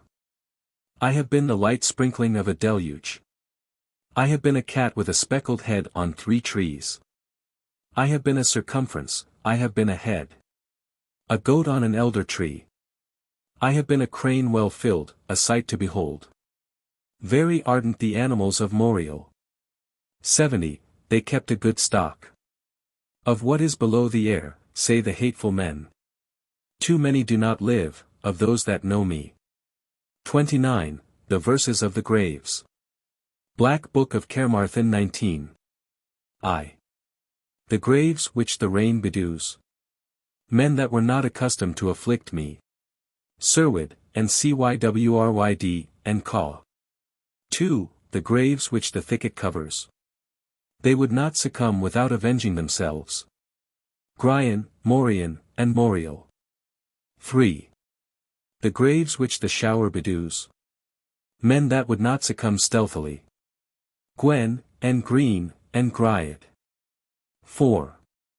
The grave of Tydane, father of the Muse, in the region of Bron Aran. Where the wave makes a sullen sound. The grave of Dylan in Lan Buno. V. The grave of Carrie Glediver, in the region of Hen Egelwys. In a rugged steep place. Torment in the enclosure of Corbor. 6. The grave of Seethenhin the weak-minded. Between Caer Senator and the shore. Of the great sea and Sinrin. 7. In Abergwenally is the grave of Pryderi. Where the waves beat against the land. In Carog is the grave of Gwaloghir. 8. The grave of Gwalchmai is in Peridon. Where the ninth wave flows. The grave of Sinon is in Lan Badarn. 9. The grave of Gwad the Honorable is. In a lofty region, in a lowly place of repose. The grave of Sinon the son of Clydno Idin. X. The grave of Run the son of Pyd is by the river Yrgrid. In a cold place in the earth. The grave of Sinon is in Ryd Rayon. 11. Whose is the grave beneath the hill? The grave of a man mighty in the conflict. The grave of Sinon the son of Clydno Idin. 12. The grave of the son of Osferin is in Camlin. After many a slaughter. The grave of Bedwer is in Galt Trivan. 13. The grave of Owain Aburian in a secluded part of the world. Under the sod of Lan Morval. In Aberch, that of Ridderch Hale. 14. After wearing dark brown clothes, and red, and splendid. And riding magnificent steeds with sharp spears. In Lan Heled is the grave of Owain. 15. After wounds and bloody plains. And wearing harness and riding white horses. This, even this, is the grave of Sindelar. 16. Who owns the grave of good connections? He who would attack Logar of the compact host. The grave of Gwen, the son of Lywarch Hen, is this. 17. Whose is the grave in the circular space? Which is covered by the sea and the border of the valley. The grave of Maegen, the son of Run, the ruler of 100. 18. Whose is the grave in the island? Which is covered by the sea with a border of tumult. The grave of Maegen, the son of Run, the ruler of a court. 19. Narrow is the grave and long. With respect to many long every way. The grave of Maegen, the son of Run, the ruler of right. XX. The grave of the three serene persons on an elevated hill. In the valley of Gwynnog. Mor, and Maelor, and Madog. 21. The grave of Madog, the splendid bulwark. In the meeting of contention, the grandson of Urien. The best son to Gwyn of Gwynlug. 22. The grave of Mor, the magnificent, immovable sovereign. The foremost pillar in the conflict. The son of Peredur Penwedig. XIII. The grave of Maelor Malwynog of a sullenly disposed mind. The hastener of a fortunate career. Son to Brwyn of Brycenog. Ziv, whose is the grave in Ryd Vane said. With its head in a downward direction. The grave of Run, the son of Aelin Dywed. 25. The grave of Aelin Dywed in his own region. Away he would not retreat from a difficulty. The son of Maegen, it was well when he was born. 26. The grave of Lia the Gwyddel is in the retreat of Ardudwy. Under the grass and withered leaves. The grave of Epent is in the vale of Jewel. XXVI The grave of Dywel, the son of Urban, is in the plain of Caw. He would not be a vassal to a king. Blameless, B would not shrink from battle. XVIII The grave of Gurgi, a hero and a Gwyndodian lion. And the grave of Lor, the regulator of hosts. In the upper part of Gwanas the men are. 29. The long graves in Gwanas. Their history is not had. Whose they are and what their deeds. XXX There has been the family of Oath and Anoeth. Naked are their men and their youth. Let him who seeks for them dig in Gwanas. 31. The grave of Llwch Llewellyn is on the river Cerdanin. The head of the Saxons of the district of Urban. He would not be 3 months without a battle. 32. The graves in the long mountain. Multitudes well know it. Are the graves of Gwydyon, Gwryd Ingwad, and Wide Dog the son of Llywelyn. 33. Who owns the grave in the mountain? One who marshalled armies. It is the grave of Fernvale Hale, the son of Hyvlydd. XXXIV, whose grave is this? The grave of Idywlch the Tall. In the upland of Pennant Twrch. The son of Arthan, accustomed to slaughter. 35. The grave of Lologifs under the protection of the sea. With which he was familiar. He was a man that never gave the truth to any one. XXXVI The grave of Bedog the Ruddy in the vicinity of Rhyw. The grave of Luosgar in Kerry. And at Ryd Bridu the grave of Omni. XVI Far his turmoil and his seclusion. The sod of Macaw conceals him. Long the lamentations for the prowess of Bedog the Ruddy. 38. Far his turmoil and his fame. The sod of Macaw is upon him. This is Bedog the Ruddy, the son of Amir Lidaw. XXXX The grave of a monarch of Prydain is in Luttergwynaist. Where the flood enters the Llwychwr. In Chelly Briafiel, the grave of Gyrthmwl. XL, the grave in Istivichow. Which everybody doubts. The grave of Gurthirin Grithano. XLI. Cian Wales in the waste of Nud. Yonder above the grave of the stranger. The grave of Sindalig, the son of Corknud. 42. Truly did Elfin bring me. To try my primitive bardic lore. Over a chieftain. The grave of Ravon with the imperious aspect. 43. Truly did Elfin bring me. To try my bardic lore. Over an early chieftain. The grave of Ravon, too early gone to the grave. XLIV The grave of March, the grave of Gwither.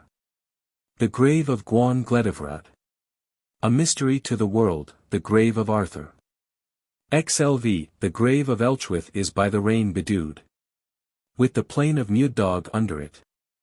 Sinon ought to bewail him there. XLVI Who owns this grave? This grave? And this? Ask me, I know it. The grave of EW, the grave of Edu was this. And the grave of Idle with the lofty mien. XLVI Edu and Idle, the unflinching exiles. The whelps of Silchwydri. The sons of Magen bred war horses. XLVI, whose is this grave? It is the grave of Buino the Tall. Bold were his men in his region. Where he would be, there would be no flight. 49. Who owns this grave? Not another. GWYTHWCH, the vehement in the conflict.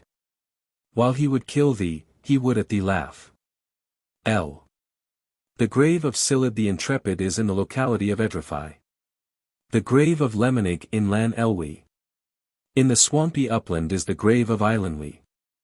Lee. The grave of a stately warrior. Many a carcass. Was usual from his hand. Before he became silent beneath the stones. Lacker, the son of Run, is in the valley of the Cane. Lee. The grave of Talon Talarth.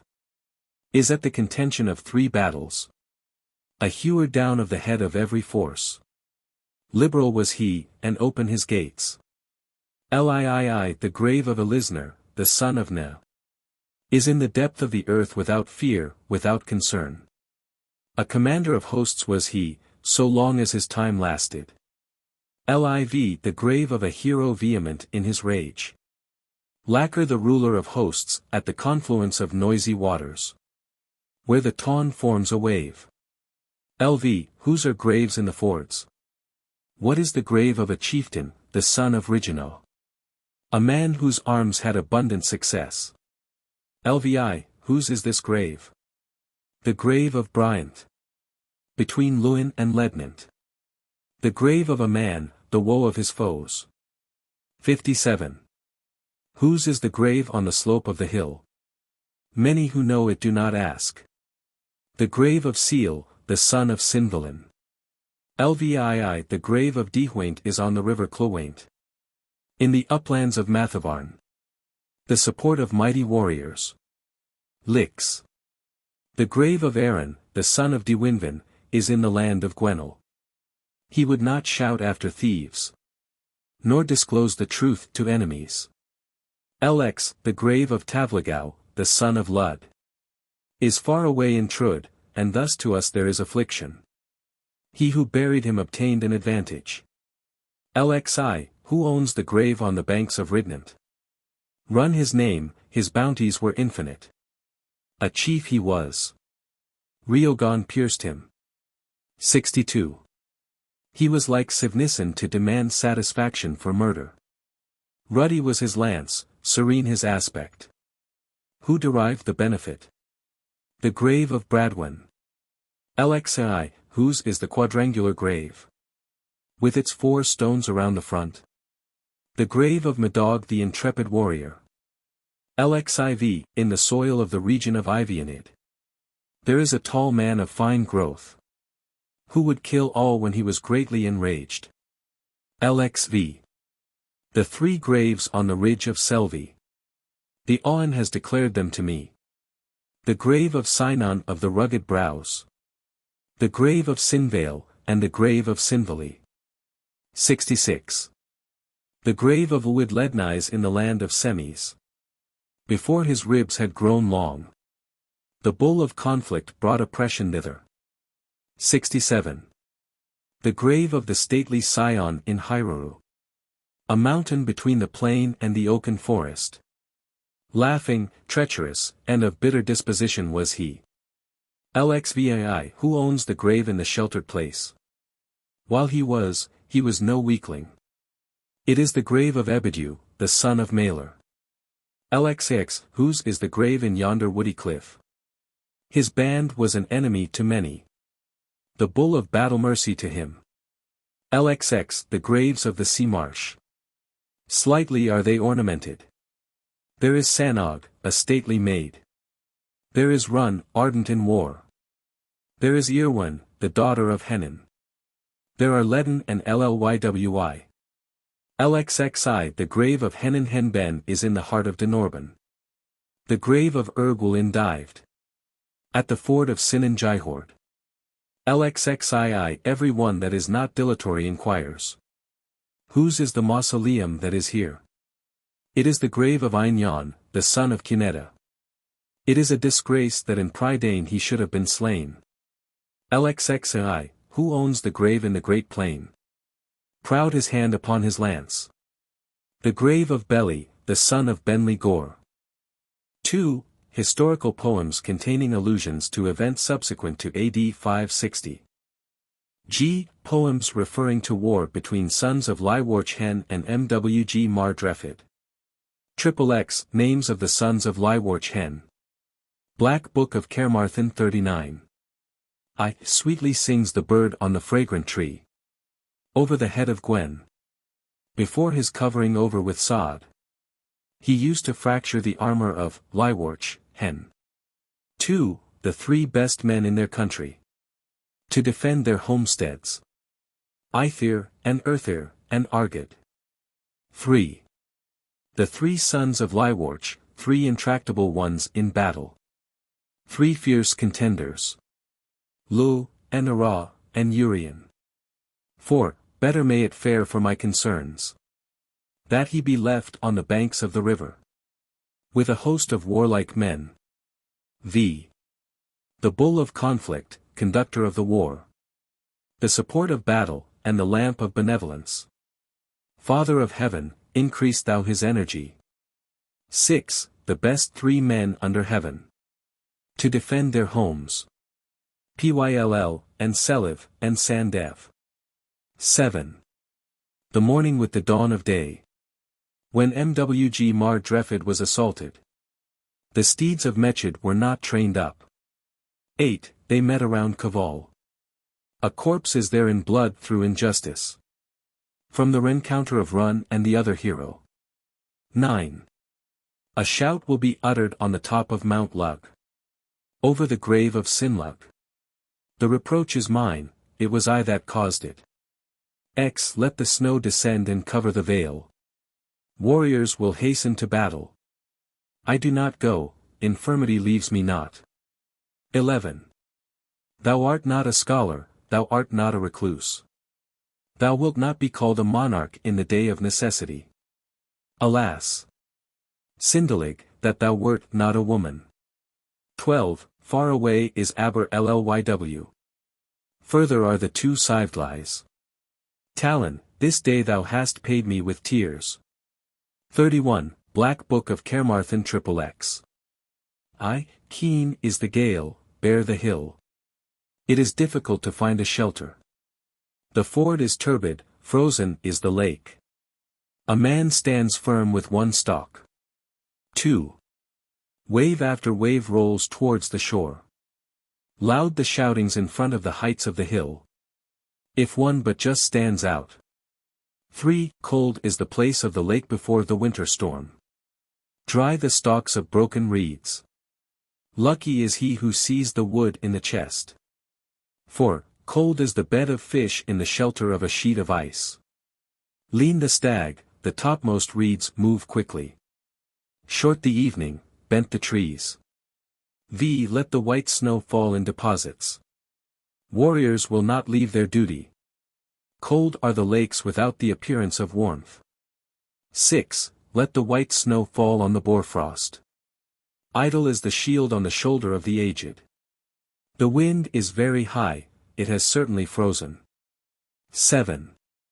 Let the snow fall on the surface of the ice. Gently sweeps the wind the tops of thick trees. Firm is the shield on the shoulder of the brave. 8. Let the snow descend and cover the vale. Warriors will hasten to battle. I shall not go. Infirmity will not let me. 9. Let the snow fall from the side of the slope. Prisoner is the steed, lean the cattle. Cold is no pleasure today. X. Let the snow fall, white is the mountain region. Bear the timber of the ship on sea. A host of men will cherish many counsels. 11. Golden hands are around the horns in agitation.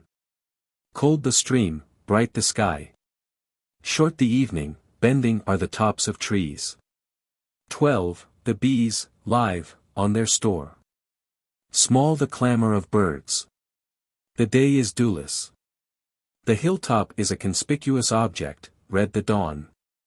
13. The bees are under cover, cold also is the ford. Let the frost freeze as long as it lasts. To him that is soft may dissolution happen. 14. The bees are in confinement this very day. How withered the stalks, hard the slope. Cold and dewless is the earth today. 15. The bees are in shelter from the wet of winter. Blue the mist, hollow the cowparsnip. Cowardliness is a bad quality in a man. 16. Long the night, bare the moor, hoary the cliff. Grey the fair gull on the precipice. Rough the seas, there will be rain today. 17. Dry the wind, wet the road. The vale assumes its former appearance. 18. Cold the thistle stalks, lean the stag. Smooth the river, there will be fine weather. 19. Foul the weather on the mountain, the rivers troubled. Flood will wet the ground in towns. The earth looks like the ocean. XX. Thou art not a scholar, thou art not a recluse. Thou wilt not be called a monarch in the day of necessity. Alas! Sindalig, that thou wert not a woman. XXI. Let the crooked heart bound at the top of the sheltered vale. May the ice be broken. Bare are the lowlands. The brave escapes from many a hardship. XXII. The thrush has a spotted breast. Spotted the breast of the thrush. The edge of the bank is broken. By the hoof of the lean, crooked, and stooping hart. 23. Very high is the loud-sounding wind. It is scarcely right for one to stand out. Ziv, at All Saints it is habitual for the heath-tops to be done. High foaming is the sea wave. Short the day, Druid, your advice. 25. If the shield, and the vigor of the steed, and of brave, fearless men, have gone to sleep, the night is fair to chase the foe. XXVA. The wind is supreme, soar and bare the trees. Withered the reeds, the heart is bounding. Hellas the false, what land is this? XXVI. If it poured down snow as far as Arvel Melon, gloom would not make me sad. I would lead a host to the hill of Tydwl. 28. For thou knowest, with equal ease, the causeway, the ford, and the ascent, if snow were to fall.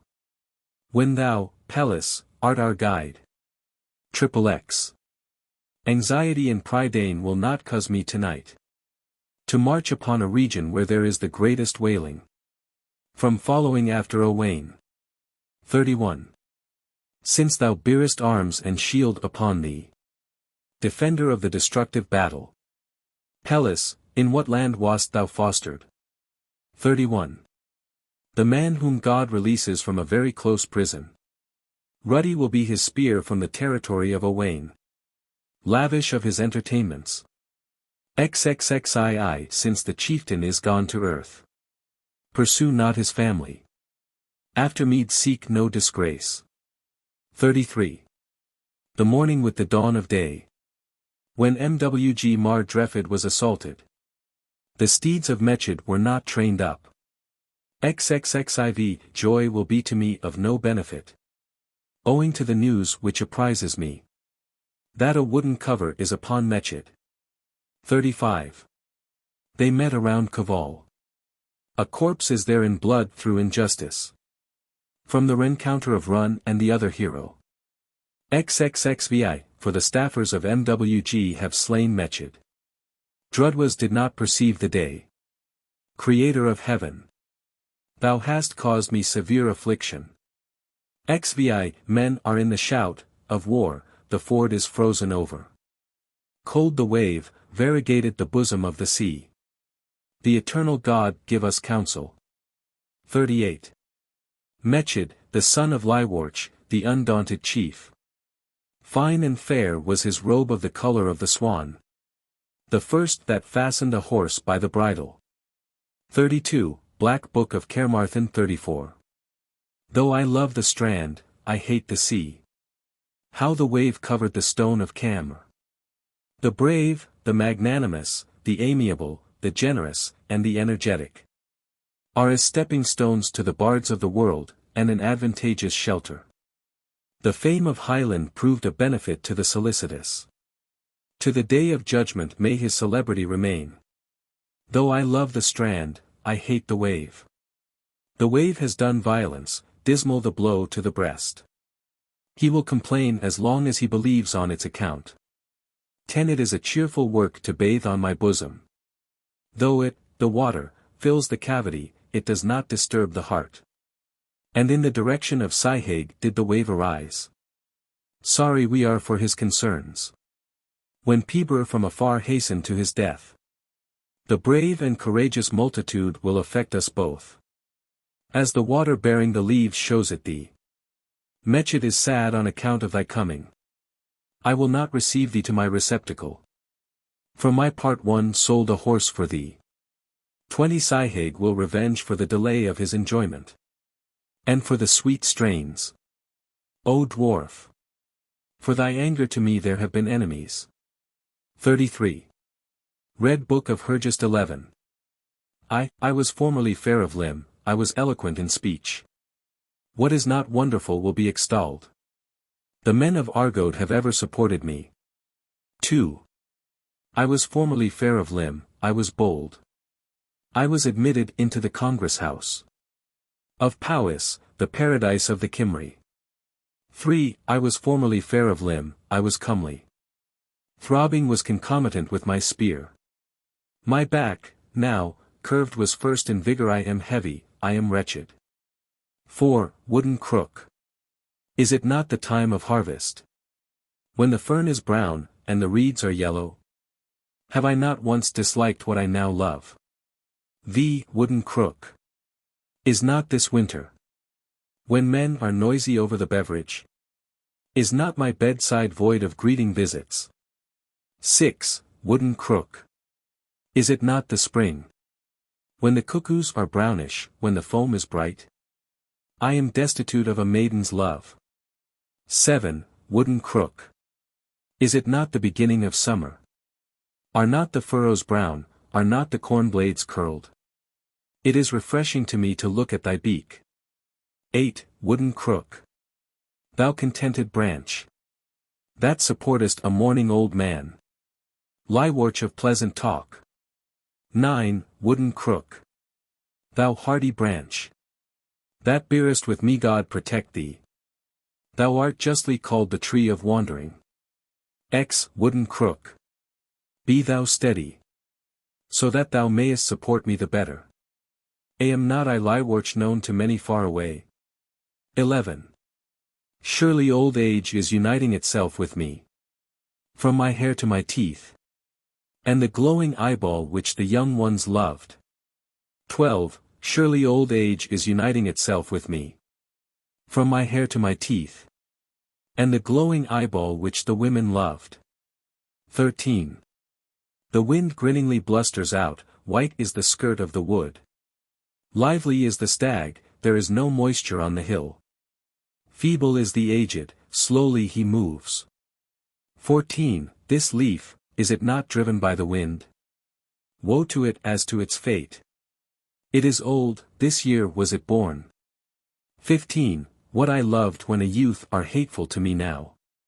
A stranger's daughter, and a grey steed. Am not I for them unmeet? 16. The four most hateful things to me through life have met together with one accord. Cough and old age, sickness and grief. 17. I am old, I am lonely, I am decrepit and cold. After the sumptuous bed of honor. I am wretched, I am triply bent. 18. I am triply bent and old, I am thickly bold. I am rash, I am outrageous. Those that loved me, love me not. 19. Young maidens love me not, I am visited by none. I cannot move about. Ah! Death, that he does not seek me. XX. I am sought by neither sleep nor gladness. After the slaughter of Lor and Gwen. I am outrageous and loathsome, I am old. XXI. Wretched was the fate decreed to Liworch. On the night he was born. Long pain without being delivered of his load of trouble. XXII. Array not thyself after waiting, let not thy mind be vexed. Sharp is the gale, and bleak the spring. Accuse me not, my mother, I am thy son. 23. Do I not recognize by my awn, my descent, sway, and kindred? Three themes of the harmonious awn. Ziv, sharp is my spear, furious in the onset. I will prepare to watch the ford. Support against falling may God grant me. 25. Shouldst thou run away, I will weep for thee. Shouldst thou be slain, I shall mourn thee. Lose not the countenance of the men of conflict. 26. I will not lose thy countenance, prone to warfare.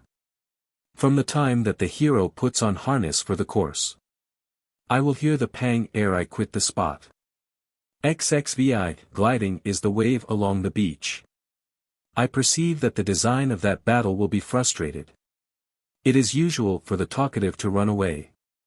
XVIII, of that which concerns me I will speak. There is breaking of spears about the place where I am. I will not say but that I may retreat. XIII, soft is the bog, the cliff is hard. Before the hart's hoof the edge of the bank breaks. A promise not fulfilled is none at all. XXX. The streams will divide around the wall of the care. And I will prognosticate. A shield with a fractured front before I skulk. XXXI, the horn given to thee by Urien. With the wreath of gold around its rim.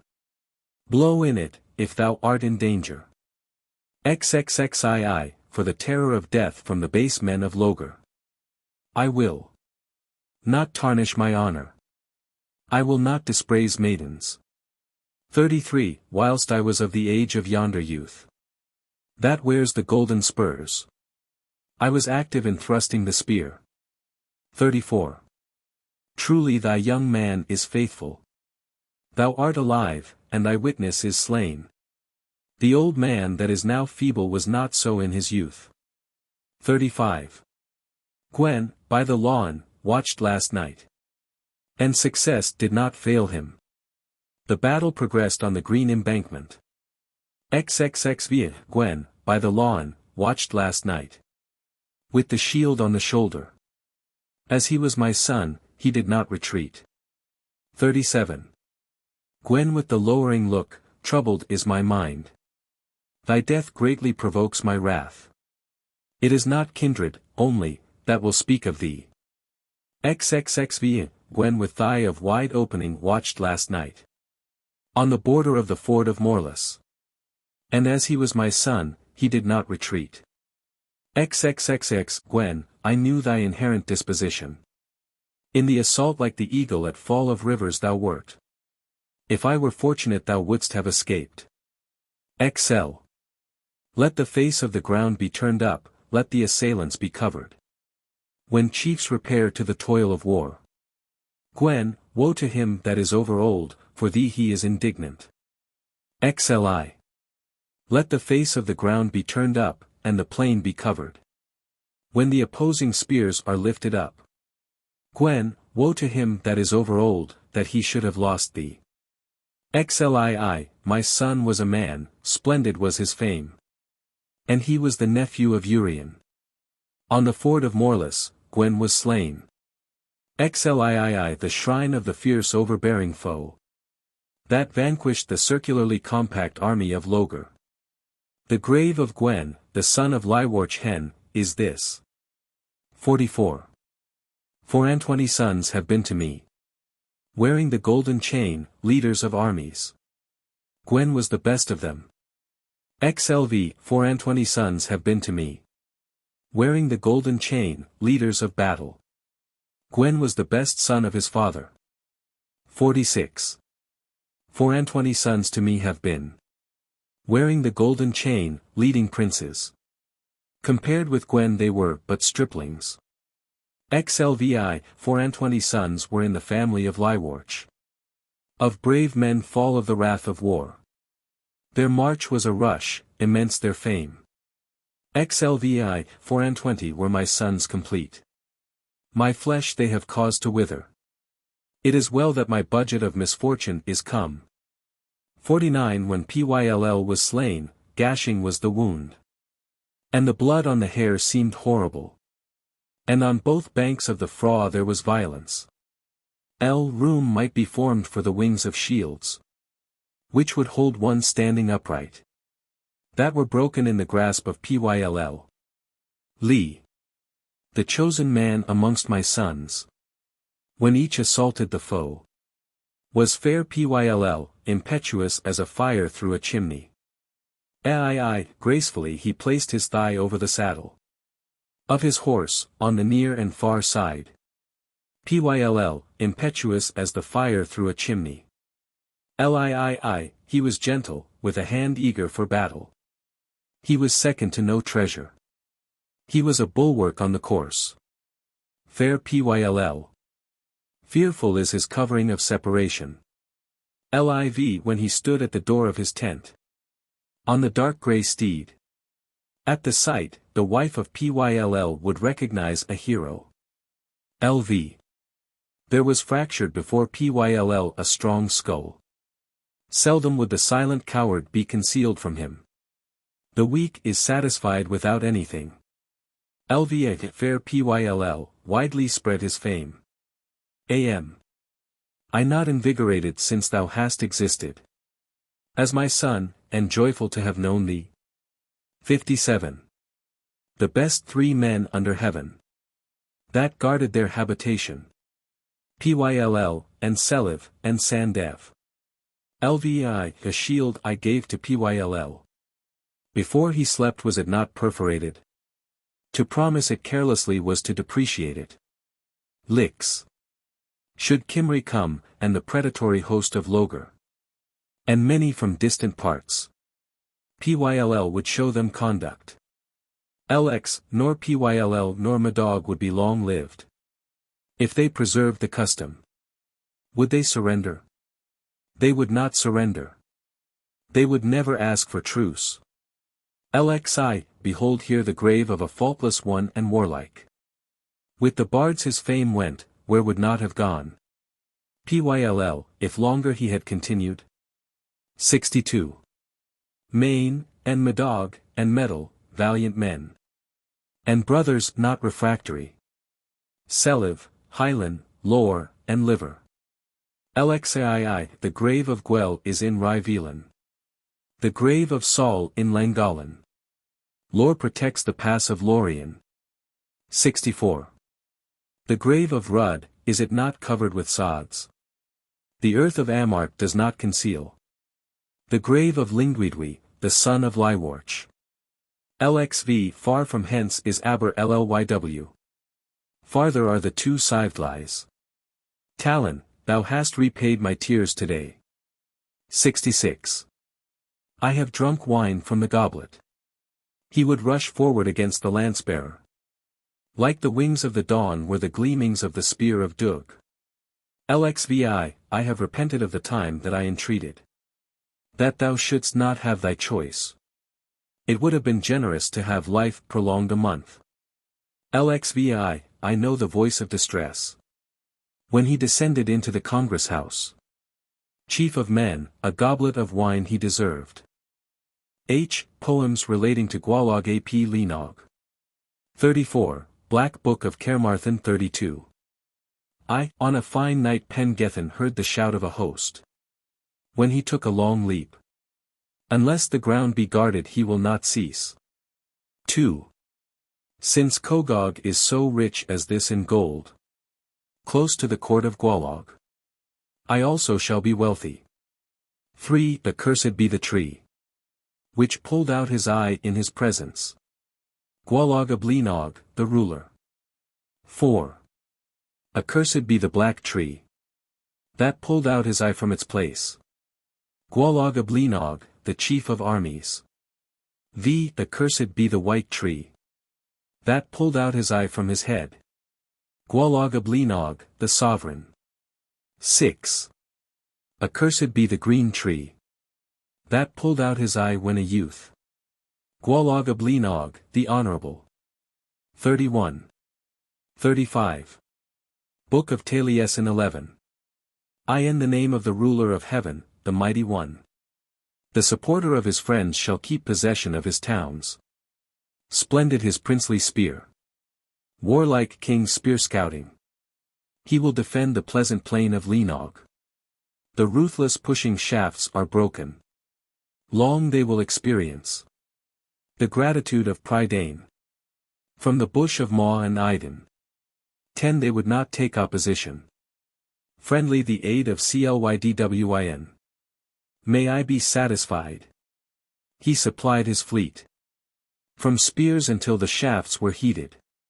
A coffin to every one his ambition. They cannot reckon the battles fought. By Gwalog. Better is wild food than a she-bear. A battle in Agath's in defense. Praise his active judgment caused. A battle in the region of Brethren with heat. 20 great fire. Limited is his vehemence.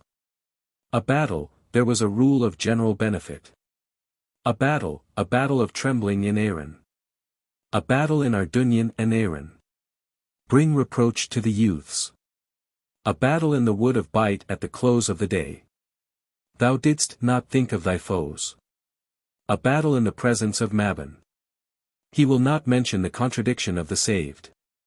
A battle in Gwenstory, and thou subduest Logar. 30 darting of spears there is made. A battle in the marsh of Tara with the dawn.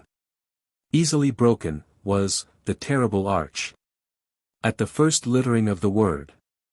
Of kings who were extinguished in the war. Men with full intent to obtain cattle. Herder and Hyvade and Gwalog. And Owen of Mona of Maelgwnian quality. Will lay the Peithwer prostrate. At the end of the wood of Cledifine. 40 from which there will be pierced corpses. And the ravens wandering about. In Prydain, in Aiden, acknowledged. In Gaffrin, in the retreat of Brechinach. In energy, in exalted covering. He sees not a hero, who saw not Gwalog. 36. Book of Taliesin 38. I in the name of the ruler of the high powers of heaven. They sing of, they deplore the prince. He rejected uniform ranks of the rulers. Of the hosts of Run and Nud and Wython. I will not praise contrary to the custom of the bards of the Brithen. Wonderfully liberal of the knowledge of astrologers. One station of the complete songster, excellent of song. I ardently desire. I will sing to the Guledig. In the country where he was trembling. 10 He will not cause me to be unable to form the lay. It is difficult to utter odes. That will not be deficient to the Guledig that does not refuse. Of looking at a heavy ode of sovereignty. In his life will not come the advantage of the grave. They will not be satisfied with the gratification of their lives. Harder the torment of a liberal course. A multitude present beyond Prydain. Thy excessive care of the too sprightly is corrupted. Let it be corrupted. He shall be cut to pieces, he shall be judged. 20 He will judge all, the supreme man. With his will as a judge. And let him be benefited. Not the man that claims the mortuary. A youth violent that regrets the milky food. Like the herald of Gwalog guiding on.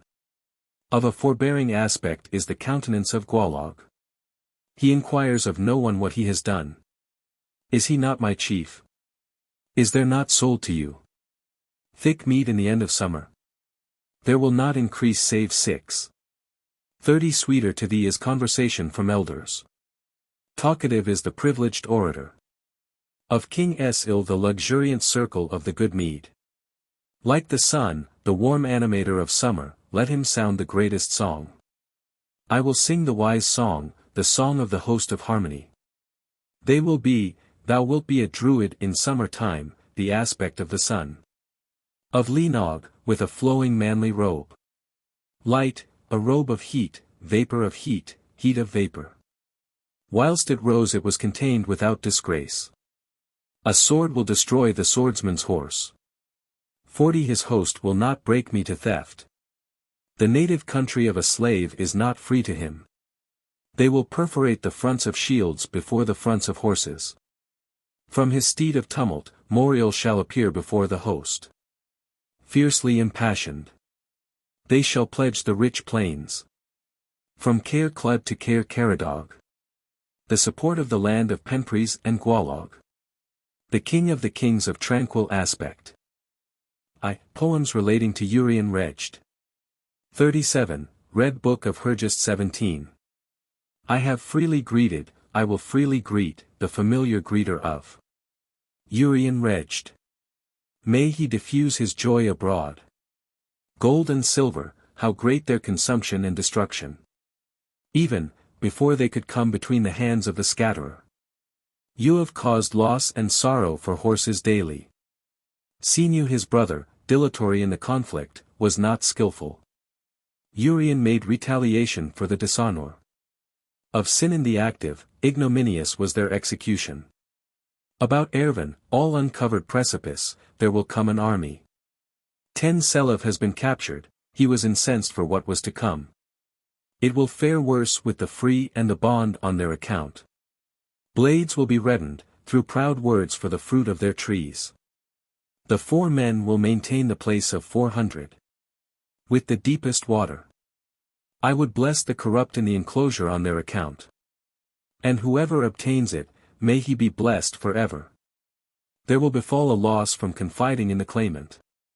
And hands without thumbs, and blades on the flesh, and a poor muster. Puerile age will not be harmonious in the distraction. There will be no fellowship, nor confidence in any toward others. 20 A dragon from Gwynedd of precipitous lands and gentle towns. To the Loegrians will go, when the report of him will spread abroad. Stonework will be broken, with terrible destruction, in the encounter. And more will be lost than spared of the Gwynddodians. From mutual counseling, there will be means of deliverance by sea and land. There will arise from concealment a man that will be a blessing to the Gwynddodians. And the Brytheion, though a remnant, will be victorious over the ungentle multitude. There will come a time when song will not be cherished, nor will it be elaborate. The ruler will love wealth, and one sister will be bearish to another. Killing and drowning from Ellery as far as Twylvanid. 30 A conquering and unmerciful one will triumph. Small will be his army in returning from the action of Wednesday. A bear from the south will arise, meet the Loegrians, and kill vast numbers of Powisians. The affair of Korsvakno, he that will escape from it will be fortunate. There will be 12 women, and no wonder, for 1 man.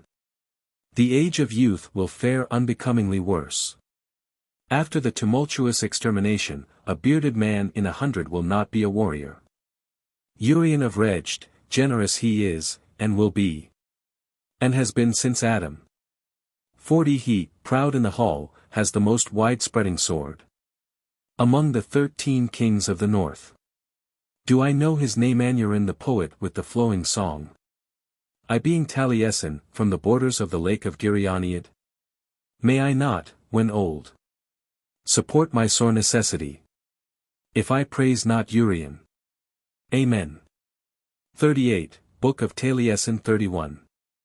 The men of Catrith arose with the dawn. About the Guledig, of work a profitable merchant. This Urien, without mockery is his regret.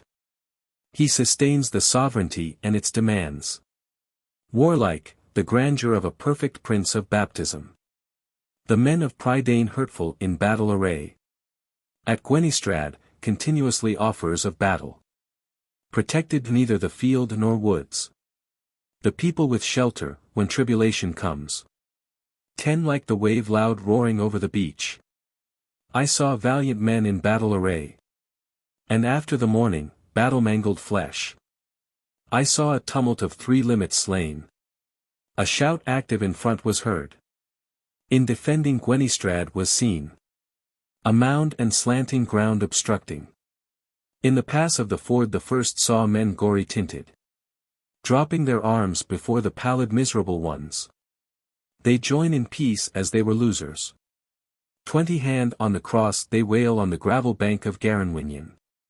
The tribes revel over the rising wave. The billows protect the hair of their captures. I saw men of splendid progress. With blood that clotted on the garments. Toiling energetically and incessantly in battle. The covering battle, where there was no flight, when contrived. The ruler of Reged, I am astonished at what was dared. I saw a brow covered with rage on Urien. When he furiously attacked his foes at the White Stone. 30 Of Gallistem. His rage was a blade. The bucklered men were sustained in need. May a desire of battle come on Urwin. And until I fail in old age. In the sore necessity of death. May I not be smiling. If I praise not Urien. 39. Book of Taliesin 32. Urien of the cultivated plain. The most generous man of baptism. Abundance has been given to the men of earth. As it has been gathered, it has been scattered. Joyful the bards of baptism. Whilst thy life continues, there is greater joy. 10 For the high-famed, and liberal of praise. It is greater glory that Urien and his children should exist. And he especially. The supreme Guledig. In a distant city. A principal pilgrim. The Loegrians know him. When they converse. Death they had. 20 And frequent vexation. Burning their homesteads. And drawing their coverings. And loss. And great incomprehension. Without obtaining deliverance. From Urien wretched. The protector of wretched. The praise of ire, the anchor of the country. My inclination is on thee. 30 Of every hearing. Heavy thy spear throwing. When the battle is heard. When they resort to battle. A smarting is made. Fire in houses before day. Before the sovereign of the cultivated plain. The most fair cultivated plain. And its most generous men. The Angles are accustomed to be without homage. 40 From most valiant king. A most valiant progeny. Thine is the best. Of those who have been, or will be. There is not thy match. When he is looked upon. Very great is the terror. It is usual to look for him. For an active king. Around him a modest demeanor. 50 And the varied multitude. The splendid prince of the north. The choicest of princes. And when I fail in age. In the sore necessity of death. May I not be smiling. If I praise not Urien. XL, Book of Taliesin 33. In rest. A song I kept. Respect and plenty. And mead I possessed. I possessed mead. His triumph. And fair lands. A great wonder. And gold an hour. 10 An hour and treasure. And plenty. And esteem. And giving a desire. A desire of giving it. To encourage me. He slays, he plagues. He cherishes, he honors. He honors, he cherishes. He slays before him. 20 Presents was given. To the bards of the world. Ever certainly. To thee they say. According to thy will. God hath caused to thee. The shoulder of kings. Against despicable fear. Incitement of battle. The protection of a country. 30 The country protected. Battle of incitement. Usual about thee. The tumult of capering. The capering of tumult. And drinking of ale. Ale for the drinking. And a fair homestead. And beautiful clothing. To me has been extended. 40 The lofty wyvenid. And requests open. In one dwell. Great and little. Taliesin's song. Thou comfortest it. Thou art the best. Of those that have heard. His vehement animosities. I also will praise. 50 Thy deeds. And until I fail in old age. In the sore necessity of death. May I not be smiling. If I praise not Urien. XLI. Book of Taliesin 34. In 1 year. One that provides. Wine and bounty and mead. And manliness without enmity. And a musician excelling. With a swarm of spears about him. With rib bands at their heads. And their fair appearances. Every one went from his presence. 10 They came into the conflict. And his horse under him. Purposing the affair of Manau. And more harmony. Advantage flowing about his hand. 80 of one color. Of calves and cows. Milch cows and oxen. And every fair need. I should not be joyful. 20 If Urien were slain. He is dear before he went. A Saxon shivering, trembling, with hair whitewashed, and a bier his destiny, with a bloody face. For the blood of men a little protected, and a man of the entrenchment persevering, whose wife is a widow. Mine is the wine of the prince. 30 Mine is the wine of frequent parties. My chance, my aid, my head. Since the rising up will not cause a striking fronting one another. Porter, listen. What is the noise? Is it the earth that quakes? Or is it the sea that swells? Whitened, clinging together, against the infantry. If there is a cry on the hill, is it not Urien that terrifies? 40 If there is a cry in the valley, is it not Urien that pierces? If there is a cry in the mountain, is it not Urien that conquers? If there is a cry on the slope, is it not Urien that wounds? If there is a sigh on the dike, is it not Urien that is active? A cry of a journey over the plain, a cry in every meandering vale. 50 Nor will one sneeze or two protect from death.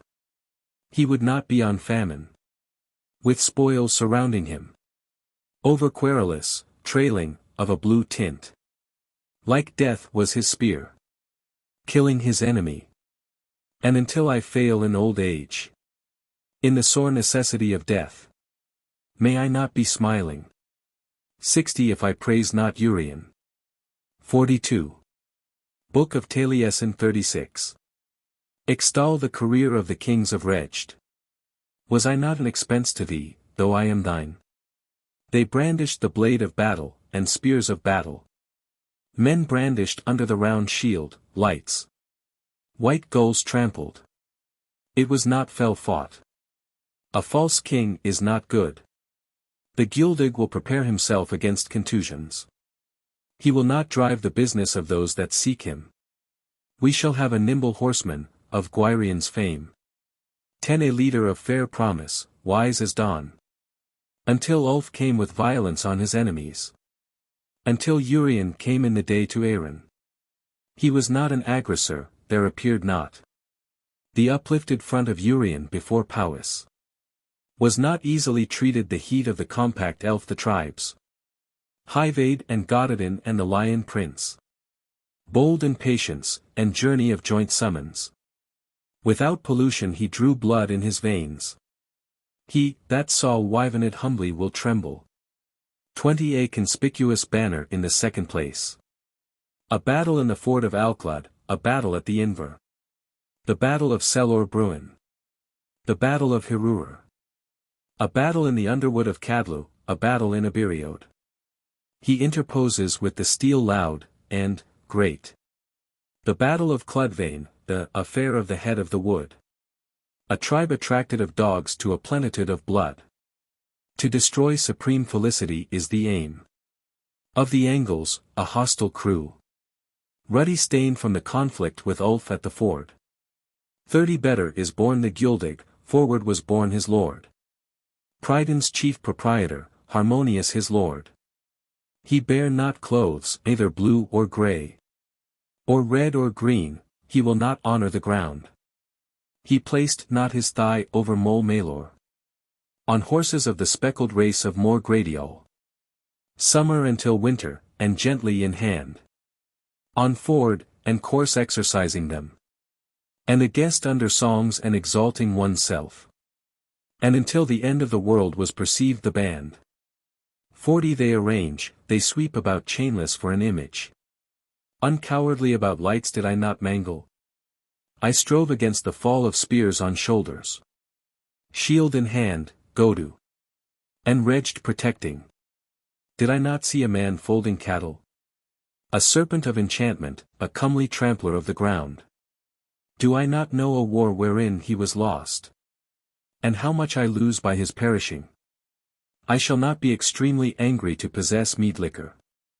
From the heroic Hyvaid, of hospitable course. 50 Wit not I that was permitted, to have, shelter of the battle. My kings were broken off from cheerful graces. Shelter of the country good to the oppressed. And until I fail in age, in the sore necessity of death, may I not be smiling, if I praise not Urien. 43. The satisfaction of Urien. Book of Taliesin 29. The lion will be most implacable. I will not deplore him.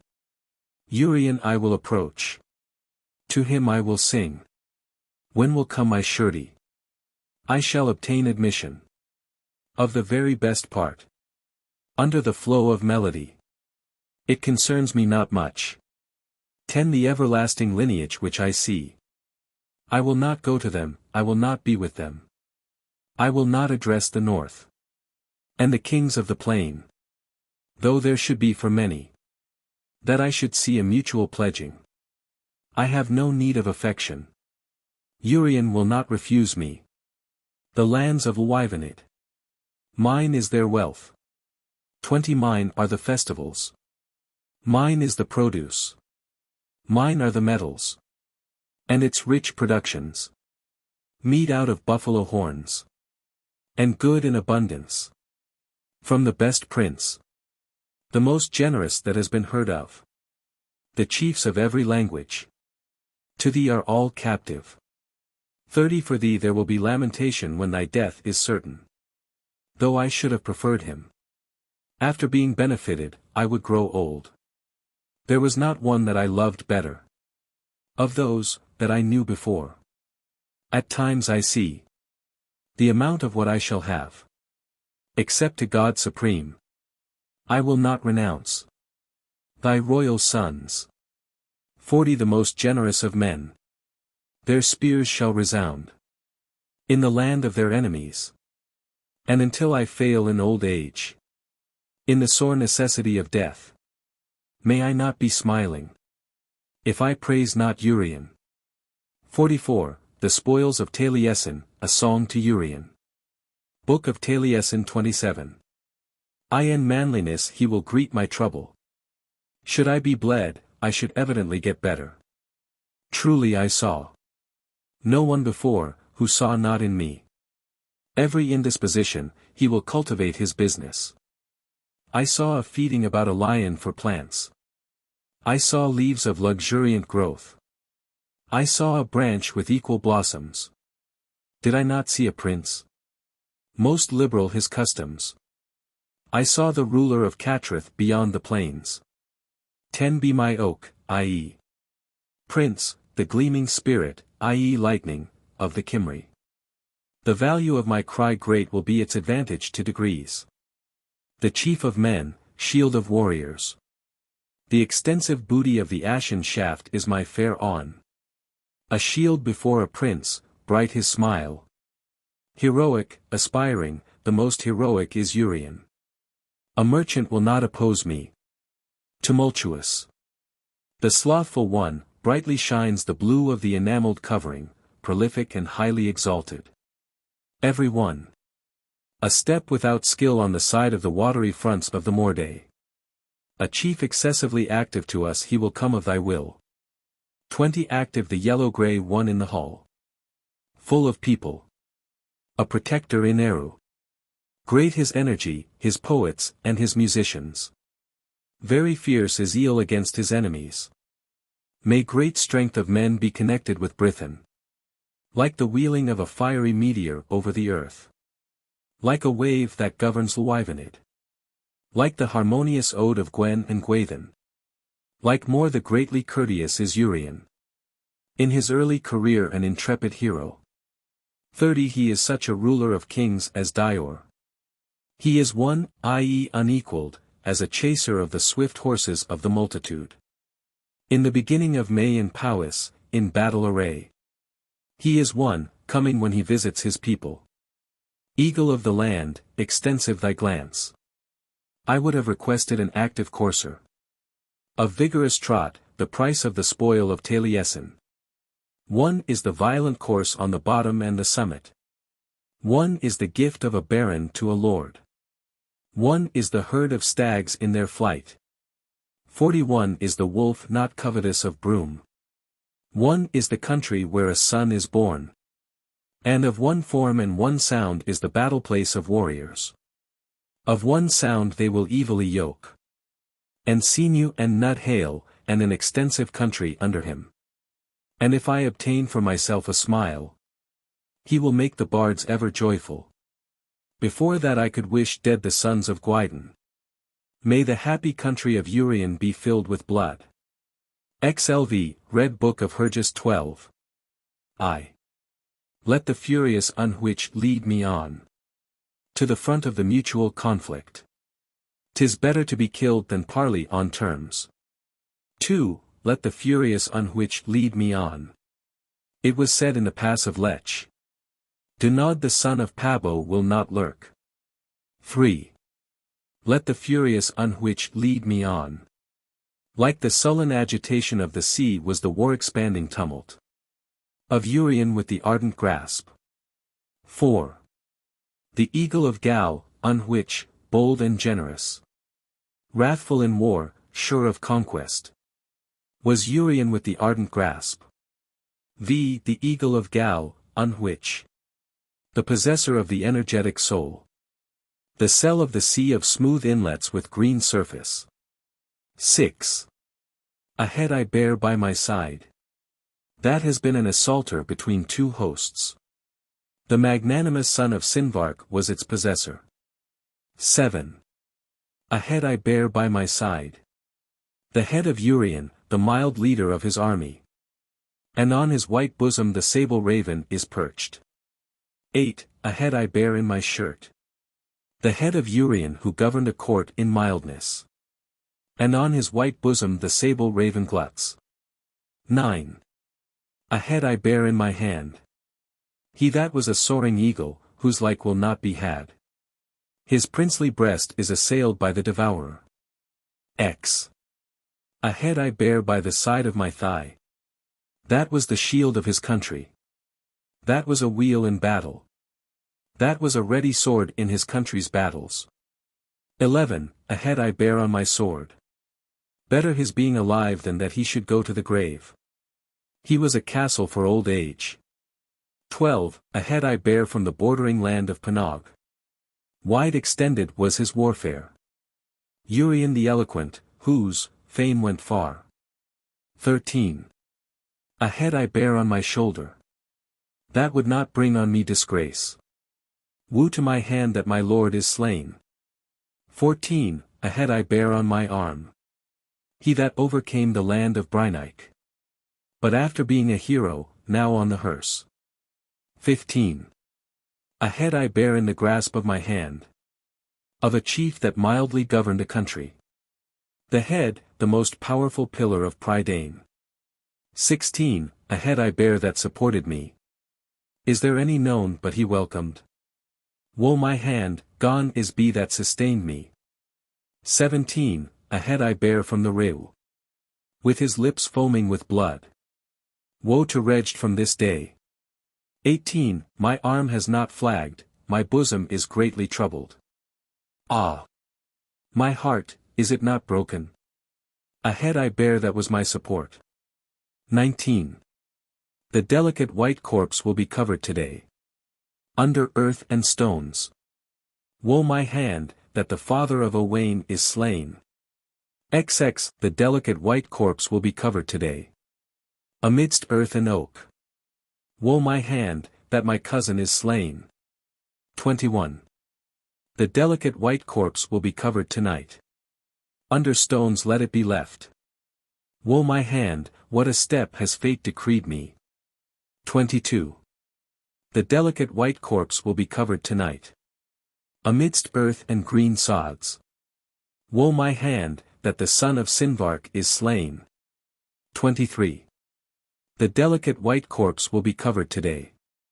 Under the greensward and a tumulus. Woe my hand, that my lord is slain.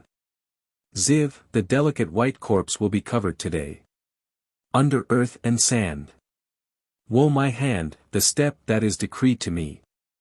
XXV. The delicate white corpse will be covered today. Under earth and nettles. Woe my hand, that such a step could have happened to me. 26. The delicate white corpse will be covered today. Under earth and blue stones. Woe my hand, the step that has befallen me.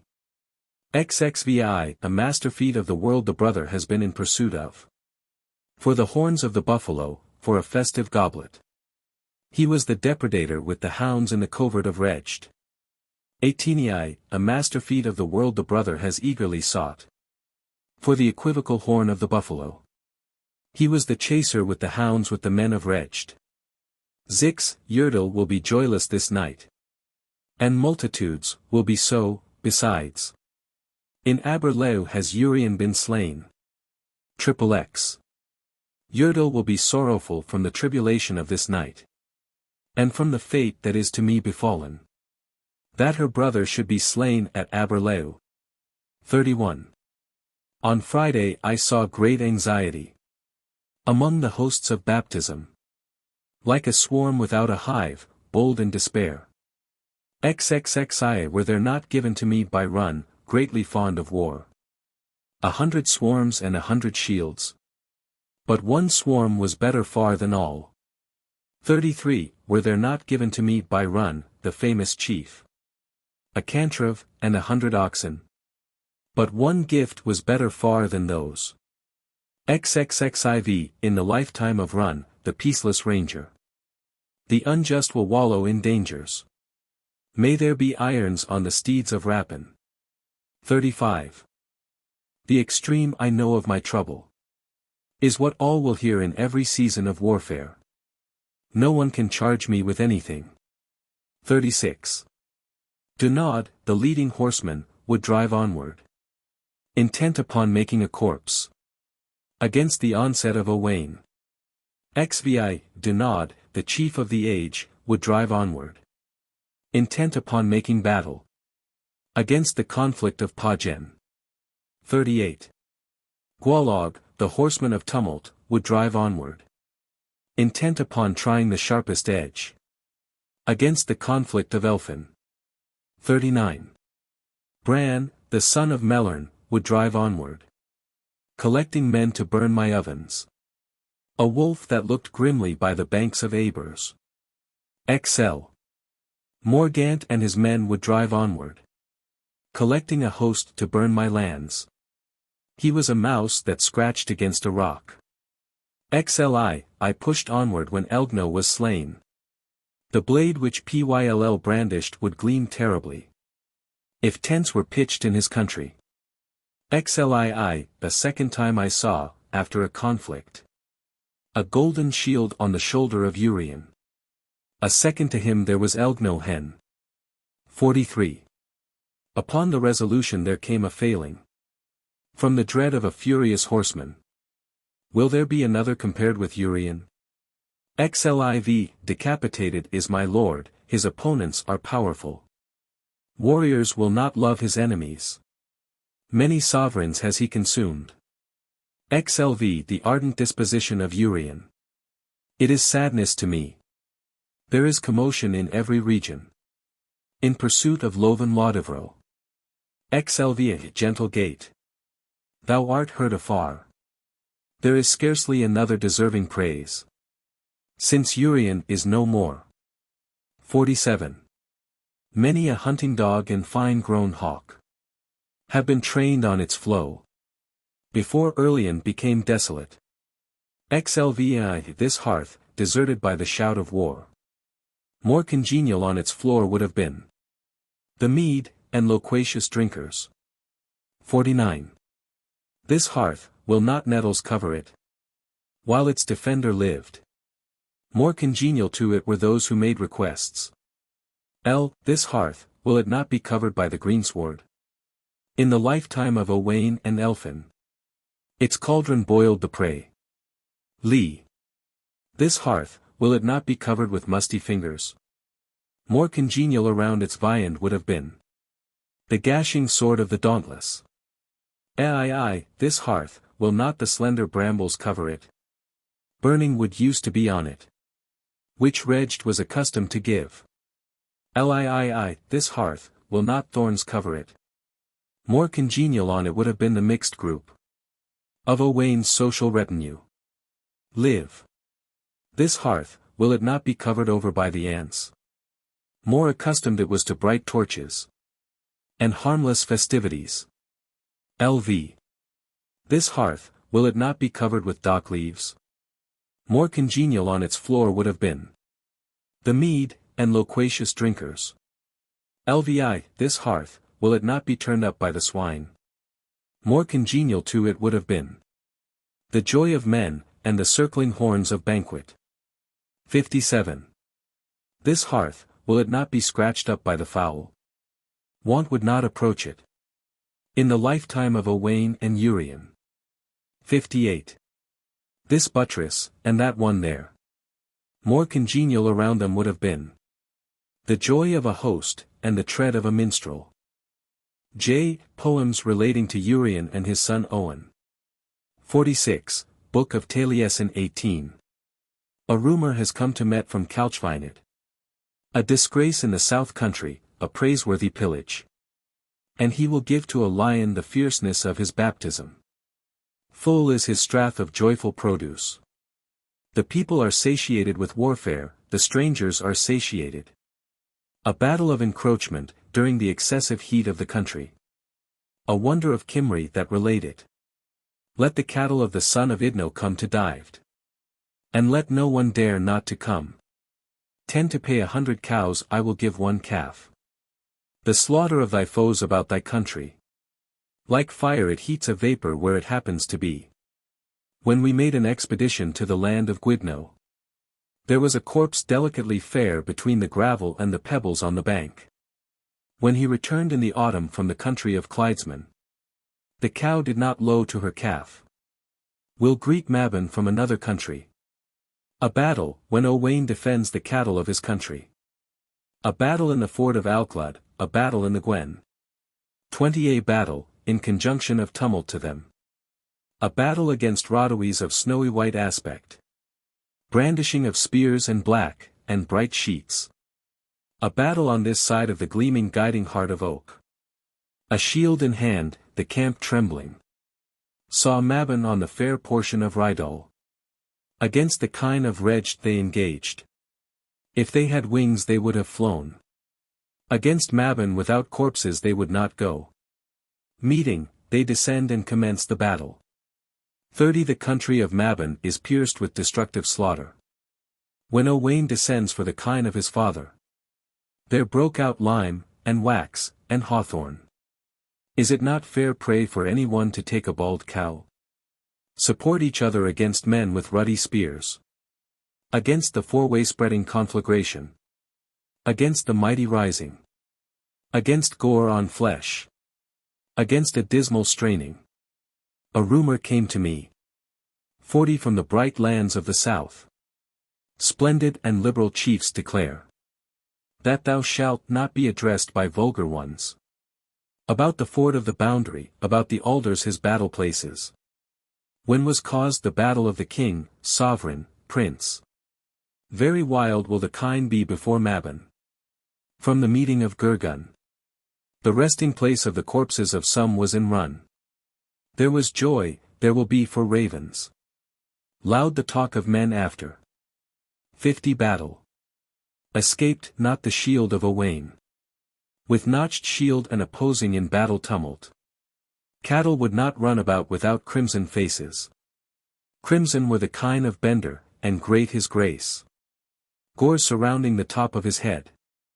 And a white face conspicuous the gasping. The golden saddle, was, drenched in gore, as to its appearance. The Gwenchans praised the booty was extended. The booty in front of the eager battle of the eager strangers. A booty of heads with forked branches. On the shields. 60. Awfully the blades are falling about the head. A battle in front of Owain, great, great his rage. A fine day, they fell, men, defending, their, country. There rested the extreme impelling advantage of their father. 47. The affair of Argo Dyfi. Book of Taliesin 35. In the morning of Saturday there was a great battle. From when the sun rose until it gained its height. Llanddwyn hastened in 4 hosts. Godw and Reged to overwhelm. They extended from Argo to Arvenid. They retained not life during 1 day. Llanddwyn called out again, of great impetuosity. Will they give hostages? Are they ready? Owen answered, let the gashing appear. 10 They will not give, they are not ready.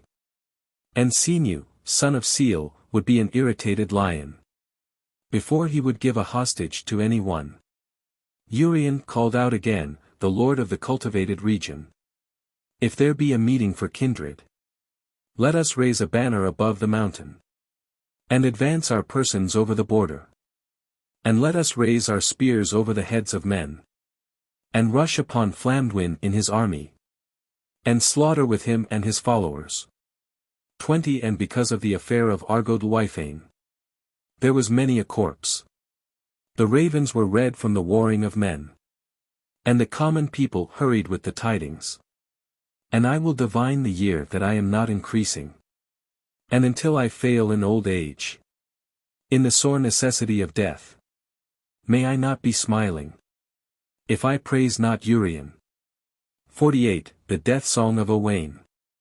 Book of Taliesin 44. Text, Volume 2. Page 199. Notes, Volume 2. Page 417. The soul of Owain son of Urien. May its lord consider its need. The chief of Reged, the heavy sword conceals him. His knowledge was not shallow. A low cell contains, the renowned protector of bards, the wings of dawn were the flowing of his lances. For there will not be found a match for the chief of the glittering west. The reaper of the tenacious foes. The offspring of his father and grandfather. When Llanddwyn killed Owain, there was not one greater than he sleeping. A wide number of Logar went to sleep with light in their eyes. And those that fled not instantly were beyond necessity. Owain valiantly chastised them, like a pack of wolves, pursuing sheep. 10 A worthy man, upon his many-colored trappings, he would give horses to those that asked. While he hoarded hard money, it was not shared for his soul. The soul of Owain, son of Urien. K. Poems relating to the Battle of Ardorid. 49 Black Book of Carmarthen I, how sad with me, how sad. Have Sedwiv and Cadvan perished? Glaring and tumultuous was the slaughter. Perforated was the shield from Tryruid. Taliesin. 2. It was Maelgun that I saw combating. His household before the tumult of the host is not silent. Myrddin. 3. Before 2 men in Nevdir will they land. Before Erith and Gurith on a pale white horse. The slender bay they will undoubtedly bear away. Soon will his retinue be seen with Elgin. Alas for his death. A great journey they came. Taliesin. 4. Rhys, the one-toothed, a span was his shield. Even to thee has complete prosperity come. Cinder has been slain, beyond measure they deplore. Men that were generous while they lived have been slain. 3 men of note, whose esteem was great with Elgin. Myrddin. V. Through and through, in excess and excess they came. From yonder and yonder there came to me Bran and Melgon. Slay, in their last conflict, Dywul. The son of Urban, and his men, they did. Taliesin. 6. The host of Maelgun, it was fortunate that they came. Slaughtering men of battle, penetrating the gory plain. Even the action of Ardorid, when there will be a crisis. Continually for the hero they will prepare. Myrddin. 7. A host of flying darts, reeking will be the gory plain. A host of warriors, vigorous and active will they be. A host, when wounds will be given, a host, when flight will take place. A host, when they will return to the combat. Taliesin. 8. The 7 sons of Eliphur, 7 heroes when put to proof. They will not avoid 7 spears in their 7 divisions. Myrddin. 9. 7 blazing fires, 7 opposing armies. The 7th Sinvalin in every foremost place. Taliesin. X. 7 thrusting spears, 7 rivers full. Of the blood of chieftains will they fill. Myrddin. 11. 7 score generous ones have gone to the shades. In the wood of Celadon they came to their end. Since I, Myrddin, am next after Taliesin, let my prediction become common. Black Book of Carmarthen 17. I. Sweet apple tree of delightful branches, budding luxuriantly, and shooting forth renowned scions. I will predict before the owner of Makru, that in the valley of Mashawi on Wednesday there will be blood. Joy to Logar of the blood-red blades. Rear, O little pig. There will come on Thursday. Joy to the Cymry of mighty battles. In their defense of Simonod, with their incessant sword thrusts. On the Saxons there will be a slaughter with ashen spears. And their heads will be used as balls to play with. I prophesy truth without disguise. The elevation of a child in a secluded part of the south. 2. Sweet apple tree, a green tree of luxurious growth. How large are its branches, and beautiful its form. And I will predict a battle that will make me shriek. At Penguern, in the sovereign feast, mead is appropriate. 32. 3. Sweet apple tree, and a yellow tree. Grow at Tal Ard, without a garden surrounding it. And I will predict a battle in Prydyn. In defense of their frontier against the men of Dublin. 7 ships will come over the wide lake. And 700 over the sea to conquer. Of those that come, none will go to Senan. Except 7 half-empty ones, according to the prediction.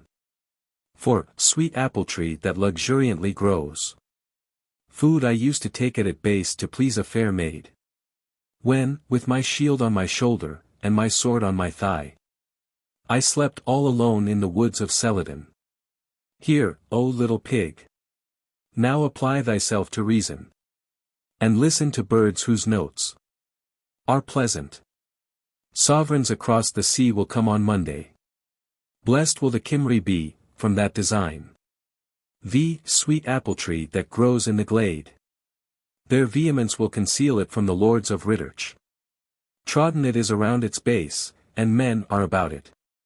Terrible to them were heroic forms. Gwendith loves me not, greets me not. I am hated by the firmest minister of Ridderch. I have ruined his son and his daughter. Death takes all away, why does he not visit me? For after Gwendolyn no princes honor me. I am not soothed with diversion, I am not visited by the fair. Yet in the battle of Arterid golden was my torques. Though I am now despised by her who is of the color of swans. 6. Sweet apple tree of delicate bloom. That grows in concealment in the woods. At break of day the tale was told me. That the firmest minister is offended at my creed. Twice, thrice, 4 times, in one day. O Jesus! Would that my end had come. Before the death of the son of Gwendith happen on my hand. 7. Sweet apple tree, which grows by the riverside. With respect to it, the keeper will not thrive on its splendid fruit. While my reason was not aberrant, I used to be around its stem. With a fair sportive maid, a paragon of slender form. 10 years and 40, as the toy of lawless ones. Have I been wandering in gloom and among sprites? After wealth in abundance and entertaining minstrels. I have been, here so long that, it is useless for gloom and sprites to lead me astray. I will not sleep, but tremble on account of my leader. My lord Gwendolyn, and those who are natives of my country. After suffering disease and longing grief about the words of Celadon. May I become a blessed servant of the sovereign of splendid retinues. 8. Sweet apple tree of delicate blossoms. Which grows in the soil amid the trees. The Sibyl foretells a tale that will come to pass. A golden rod of great value, will, for bravery. be given to glorious chiefs before the dragons. The diffuser of grace will vanquish the profane man. Before the child, bold as the sun in his courses. Saxons shall be eradicated, and bards shall flourish. 9. Sweet apple tree, and a tree of crimson hue, which grow in concealment in the wood of Celadon. Though sought for their fruit, it will be in vain. Until Cadwallader comes from the conference of Cadvain. To the eagle of Tywee and Tywee rivers. And until fierce anguish comes from Arran Winion. And the wild and long-haired ones are made tame. X. Sweet apple tree, and a tree of crimson hue, which grow in concealment in the wood of Celadon. Though sought for their fruit, it will be in vain. Until Cadwallader comes from the conference of Rhyd Rian. And Sinan to meet him advances upon the Saxons. The Cymry will be victorious, glorious will be their leader. All shall have their rights, and the Brithen will rejoice. Sounding the horns of gladness, and chanting the song of peace and happiness. L. The Gododin Poems. Lee, Book of Aneirin I. This the Gododin. Aneirin composed it. I. Of manly disposition was the youth. Valor had he in the tumult. Fleet thick-maned chargers were under the thigh of the illustrious youth. A shield, light and broad, was on the slender swift flank. A sword, blue and bright, golden spurs, and ermine. It is not by me that hatred shall be shown to thee. I will do better towards thee, to celebrate thee in poetic eulogy. Sooner hadst thou gone to the bloody bier than to the nuptial feast. Sooner hadst thou gone to be food for ravens than to the conflict of spears. Thou beloved friend of Owain. Wrong it is that he should be under ravens. It is evident in what region the only son of Morrow was killed. 2. Cog, the leader, wherever he came. Breathless in the presence of a maid would he distribute the mead. The front of his shield was pierced, when he heard the shout of battle, he would give no quarter wherever he pursued. He would not retreat from the combat, until he caused blood to stream, like rushes would he hew down the men who would not yield. The Gododin does not relate, in the land of Mordai. Before the tents of Madog, when he returned. Of but one man in 100 that came back. 3. Cog, the combatant, the stay of his country. Whose attack is like the rush of the eagle into the sea, when allured by his prey. He formed a compact, his signal was observed. Better was his resolution performed, he retreated not. Before the host of Gododin, at the close of day. With confidence he pressed upon the conflict of Manawyd. And regarded neither spear nor shield. There is not to be found a habitation that abounded in dainties. That has been kept from the attack of the warriors. 4. Cog, the leader, the wolf of the strand. Amber wreaths encircled his brow. Precious was the amber, worth wine from the horn. He repelled the violence of ignoble men, and blood trickled down. For Gwynedd and the north would have come to his share. By the advice of the son of Isgirin, who wore the broken shield. V. Cog, the leader, armed was he in the noisy conflict. His was the foremost part of the advanced division, in front of the hosts. Before his blades fell 5 battalions. Of the men of Dever and Greenwich, uttering groans. 200 perished in 1 hour. Sooner did his flesh go to the wolf, than he to the nuptial feast. He sooner became food for the raven, than approached the altar. Before he entered the conflict of spears, his blood streamed to the ground. It was the price of mead in the hall, amidst the throng. Hyvaid here shall be celebrated as long as there will be a minstrel. 6. The men went to Gododin with laughter and sprightliness. Bitter were they in the battle, displaying their blades. A short year they remained in peace. The son of Bodgad, by the energy of his hand, caused a throbbing. Though they went to churches to do penance. The old, and the young, and the bold-handed. The inevitable strife of death was to pierce them. 7. The men went to Gododin, laughing as they moved. A gloomy disaster befell their army.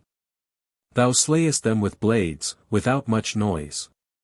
Thou, powerful pillar of living right, causest stillness.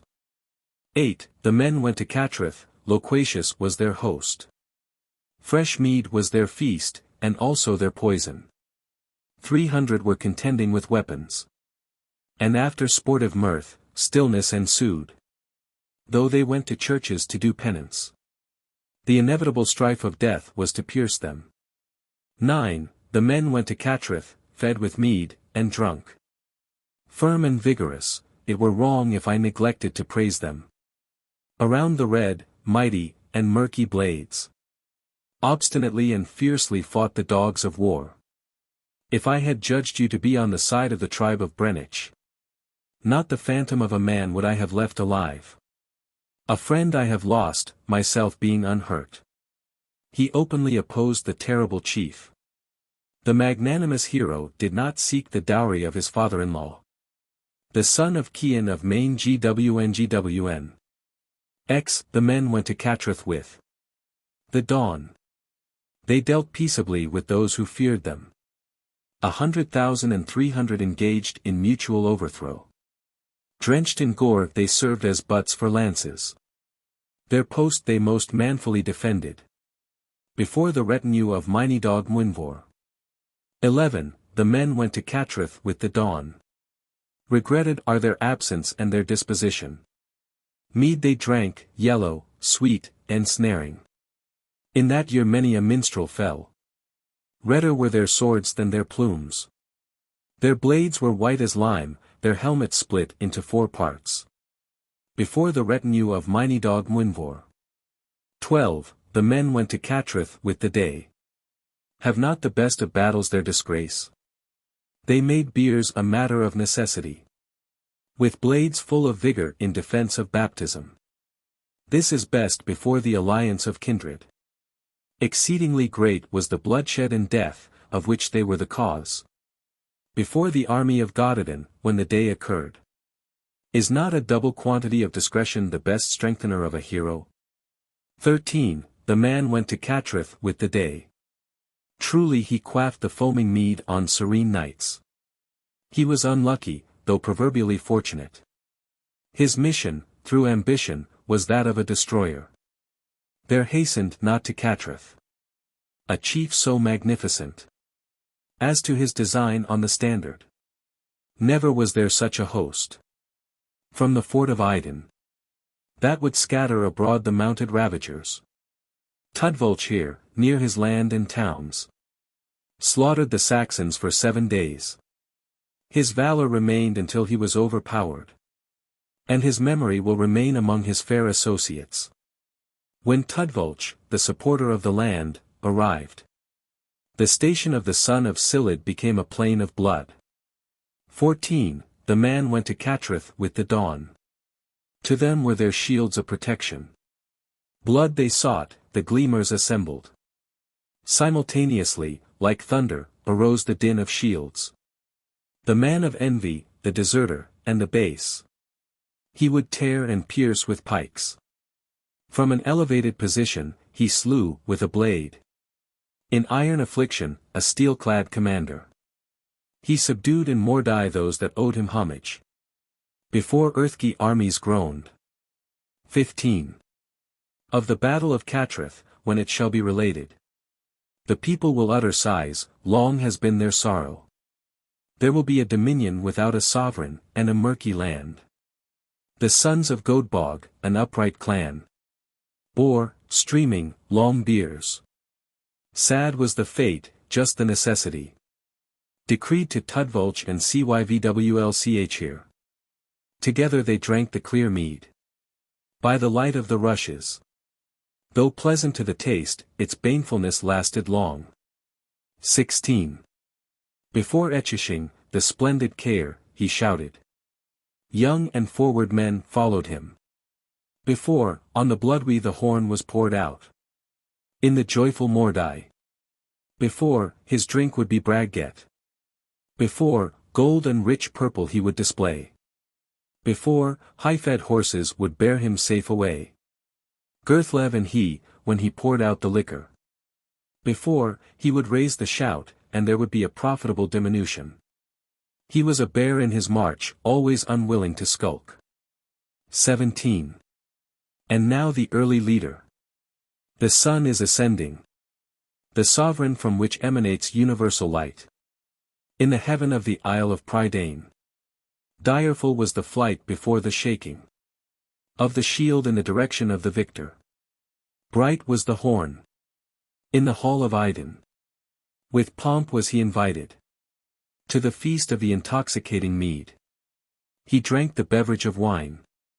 At the meeting of the reapers. He drank transparent wine. With a daring purpose. The reapers sing of war. War with the shining wing. The minstrels sang of war. Of harnessed war. Of winged war. No shield was unexpanded. In the conflict of spears. Of equal eye they fell. In the struggle of battle. Unshaken in the tumult. Without dishonor did he retaliate. His will had to be conciliated. Air became a green sword. The grave of Gerveling the Great. 18. Qualities they will honor. 3 forward, chiefs or bands, of Novant.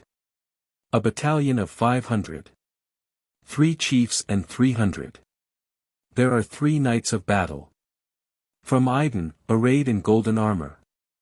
3 loricated hosts. 3 kings wearing the golden torques. 3 bold knights. 3 equal battles. 3 of the same order, mutually jealous. Bitterly would they chase the foe. 3 dreadful in the conflict. Lions, that would kill dead as lead. There was in the war a collection of gold. 3 sovereigns of the people. Came from the Brithen. Sinri and Senin. And Sinrain from Aerin. To greet with ashen lances. The Dever distillers. Came there from the Brithen. A better man than Sinon. A serpent to his sullen foe. 19. I drank mead and wine in Mordai. Great was the quantity of spears. In the assembly of the warriors. He prepared food for the eagle. When Sidewell sallied forth, he raised the shout with the green dawn, and dealt out tribulation.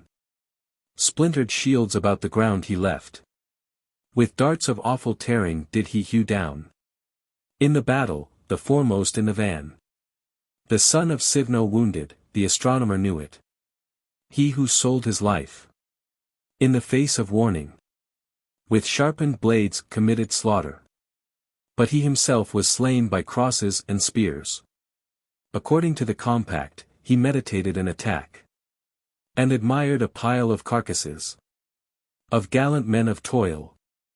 Whom in the upper part of Gwynedd he pierced. XX I drank wine and mead in Mordai. And because I drank, I fell by the side of the rampart. The fate of allurement. Colwed the brave was not without ambition. When all fell, thou didst also fall. Thus, when the issue comes, it were well if thou hadst not sinned. Present, it was related, was a person of a daring arm. 21. The men went to Catreth, they were renowned.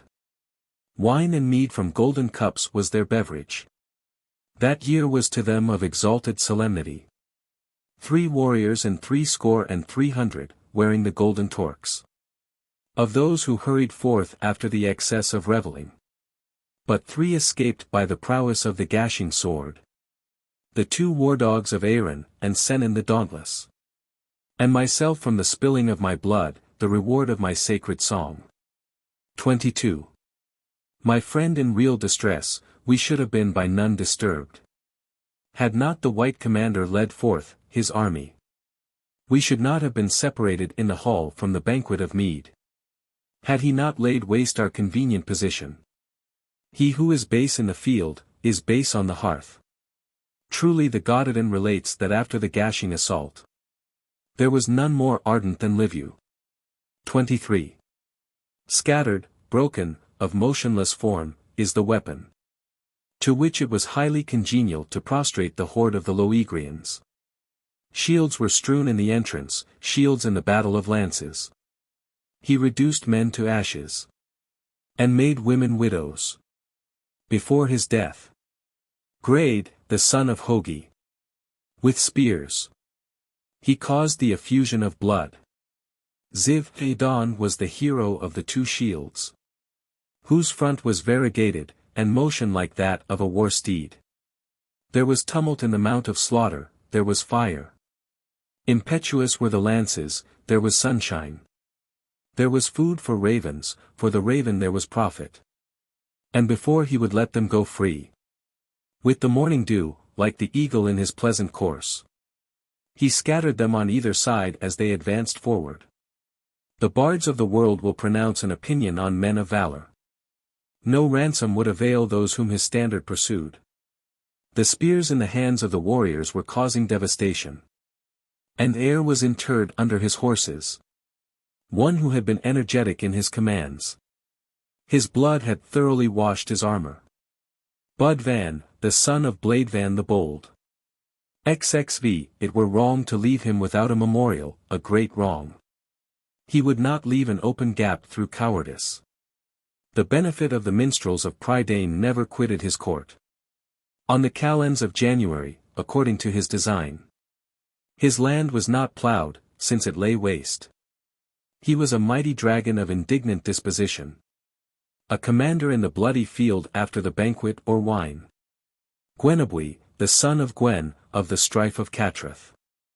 XXV, true it was, as songs relate. No one's steed overtook Marchlu. The lances of the commander. From his prancing horse, strewed a thick path. As he was reared to bring slaughter and support. Furious was the stroke of his protecting sword. Ashen shafts were scattered from the grasp of his hand. From the stony pile. He delighted to spread destruction. He would slaughter with a variegated sword from a furze bush. As when a company of reapers comes in the interval or fine weather. Would Marchlu cause the blood to flow. 27. Isaac was sent from the southern region. His conduct resembled the flowing sea. He was full of modesty and gentleness.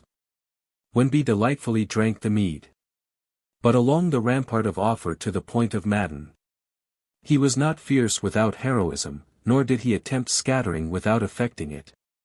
His sword resounded in the mouths of mothers. He was an ardent spirit, praise be to him, the son of Gwydnu.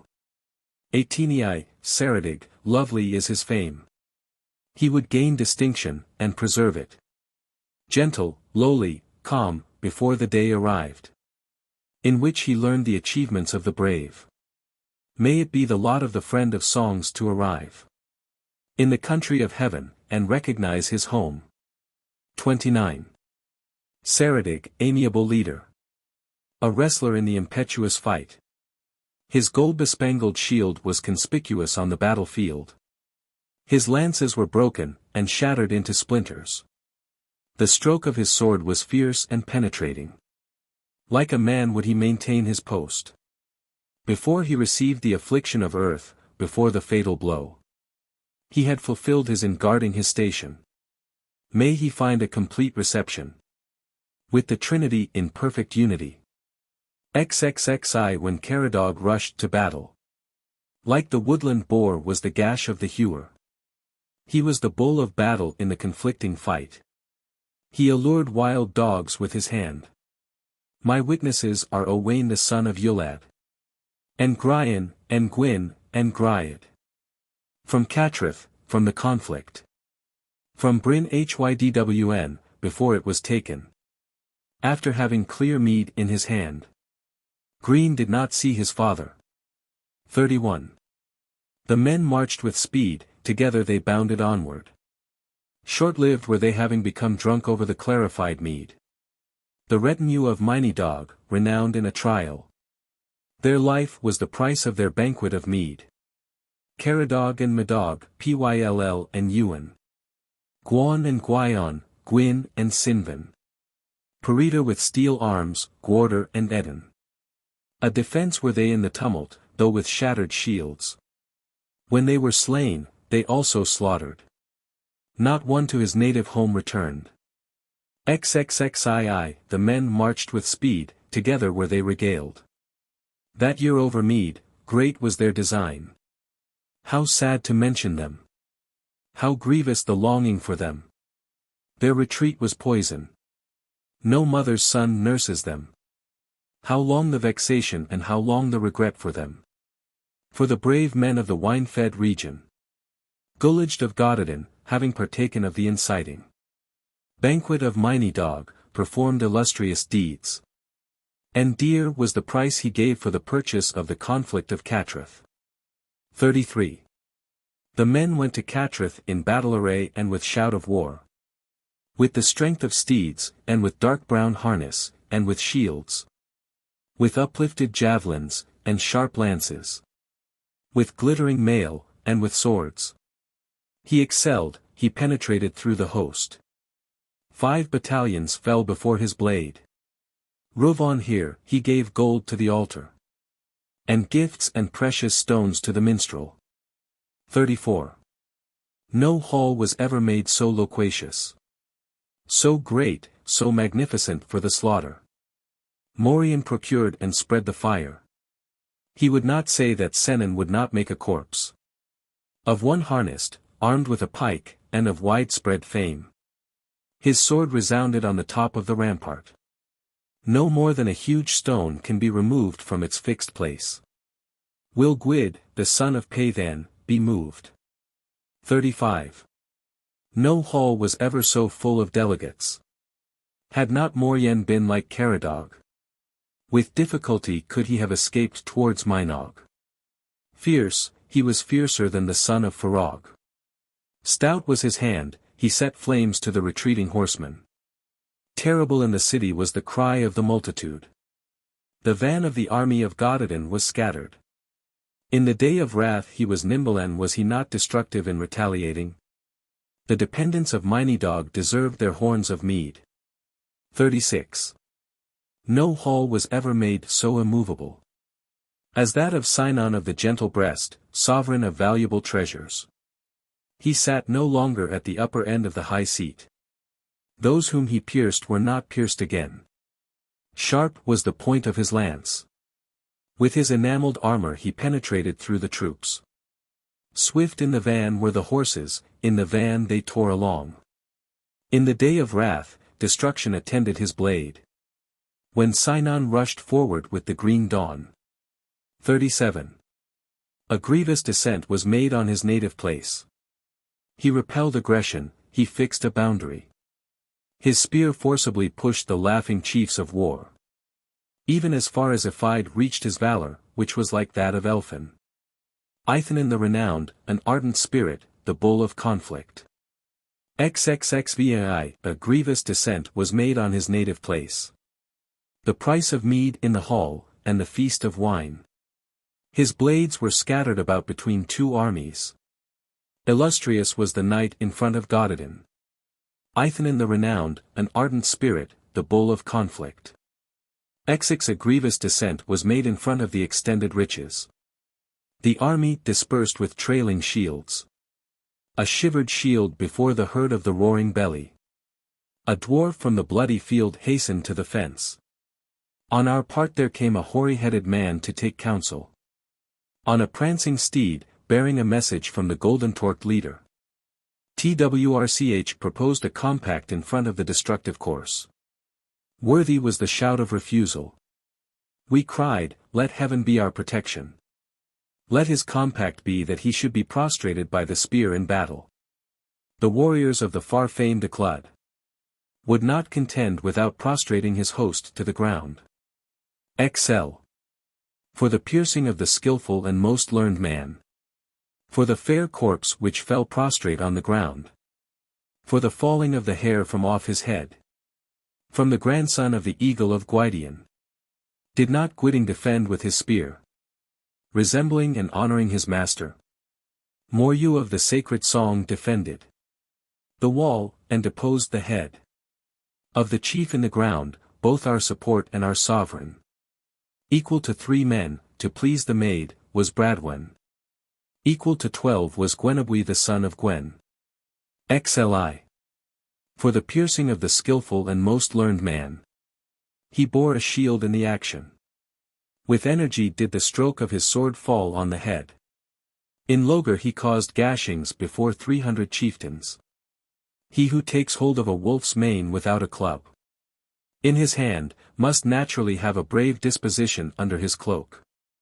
In the engagement of wrath and carnage, Bradwen perished, he did not escape. 42. A man moved rapidly on the wall of the Caer. He was of a warlike disposition, neither a house nor a city was actively engaged in battle. One weak man, with his shouts, endeavored to keep off the birds of battle. Surely Syll of Myron relates that there were more that had chanced to come from Llwy, from around the inlet of the flood. Surely he relates that there were more at an early hour, equal to Sinhavel in merit. XIII. When thou, famous conqueror, wast protecting the ear of corn in the uplands, deservedly were we said to run like men of mark. The entrance to Dindre was not guarded. Such as was fond of treasure took it. There was a city for the army that should venture to enter. Gwnwyd was not called, where he was not. XLIV. Since there are 100 men in one house, I know the cares of distress. The chief of the men must pay the contribution. XLV. I am not headstrong and petulant. I will not avenge myself on him who drives me. I will not laugh in derision. Under foot for a while. My knee is stretched. My hands are bound. In the earthen house. With an iron chain. Around my 2 knees. Yet of the mead from the horn. And of the men of Catrith. I, Aneirin, will compose. As Taliesin knows. An elaborate song. Or a strain to Gododin. Before the dawn of the brightest day. XLVA. The chief exploit of the north did the hero accomplish. Of a generous breast was he, liberal is his progeny. There does not walk upon the earth, mother has not borne. Such an illustrious, powerful, ironclad warrior. By the force of the gleaming sword he protected me. From the dismal earthen prison he brought me out. From the place of death, from a hostile region. Sinew, the son of Lywarch, energetic, bold. 47. He would not bear the reproach of a congress. Senalt, with his vessels full of mead. He enriched his sword with deeds of violence. He enriched those who rushed to war. And with his arm made pools, of blood. In front of the armies of Gododin and Brennick. Fleet horses were customary in his hall. There was streaming gore, and dark brown harness. A long stream of light there was from his hand. And like a hunter shooting with the bow. Was Gwen. And the attacking parties mutually repulsed each other. Friend and foe by turns. The men did not cut their way to flee. But they were the general defenders of every region. 48. Lech Lutu and Tud Ludfra. The course of Gododin. The course of Ragno, close at hand. The hand that was director of the splendor of battle. With the branch of Cerwys. Before it was shattered. By the season of the storm, by the storm of the season. To form a rank in front of myriads of men. Coming from Dindiwid. Excited with rage. Deeply did they design. Sharply did they pierce. Holy did the host chant. Battered was their shield. Before the bull of conflict. Their van was broken. 49. His languid foes trembled greatly. Since the battle of most active tumult. At the border of Bansaru. Around the border of Bancaru. The fingers of Brych will break the bar. For Pool, for Distir, for Distar. For Pool, for Rod Dig, for Richward. A strong bow was spent by Rhys in Rydrek. They that were not bold did not attain their purpose. None escaped that was once overtaken and pierced. It was no good deed that his shield should be pierced. On the side of his horse. Not meetly did he place his thigh. On the long-legged, slender, grey charger. Dark was his shaft, dark. Darker was his saddle. Thy man is in his cell, gnawing the shoulder of a buck. May he have the benefit of his hand. Far be he. Lee. It was well that Adenwy came to Gwen. Gwen was left without Bradwen.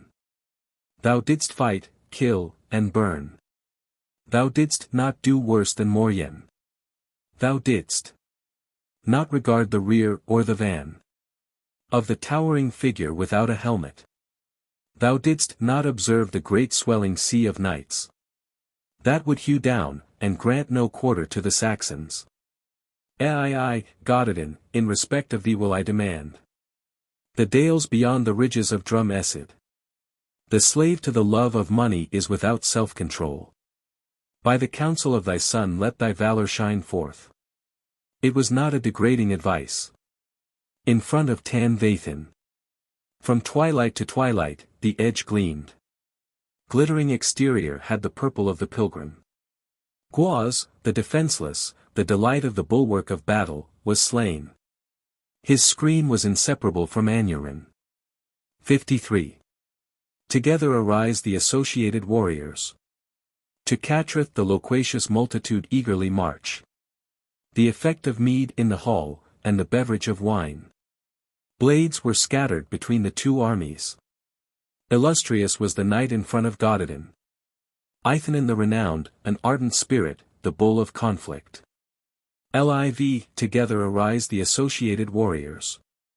Strangers to the country, their deeds shall be heard of. The bright wave murmured along on its pilgrimage, while the young deer were in full melody. Among the spears of Brych thou couldst see no rods.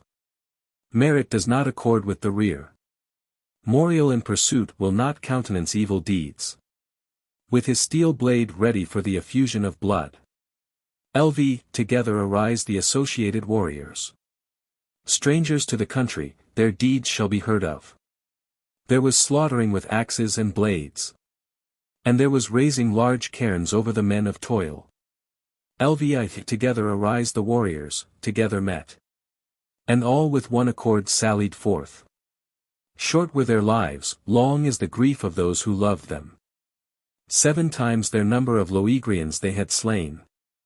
After the conflict women raised a lamentation.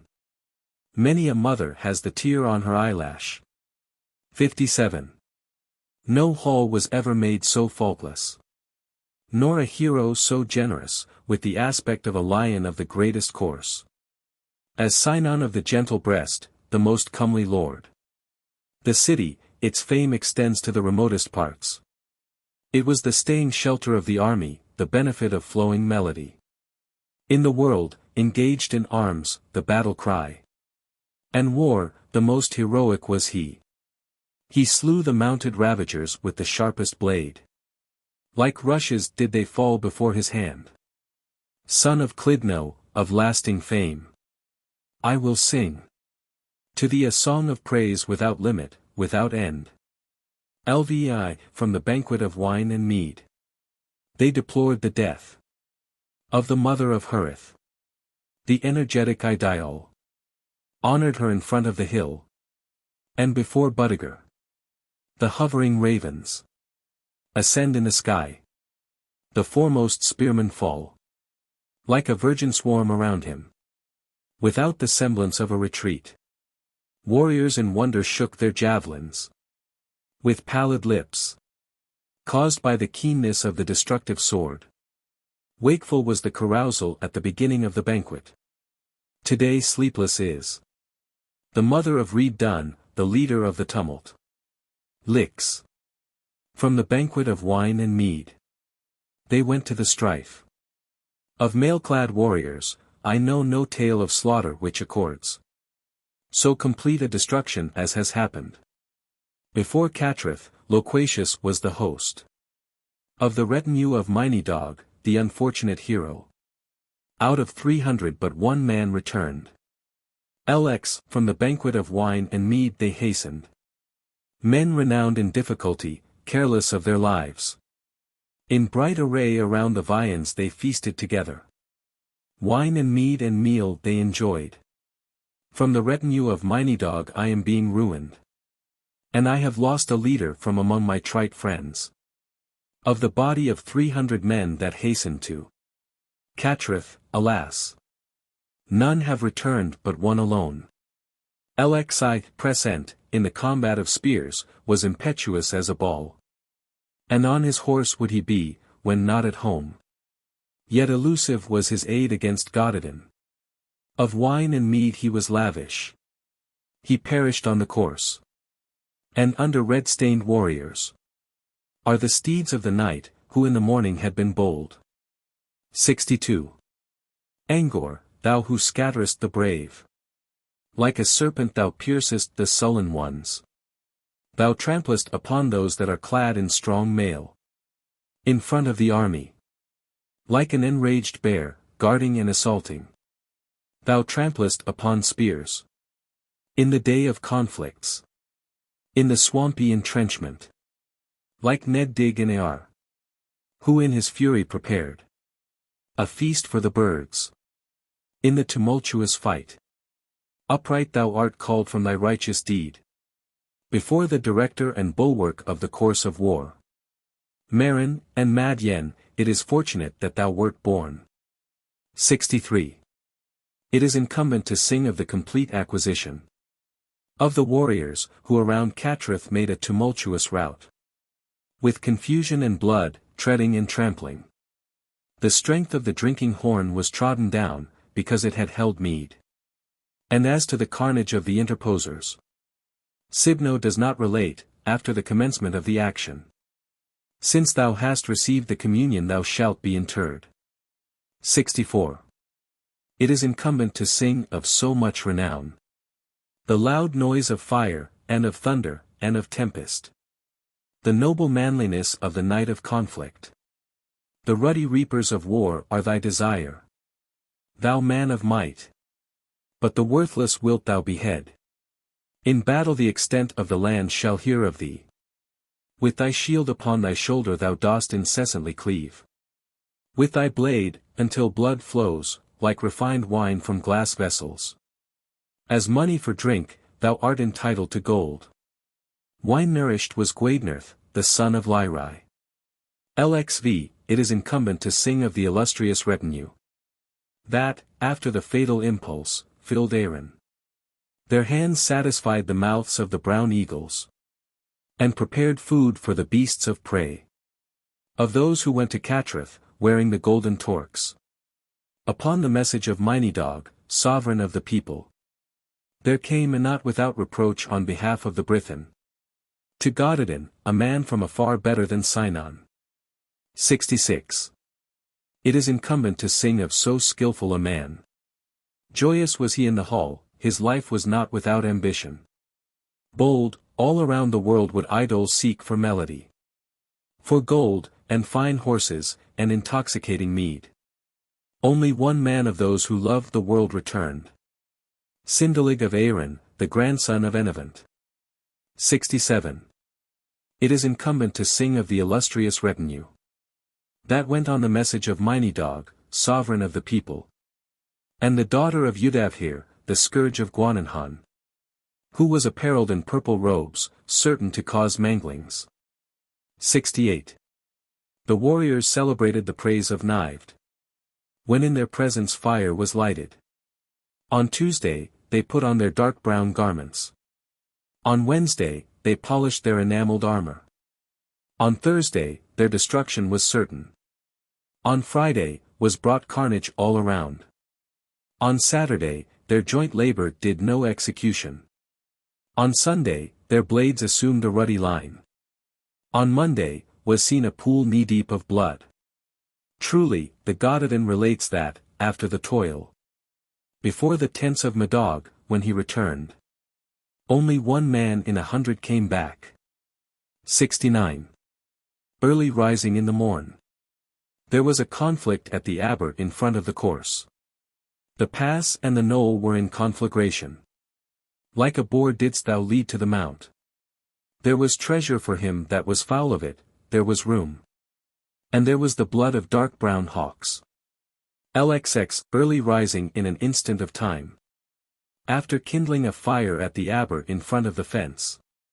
After leading his men in close array. In front of 100 he pierced the foremost. It was sad that you should have caused a gushing of blood.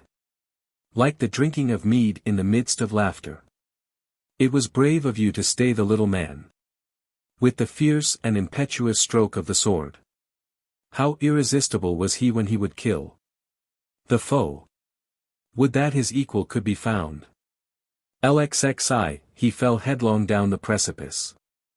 Song did not support his noble head.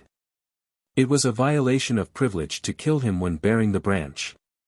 It was the usage that Owain should ascend upon the course. And extend, before the onset, the best branch. And that he should pursue the study of meat and learn strains. An excellent man was he, the assuager of tumult in battle. His grasp dreaded a sword. In his hand he bore an empty corslet. O sovereign, dispense rewards. Out of his precious shrine. Idol, with frigid blood and pallid countenance. Spreading carnage, his judgment was just and supreme. Owner of horses. And strong trappings. And ice-like shields. Instantaneously he makes an onset, ascending and descending. 72. The leader of war with eagerness conducts the battle. A mighty country loves mighty reapers. Blood is a heavy return for new mead. His cheeks are covered with armor all around. There is a trampling of accoutrements are trampled. He calls for death and brings desolation. In the first onset his lances penetrate the targets.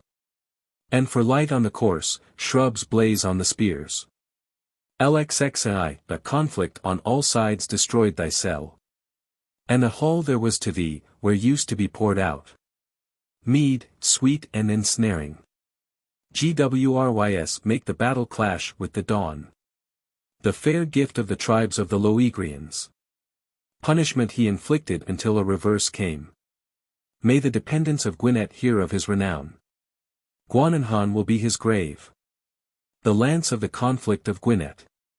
The bull of the host, the oppressor of sovereigns. Before earth pressed upon him, before he lay down. Be the extreme boundary of Gododin his grave. LXXIV, an army is accustomed to be in hardships. Mynog, the bitter-handed leader of the forces. He was wise, ardent, and stately. At the social banquet he was not at all harsh. They removed the valuable treasures that were in his possession. And not the image of anything for the benefit of the region was left. We are called. Like the sea is the tumult in the conflict. Spears are mutually darting spears all equally destructive. Impelled are sharp weapons of iron, gashing even the ground. And with a clang the sock falls on the pate. A successful warrior was Flamdor against the enemy. 75. He supported war horses and war harness. Drenched with gore on red-stained Catrith. Is the shaft of the army of Dinus. The angry dog of war upon the towering hill. We are called to the honorable post of assault. Most conspicuous is the ironclad Haydn. LXXV, Mynog of the impregnable strand of Gododin. Mynog, for him our cheeks are sad. Before the raging flame of Aiden he turned not aside. He stationed men of firmness at the entrance. He placed a thick covering in the van. Vigorously he descended upon the furious foe. He caused devastation and sustained great weight. Of the retinue of Mynidog there escaped none. Except one frail weapon, tottering every way. LXXVA since the loss of Morid there was no shield-bearer. To support the strand, or to set the ground on fire. Firmly did he grasp in his hand a blue blade. A shaft ponderous as a chief priest's crosier. He rode a grey stately-headed courser. And behind his blade there was a dreadful fall of slaughter. When overpowered, he did not run away from the battle. He poured out to us sparkling mead, sweet and ensnaring. LXXVI, I beheld the array from the high land of Adoin. They descended with the sacrifice for the conflagration. I saw what was usual, a continual running to the town. And the men of Nwithian entirely lost. I saw men in complete order approaching with a shout. And the heads of Dyfnwal and Brake, ravens devoured them. 79. Blessed conqueror, of temper mild, the bone of the people. With his blue streamer displayed, while the foes ranged the sea. Brave is he on the waters, most numerous his host. With a bold breast and loud shout they pierced him. It was his custom to make a descent before 9 armaments. In the face of blood, of the country, and of the tribes. I love the victor's throne which was for harmonious strains. Cindalig of Aneirin, the lion's whelp. 80. I could wish to have been the first to fall in Catrith. As the price of mead in the hall, and the beverage of wine. I could wish to have been pierced by the blade. Ere he was slain on the green plain of Uffin. I loved the son of renown, who caused blood to flow. And made his sword descend upon the violent. Can a tale of valor before Gododin be related? In which the son of Sidia has not his fame as a man of war. LXXXI, it is sad for me, after our toil. To suffer the pang of death through indiscretion. And doubly grievous and sad for me to see. Our men falling from head to foot. With a long sigh and with reproaches. After the strenuous warriors of our native land and country. Rovon and Gwydyon and Guledig. Men most gallant at their posts, valiant in difficulties. May their souls, now after the conflict, be received into the country of heaven. The abode of tranquility. LXXXI, he repelled the chain through a pool of blood. He slaughtered like a hero such as asked no quarter. With a sling and a spear, he flung off his glass goblet. Of mead, in the presence of sovereigns he overthrew an army. His counsel prevailed wherever he spoke. A multitude that had no pity would not be allowed. Before the onset of his battle-axes and sword. Sharpened they were, and his sounding blade was carefully watched. 83. A supply of an army. A supply of lances. And a host in the vanguard. With a menacing front. In the day of strenuous exertion. In the eager conflict. They displayed their valor. After intoxication. And the drinking of mead. There was no deliverance. They watched us.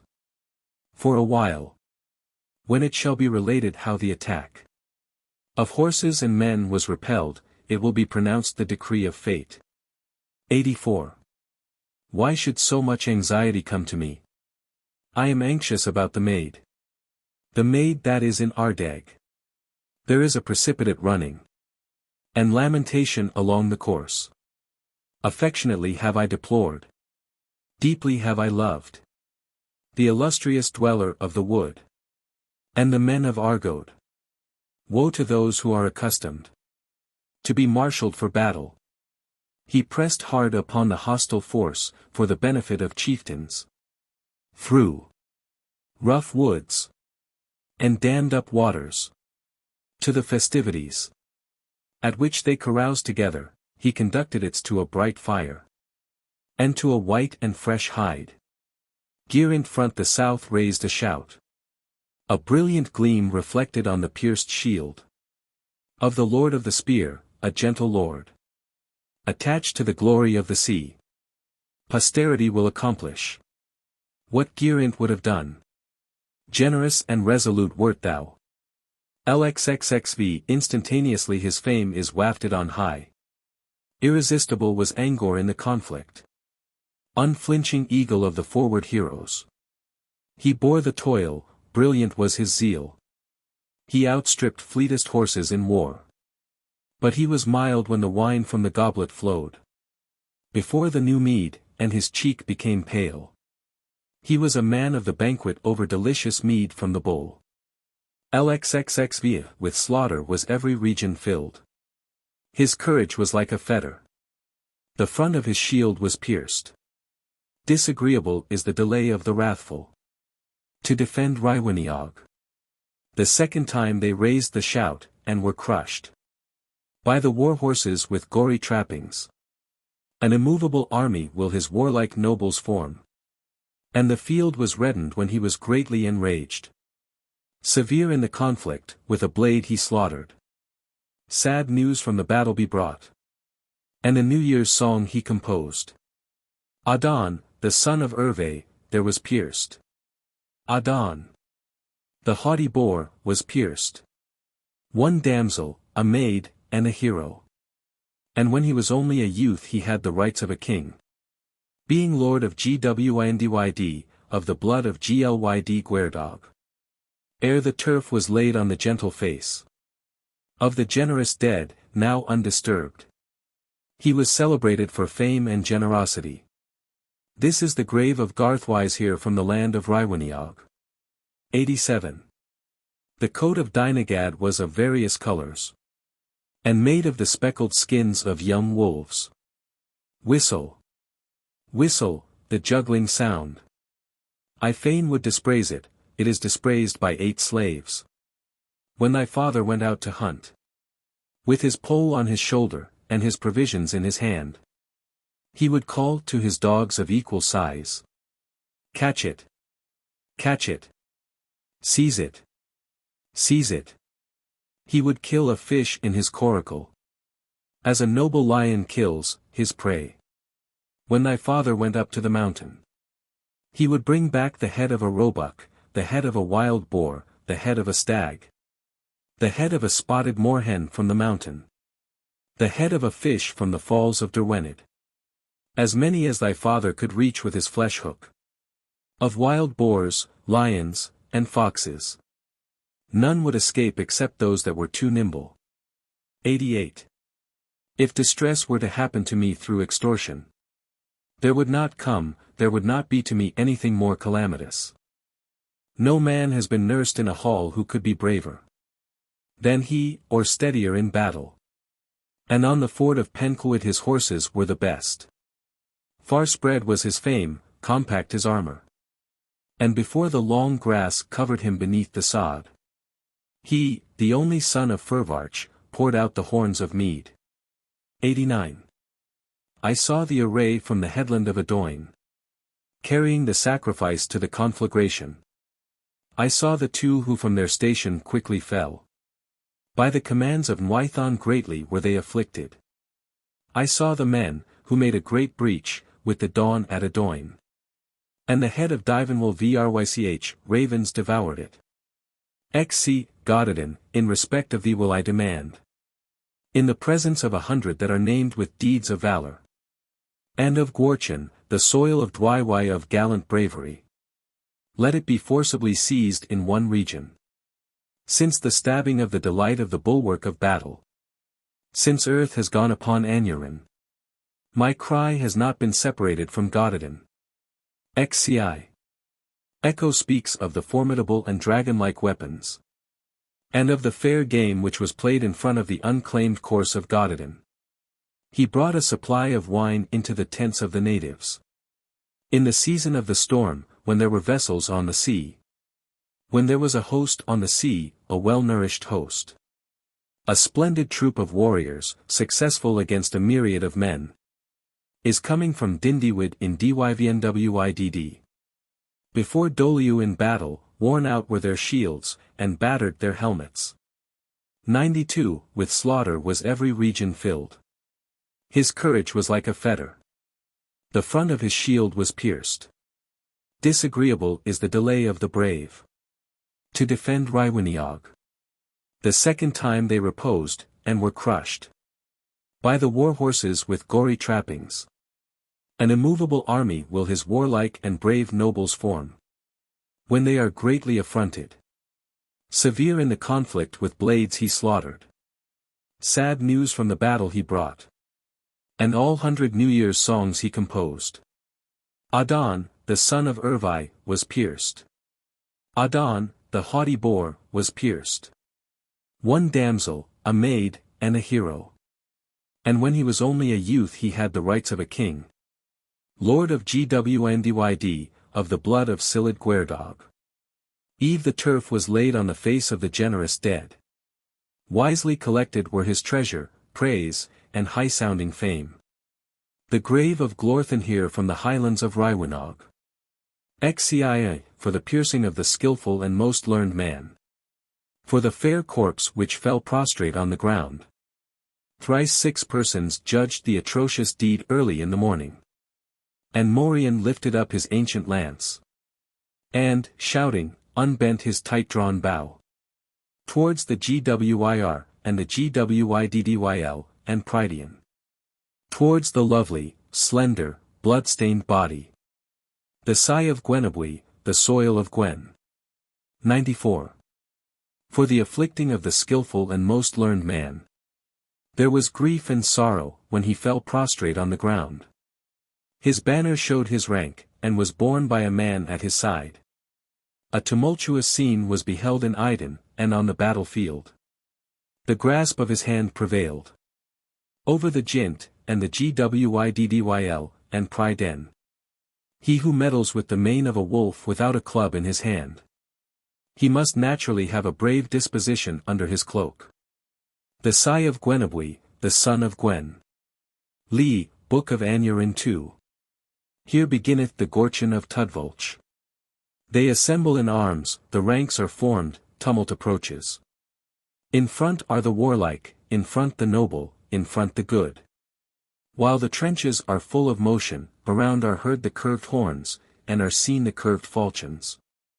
To the praise of the king with the host whose presence is devastation. I saw dark gore arising on the stalks of plants, on the clasp of the fetter. On the bunches, on the sovereign, on the bush, and the spear. And ruddy was the sea beach, and on the sea beach, and in Uionid. And Gwynhadid splendid excess prevailed. The crowd made a firm stay before the ceremony, like the checking of excess. 10 uplifted were the shields around the front of the aged when the excess prevailed. A wolf in his lifetime was Bladiad, unrestrained in his bravery. Active were the glittering shafts with the aspect of a serpent, from the radiance of serpents. Wounded thou art, commander of rulers, and delight of females. Thou lovedst partly to live, I wish thou livedst, O thou of victorious energy. Unjustly oppressed bull, of conflict, I deplore thy death, thou who wert fond of the tumult. In the face of the sea, in the front rank of men, around the pit of battle. Brand combats in Sinwid. A wave burst forth which afflicted the world.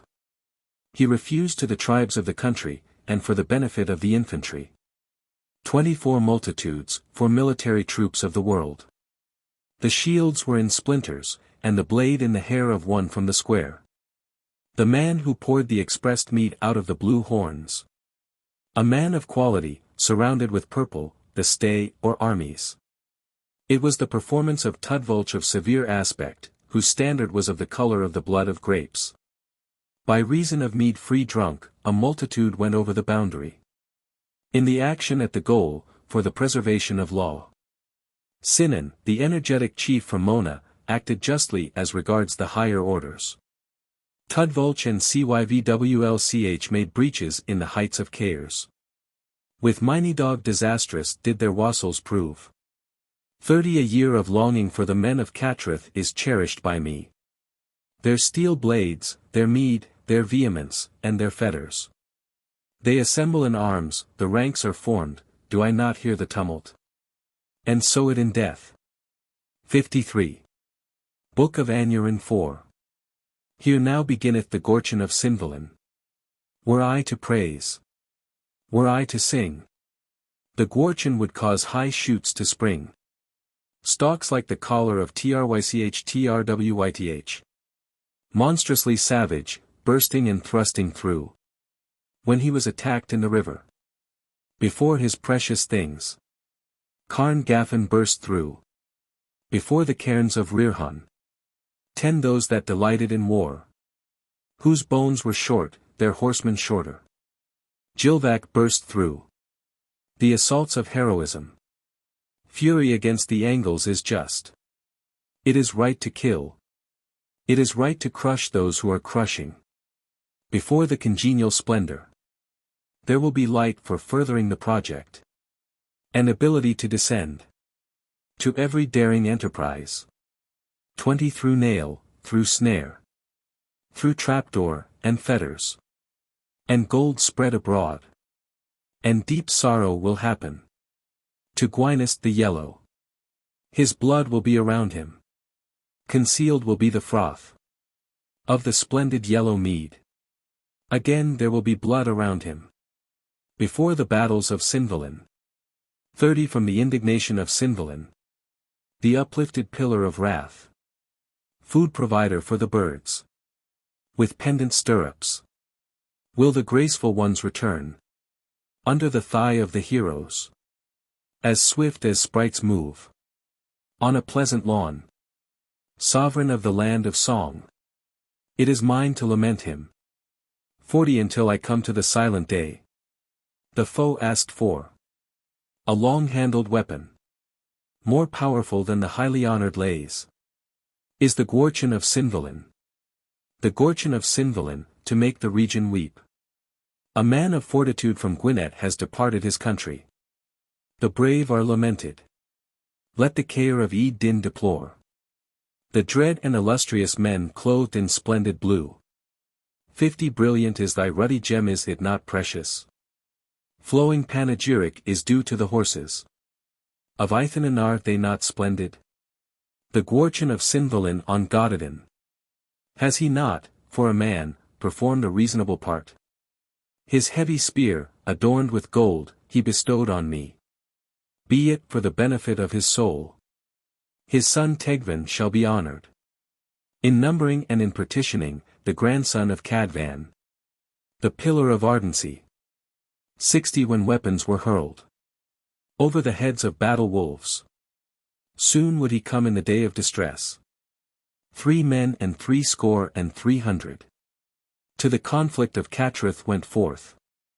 Of those who hastened from the mead of the cupbearers, 3 only returned. Sinon, and Cadraith, and Cadlu of Cadnant. And me, on account of my blood they deplored. Son of the Omen pile, my ransom they contributed. 70 of pure gold, and steel, and silver. For their heroism they received no protection. The Gwydyon of Cynfallen will celebrate their contribution. Here in death the Gwydyon of Cynfallen. Live, Book of Aneirin v. Every ode of the Gododin is equivalent to a single song, according to the privilege of poetical composition. Each of the Gwydyons is equal to 363 songs, because the number of the men who went to Catrith is commemorated in the Gwydyons, and as no man should go to battle without arms, so no bard ought to contend without that poem. Here now begins the Gwydyon of Maelderu. Taliesin sung it, and it is a privileged ode. His 3 Gwydyons are equal in poetical competition to all the odes in the Gododin. The noise of 2 abers around the cair. Arouse thyself to arms and splendor. Cold is the passing and repassing of the breach of battle. Lover of fame, seekest thou to sleep? The variegated texture, the covering of heroism. For the shelterless assault shall be woven. The breach that has been attempted will not be effected. Bear the patient exertion of heroism. Sharply in arms he used to frown. 10 But mildly allured he the intellectual world. A man that will run when thou pursuest. Will have the rounded house of the sepulchre for his bed. Call together, but do not reproach the over-anxious. And meddle not with the fierce and violent. Let him who has a just claim break the boundary. He does not calculate upon praise. Who defends his shelter? Praise is the meed of those who have made impressions. The victor gazed towards the fair one. 20 of bright and prominent uplifted front. On the ruddy dragon, the palladium of Pharaon. Which will in the air accompany the people. Dead is every one that fell on his mouth. In the repulsion of the march of Taith and Tedid. Courteous was the great retinue of the wall, of ashen spears. To the sea thou mayst not come. But neither thy retreat nor thy counsel will fail.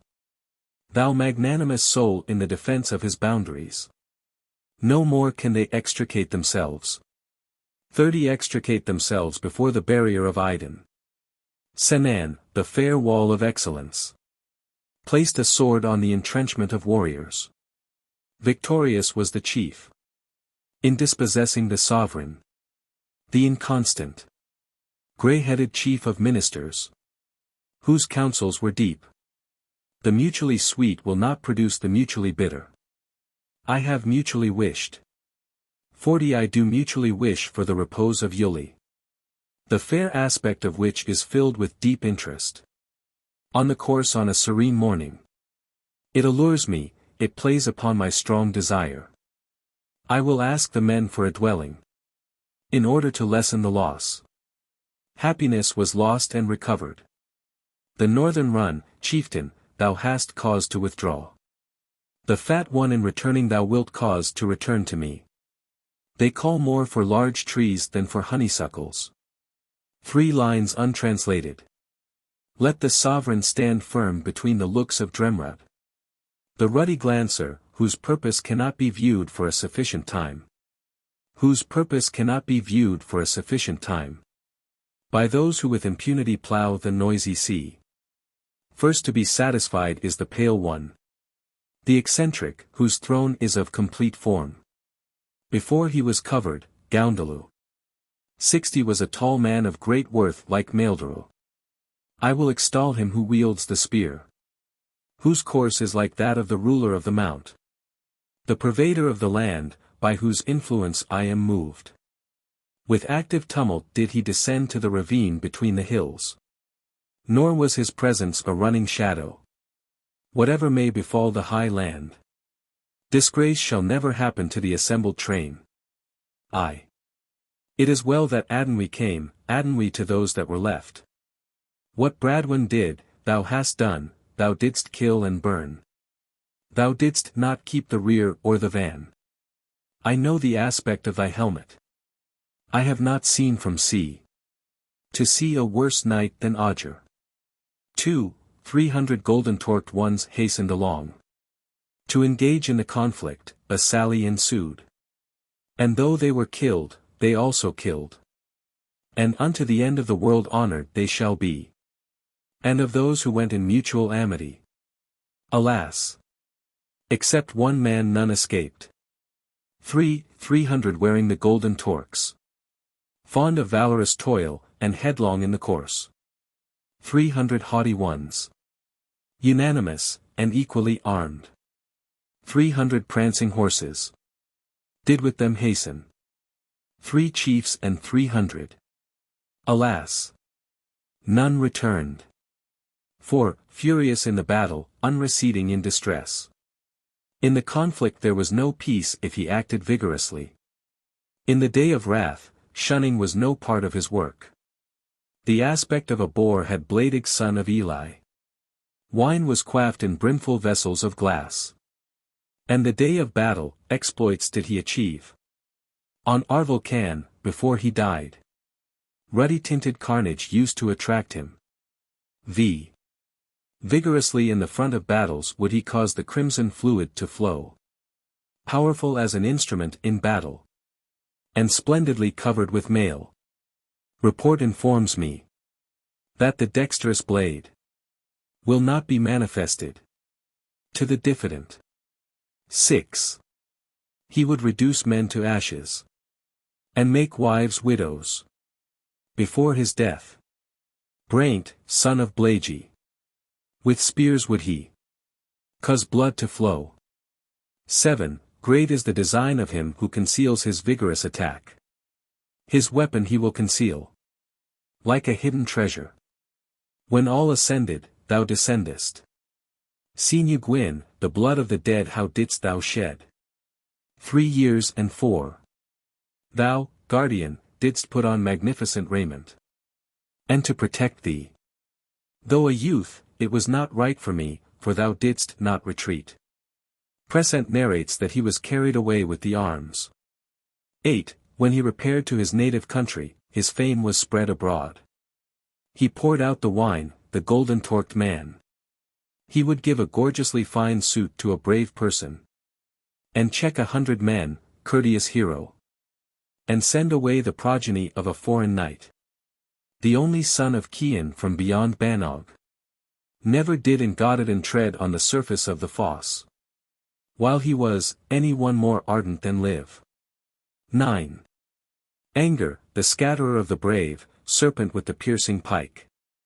An immovable stone in front of the army. Accustomed to the preparation of attacks. And greatly to reward the assaulting lance. Perfect art thou called from thy just deed.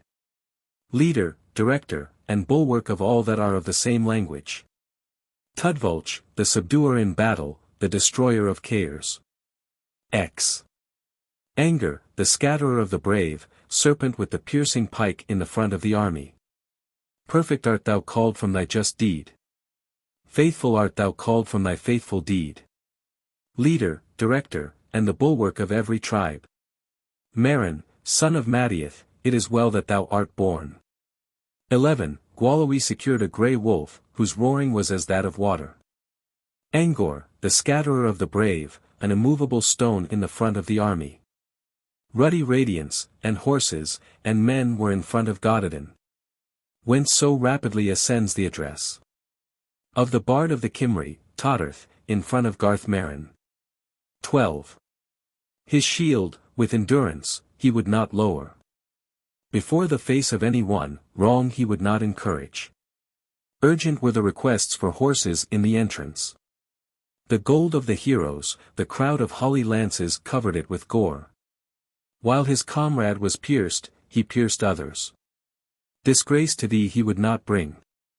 Active in martial valor, he made a noble display. When he carried away the famous Cyhurin of Mordé. 13. Falsely it was said by Tudlio that no one's steeds were overtaken by March-Lew. As he was reared to bring support to all around. Powerful was the stroke of his sword on the adversary. Eagerly ascended the ashen spear from the grasp of his hand, from the narrow summit of the awful pile. 14. Direct us to heaven, the wished-for home of order. Woe to us on account of constant lamentation and grief. When the strangers came from Dineadin, every wise man was banished the country. In the contention with Logar of various conflicts, 9 score for every one were made prostrate. An array of horses, harness, and silken robes. Gwydnyth arranged conspicuously from the battle. 15. From the retinue of Mynydog that hastened. In splendid order around the store of beverage regaled they themselves. From the banquet of Mynydog, my mind has become sad. Because of those of my true kinsmen I have completely lost. Of 300 golden-wreathed heroes, who marched to Catrith. Alas! Except one man none escaped. 16.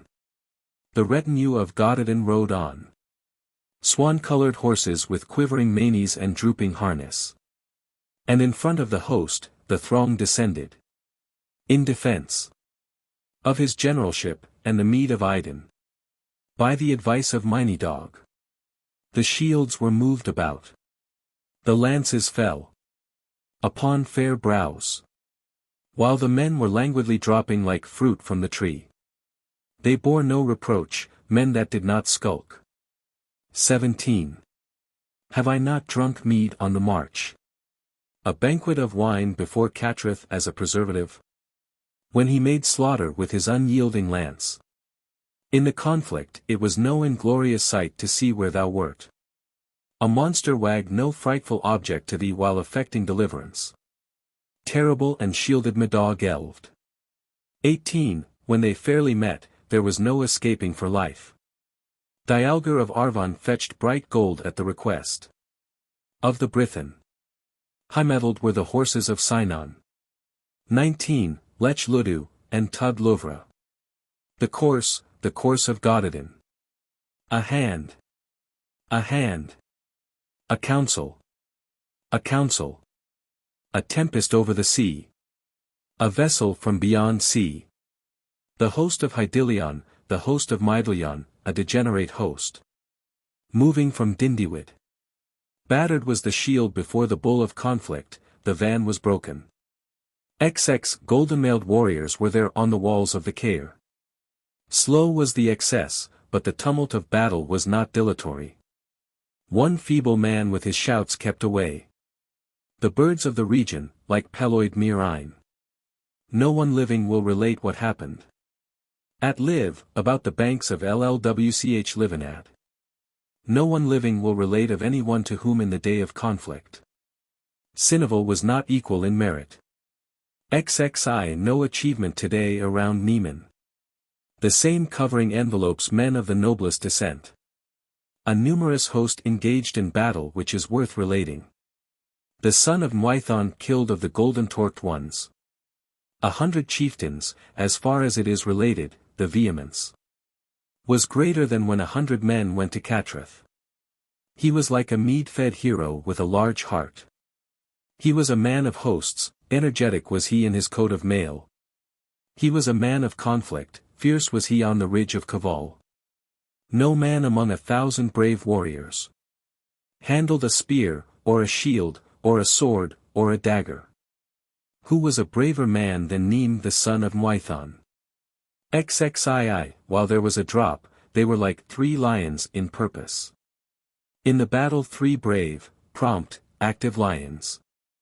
Brebon who wielded the thick lance. XCI, accustomed was he to defend Gododin against a hero. In the van of battle, against vehement ones. Accustomed was he, in the manner of Allen, to be swift. Accustomed was he before a horde of depredators to make a descent. Accustomed was the son of Galiston, though he was a sovereign, to listen to what his father said. Accustomed was he, in the interest of Mynidog, to have a perforated shield and a ruddy lance, before the vigorous chief of Iden. Ziv, the rulers did not celebrate the praise of the Holy One. Before the attack of the numerous host, the battle was broken through like a raging fire through combustibles. On Tuesday, they put on their splendid robes. On Wednesday, bitter was their assembly. On Thursday, messengers formed contracts. On Friday, there were carnage and contusion. On Saturday, they dealt mutual blows. On Sunday, they were pierced by ruddy weapons. On Monday, a pool of blood, knee-deep, was seen. The Gododin, after tedious toil, cannot relate it. Before the tents of Madog after the return. XXV a grievous descent was made in front of the hoarded riches. The first to chase them was a person renowned for activity.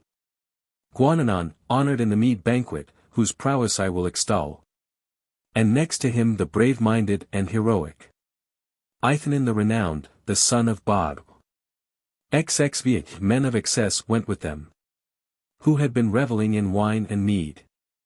In the banquet of Mynidog. We are greatly grieved at the loss of a man of such terrible energy. Like thunder from heaven was the clashing of his shield. From the agitation caused by Aethanin. XXV swift and heroic he was when at early dawn he would arise to lead his band. But whether leading or following, before 100 he stood prominent. He was so disposed to assault them as to drink mead or wine. He was so unsparing when he transfixed the foes. And forward was his course towards them. 28. Rapidly and heroically with the dawn they marched to the conflict, with the commander in front of the course. Gwere was greeted by the fluid Gore. In the van of the battle. He was a beloved friend. In the day of distress. The defense of the mountain, the place. And the forward beam of war, wore a murky hue. Zix, his lances were seen among the hosts. Vigorously employed for mutual defense against the foe. Before the din of his shields they concealed themselves. They lay hid before Iden, the lofty hill. And of as many as he found none returned.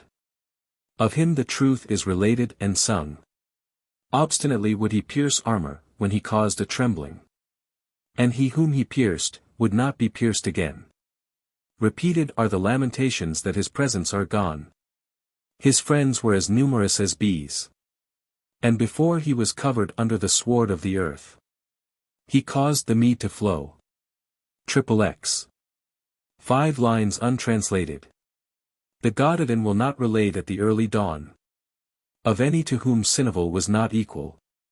XXXI, blade weapons, broad and ruddy, were abundant before he was covered. The hero who filled the plain with slaughtered men. He was a joyous chief, an unflinching wolf-like hero, a firm wolf. In the camp, with a submissive retinue blessing him. Before he was arrested, he was not feeble. Perfect art thou called from thy righteous deed. Leader, director, and bulwark of all that are of the same language. Tudvulch, the subduer in battle, the destroyer of cares. XXXII, the slayer of hosts is gone to the black glebe. A piece of earth has made sweet bitter to the people. Withered leaves are driven to and fro on his patrimony. It was not for the advantage of the country that the sod should cover him. The bull of conflict never retreated the width of an acre. Sad is the fate that it should thus be. 33. He pierced upwards of 300 of the foe. He slaughtered the center and the extreme. He was worthy to be at the head of an army, most gentle. He fed his horses upon barley in winter. Black ravens croaked on the wall of the beautiful Caer. He was an Arthur. In the midst of the exhausting conflict. In the assault in the pass, like Gwynner the hero. 34. I ought to sing to Sinon with the flesh spears. In action, and before the desolating spears of Erin. His hand was reckoned at the head of hoary heroes. To me was distributed the best fare among the daring ones. To the advantage of Mynedog, knight of the people. He appointed me to harass the enemy. On Catrith, where the golden-torqued heroes were loquacious. They pierced and slaughtered those who stood before them. Whelps committed ravages about their territories. There was scarcely in the lists, on the part of the Brithen. At Gododin, from a distance a man better than Senan. 35. It is incumbent on me to celebrate the complete acquisition of our warriors, who around Catrith made a tumultuous rout. With confusion, and blood, and treading, and trampling. Where valor was trampled. And vengeance taken because of the contribution of mead. As to the carnage of the combatants. Sibno does not relate after the excitement of battle. Since he has received the communion he shall be interred. XXXV birds were allured, untranslated. 1 line untranslated. He put on gold before the battle shout, in the front rank of the accomplished heroes. 3 lines untranslated. Sibno the son of Gwengad had a long and splendid retinue. XVI, I owe a complete song to the dog of Gwynedd. Let joy be in the chamber. LV, Song to Ale. Book of Taliesin XX. I. The qualities shall be extolled. Of the man that chained the wind. When his powers come. Extremely noisy the elements. Forever will thy impulse be.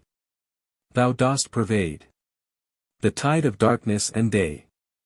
The day, there will be a shelter to me. The night, it will be rested. 10 softness is praised. From a great Guledig. The great God caused. The sun of summer, and its excessive heat. And he caused the abundance of the wood and field. He is the powerful cause of the stream flowing abundantly. He is the powerful cause of every kindness. God redeemed me. 20 And before they come, the people of the world to the one hill, they will not be able to do the least. Without the power of the king, he shall steep it in the Lyn. Until it shall sprout. He shall steep it another time. Until it is sodden. Not for a long time will be finished. 30 What the elements produce. Let his vessels be washed. Let his wort be clear. And when there shall be an exciter of song, let it be brought from the cell. Let it be brought before kings. In splendid festivals. Will not oppose every two. The honey that made it. God's departure in me. 40 as long as the world is in being. The mildest is the Trinity. The provocative of the drunkard is drunkenness. The fishes might show the capacity of the lodgements of the gravel of the salt sea, before it overwhelms the strand. The gravel of the salt sea, below the sand, will conceal me from the privileged one. Myself he will deliver. 50 No one will be satisfied without the power of the Trinity. 2. Qualities they will honor. In the boundary of Geraint. The mighty ones, without desire, from the reeking marsh will remove. When the string of harmony resounds, or the shades of night approach, the hidden retreat from day. Do the skillful in song know where the powerful artist is concealed? 10 That will give me a robe from the gate when he ascends. When the chief leads, in winter, what melody is commenced together? In choosing loud fame, with haste the fortunate will run. He will awake the sleeper. He will merit Carrog of the many-citied Cymry, the father of Caradog. 20 The sound of the Manevians. The sound of Mynog of Mona. The great terrible perjured. Gwenchans, long-haired. On account of Caer Wairangan. Who will pay the precious reward? Is it Maelgun from Mona? Or shall it come from Erin? Or Seal or Canoan? Or Gurwedu or his sons? 30 His enemies shall not exult. From the hostages of Wynwyr. To him will resort the minstrels. The star of magnificent stars. Have I not disarmed the mystery? In Mordai Uffin. In the seas of Gododin. He is a sharer of varied words. The raven of the morning divining. I am an aged exile. 40 I am of joyful talents. And the stroke of malice. Mine, the praising of Urian. Of splendid purity of life. Very keen his conduct of hosts. The ruddy reaping of the steep. Rudd informed them. At the battle in Hardnenwys. It was Wynwyr that broke them to pieces. 100 festivals holding. 50 friends be defended. I saw mighty men. Who hastened to the shout of war. I saw blood on the ground. From the assault of swords. They tinged with blue the wings of the dawn. They threw off the spears. 300 festivals complete of the renowned. Wynwyr, on the earth indeed there will be redness. Poems relating to Cadwallon. VIII Book of Taliesin 49. A bright festivity. About the 2 lakes. The lake on my side. The side about the Caer. The Caer in urgency. Has been described. A comely flight from it. And the legion of the band. Augmented stones. 10 The dragon will flow around. Above the places. Vessels of liquor. Liquor in golden horns. Golden horns in hand. Hand on the knife. The knife on the rallying point. Truly I implore thee. Victorious belly. Son of Manogan, the king. 20 That will preserve the qualities. Of the honey isle of belly. He had a right to it. 5 chiefs there will be. Of the Gwyddyl 50. Of a sinner's disposition. Of the race of the knife. 5 others there will be. Of the Nordman's place. The 6th a wonderful king. 30 From sowing to reaping. The 7th proceeded. To land over the flood. The 8th of the line of Dyfi. Shall not be separated from prosperity. Before the shout of Veni. The calls of Ararai. With difficulty thou wilt come. Let us implore Alloy. When we may be with Kelly. 40a Dwelling of heaven will be to me. 57. Book of Taliesin L. May God exalt over the community of Brithen. The sign of gladness of a host from Mona. There is a contention among the active patriots of Gwynedd. Of bright radiancy, from every battle to have pledges. Powis will become grave in embraces. Men, great craving, will act on their laws. Two hosts will go, they will be consonant. Of one disposition, of one word, harmonious, compact. They will divide justly the people of Ceredigion. 10 When thou sayest men few about Ly and Aneirin. When will be heavy Tywi and Tv rivers? They will make battle in haste about Lys Lonian. What he saw he left overladen. He protected not cities from indignations. A man warm, a man that guards, a man of impulse. He was not an utterly clownish man, Reedon. When Cadwallon came over the ocean of Iwerden, he regulated heaven as high creator. 20 Songsters, soon may I hear their cares. An army of horsemen so harassing about Caer Lion. And the revenge of Idwal on Aaron Winion. And playing at ball with heads of Saxons. There will be troubled the cat Vraith and its strange language. From the ford at Taradir, as far as Porth Wygyr in Mona. A youth brought them to Dinah's Mayan. From the time when is defended the honey and clover. They leave their noise and contention. 30 Not unpledged to raise anger against enemies. May God exalt over the community of Brithen. 58, Red Book of Hergest 15. I. Cadwallon, before he came. Fought, to our ample satisfaction. 14 great battles. For fairest Prydian. And 60 skirmishes. 2, Cadwallon encamped on Saint. Birds presaged the troubles of Logar. I his hand was open, and honour flowed. 3, Cadwallon encamped on Iden. The fierce affliction of his foes. A lion prosperous over the Saxons. 4, Cadwallon the illustrious. Encamped on Digal Mount. For 7 months and 7 battles daily. V. Cadwallon encamped on the Havren. And on the further side of Dijon. And the devourers were burning Magen. 6, Cadwallon encamped on the Wy. The multitude, after passing the water, followed to the battle of Shield. 7. Cadwallon encamped by the well of Bedwar, before soldiers he cherished virtue. There Sinon showed how to assert the right. 8, Cadwallon encamped on the Tav. Very numerous I see. The sharers in the fame of the powerful chief. 9. Cadwallon encamped on the Toy.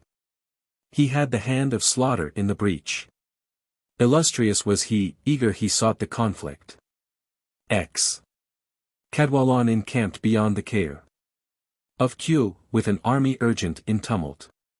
100 battles, and the breaking of 100 Caers. 11, Cadwallon encamped on the Cowan. The hand was weary of the rain. The men of Logar, numerous their complaints. 12, Cadwallon encamped this night. In the extremity of the region of Penvril. For refuge to retreat where the difficulty was great. 13, Cadwallon encamped on the Tv. The blood mixed with the brine. The fury of Gwynedd violently raged. 14. Cadwallon encamped on the river Dufford. He made the eagles full. After the battle gifts were conferred. 15. Cadwallon encamped, my brother. In the upper part of the country of Dunod. His wrath was violent in the gushing fight. 16. Cadwallon encamped on Menin. The lion with a numerous host. Great the tumult, extremely harassing to the rear. 17. From the plotting of strangers and iniquitous monks, as the water flows from the fountain. Sad and heavy will be the day for Cadwallon. 18. The trees have put on the gay robes of summer, let wrath be hastened by fate. Let us meet around Elved. N. Predictive poems relating to Cadwallader. Lix, the omen of Prydian the Great. Book of Taliesin 6. I. The Awen foretells the hastening of the multitude, possessed of wealth and peace. And a bountiful sovereign, and eloquent princes. And after tranquility, commotion in every place. Heroic men raising a tumult of fierce contention. Swift the remorse of defending too long.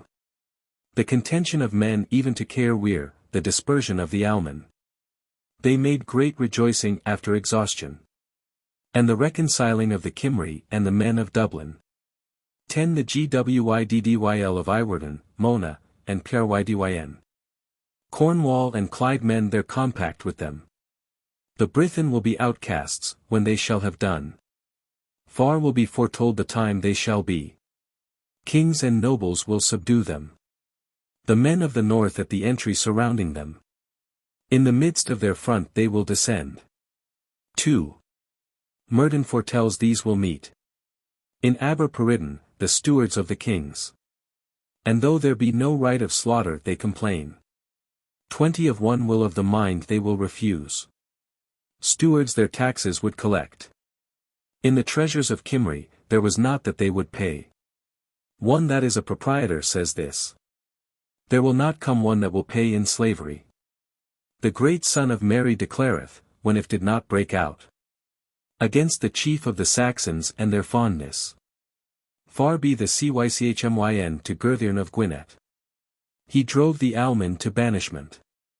No one will attain to anything, but what earth will deprive. 30 They know not what may be passing in every outlet.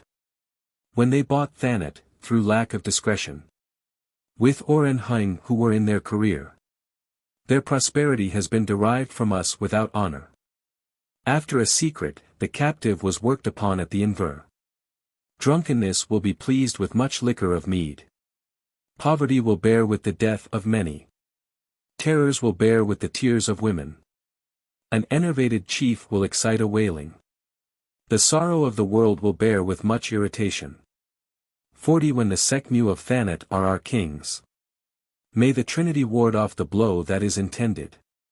To agitate the land of the Brithen, and the Saxons at variance. Sooner may their kings be in banishment. Then the Cymry should go into exile. 3. The great son of Mary declareth, when will not break out. The Cymry against the surmise of a baron, and princes. Foremost ones in asking, examples, one law they complain. One meeting, one council, of one voice they are. There were none, however great, who did not speak. 50 Except to dispense with surmises they would not agree. To God and David they recommended themselves. Let him pay, let him refrain from a refusal to Almen. Let them make ill reports of the wants of the townsmen. The Cymry will meet the Saxons. For various mutual consumption and resistance. Of the excessively great army, when they have experience. And on the hill, at the blades and shout, they will tremble. And on the Gwy severe rencounters will follow them. And a banner will come, rough it will descend. 60 And like the budded blossoms the Saxons will fall. The Cymry gathering strength with union of actions. First and last the Granwynion were in a strait. The stewards to the value of their deceit prostrating them. Their army in the running of blood surrounding them. Others on their feet through woods will retreat. Through the ramparts of the city they will flee. A war without returning to the land of Prydyn. The council will be broken by hand, like the sea they will glide away. The stewards of Caer carry dishonored complain. 70 Some the valley and hill do not decline. To Aber-Peridon they came not well. Tremendous taxes they collect. 90 men they descend. Great mockery, except 4, they did not return. Tranquility to their wives they say. Their shirts full of gore they wash. The Cymry, foremost in asking, profuse of soul. The men of the south will defend their taxes. With sharp ground blades utterly they will kill. 80 There will be no advantage to the physician from what they do. The armies of Cadwallader, mighty they come. The Cymry were exalted, a battle they made. A slaughter without measure they assailed. In the end of their taxes, death they know. Others, large branches they planted. For age of ages their taxes they will not leave off. In wood, in plain, on hill. A candle in the dark will go with them. Sinan opening a forward way in every descent.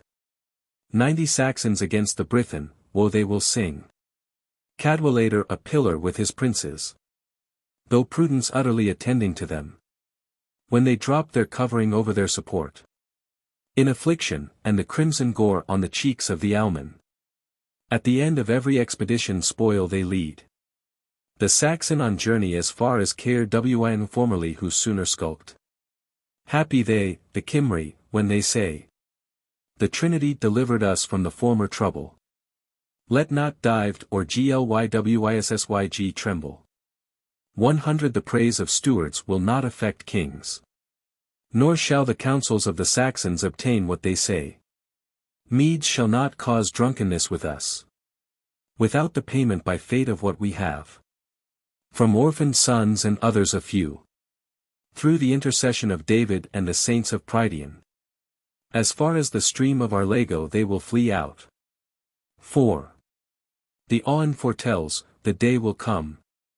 When he will come to summon to one council. One company, one council, and Logar being burnt. 110 in the hope of detracting our most comely army.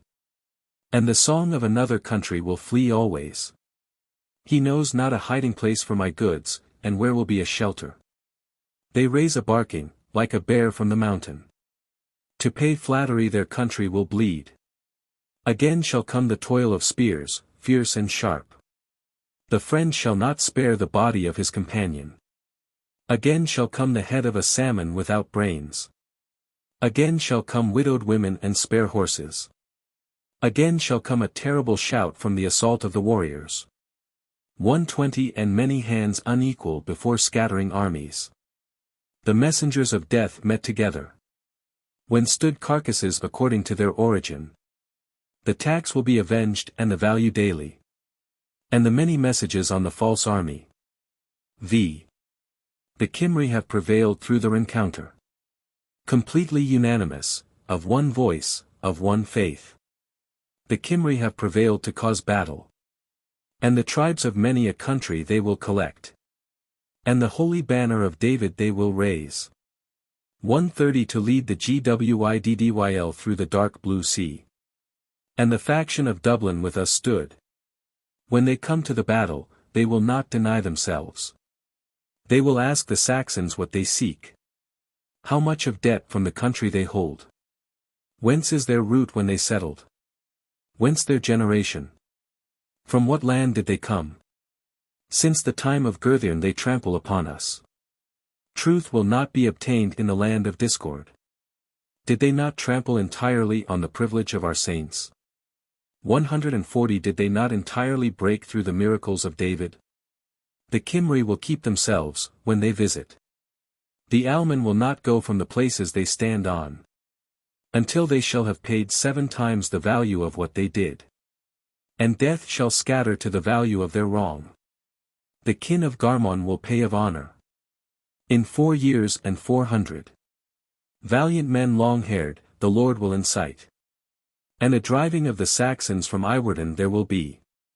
Thence will come from Lengo, a wanton fleet. 150 The battle was ruined, the armies were torn. There will come from Alclud, men, bold, faithful. To drive from Prydian bright armies. There will come from Lida, a seasonable ally. Warriors from their warhorses will not regard their origin. Saxons on all sides into disgrace will come. Their age has passed away, there is not a country. Death has been accomplished to the black auxiliary. Disease and duty will deliver us. After gold and silver and what is congenial. 160 Let a bush be their shelter in reward of their bad faith. Let the sea be, let an anchor be, their counselors. Let gore be, let death be, their auxiliary. Sinan and Cadwallader, mighty in armies. They will be honored until judgment, prosperity will attend them. 2 tenacious chiefs, profound their counsel. 2 that will overcome the Saxons, with the aid of the Lord. 2 generous ones, 2 treasurers of a merchant's country. 2 fearless ones, ready, of one fortune, of one faith. 2 exalters of Prydian of bright armies. 172 bears do not know shame barking daily. Druids foretell what great things will happen. From Manau to Lida in their hands will be. From Dive to Thanet they will possess. From the light to the ground along their abers. Their chief partly paid for the land. A nakedness on Sinon, Saxons will not be. The Gwyddyl will return to their native country. The Cymry will raise up a mighty auxiliary. Armies about Ale from the tumult of soldiers. 180 and the kings of God that have kept their faith. Will summon to every fleet, trouble will end. And Sinon will reconcile them with each other. Sinon will not call in as combatants.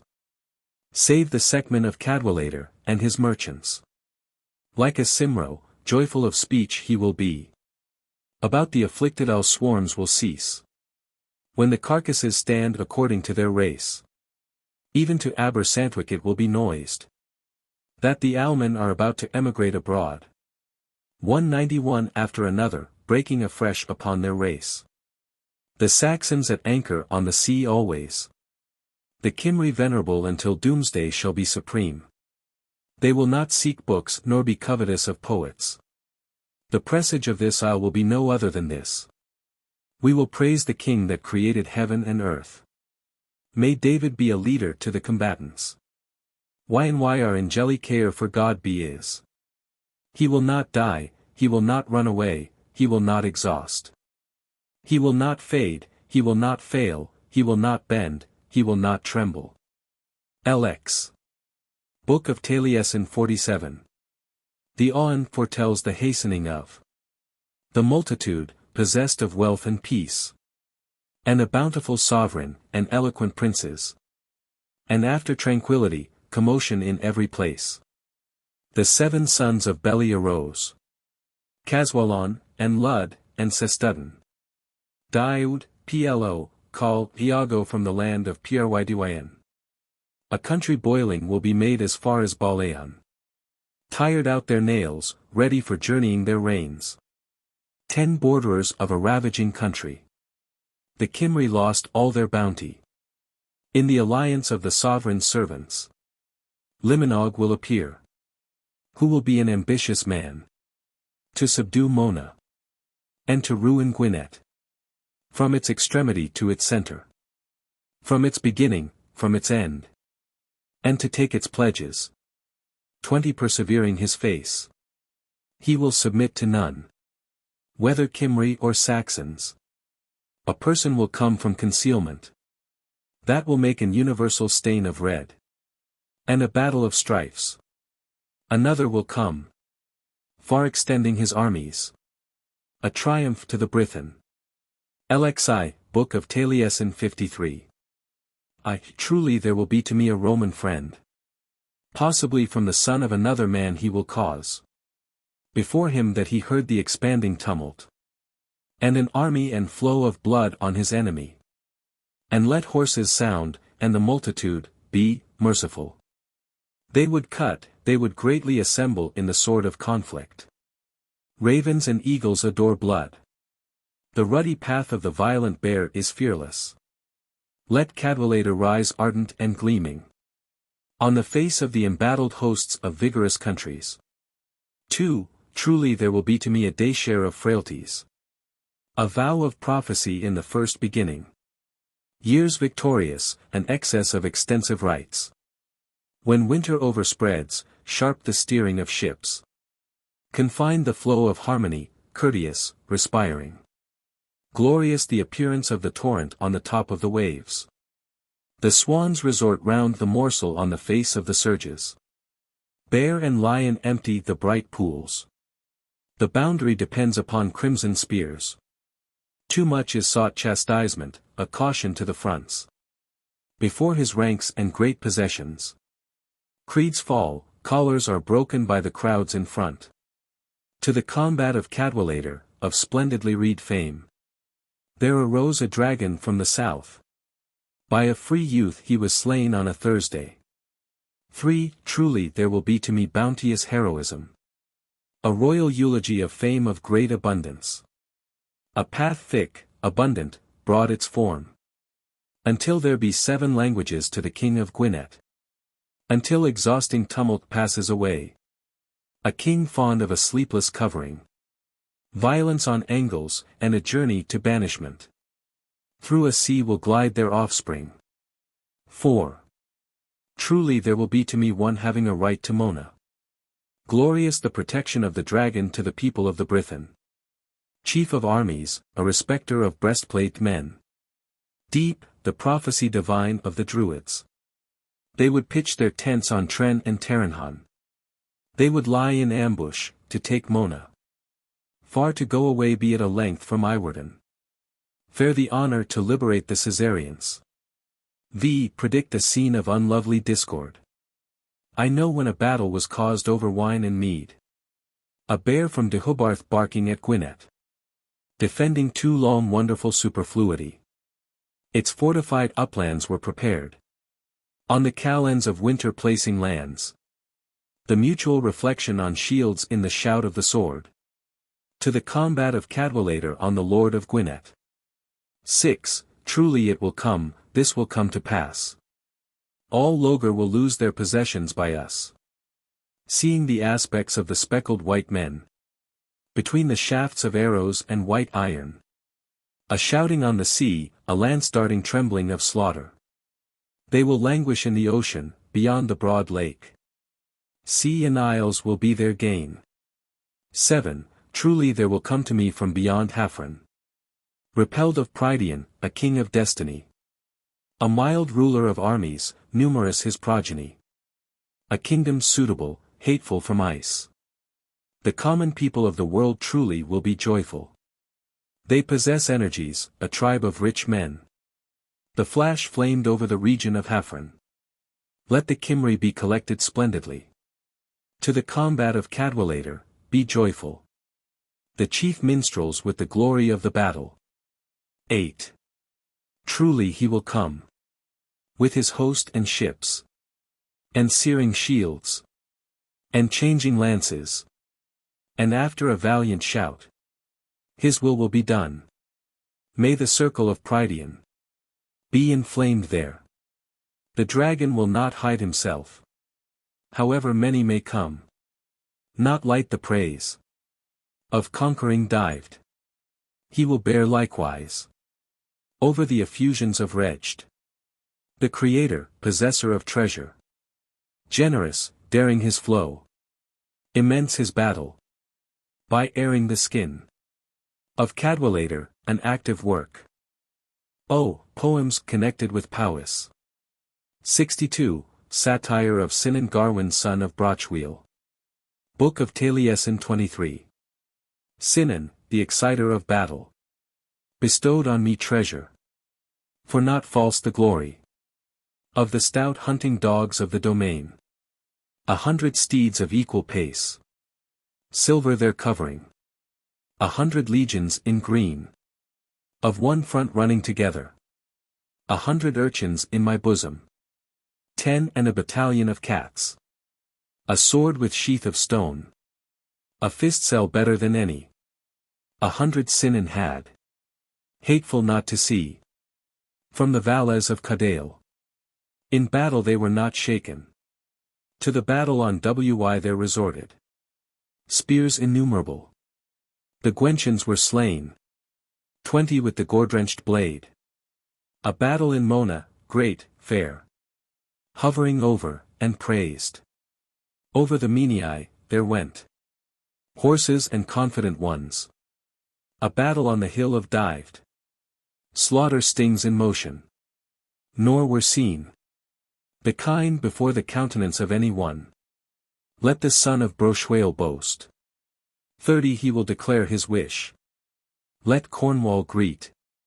The younger will not praise fate. The incomprehensible will depress. In the day that is praised by me, my patron of Sinan, battles arose. A woeful spreading flame. There raises up a great fire. A battle in the country of Brachan. 40 a warring scene of tumult. Miserable princes were made to tremble before Sinan, the breastplate being transfixed. Like a ruler, they cried out. St. John of perfect song, thou wilt help with thy wide country. A saying was heard. Every one in his red place. Be the circle red, they say ironically. 50 they will enslave thy Sinan. 63, Red Book of Hergest 16. I stand forth, maidens, and survey the land. Of Sindalan, Lys Penguern, is it not in flames? Woe to the youth that longs for good fellowship. 2. One tree with the tendril on it is escaping, it may be. But what God shall have willed, let it come. 3. Sindalan, with heart like the ice of winter, with thrust of wild boar through his head. Thou hast dispensed the ale of Tren. 4. Sindalan, with heart like the fire of spring. By the common oath, in the midst of the common speech. Defending Tren, that wasted town. V. Sindalan, bright pillar of his country. Chain-bearer, obstinate in fight. Protected Tren, the town of his father. 6. Sindalan, bright intelligence departed. Chain-bearer, obstinate in the host. Protected Tren as long as B was living. 7. Sindalan, with heart of greyhound. When he descended to the turmoil of battle, a carnage he carved out. 8. Sindalan, with heart of hawk, was the true enraged cub of Cundrwyn, the stubborn one. 9. Sindalan, with heart of wild boar. When he descended to the onset of battle, there was carnage in 2 heaps. X. Sindalan, hungry boar, ravager. Lion, wolf fast holding of descent. The wild boar will not give back the town of his father. 11. Sindalan, while towards thee fled his heart, it was a great festival. With him, like the press of the battle. 12. Sindalan of Powys purple gallant is he. The stranger's refuge, their life's anchor. Cub of Cundrwyn, much to be lamented. 13. Sindalan, fair son of Cundrwyn. No fitting garb is the beard about the nose. Will a man be no better than a maid? 14. Sindalan, a cause of grief thou art. Set forward will not be the array. Around the pressure of the covert of thy shield. 15. Sindalan, keep thou the slope, till the Loegrians come today. Anxiety on account of one is not fitting. 16. Sindalan, keep thou the top, till the Loegrians come through Tren. 'Tis not called a wood for one tree. 17. My heart has great misery in joining together the black boards.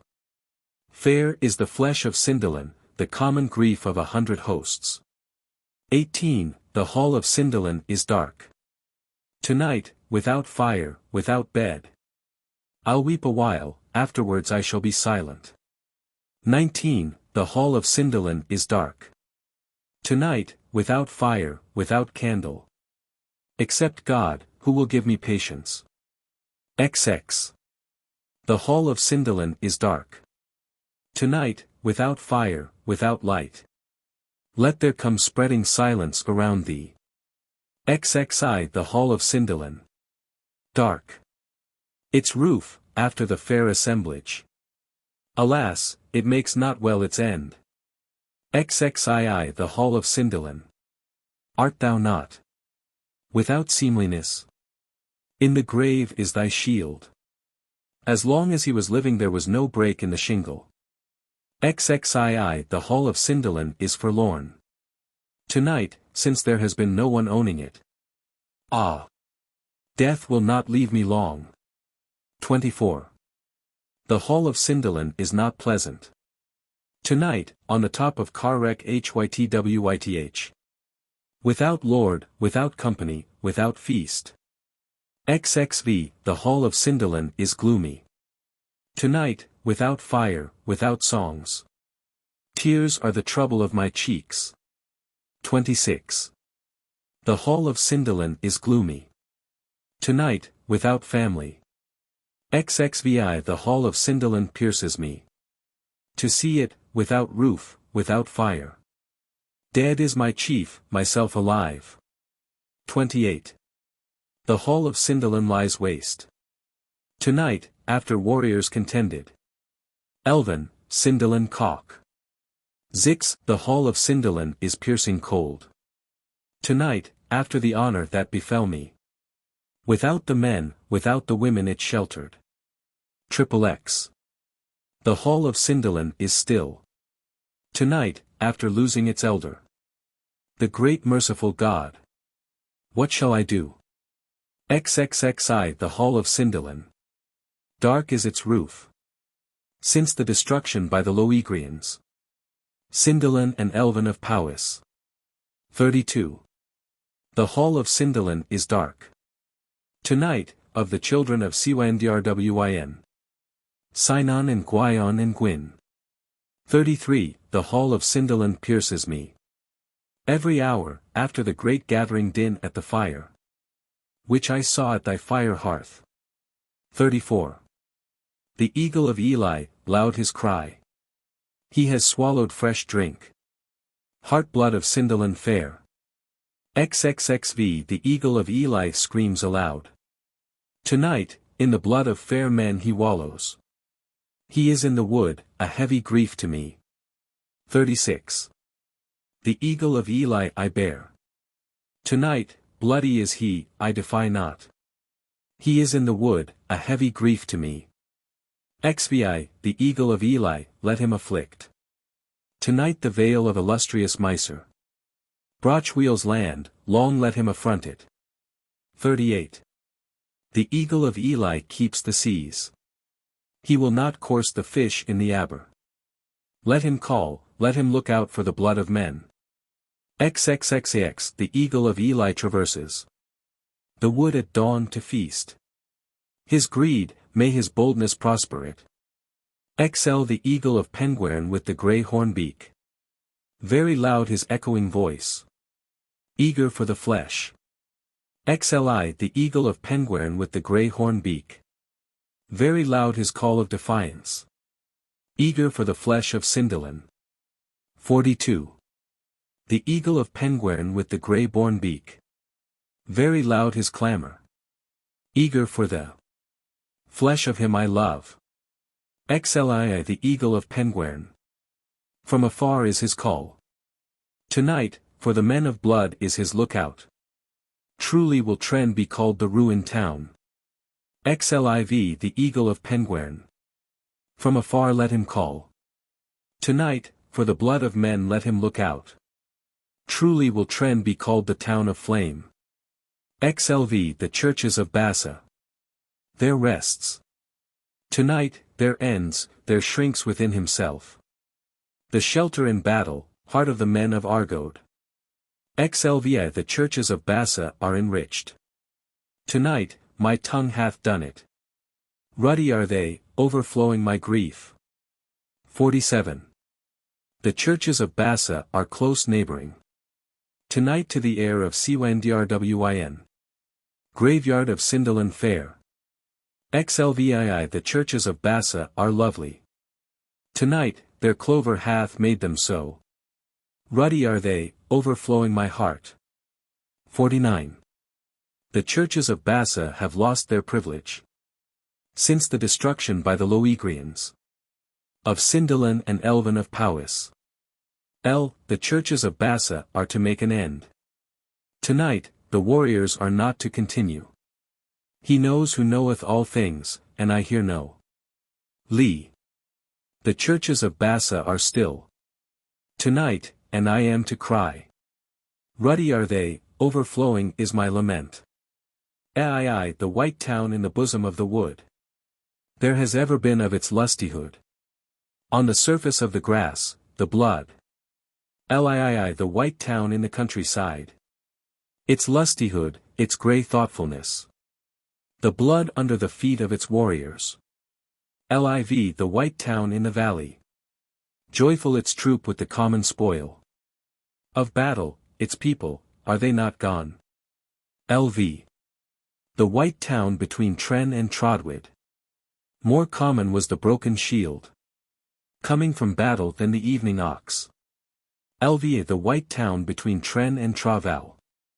More common was the blood. On the surface of the grass than the ploughed fallow. Lv alas, Freur. How sad is it. Tonight, after the loss of kindred. By the mishap of my tongue were they slain. Lv alas, Freur. How languid she is. Tonight, after the death of Elvin. And the eagle of Cwndrwyn, Cindelin. Lix, it is not the death of Freur that separates me. Tonight from the enjoyment of the social circle. I will keep awake, I will early weep. Lx. It is not the death of Freur that pierces me with pain. From the beginning of night till midnight. I will keep awake, I will weep with the dawn. Lxi. It is not the death of Freur that stares me. Tonight, and causes my checks to be yellow.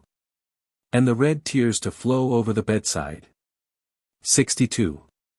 It is not the death of Freur that I am tormented with. Tonight, but myself, being feebly sick. My brothers and my country I mourn. Lx fair Freur. There are brothers who cherish thee. And who have not sprung from the ungenerous. They are men who cherish no timidity.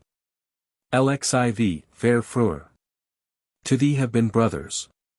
When they heard the meeting of armies.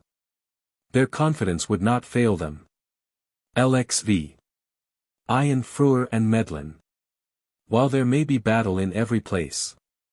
Are not concerned if our side be not slain. Lxva the mountain, were it still higher.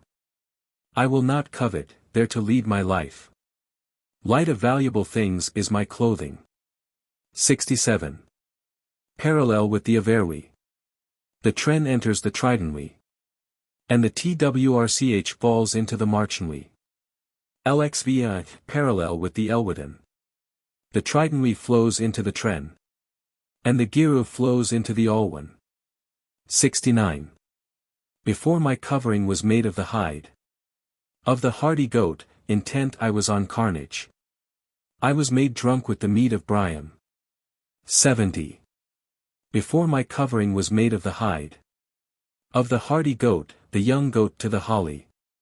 I was made drunk with the mead of Tren. 71. After my brethren from the region of the Hafren. And about the two banks of the Dwyrwyw. Woe is me, God, that I am alive. 72. After well-trained horses and garments of ruddy hue. And the waving yellow plumes. Slender is my leg, a covering is not left me. 73. The cattle of Edirneon went not astray. And with none did they go away. In the lifetime of Gwydyon, a man of Ucknant. Lxxiv the cattle of Edirneon went not astray. And with none did they wander. In the lifetime of Gwydyon, a man. Reproach is known to the herdsman. The price is shame and refusal. On such as come to disgrace it will befall. I know what is good. The blood of one hero for another. Lxxv, were it the wife of Gyrthmwl, she would be languid. This day. Loud would be her scream. She would deplore the loss of her heroes. Lxxvi, the soil of Urkel is on courageous men. On the progeny of Moriel. And after risk great lamentation. Lxxvi the hawk of Heled calls unto me. O God! Why is it that to thee have been given the horses of my country and their land? Lxxvi the hawk of Heled will greet me. O God, why is it that to thee are given the dark-colored harness of Cindelin and his 40 horses? 79. Have I not gazed with my eyes on pleasant land? From the conspicuous seat of Gwydyon. Long the course of the run, longer my recollection. LXXX have I not gazed from Dinal. Reckon on the patrimony of Freur. With grief for its social enjoyment. LXXXI, a horseman from a care below. He was slow in his complaints. A man of Senair. LXXXI, slain were my brothers all at once. Sinan, Sindalan, Sinraith. In defending Tren, a town laid waste. 83. A tribe would not tread on the nest. Of Sindalan, he would never flinch a foot. His mother nursed no weakling son. 84. Brethren I have had who never were dejected. Who grew up like hazel saplings. One by one, they are all gone. 85. Brethren I have had whom God has taken. From me, my misfortune caused it. They would not purchase glory by false means. LXXXVI, thin the gale, thick the rumour. Sweet the furrows, thou that made them remain not. Those who have been are no more. LXXXVA what is heard by God and man? What is heard by young and old?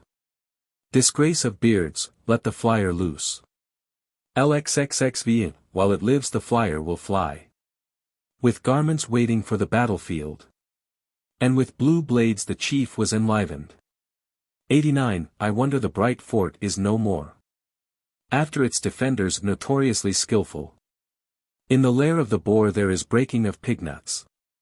XC, they are neither mist nor smoke. Nor warriors in mutual defense. In a meadow slaughter is bad. XCI. I listened in the meadow to the clatter of shields. A fortress is no restraint to the mighty. The best of men, Caranmail. 92. Caranmail, pressure there is on thee. I know thy retreat from battle. A mark is wont on the brow of a combatant. 93. Accustomed to exert a liberal hand. The son of Sindalan, retainer of praise. The last man of Cwndrwyn, Caranmail. XCIV, devoid of zeal was he.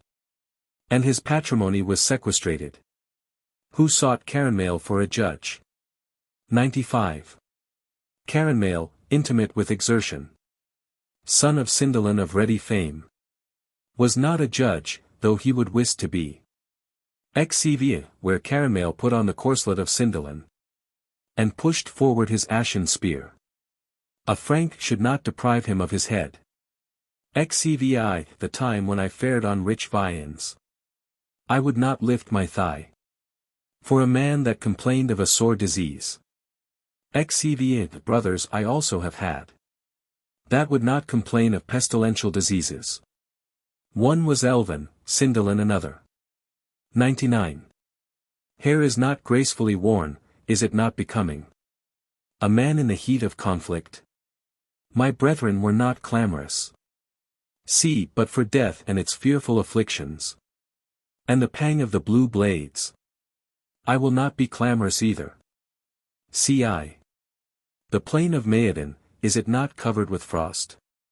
Since the destruction of him who was of benevolent purpose. On the grave of Ironwed thick the snow. CII, the mound of Elwydden, is it not drenched with rain? And the plain of Maodin below it? Sinon ought to deplore him. CIII, for equal brothers to me have been. And each was the head of a family. Tren knows to itself no owner. Civ. For equal brothers to me have been. And to each chief there was vigor. Tren knows no congenial owner. CV. For equal courageous and comely. Brothers to me have been from Cwndrwyn. There is not to Tren the possession of enjoyment. CVI, fly thee hence, and array thyself. Thou art not wont to rise with the dawn. Am I not wounded by a spike from the comber of thy bag? CVI, fly thee hence and hide thyself. Thou art not of sinless conversation. Prostration is useless, thy creeping will cause a noise.